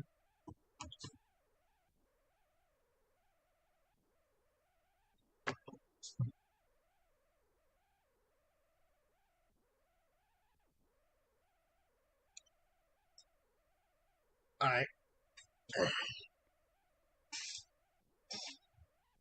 All right.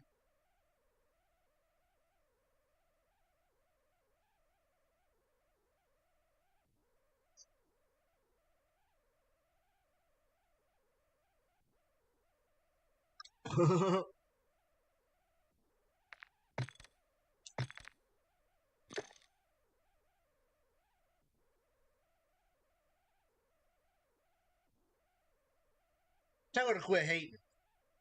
Tell her to quit hating.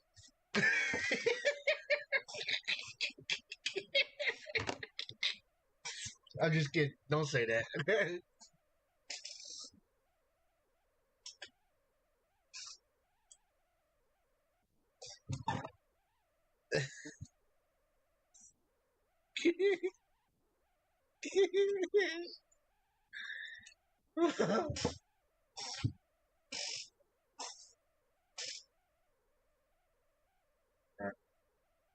All right.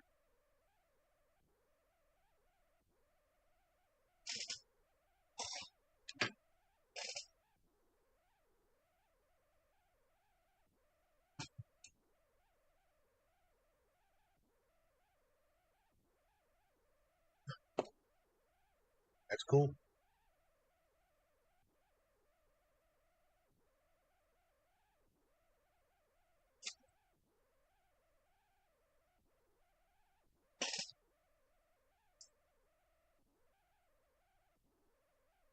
Bro, Detroit is embarrassing the 49ers right now. Yes. That was a joke. If anything, the Harbaugh that's coming from college to NFL may pick them up because they were best buds. But other than that, I don't think that 49, because I even asked my buddy because he's a 49ers fan. He's like, yeah, that was some bullshit.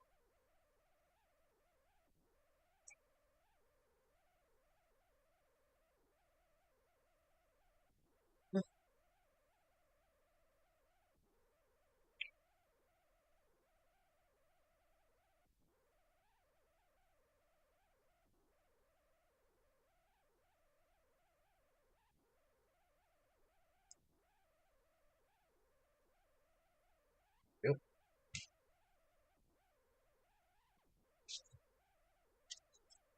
It's just like if you watch NBC's telecast of the game, they took out the part of the interview where the guy was thanking God.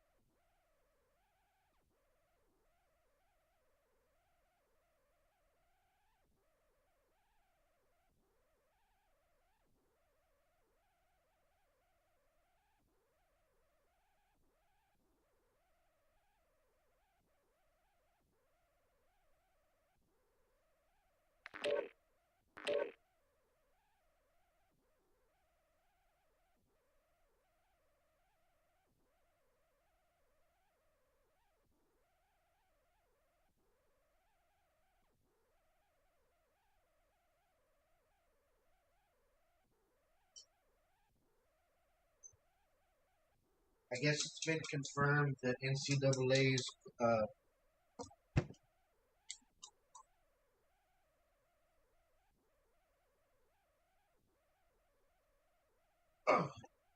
sorry, the NCAA's coming out with NCAA football next year.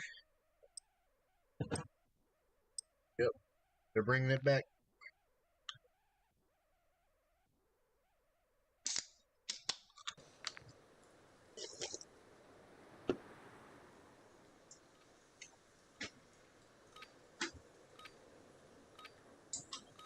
X-ray is dick. What?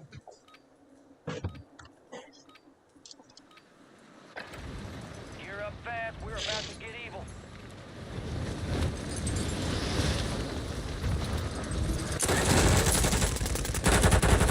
Enemy soldier incoming. Hola, ¿cómo estás?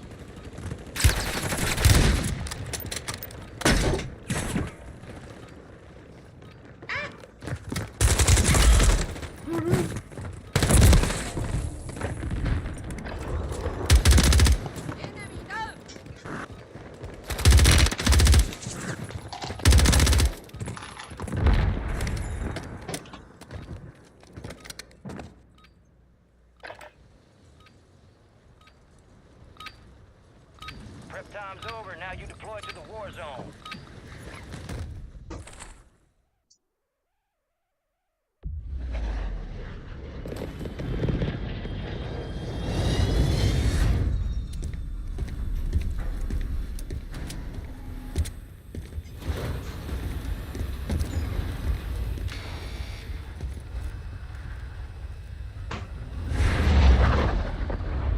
Resurgence.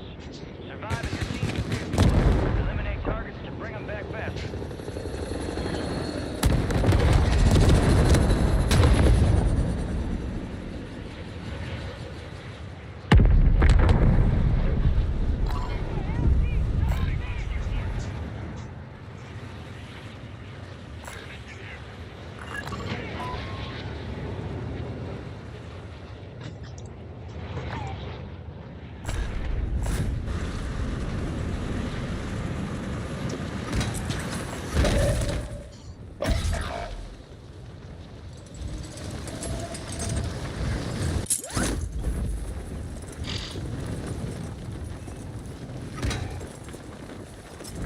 Squad's down.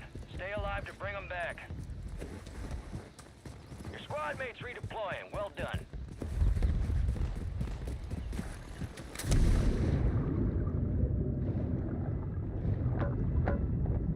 You got reinforcements inbound.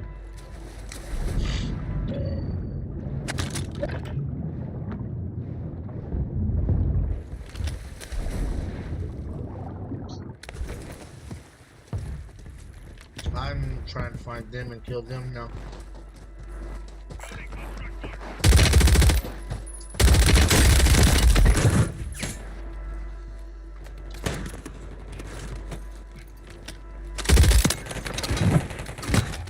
Enemy destroyed. Use your attack map to hunt down the rest.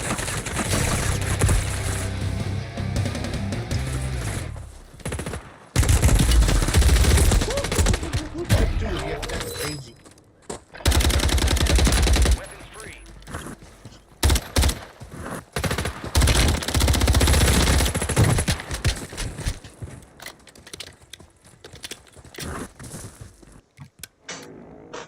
Get ready. You're redeploying.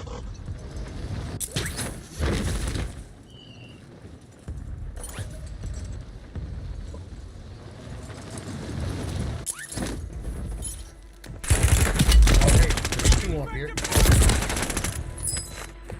They're literally just sitting on there.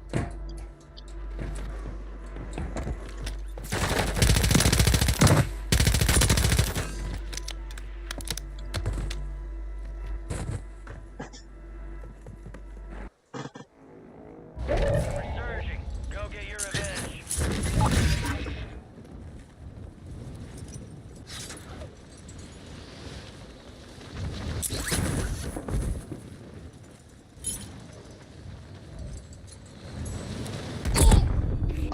my legs.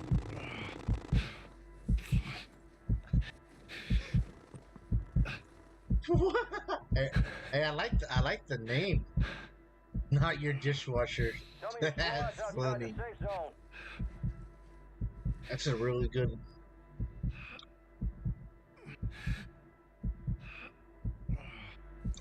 I love the name, by the way.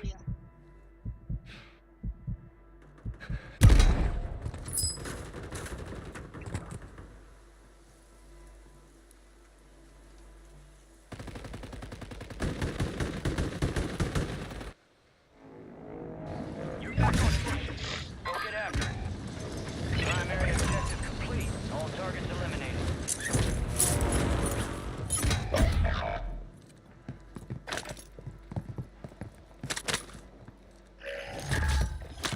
Loadout drop headed your way. Enemies dropping into the AO. I'm hit! Squad mates back on station.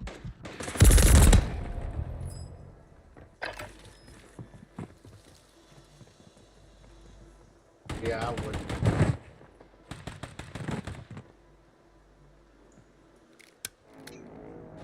We are returning you to the front. Earn this.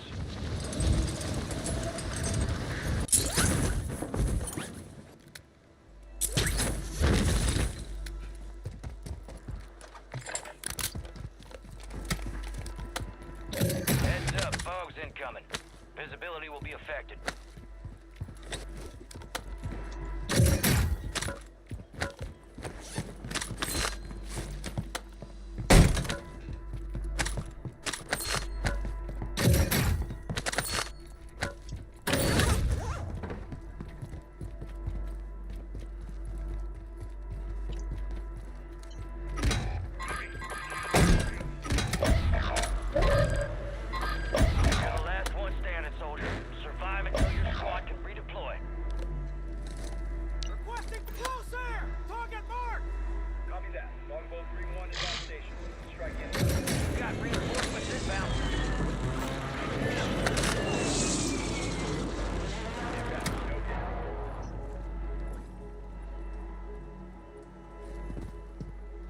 Squad mates redeploying. Well done.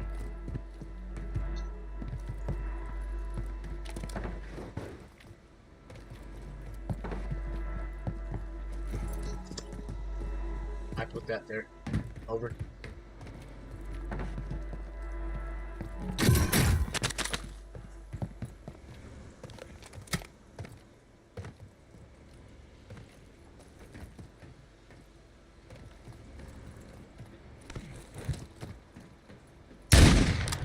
Drone loadout.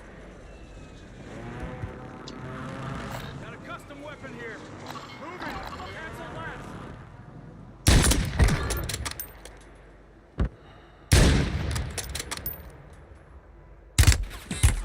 Stick around.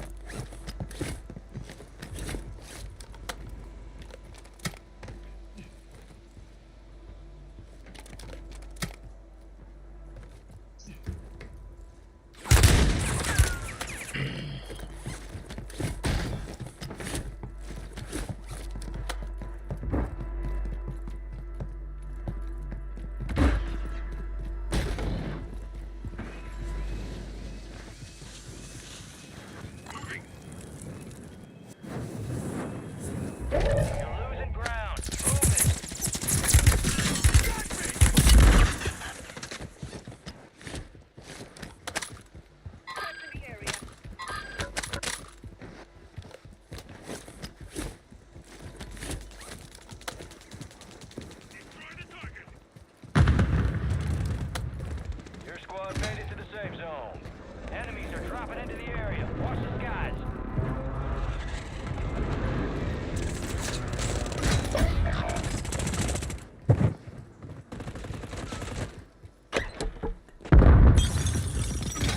It's all on you. Stay alive so your squad can redeploy. Your squad mates back on station. Good work.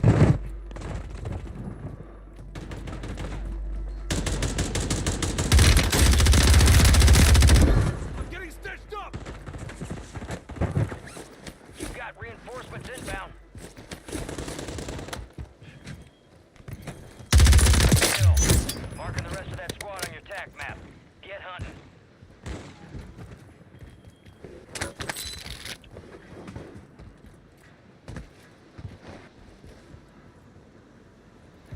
remain. Right here. Solid work so far. Moving here. Enemy soldier incoming.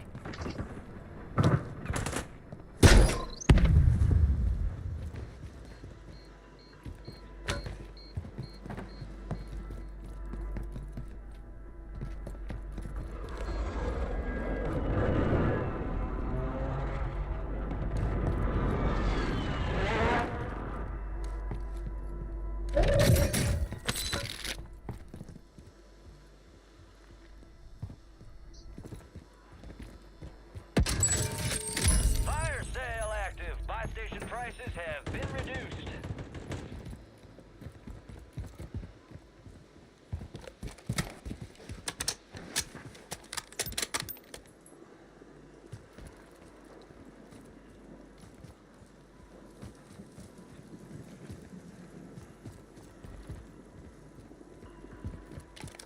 Grenade here.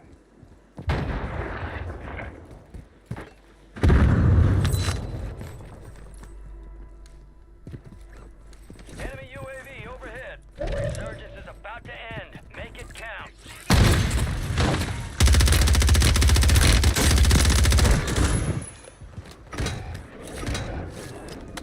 Enemies are dropping into the area. Watch the skies.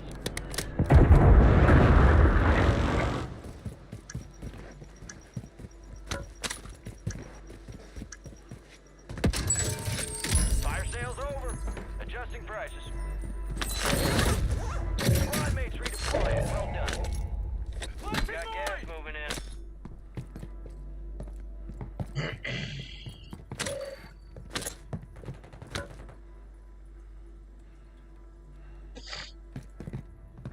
Head to the safe zone.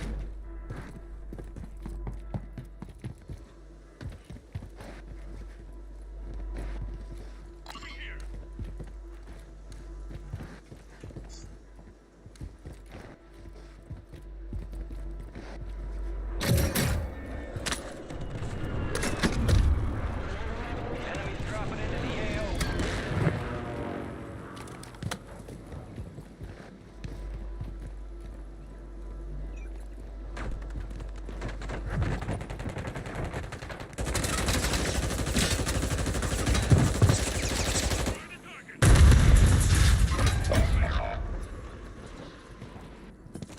Resurgence has closed. No more second chances.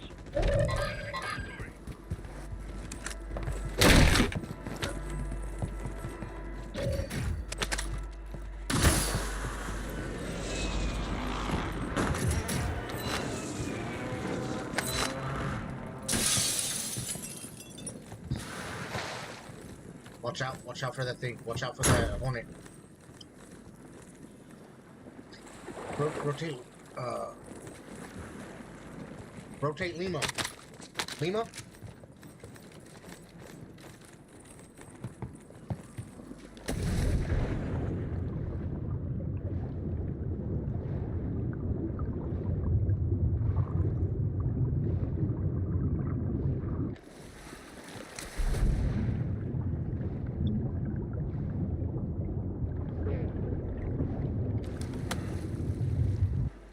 Gas is inbound. Can't go that way.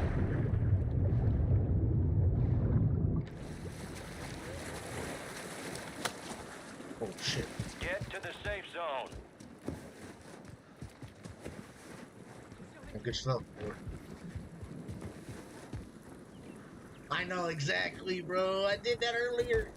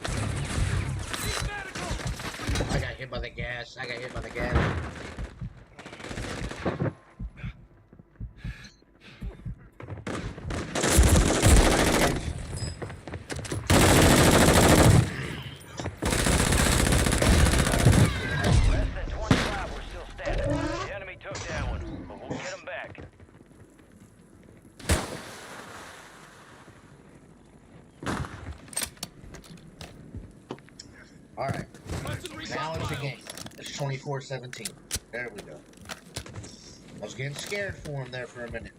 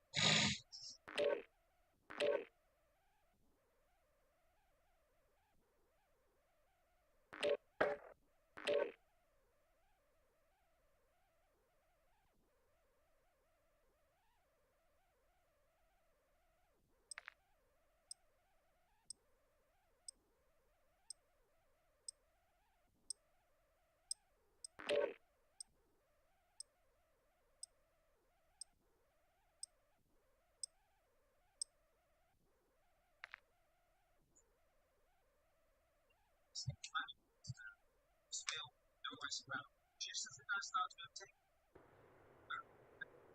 Has anyone else seen this? Is it just me? Like, plays even, I don't know, anyway. So I was trying to watch through, so we're just giving a video. Looks like 999. Just, sorry guys, it's all too long. It's just about Gear up fast, we're about to get evil.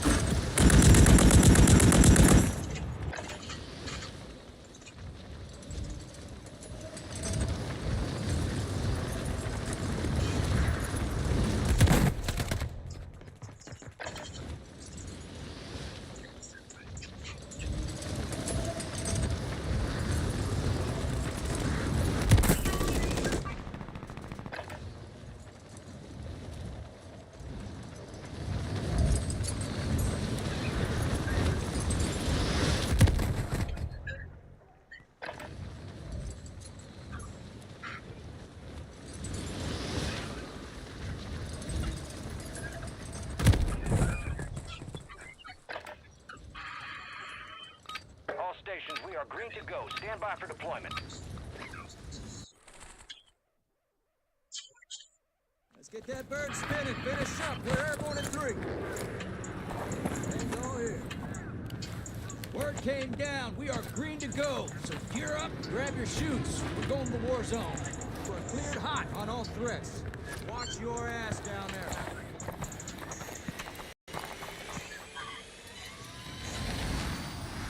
Let's roll.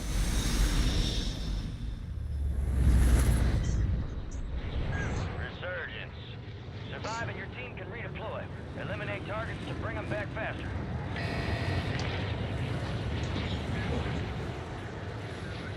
Here's a bounty contract.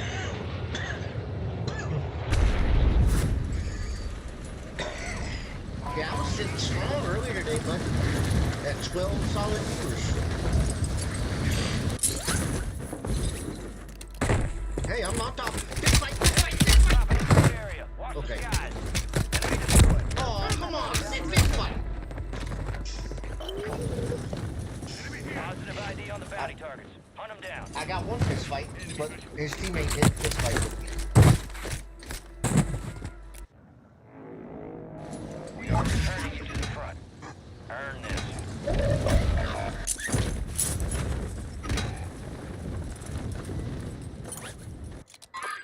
Oh, my. All on you. Stay alive so your squad can redeploy. No, they didn't want a fist fight.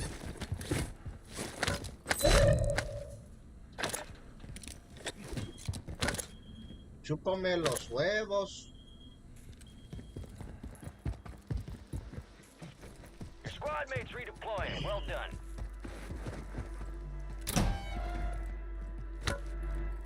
Your squad mates back on station. Good work. Oh. Oh, that's you, bro. Don't fucking do that. I'm a veteran. I got nerves, bro. Ain't that right, War Dog? People jump in that window, you get scared as shit.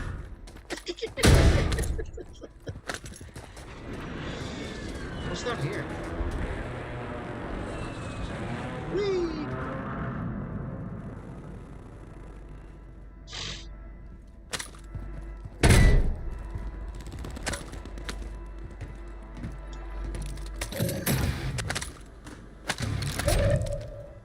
Requesting recon flyover!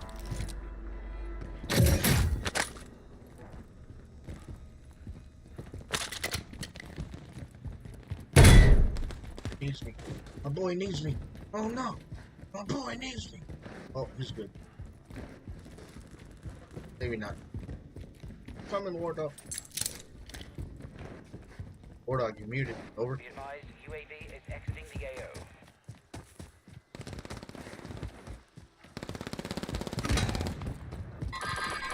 Break the home run.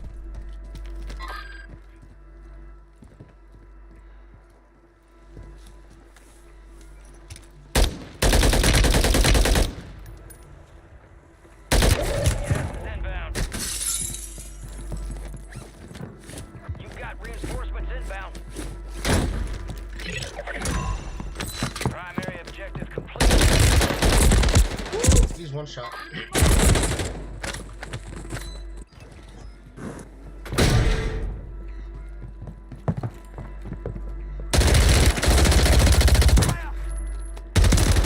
This one's code. Okay, I take back what I said. Detroit's not whooping for 49ers. The 49ers have tied it. It's 24-24.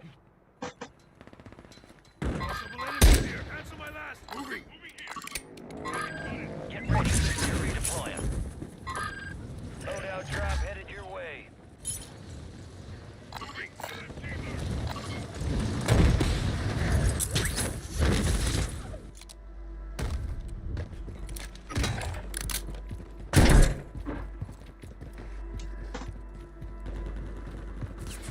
Enemies dropping into the AO.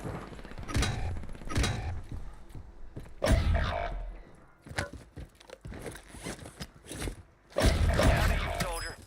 Stay sharp.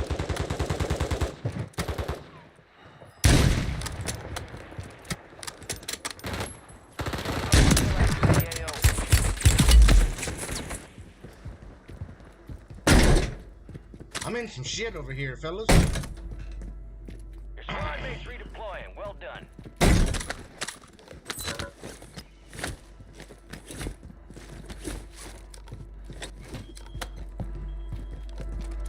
Yes, sir. Gas is closing in. Relocating the safe zone.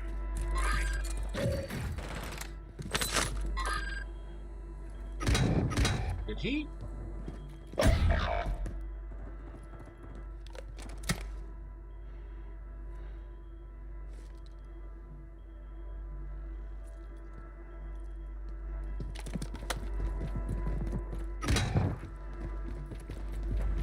You're the last one standing, soldier. Survive until your squad can redeploy.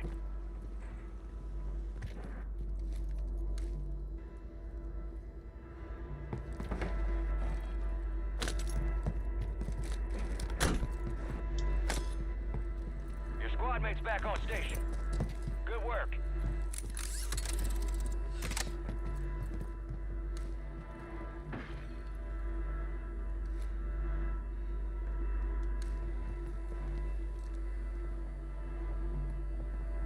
Ooh-yay, oofray.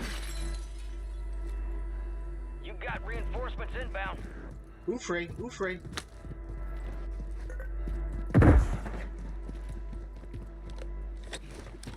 Oofray. Movement what Ufray is.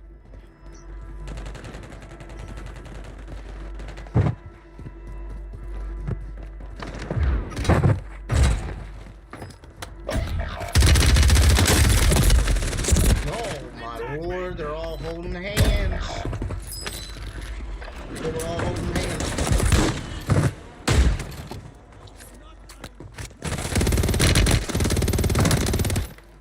Gas is closing in. Drop the sniper. I think they're scared of the dark. Over.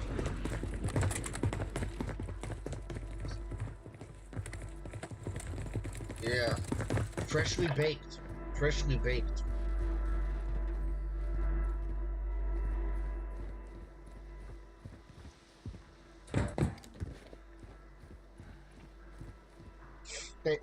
They spell the in front of you. Yeah. You get another chance. Make it count.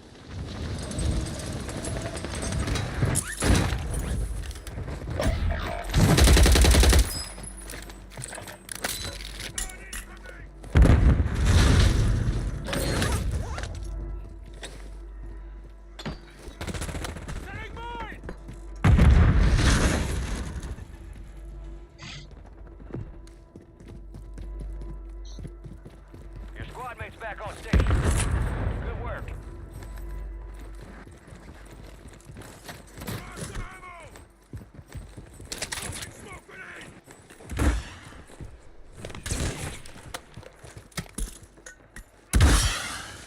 One's put. Oh, he's on the roof.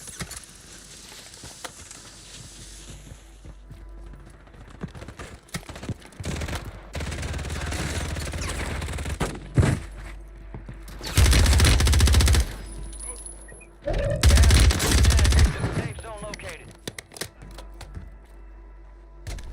We even told you we were coming, bro. Fire sale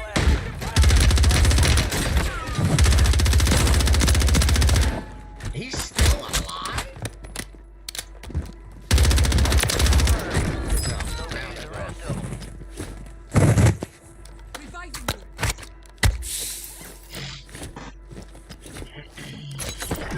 I mean, we tried to tell him. We tried to tell him, bro. We even gave him a warning.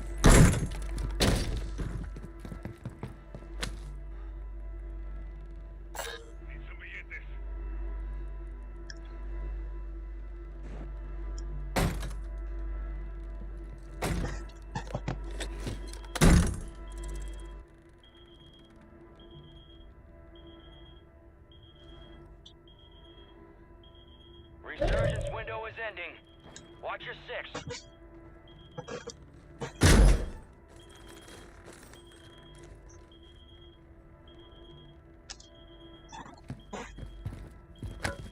Gas is moving.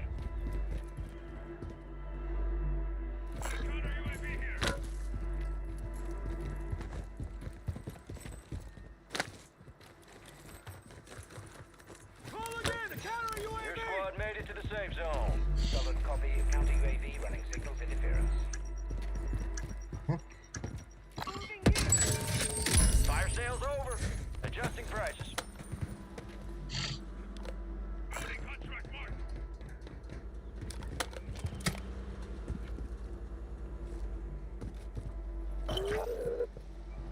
Bounty targets identified. Weapons free.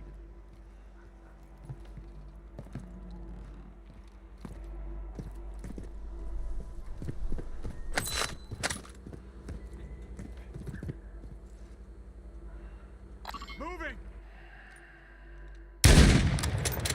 Counter UAV is returning to base. It's right here on. Moving here. Got one sided here. What? I don't understand.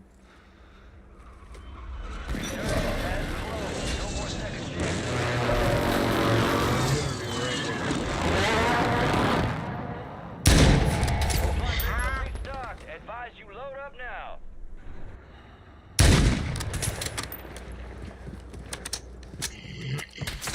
I don't know what I'm doing wrong on this. Moving here.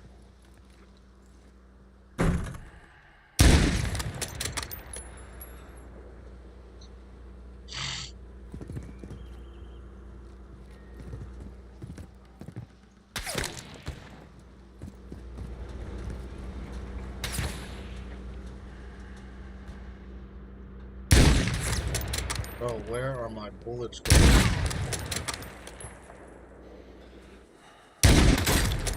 Crack them.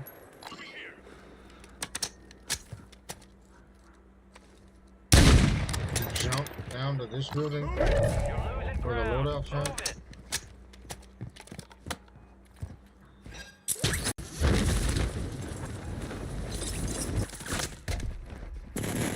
Some of your squad's outside the safe zone.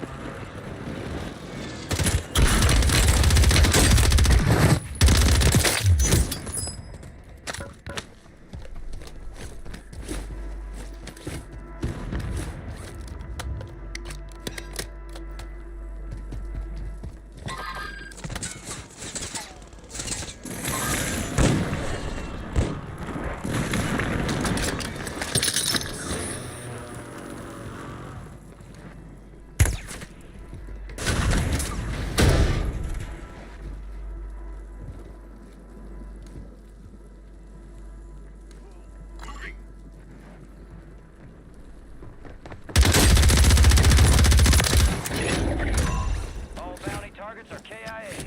Well done.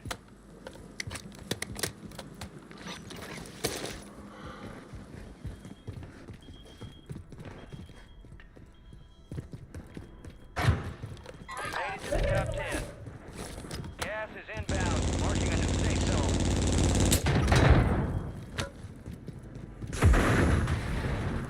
You got gas. That's the safe zone. Alright. Hold on. Where? Hold on, go ahead, go.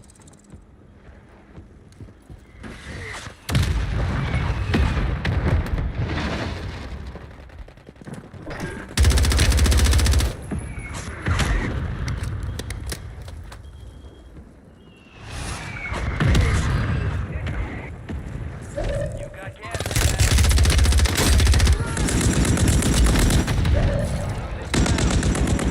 Safe zone is far from your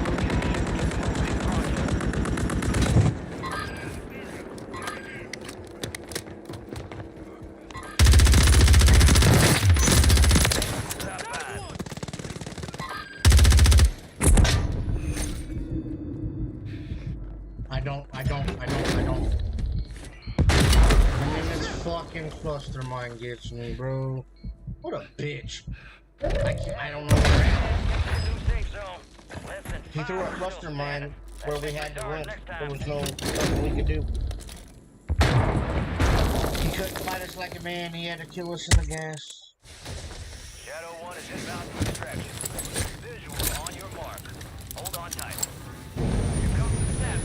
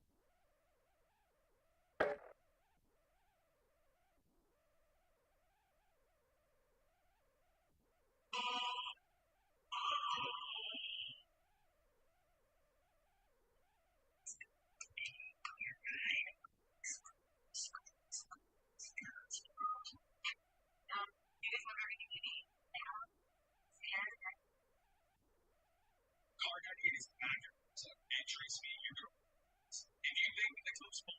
So anything I'm bringing the card deck in, and you gotta drop a like on this video. Let's get to the middle. So first things first, you're gonna go and see the argument. Here you go. It's a problem. It's a good card. My teammates, I tried playing casually. That's my bad. I just wanted to kick back after my 15-hour shift in the cold. But instead, the kid who stole his credit card to wind up on 15 pack is verbally harassing me because I don't have 60 kills in 10 minutes of work. Time for now. I'll play every game like it's game 9 of CDL champs, $10 gazillion on. And that's my bad. I used a riot shield, also my bad. Even though I was using it to finish the camo challenges, it was still enough for my teammates to call me names that aren't even in the dictionary. And I can assure you, I don't want to use the riot shield as much as you don't be using it. I'm broken four controllers trying to finish this challenge, and I still have 35 kills left. So once again, that's 100% my bad. I won the gunfight, also my bad. I didn't know that having decent aim and basic mechanics would instantly improve.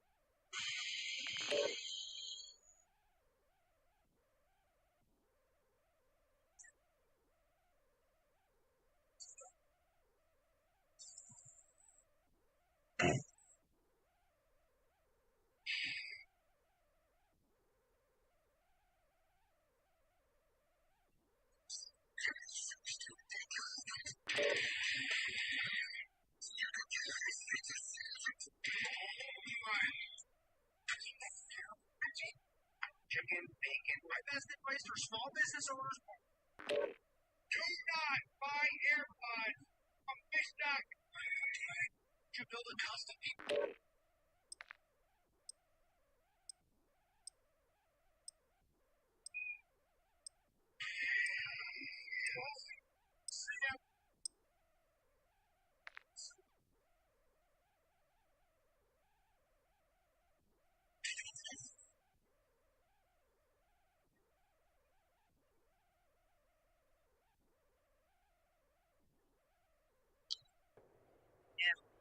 Get them a whole pyro gun.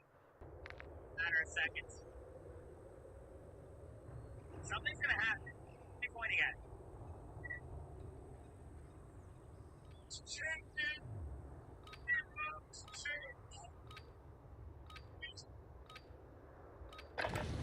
We're headed to the war zone. Get geared up and stand by.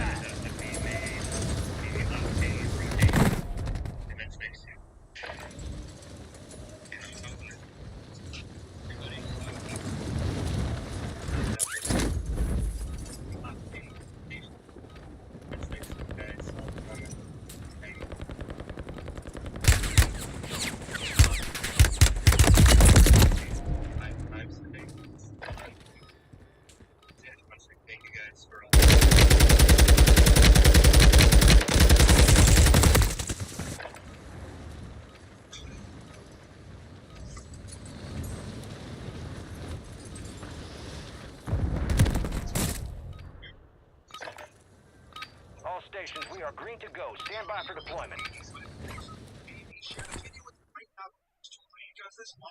Look for dust off. We're up in 3 mics. Let's move. Here you are. Yes. We got the green light. You're going to the war zone. Grab your gear and shoot. You're up in 3. Enemy activity will be high. Expect contact Actually, early apparently and I follow him.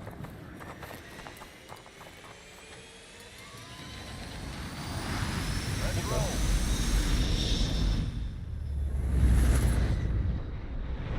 Resurgence. Stay alive to keep your squad in the fight.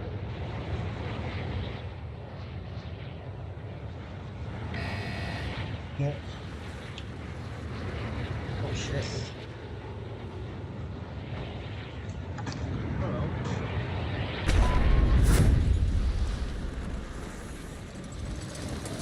I don't know.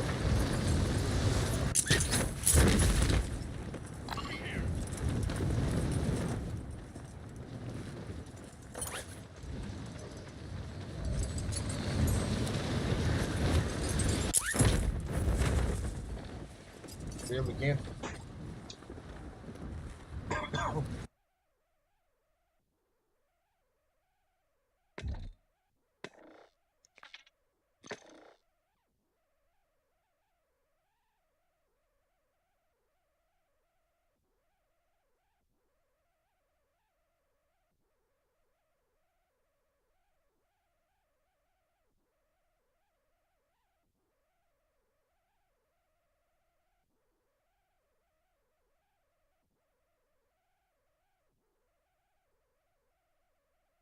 Got a troll gaming hoodie.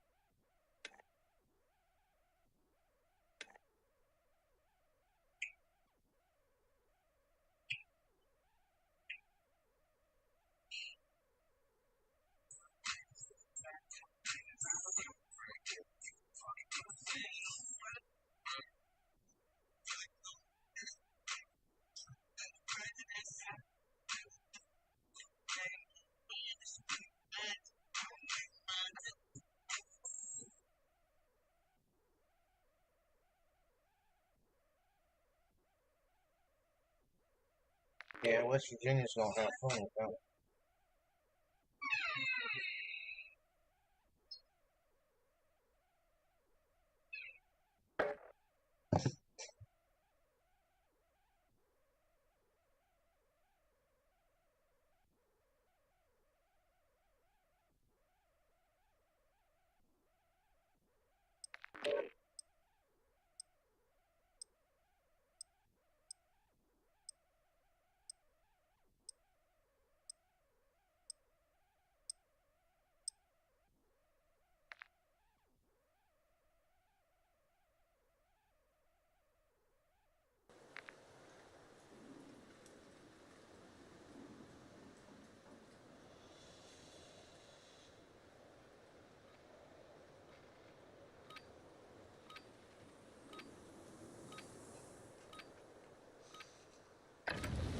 Use this time for some target practice.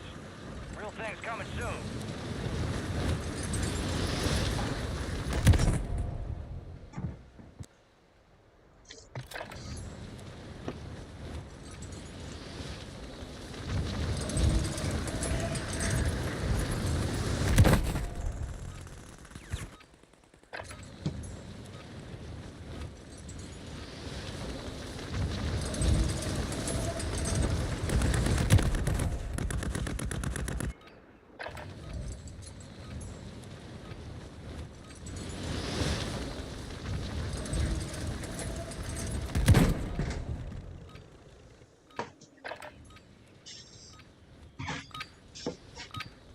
Yeah, I'm gonna have to look up how to beat this damn boss on Pill World, because I don't fucking know how.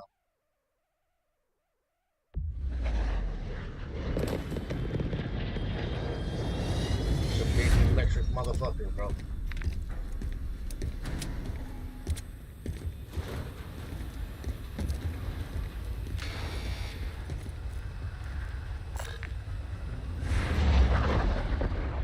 Resurgence. Survive and your team can redeploy. Eliminate targets to bring them back faster. Your team leader. Set a drop point for your squad.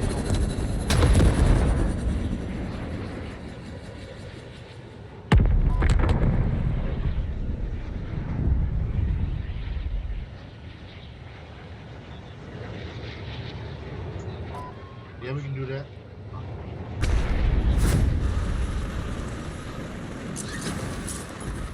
Oh, that was me, my bad.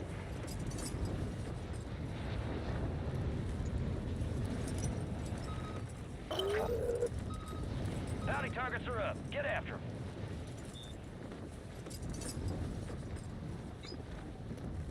Yep, yep.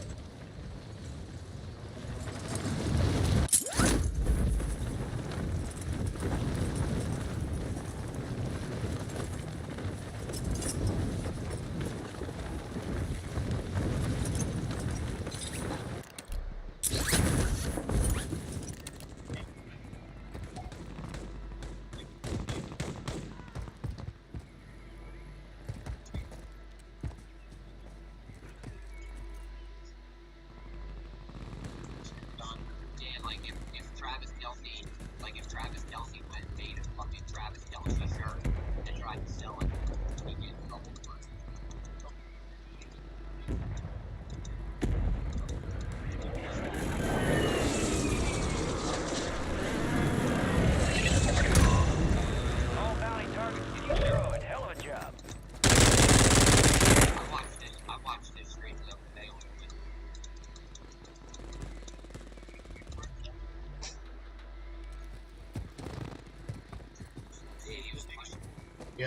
I'll give you the money. 375 Oh, it's typing in that chat. My bad.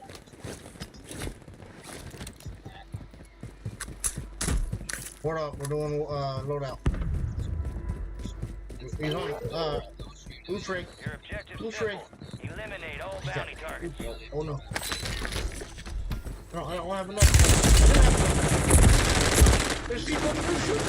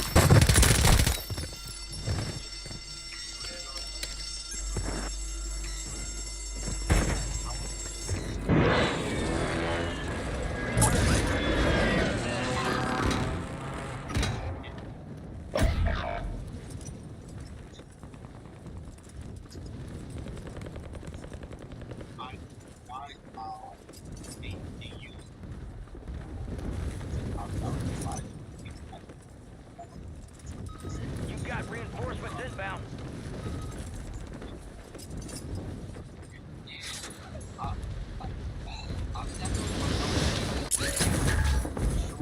Loadout drop headed your way. Enemy soldier incoming.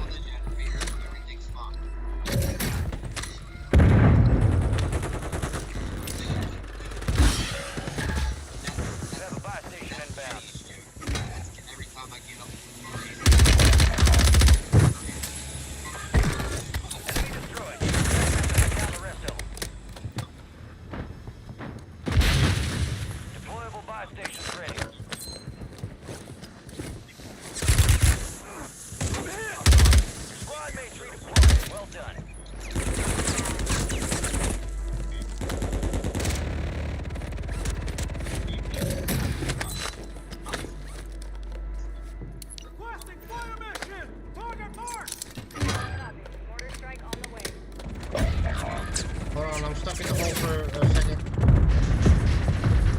Enemies are dropping into the area. Watch the skies.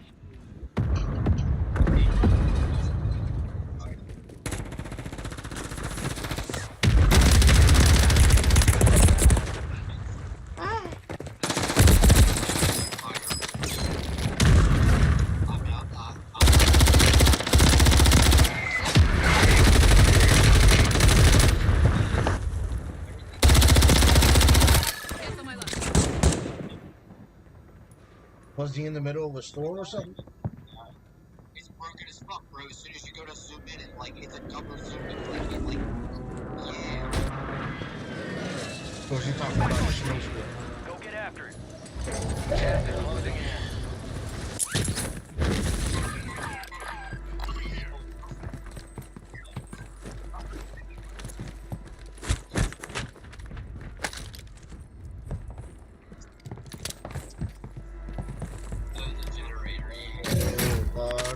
milk and drinks. Head to the safe zone. It's not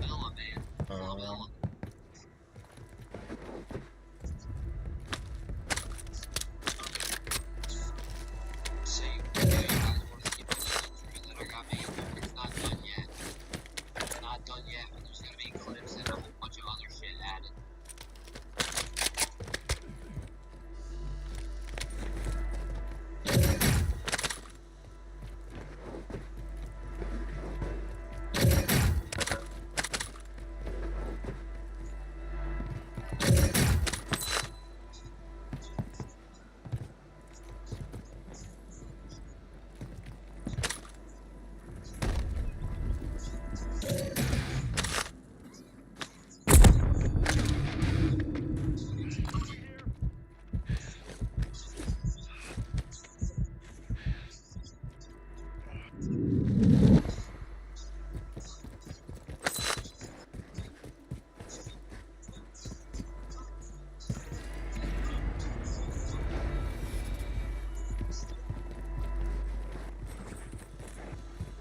Shout out to Vader for that.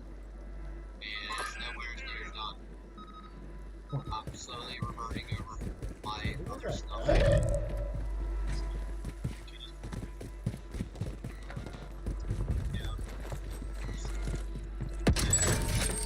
Fire sale active. Buy station prices have been reduced. Bounty targets identified. Weapons free.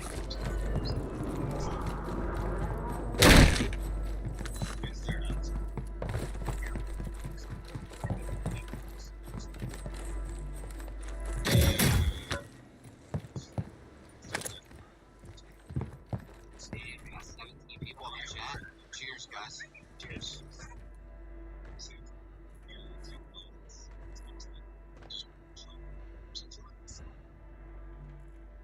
Resurgence is about to end. Make it count. Primary objective complete. All targets eliminated. 25 are still active in the AO.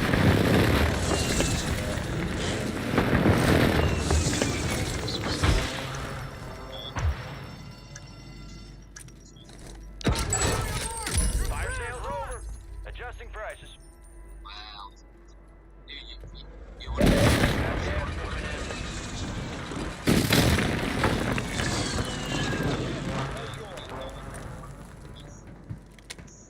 Your squad mate's back on station. Good work. So, Move to the safe zone. Over was for rushing yards in this game. yeah. 6.5. Yeah. Everything so good. I'm getting stitched up.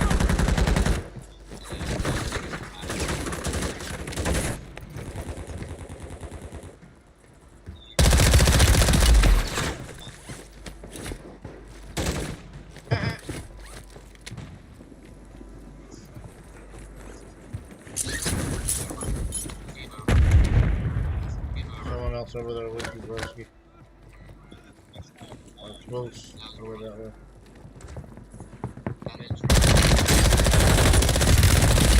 One more. Resurgence has closed. No more second chances.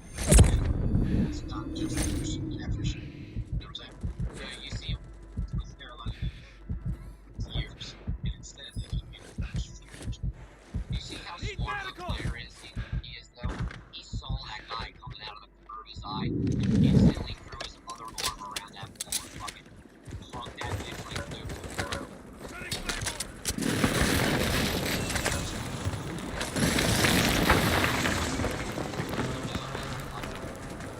I thought that he kind of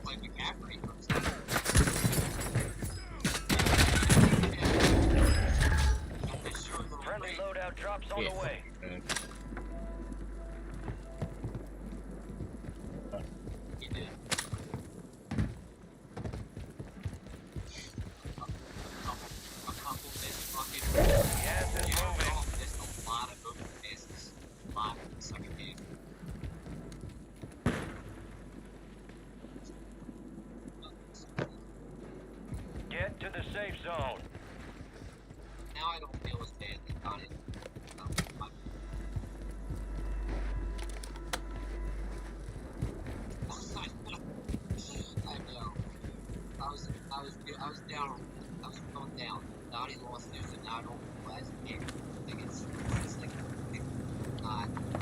I wish he won. I'd have been super happy.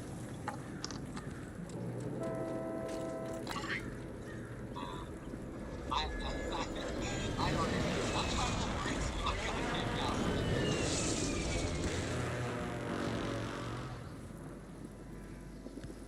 know. I'm just gonna shut up. I wanna run. Hey, word up. See? Look at me. I'm gonna fucking barrel for Donnie for fucking trying to run into that. Okay. I'm gonna die. I'm a rat. I'm a rat. Yep, I got you. I'm being a rat.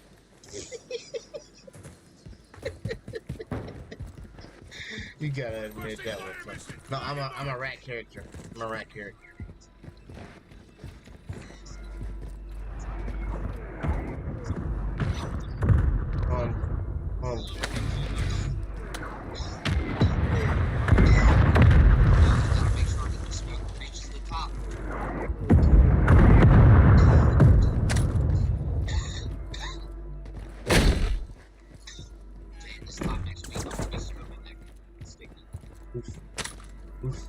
The roof is on. Gas is inbound.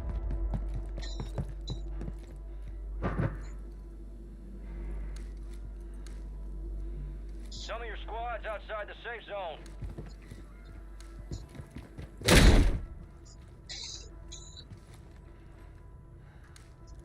I'm down the rotate out kills. That sounded like a good idea.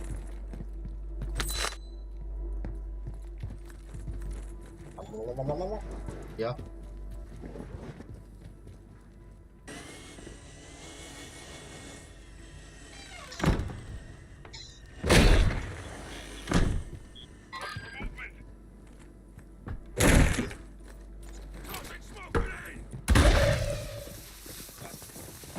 Remain. You're almost done here.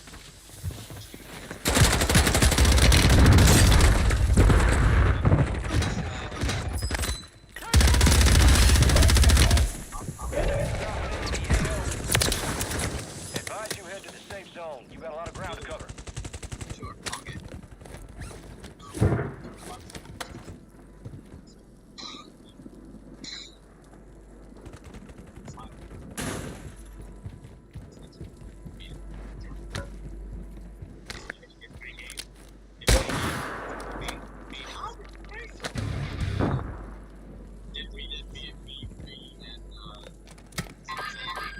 Yes.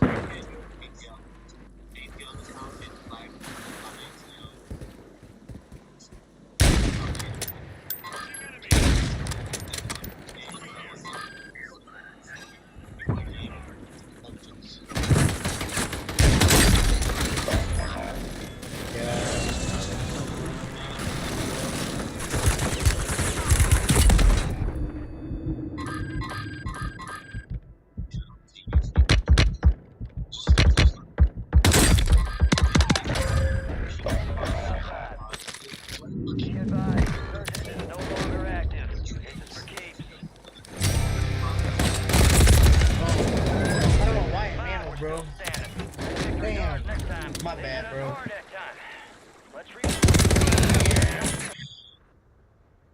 GG's.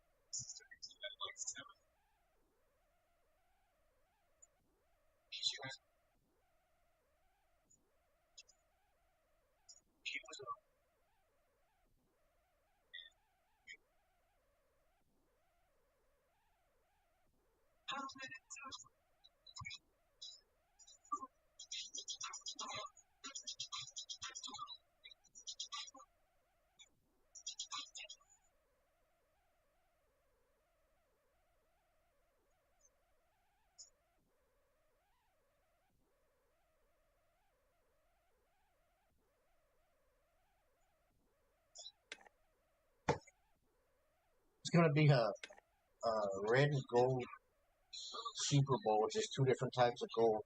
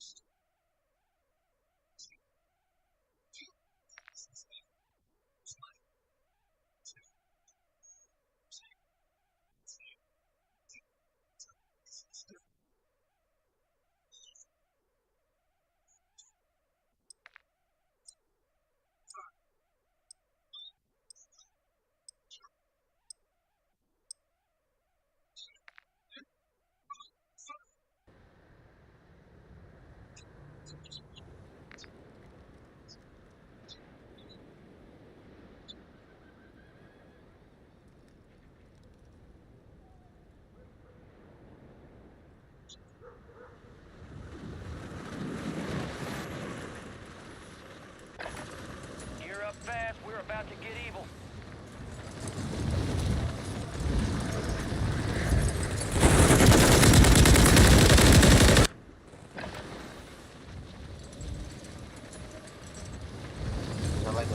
Isn't that a type of a...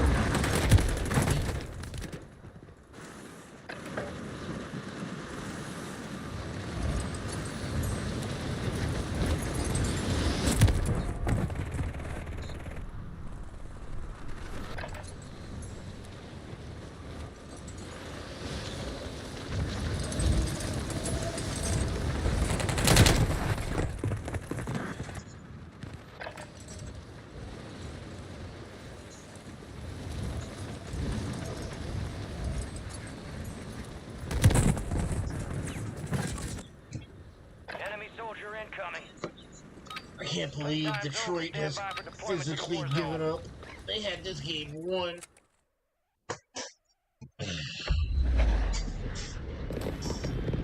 It's 34-24 with a minute 30 left, and they have literally not scored since halftime.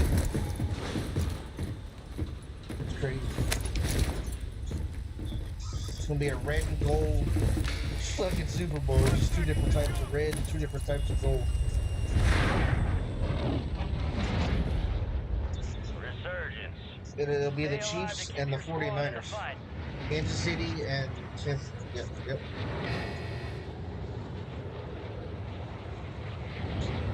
Isn't cerise a type of meat? Or however you say it? I don't know how you say it. But I feel like it's a type of meat. We'll go there, I guess.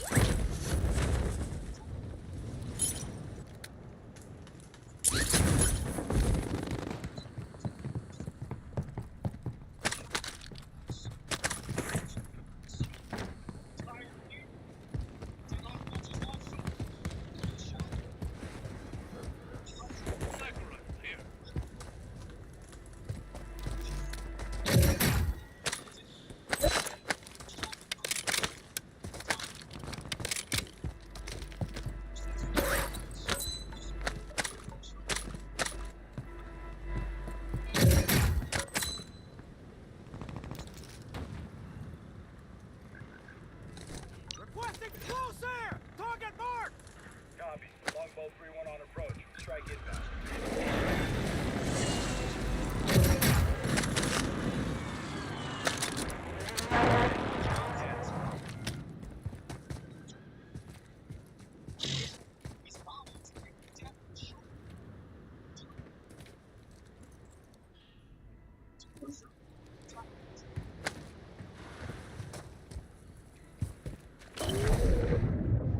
Positive ID on the bounty targets. Hunt them down.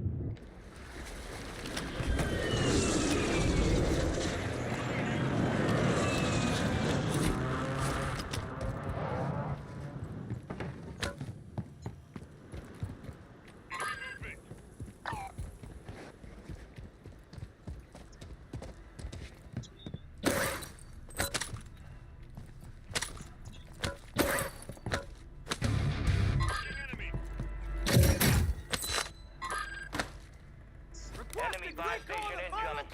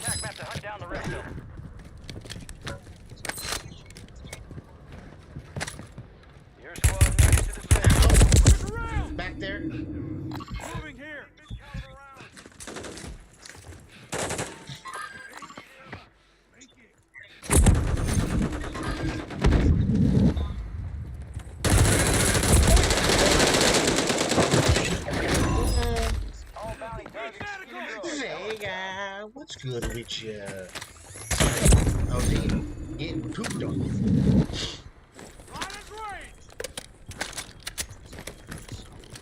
How you doing tonight, Vega?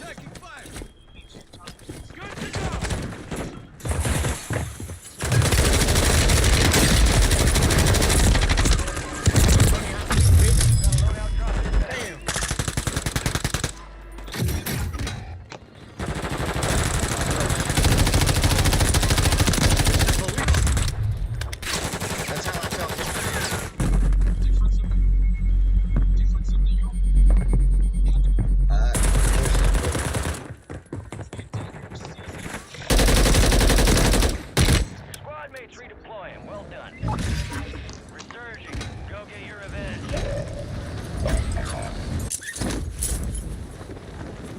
See?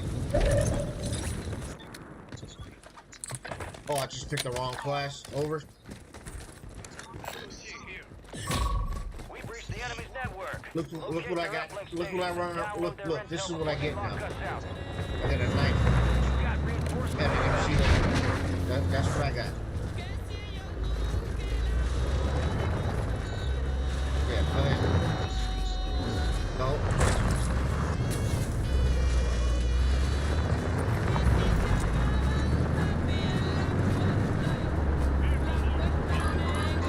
You forgot the noise. Dropping into the AO.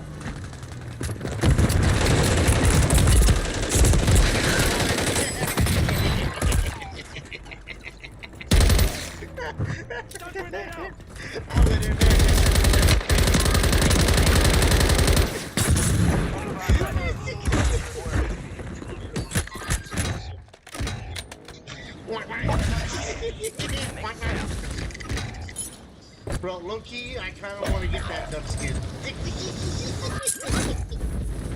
Oh my god! Stay sharp. Yeah, the quackers with the quackers. Oh, Your squad mates back on station. Good work.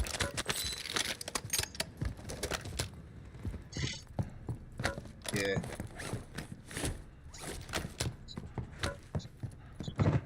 You got reinforcements inbound. I had to get a gun so I could on them. Gas is closing in. Uh-oh. They know we're coming.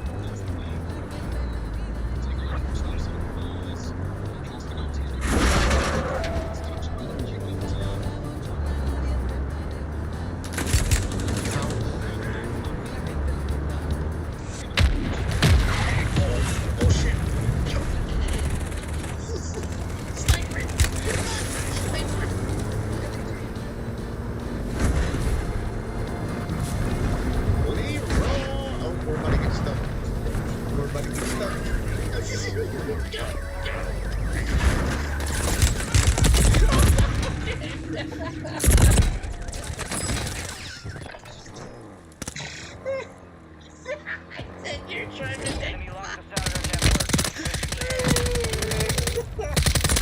Your objective's simple. Eliminate all bounty targets. Yeah, Detroit, I will put it this. Detroit gave it a hell of a run.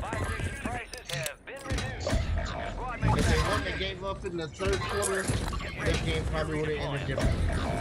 But they just could not score. Thank you all. Have a wonderful time.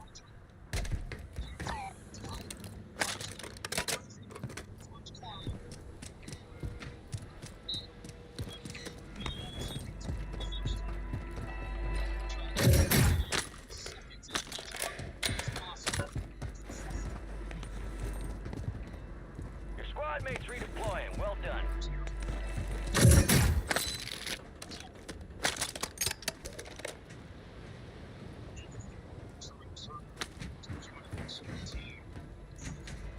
Resurgence is about to end. Make it count.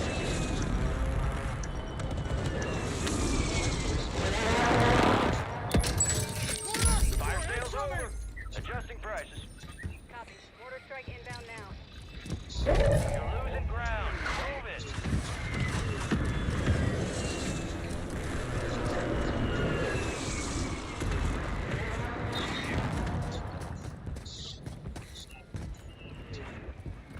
Some of your squads outside the safe zone.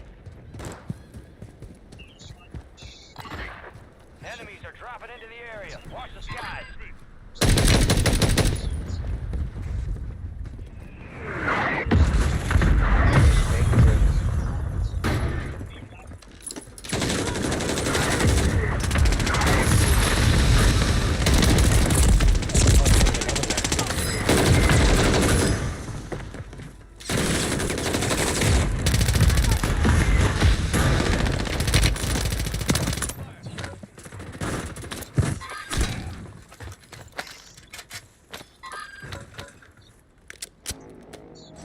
We are returning to the front. Earn this.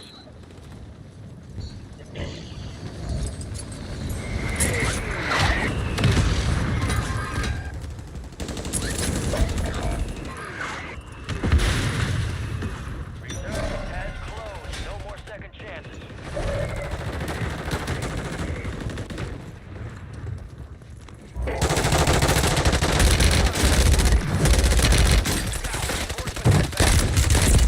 I got one down and another one shot. Enemy marked.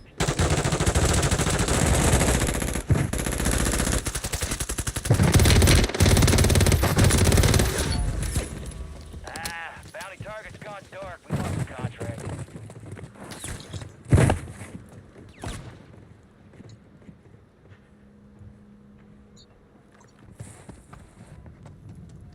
Nice.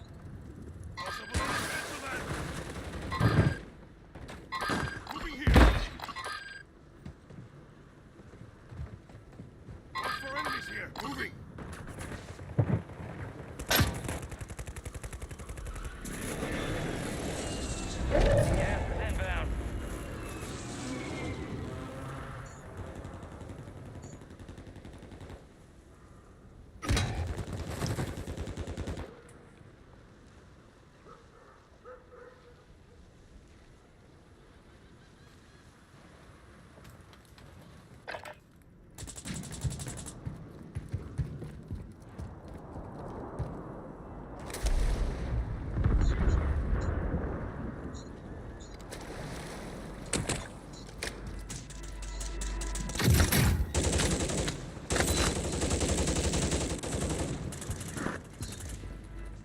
Nine left. Keep the pressure on.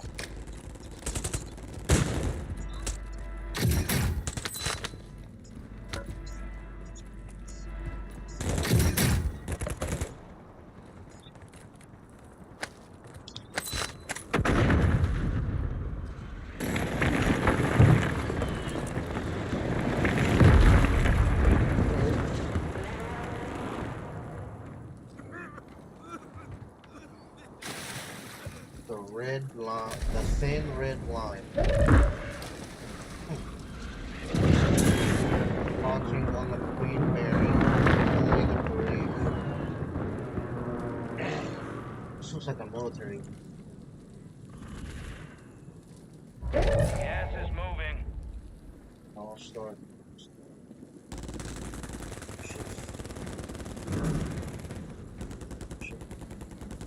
What a line. What a line. What a... Huh. Maybe I've seen this.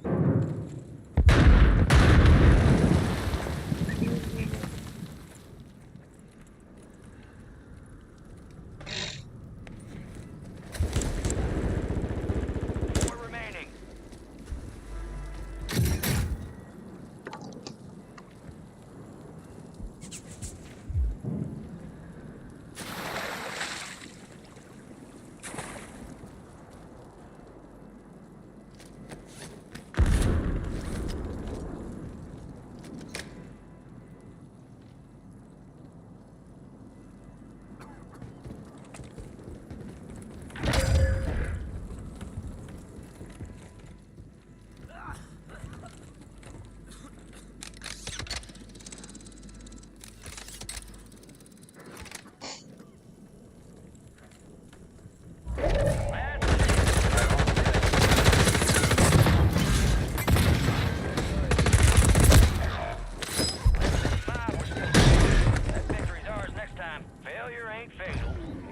opportunity to do better.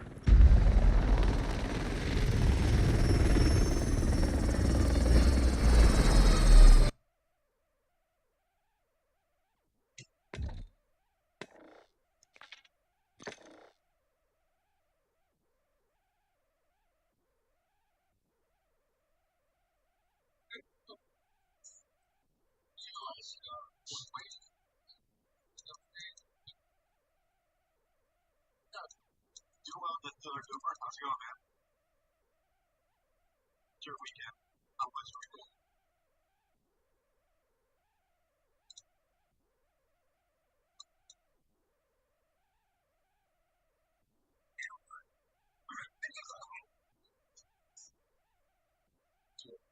Subs. Pretty nice. Yeah, thanks. Okay, you ready to?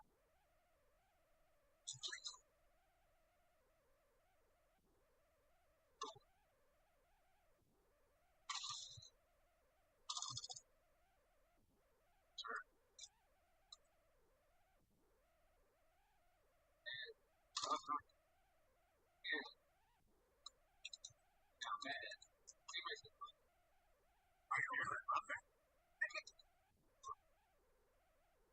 It was alright.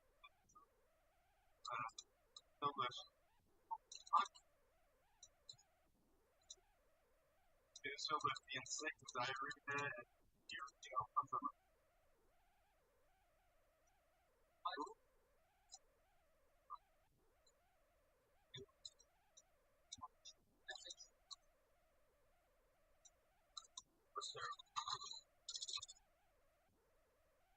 Sure.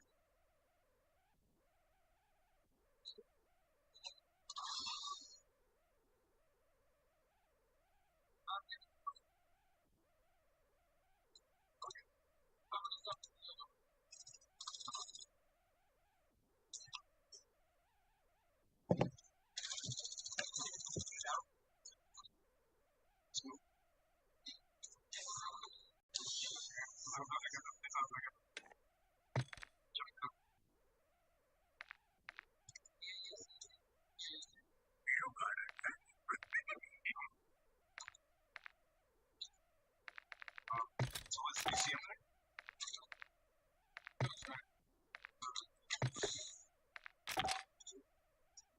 Jump down.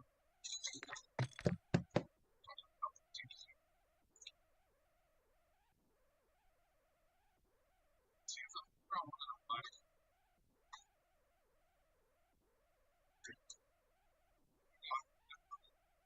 put your right hand on the side. Don't shoot. Right here. Down up.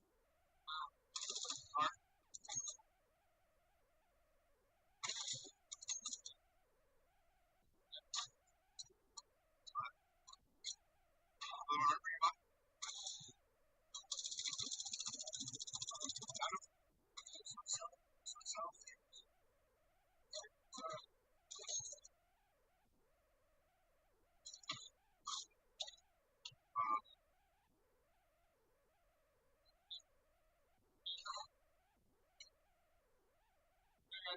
I know. Way back. I should guide him.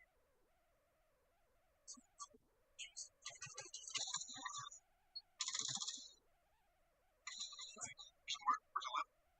Fine. Don't hit the guy. Okay. Okay, well, no problem. Oh, yes.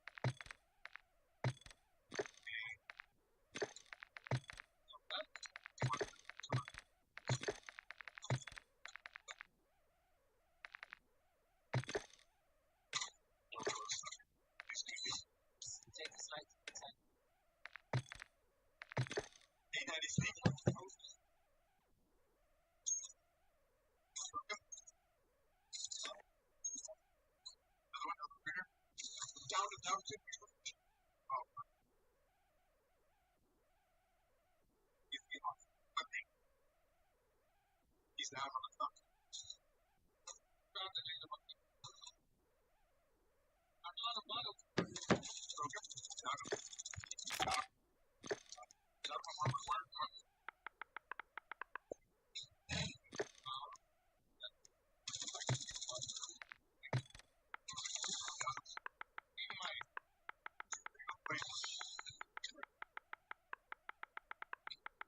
Let's do this.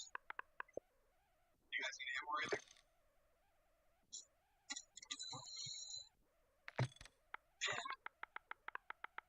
Yeah, Todd, how's it going?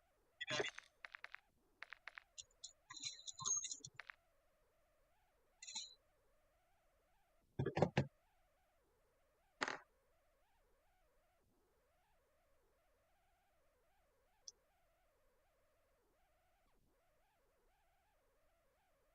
Sure.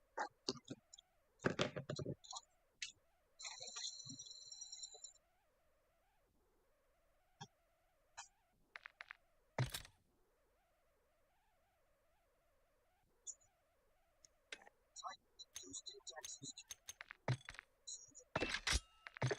I've got this on church, community, sport. They're my father, church,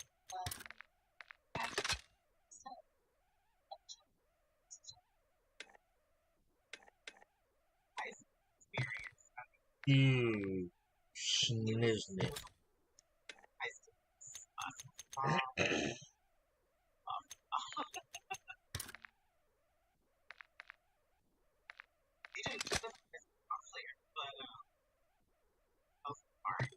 I mean, DJ could take a piss and I don't. Just think, man, we are already scared of something that day. Not that perspective. He had all the things. What the fuck are you?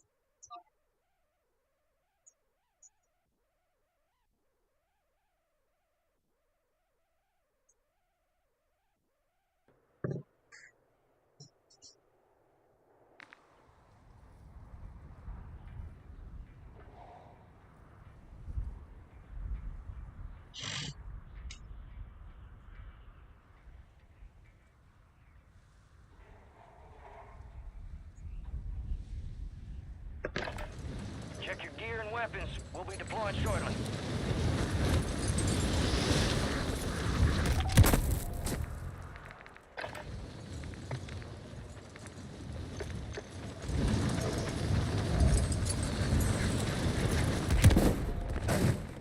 Motherfucker.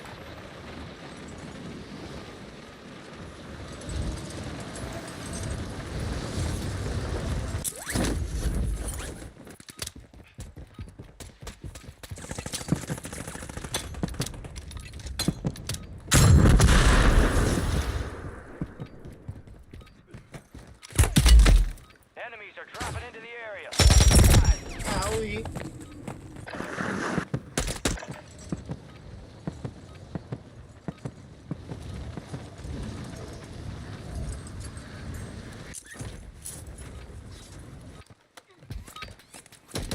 All stations, this is Shadow 01. Deployment to the war zone has been authorized.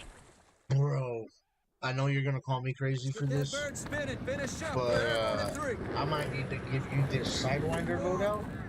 We got the This green thing does light. We're not going to the move. war zone. Grab your gear and shoot. You're up in 3. Rules of engagement I just are saw it simple. on TikTok and I Weapons tried free it on all out. threats. It's actually, I'm gonna try it out this game to see how it actually is, but in the pregame lobby it was pretty nice. I'll see you on the other side. The shit did not move. Resurgence. Stay alive to keep your squad in the fight.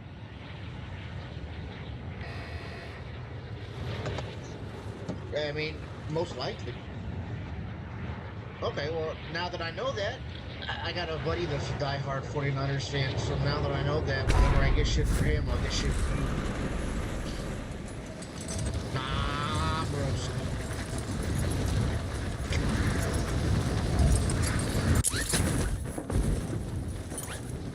Pass it on to your kids. Shoot. But listen, I was this close. My wife wouldn't let me get it because we didn't have enough. But I was this close to getting an autograph, the fucking quarterback from back in the day. Joe Montana.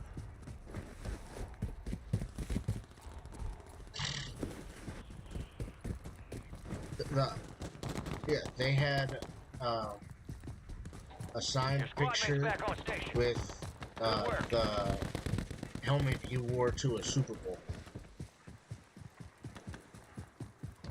Like framed.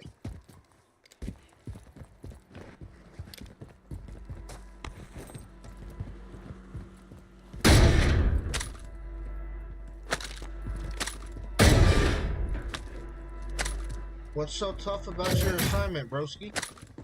Uh-oh. I'm trying to be nice. I'm trying to be nice.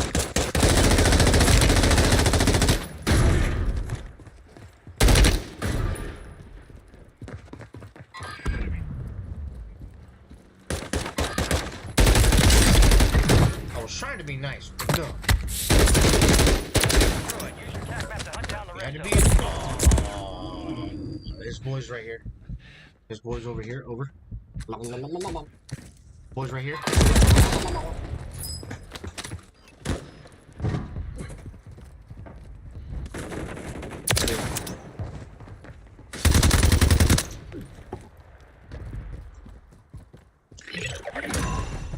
All bounty targets destroyed. Hell of a job. Resurging. Go get your revenge. Alright, where you at? Alright. Coming on your head right now. Over.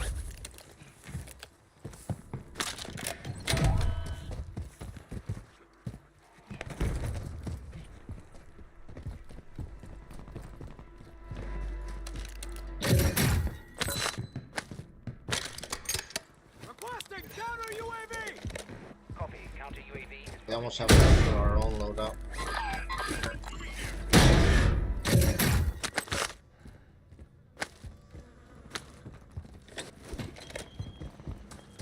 Got enough? No, we're 400 short. Gas moving in.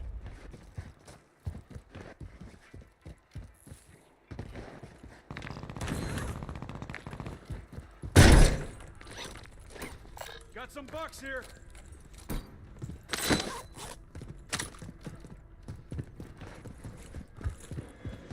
Here. Give me your money. What up? Stop running. Counter UAV is bingo fuel. Your squad made it to the safe zone. I am gonna. This. Got him. I'm a Hyundai P. No. That one.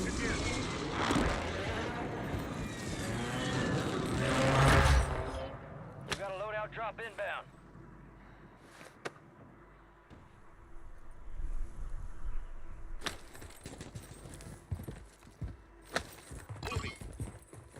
Alright. Oh no. Oh, okay.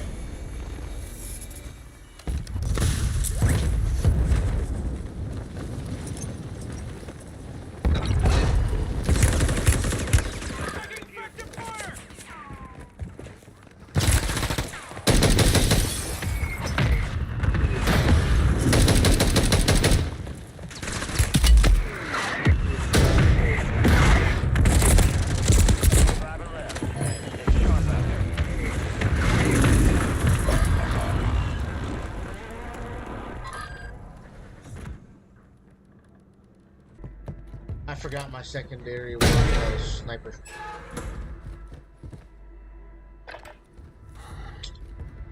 My bad. Gas is closing in. Get to the new safe zone. Get my loadout though. Turning you to the front. Earn this. You've got reinforcements. Be advised. Enemies deployed a fire station. Confirmed. Locate the rest of them.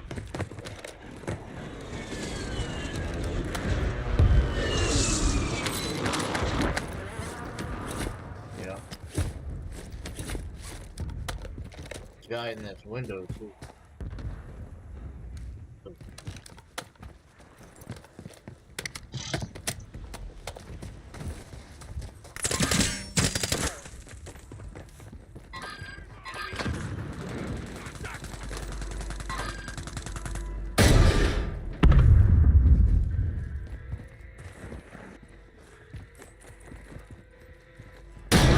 out the door.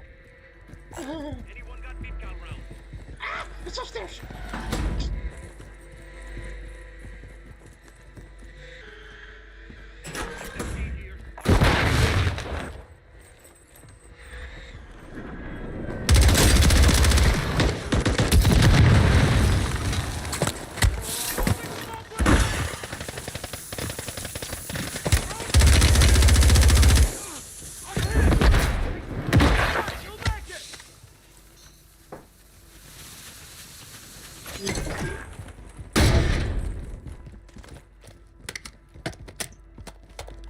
Need pistol round. Upstairs on the roof or on the second floor. You're losing ground. Move it.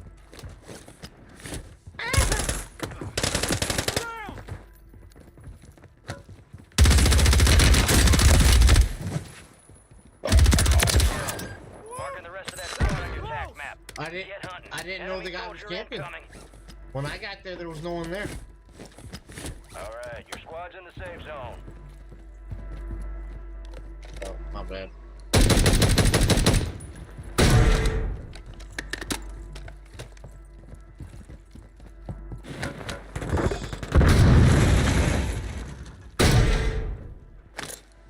Oh. Squad mates redeploying. Well done.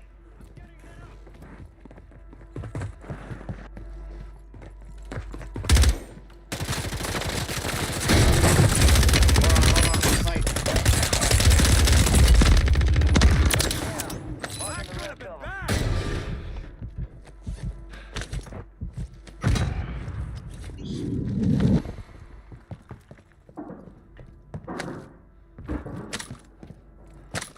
Squad's down.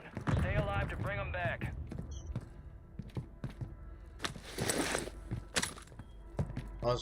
As soon as I was coming to help you, fucking Squad you mates showed back up. on station. Good work. You've got gas inbound. Uh-oh. Safe zone relocated. Someone's sliding next to me. Oh, it might be him. Fire sale active. Buy station prices that you, have Killer? been reduced. You said he's what's this dude over here? Shit. Your squad mates redeploying. Well done. Oh, he's right on it.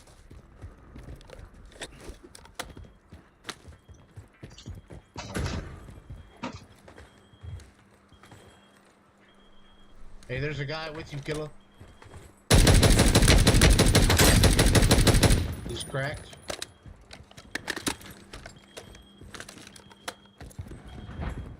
Behind us somewhere?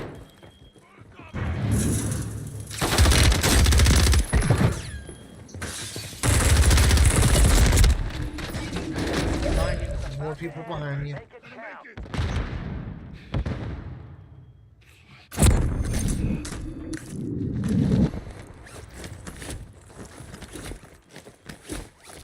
I don't want to. Gas is moving. All right. Woohoo!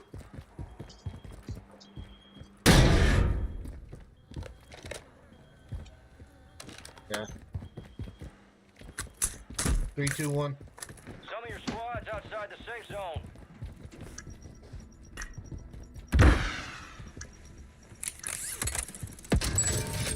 Fire sale's over. Adjusting prices.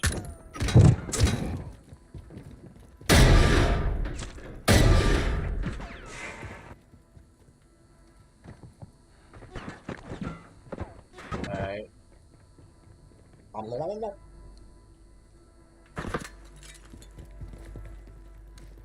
Woohoo!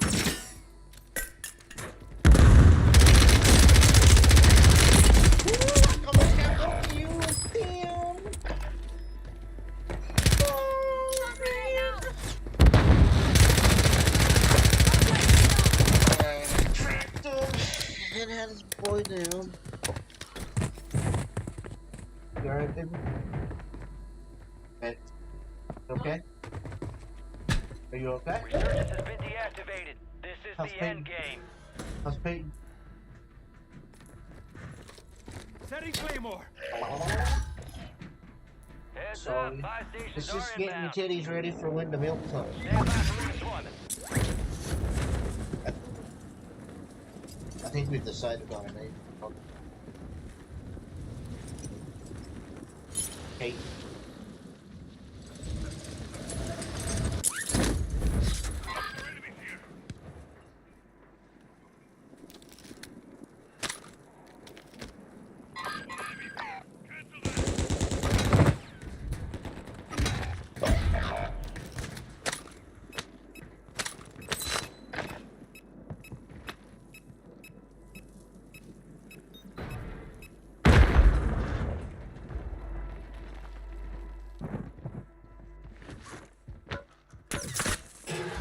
Gas is closing in.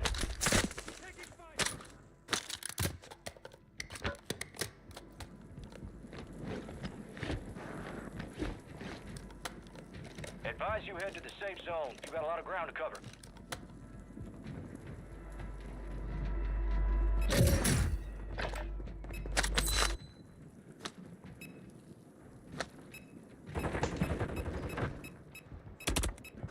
Beefing.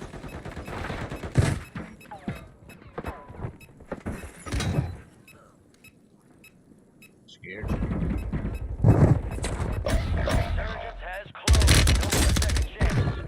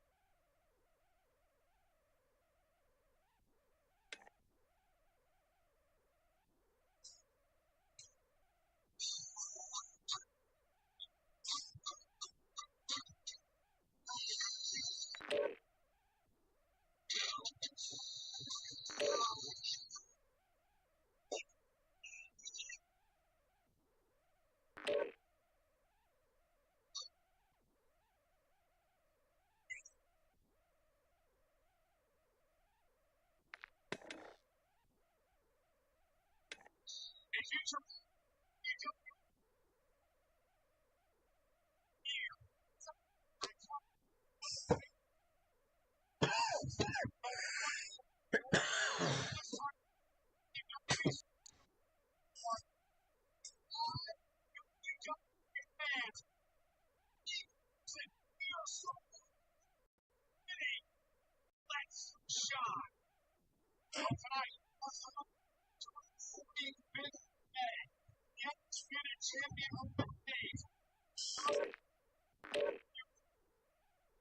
Better. Lay down.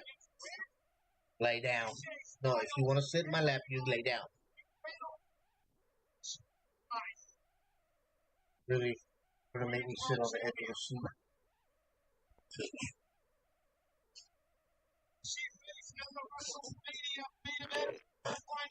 Lay down. Lay down. Damn.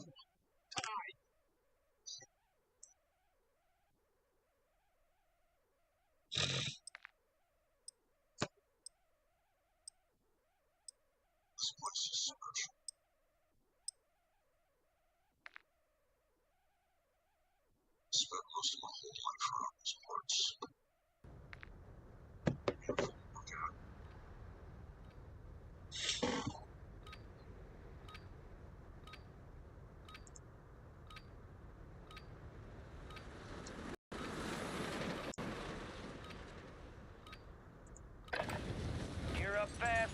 to get evil.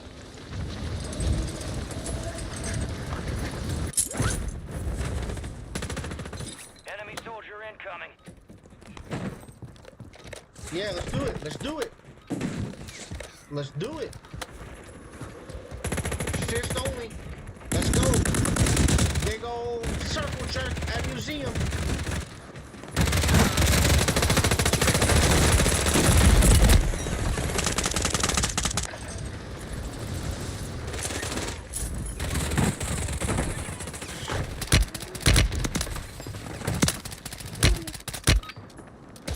Prep time's over. Now you deploy to the war zone.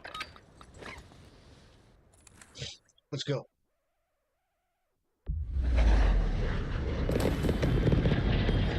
Okay, here's the plan, Random. We're gonna drop and do fisticuffs with these guys. We want you to get a gun and hide, and pick a gun and hide, and then kill them whenever they decide to shoot us instead of fighting us with Survive and your fists. team can redeploy. Eliminate targets to bring them back My faster. pleasure.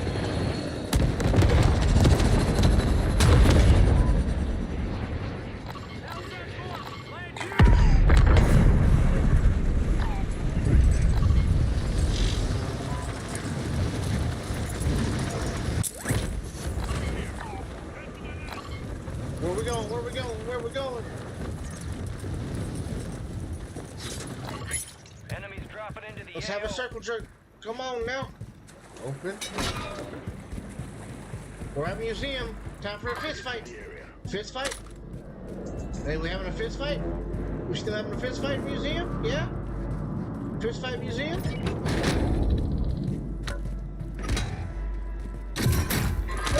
Where? Let's go. Let's go. Let's do it. I'm in the I am in the very bottom. We have the perfect square. We have the perfect square.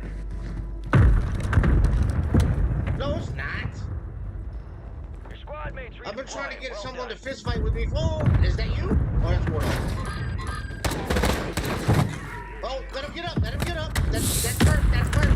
That's Bert. Let him get up. Let up. Let up. No, no, no, no, no, no, no, no, no, no. Look. We're doing it.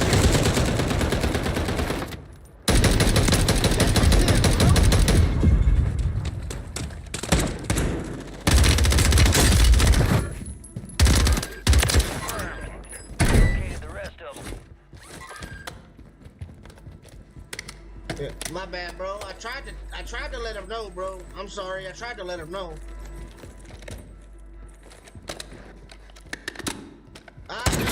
Well, that's why you're dead.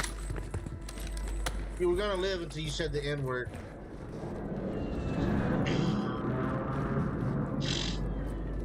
You have a violation inbound.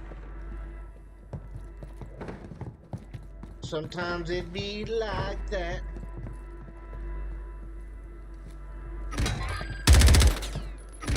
Enemies dropping into the AO. Stay sharp. You tried. Target down. Marking the rest of them.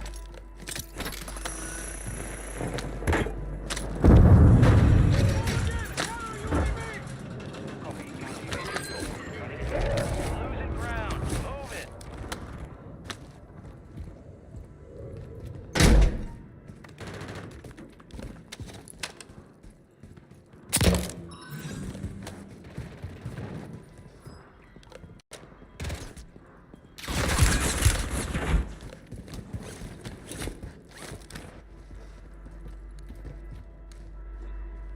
Nah, we're still here, broski. We're still here, broski. Your squad made it to We're the still safe here, zone. broski. Nah, don't try and talk shit. We're still here.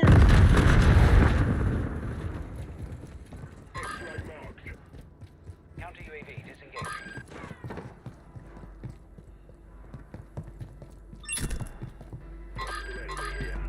Do you still want to do fist fights? I'm down for a fist fight. I'm right here. That's me. That's me. That's me. Here. Okay.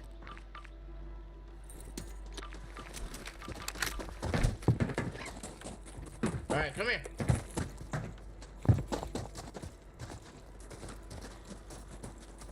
Yeah, that's my buddy. Yeah. He's not. Loadout No, drop he's headed not. your He's way. not. He's next up. He's gonna do fist fights next. All right.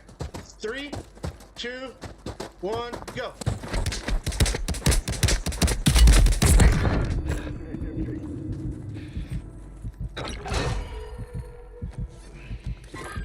Yeah, you get him up. Get him up. That's not ours. That's not ours.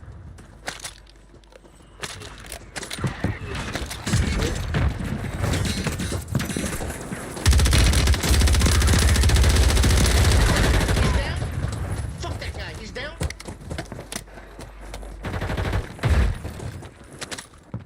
All right.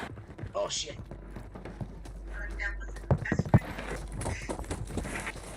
Yep. All right. Do y'all wanna go up next? The other guys? All right. Let's get in the zone. Let's get in the zone. War Dog, you and the Bloody are gonna do it. Fist fight. Well, who landed? Who landed? Someone just zipped up? Okay. Yeah. Oh, shit!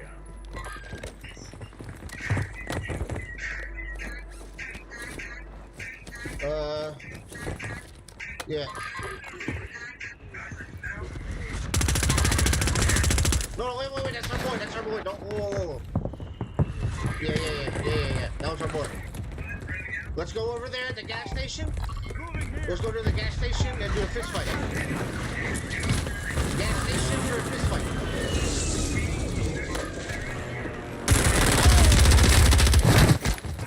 Damn, Cuddy. What the hell? I think Cuddy's boy. Is that you, Murph? Murph, is that you sliding right there? Murph, you good, bro? Okay. Oh shit! Go right here.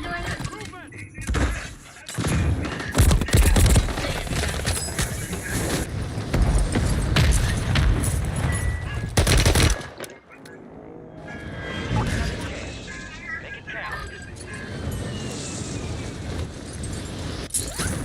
Okay, I'm back. Ow! No! Don't shoot me! Don't shoot me! I want a fist fight.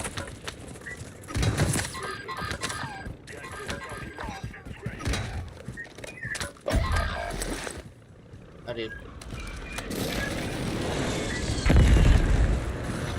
Yeah. Hey, I give props to those guys. They actually did a fist fight. That was some good shit. Oh, behind.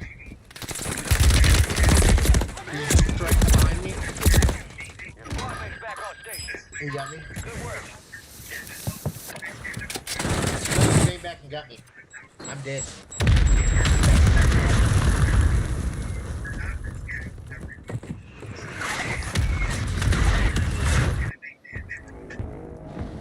Should I try and risk it, or... Ooh. I should reset. I'm gonna move. I'm gonna reset it right here.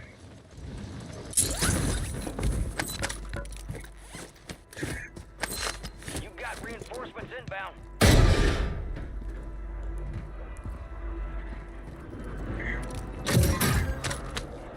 Oh yeah. Your squad mate's back It on was station. 10, about 10:55.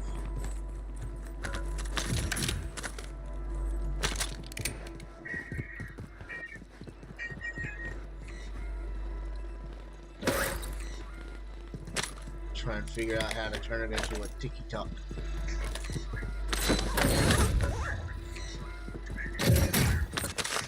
Round one. Fight.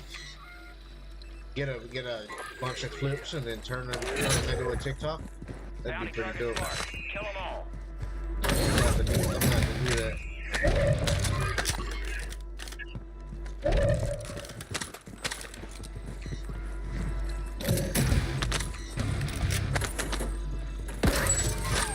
Fire sale active. Buy station prices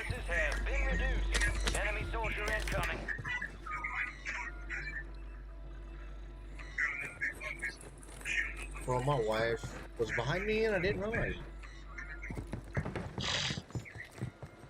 Everybody must have went to bed.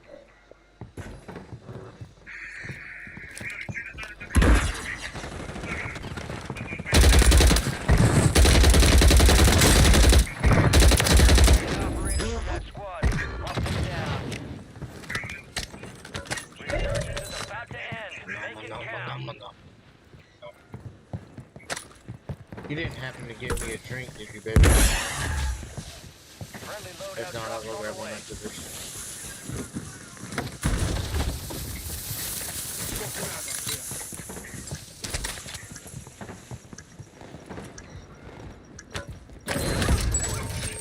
Fire sales over. Adjusting prices.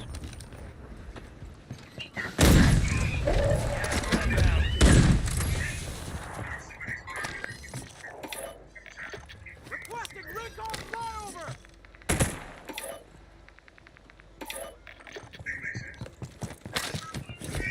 Be advised, you still have squad mates outside the safe zone.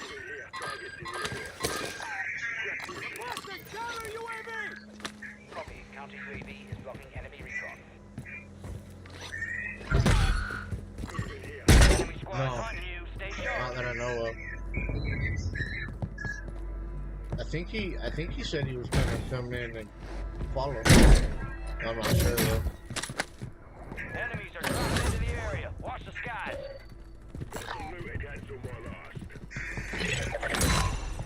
All bounty targets destroyed. Hell of a job.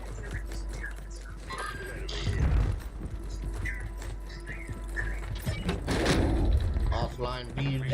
I'll take. My wife gives me an offline BJ every now and then. Counter UAV is bingo fuel. RTB at Oh, he died. Hey, what up? They're on them cheeks. Did you know that? The guy's hunting you.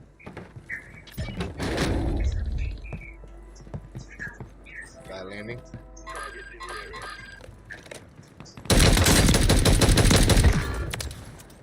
Oh god, bro, you gotta try this class.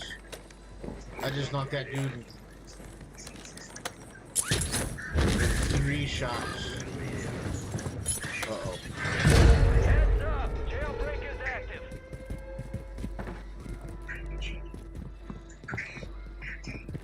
Ouye Oufre. Enemies dropping into the AO.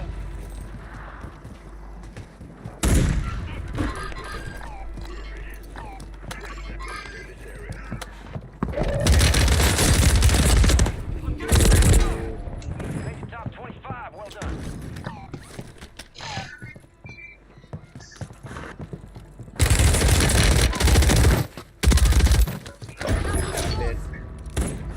Contract failed. Objective lost. That guy.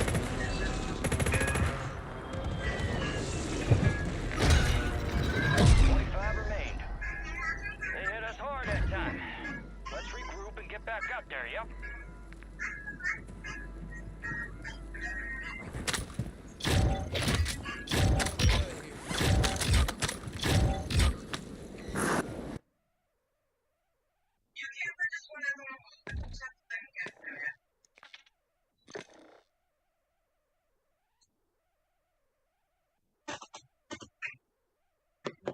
Give me 1 second. I'm gonna grab a drink. Yep. Well, actually. Oh yeah, I'm gonna grab a drink.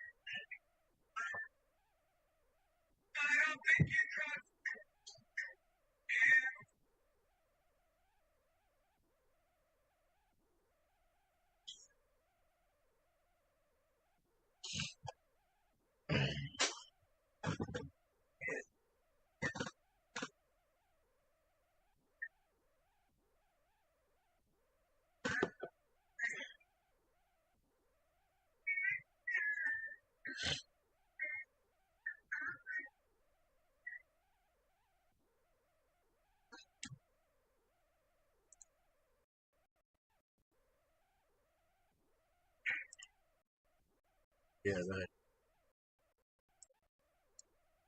I guess everybody's going to bed. If you don't hear me, you don't talk this way. And if I start to get too loud, I'll just get off. I'm not trying to piss the wifey off. Know what I'm saying?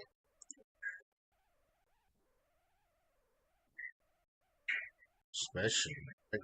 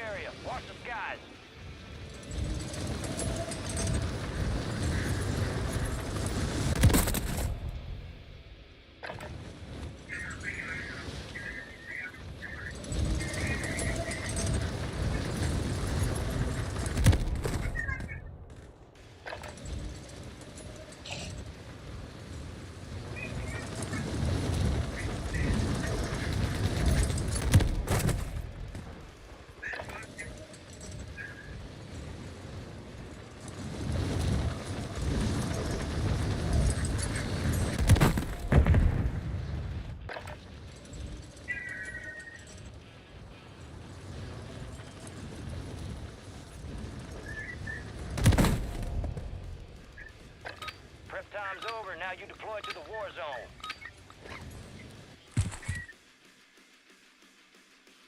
Prep for dust off. We're up in 3 mics. Let's move. There we are. Head shed gave the green light. We're deploying you to the front lines. Gear up. Grab your chutes. Enemy activity will be high. Expect contact early and often.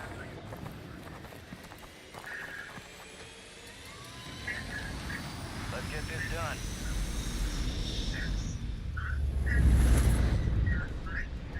Resurgence.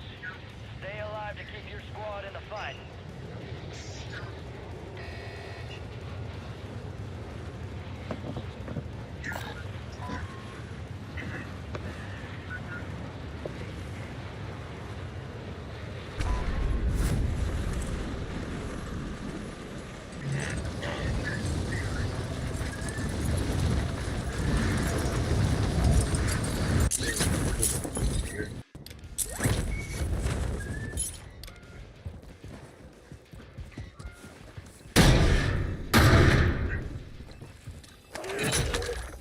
Supply box is marked. Secure the location.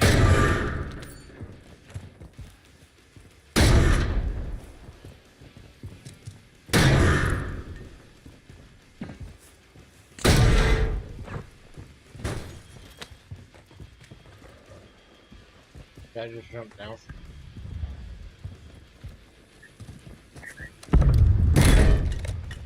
What? Oh, I thought that was you. Oh, dang it.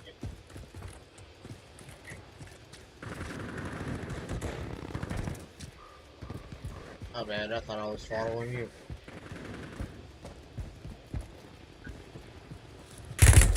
Ow! Ow! Supply box secured. 2 to go.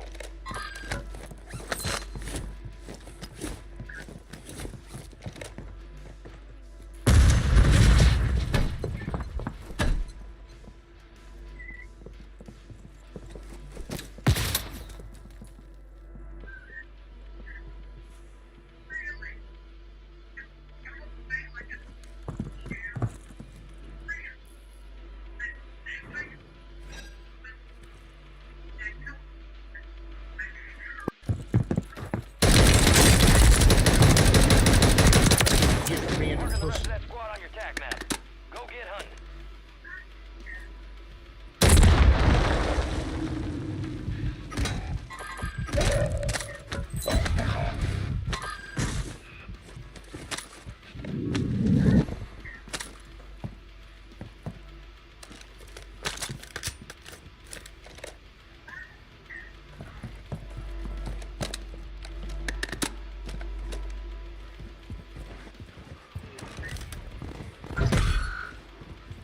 Enemy squad's hunting you. Stay sharp. Your squad mates redeploying. Well done.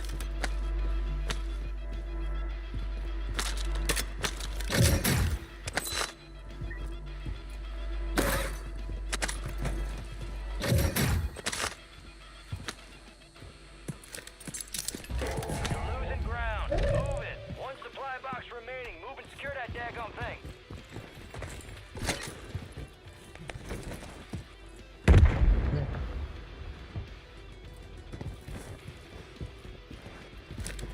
Hiya, Georgie.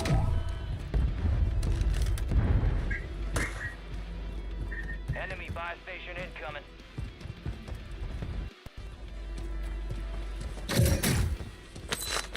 Alright, your squad's in the safe zone.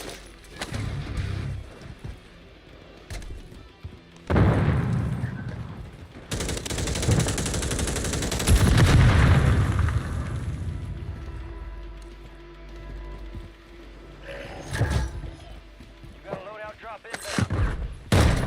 Enemies dropping into the AO.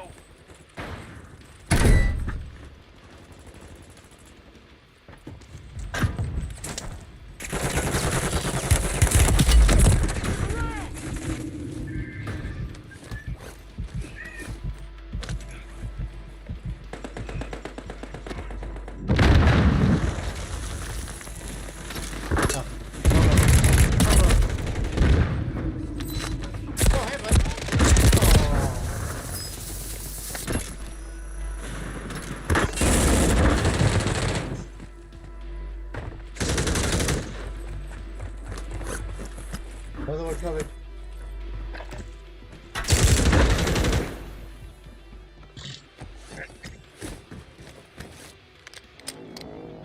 You get another chance. Make it count.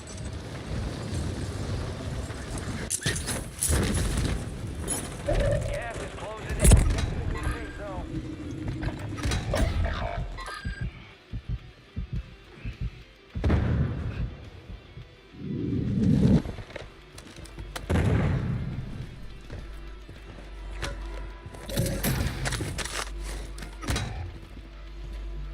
Squad is down. Stay alive to bring them back.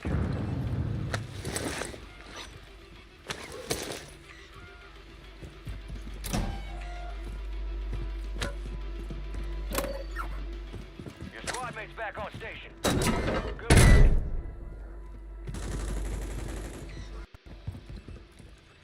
You made the top 25. Well done.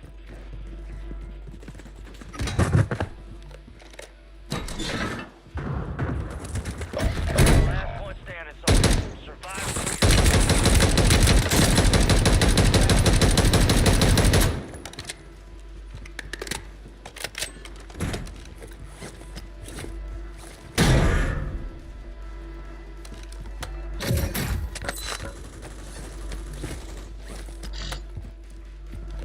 Contractor compromised. Stand down. Supply cache locations are resecured.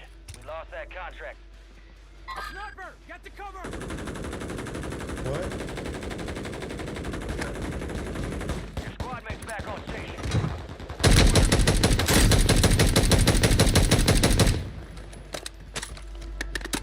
Yeah. What?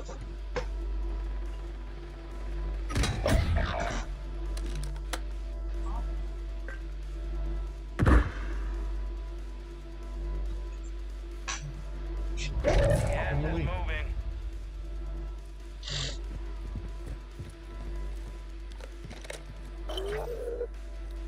Positive ID on the bounty target. Hunt them down.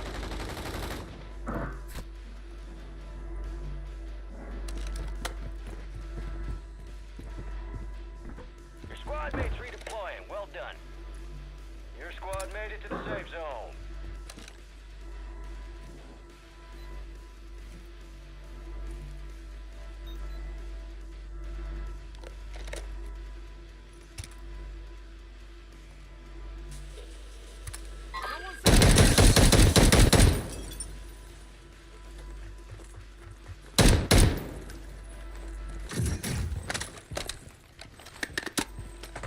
Need mid-count rounds!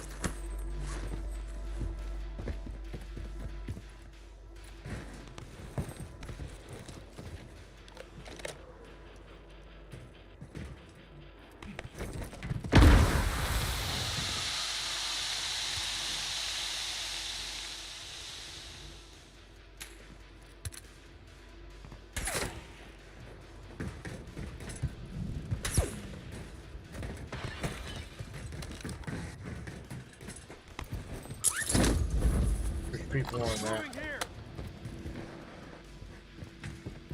Gas is closing in. Relocating the safe zone.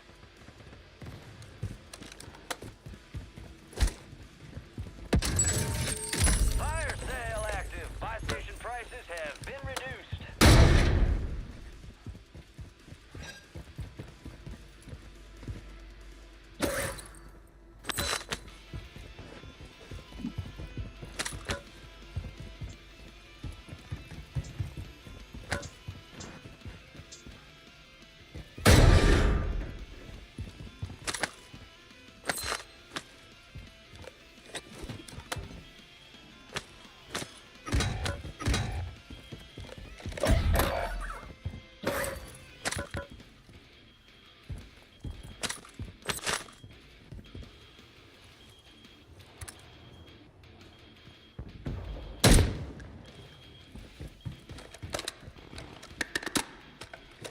Resurgence window is ending.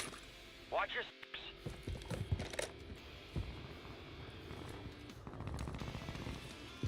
You've got reinforcements inbound. Gas is closing in.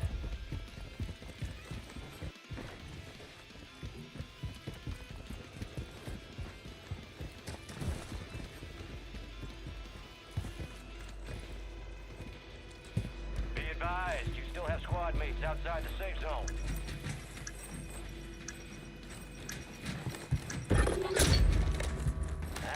Bounty target's gone dark. We lost the contract.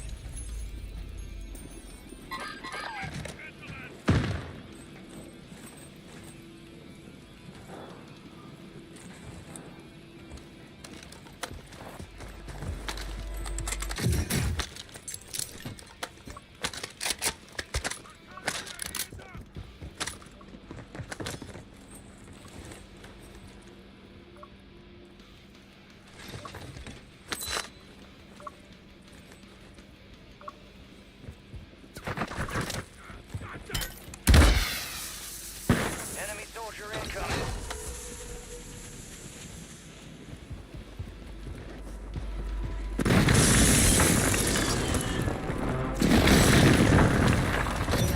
Deactivated. This is the end game.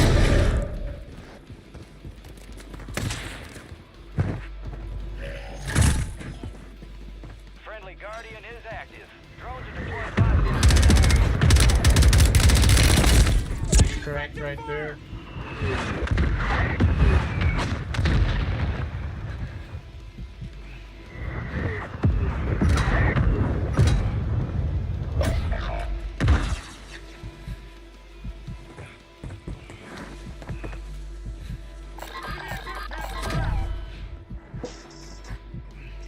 Oscar Mike.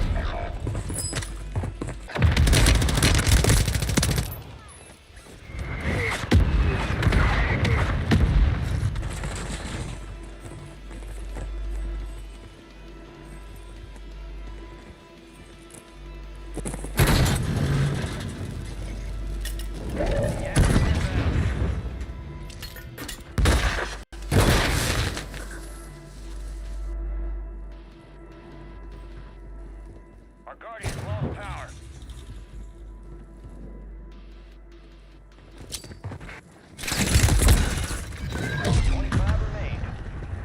The enemy took that one. Get him back.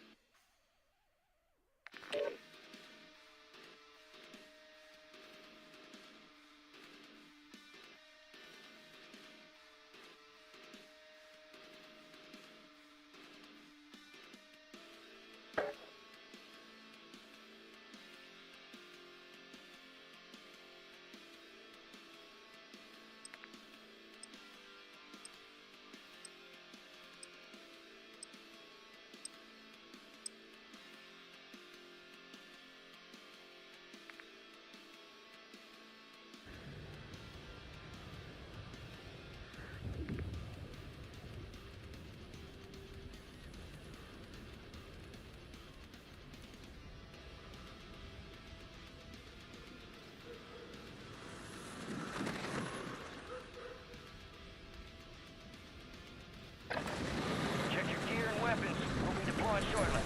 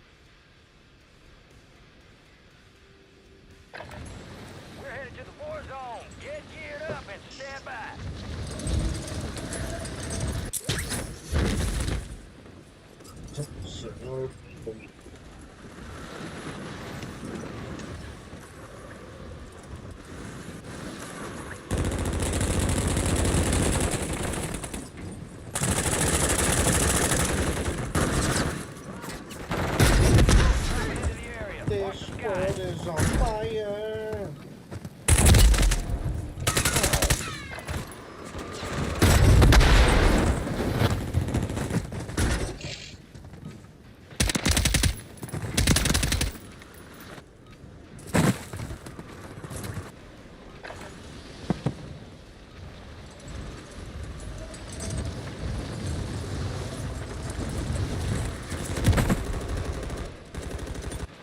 Enemies dropping into the AO.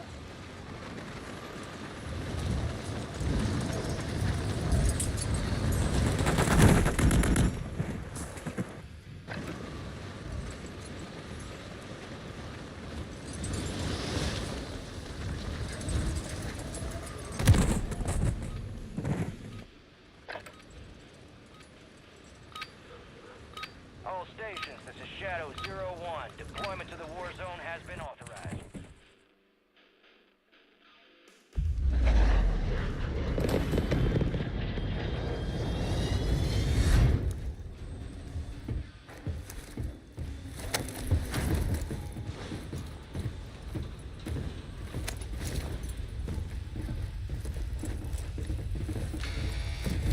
Watch.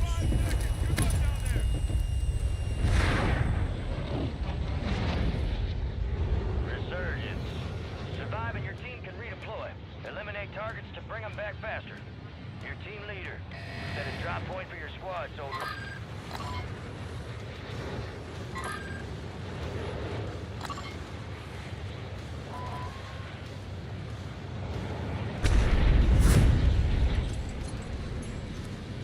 Vertebrae.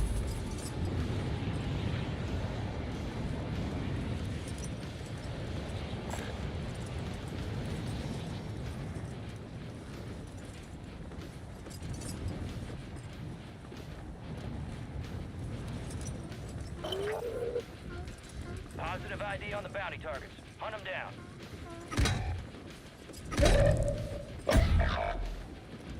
Denied us.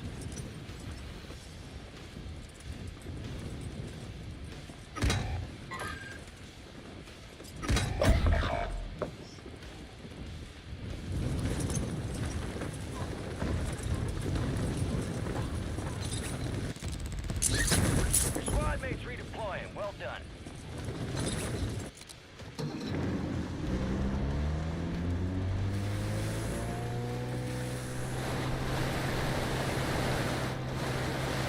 You got reinforcements inbound.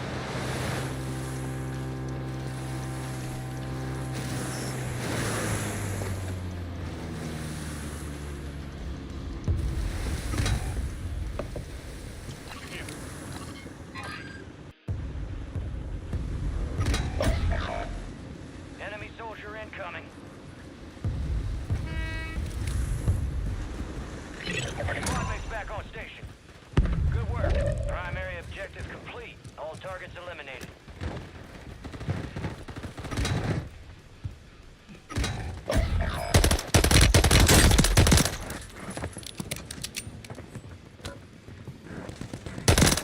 Confirmed. We located the rest of them. Your squad mates redeploying. Well done.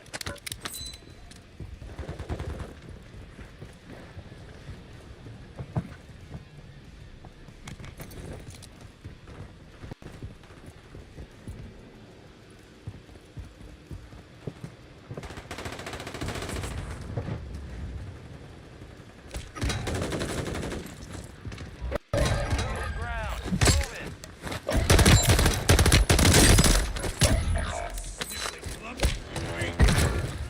Enemy destroyed. Use your tac map to hunt down the rest of them. Next time, asshole.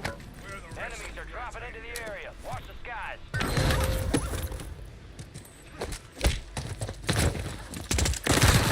Marking the rest of that squad on your tac map. Go get hunting.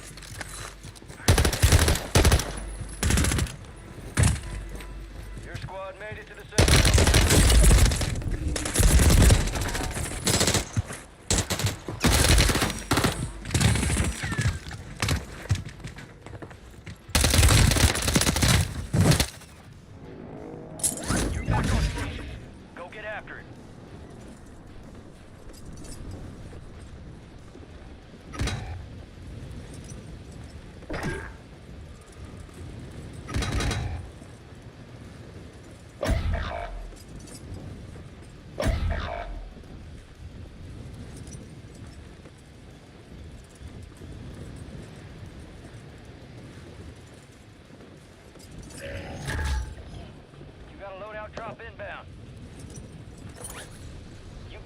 Reinforcements inbound.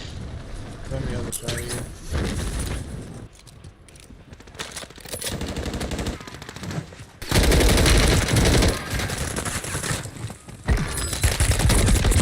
There's more.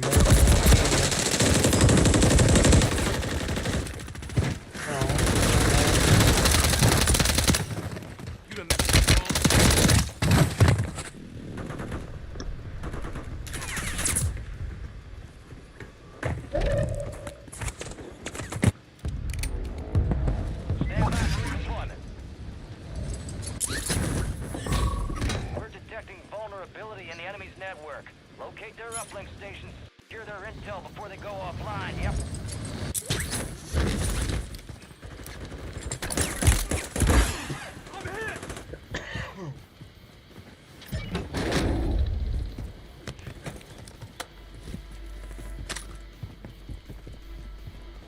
Yeah. I'm trying to be nice to people. But no, they want to be.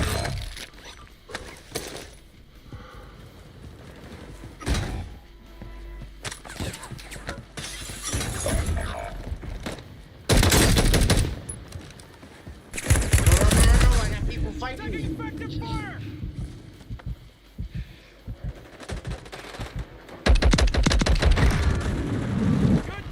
Squad mates back on station. Good work.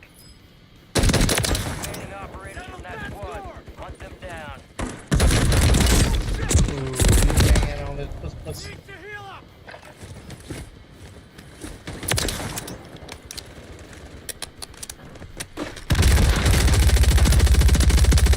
One down.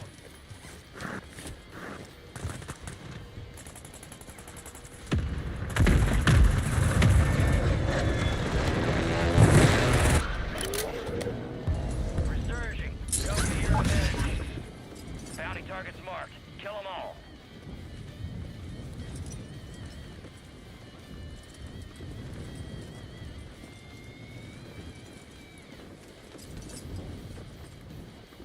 Got gas moving in.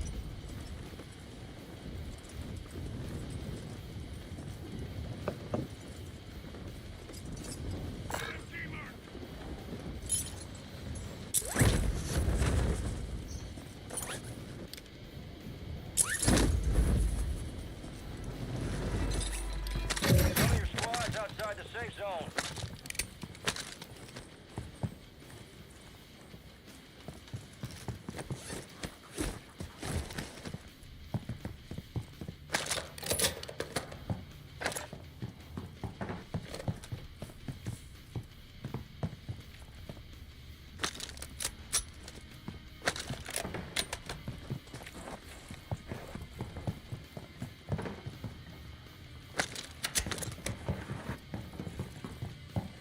Extract whatever intel you can. Time's running out.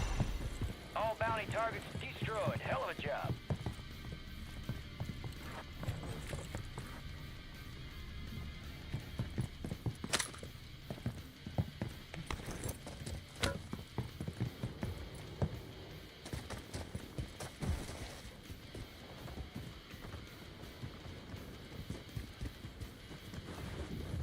Oscar Mike, Oscar Mike.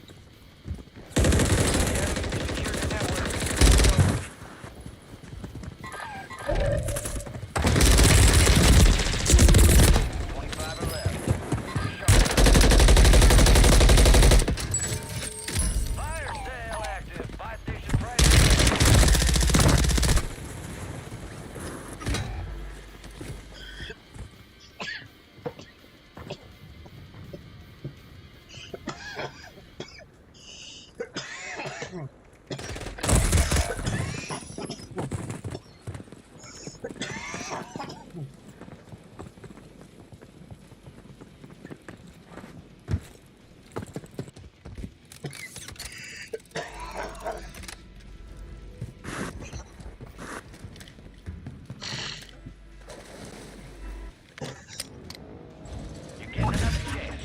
Make it count. You've got reinforcements inbound.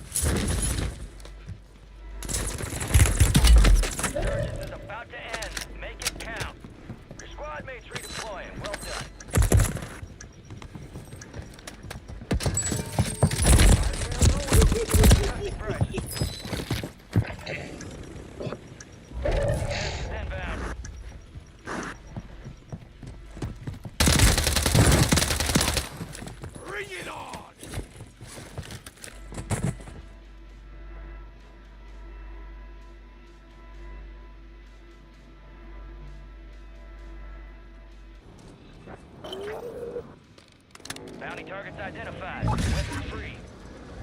Get ready.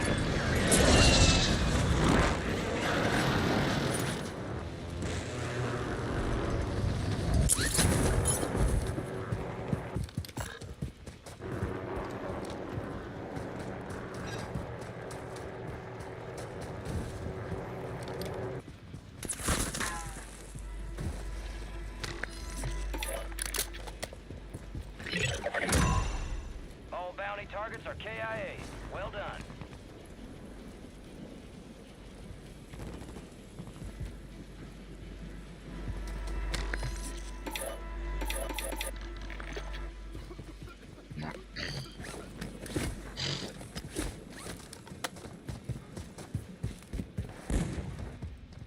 Resurgence has been deactivated. This is the end game.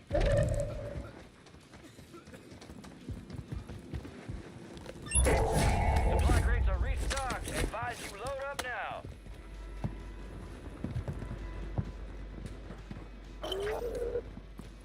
Your objective's simple. Eliminate all bounty targets. Enemy soldier incoming.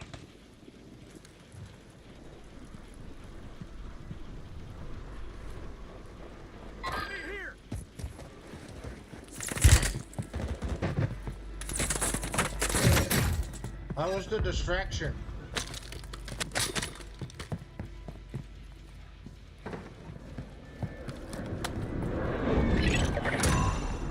Primary objective complete. All targets eliminated.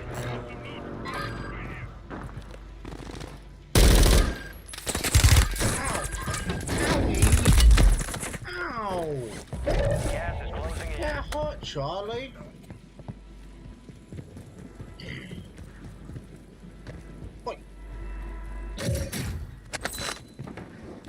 Get your squad to the safe zone. No one gets left behind. I'm not wrong. Oh, I'm not good. Nope.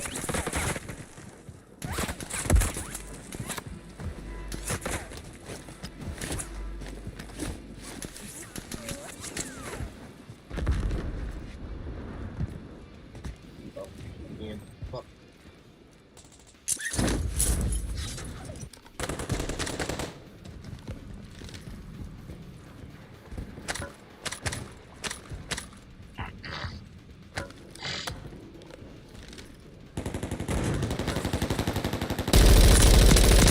He's down.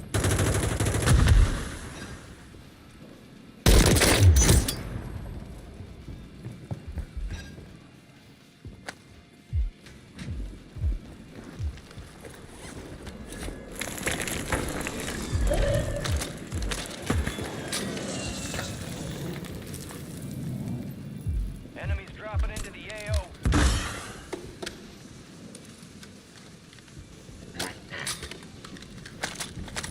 Gas is moving. Advise you head to the safe zone. You got a lot of ground to cover. You made it to the top 10.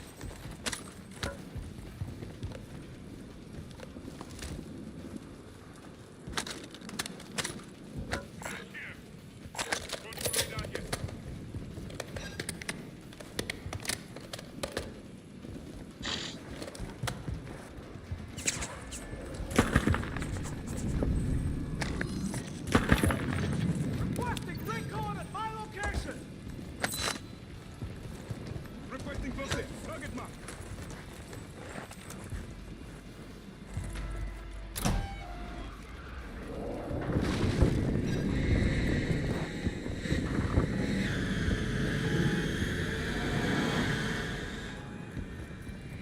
I think there's the gas. Behind.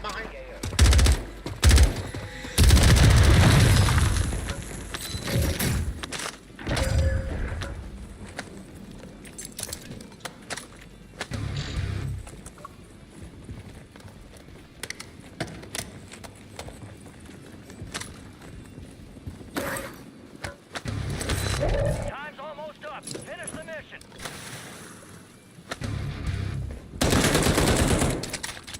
What the?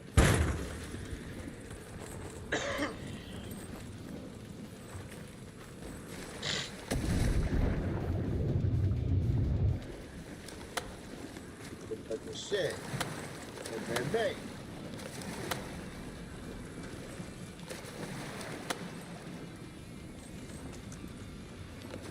But you gotta have friends.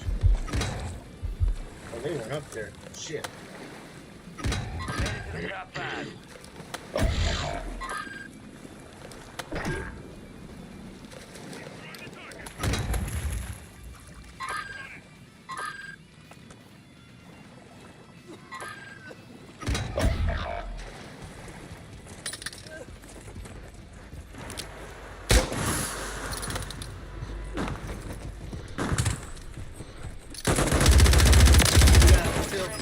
There's one more.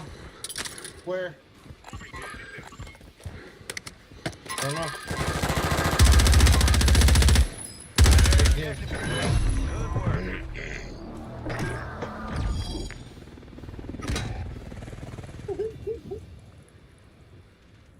Bro, I saw that dirty. My last bag that I opened up. Right, this is normal store.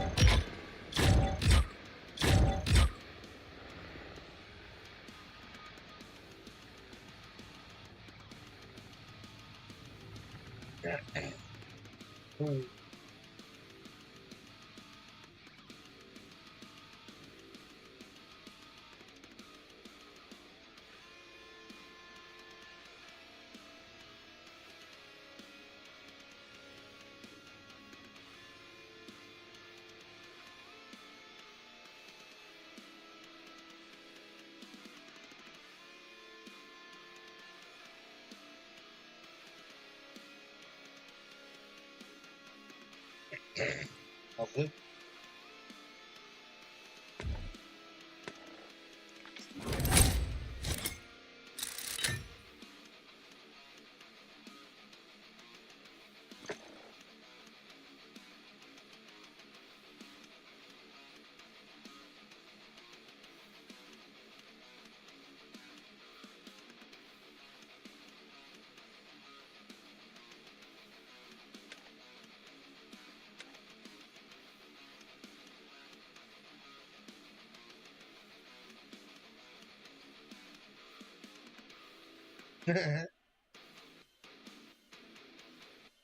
Those moderators.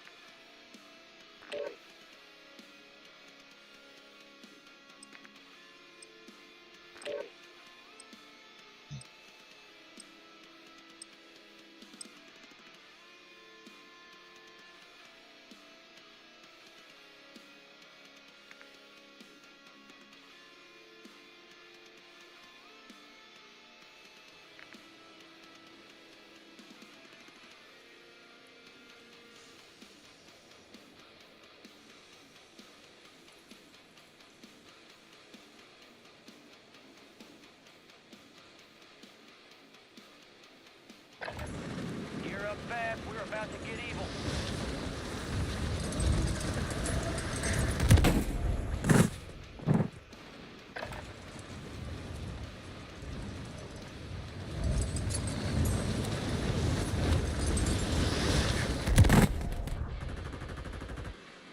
Enemy soldier incoming.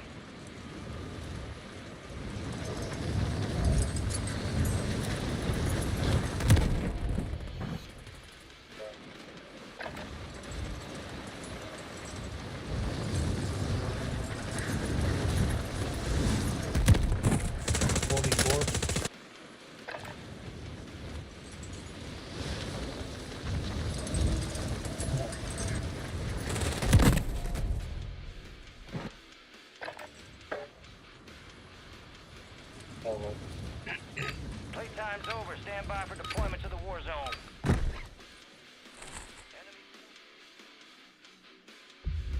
Yeah. Hello?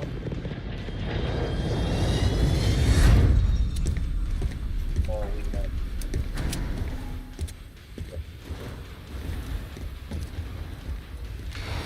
Hey.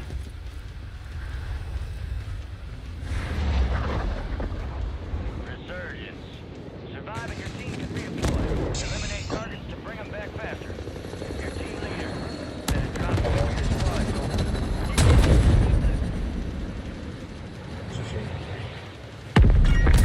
Experience boost inbound. Yes, ma'am.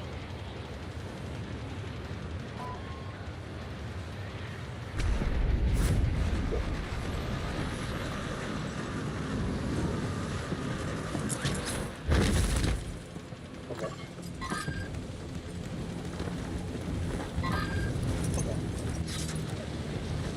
Okay.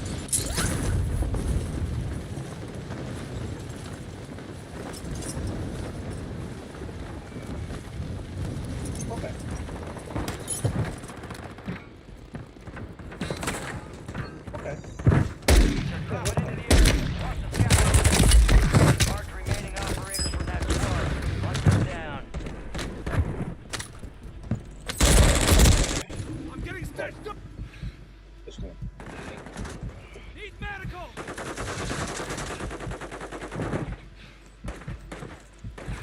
Yes, ma'am. Yes, ma'am.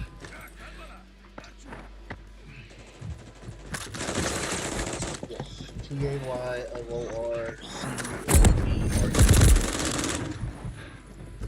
Need to heal up.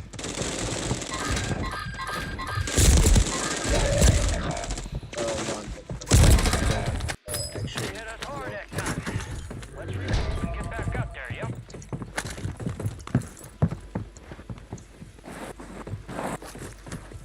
Yes.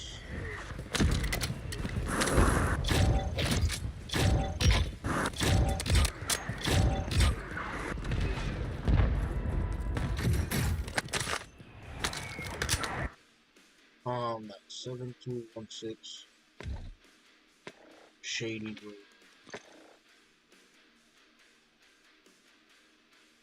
Shady Road. GRO.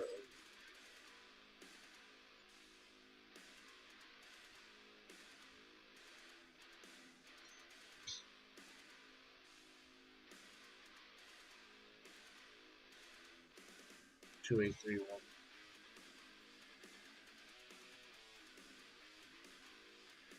Yes, ma'am.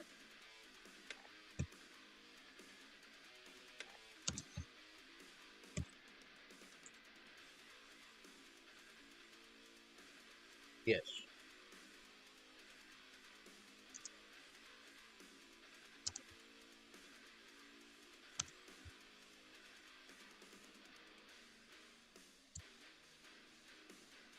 Yes, ma'am. Yes, ma'am. I think he.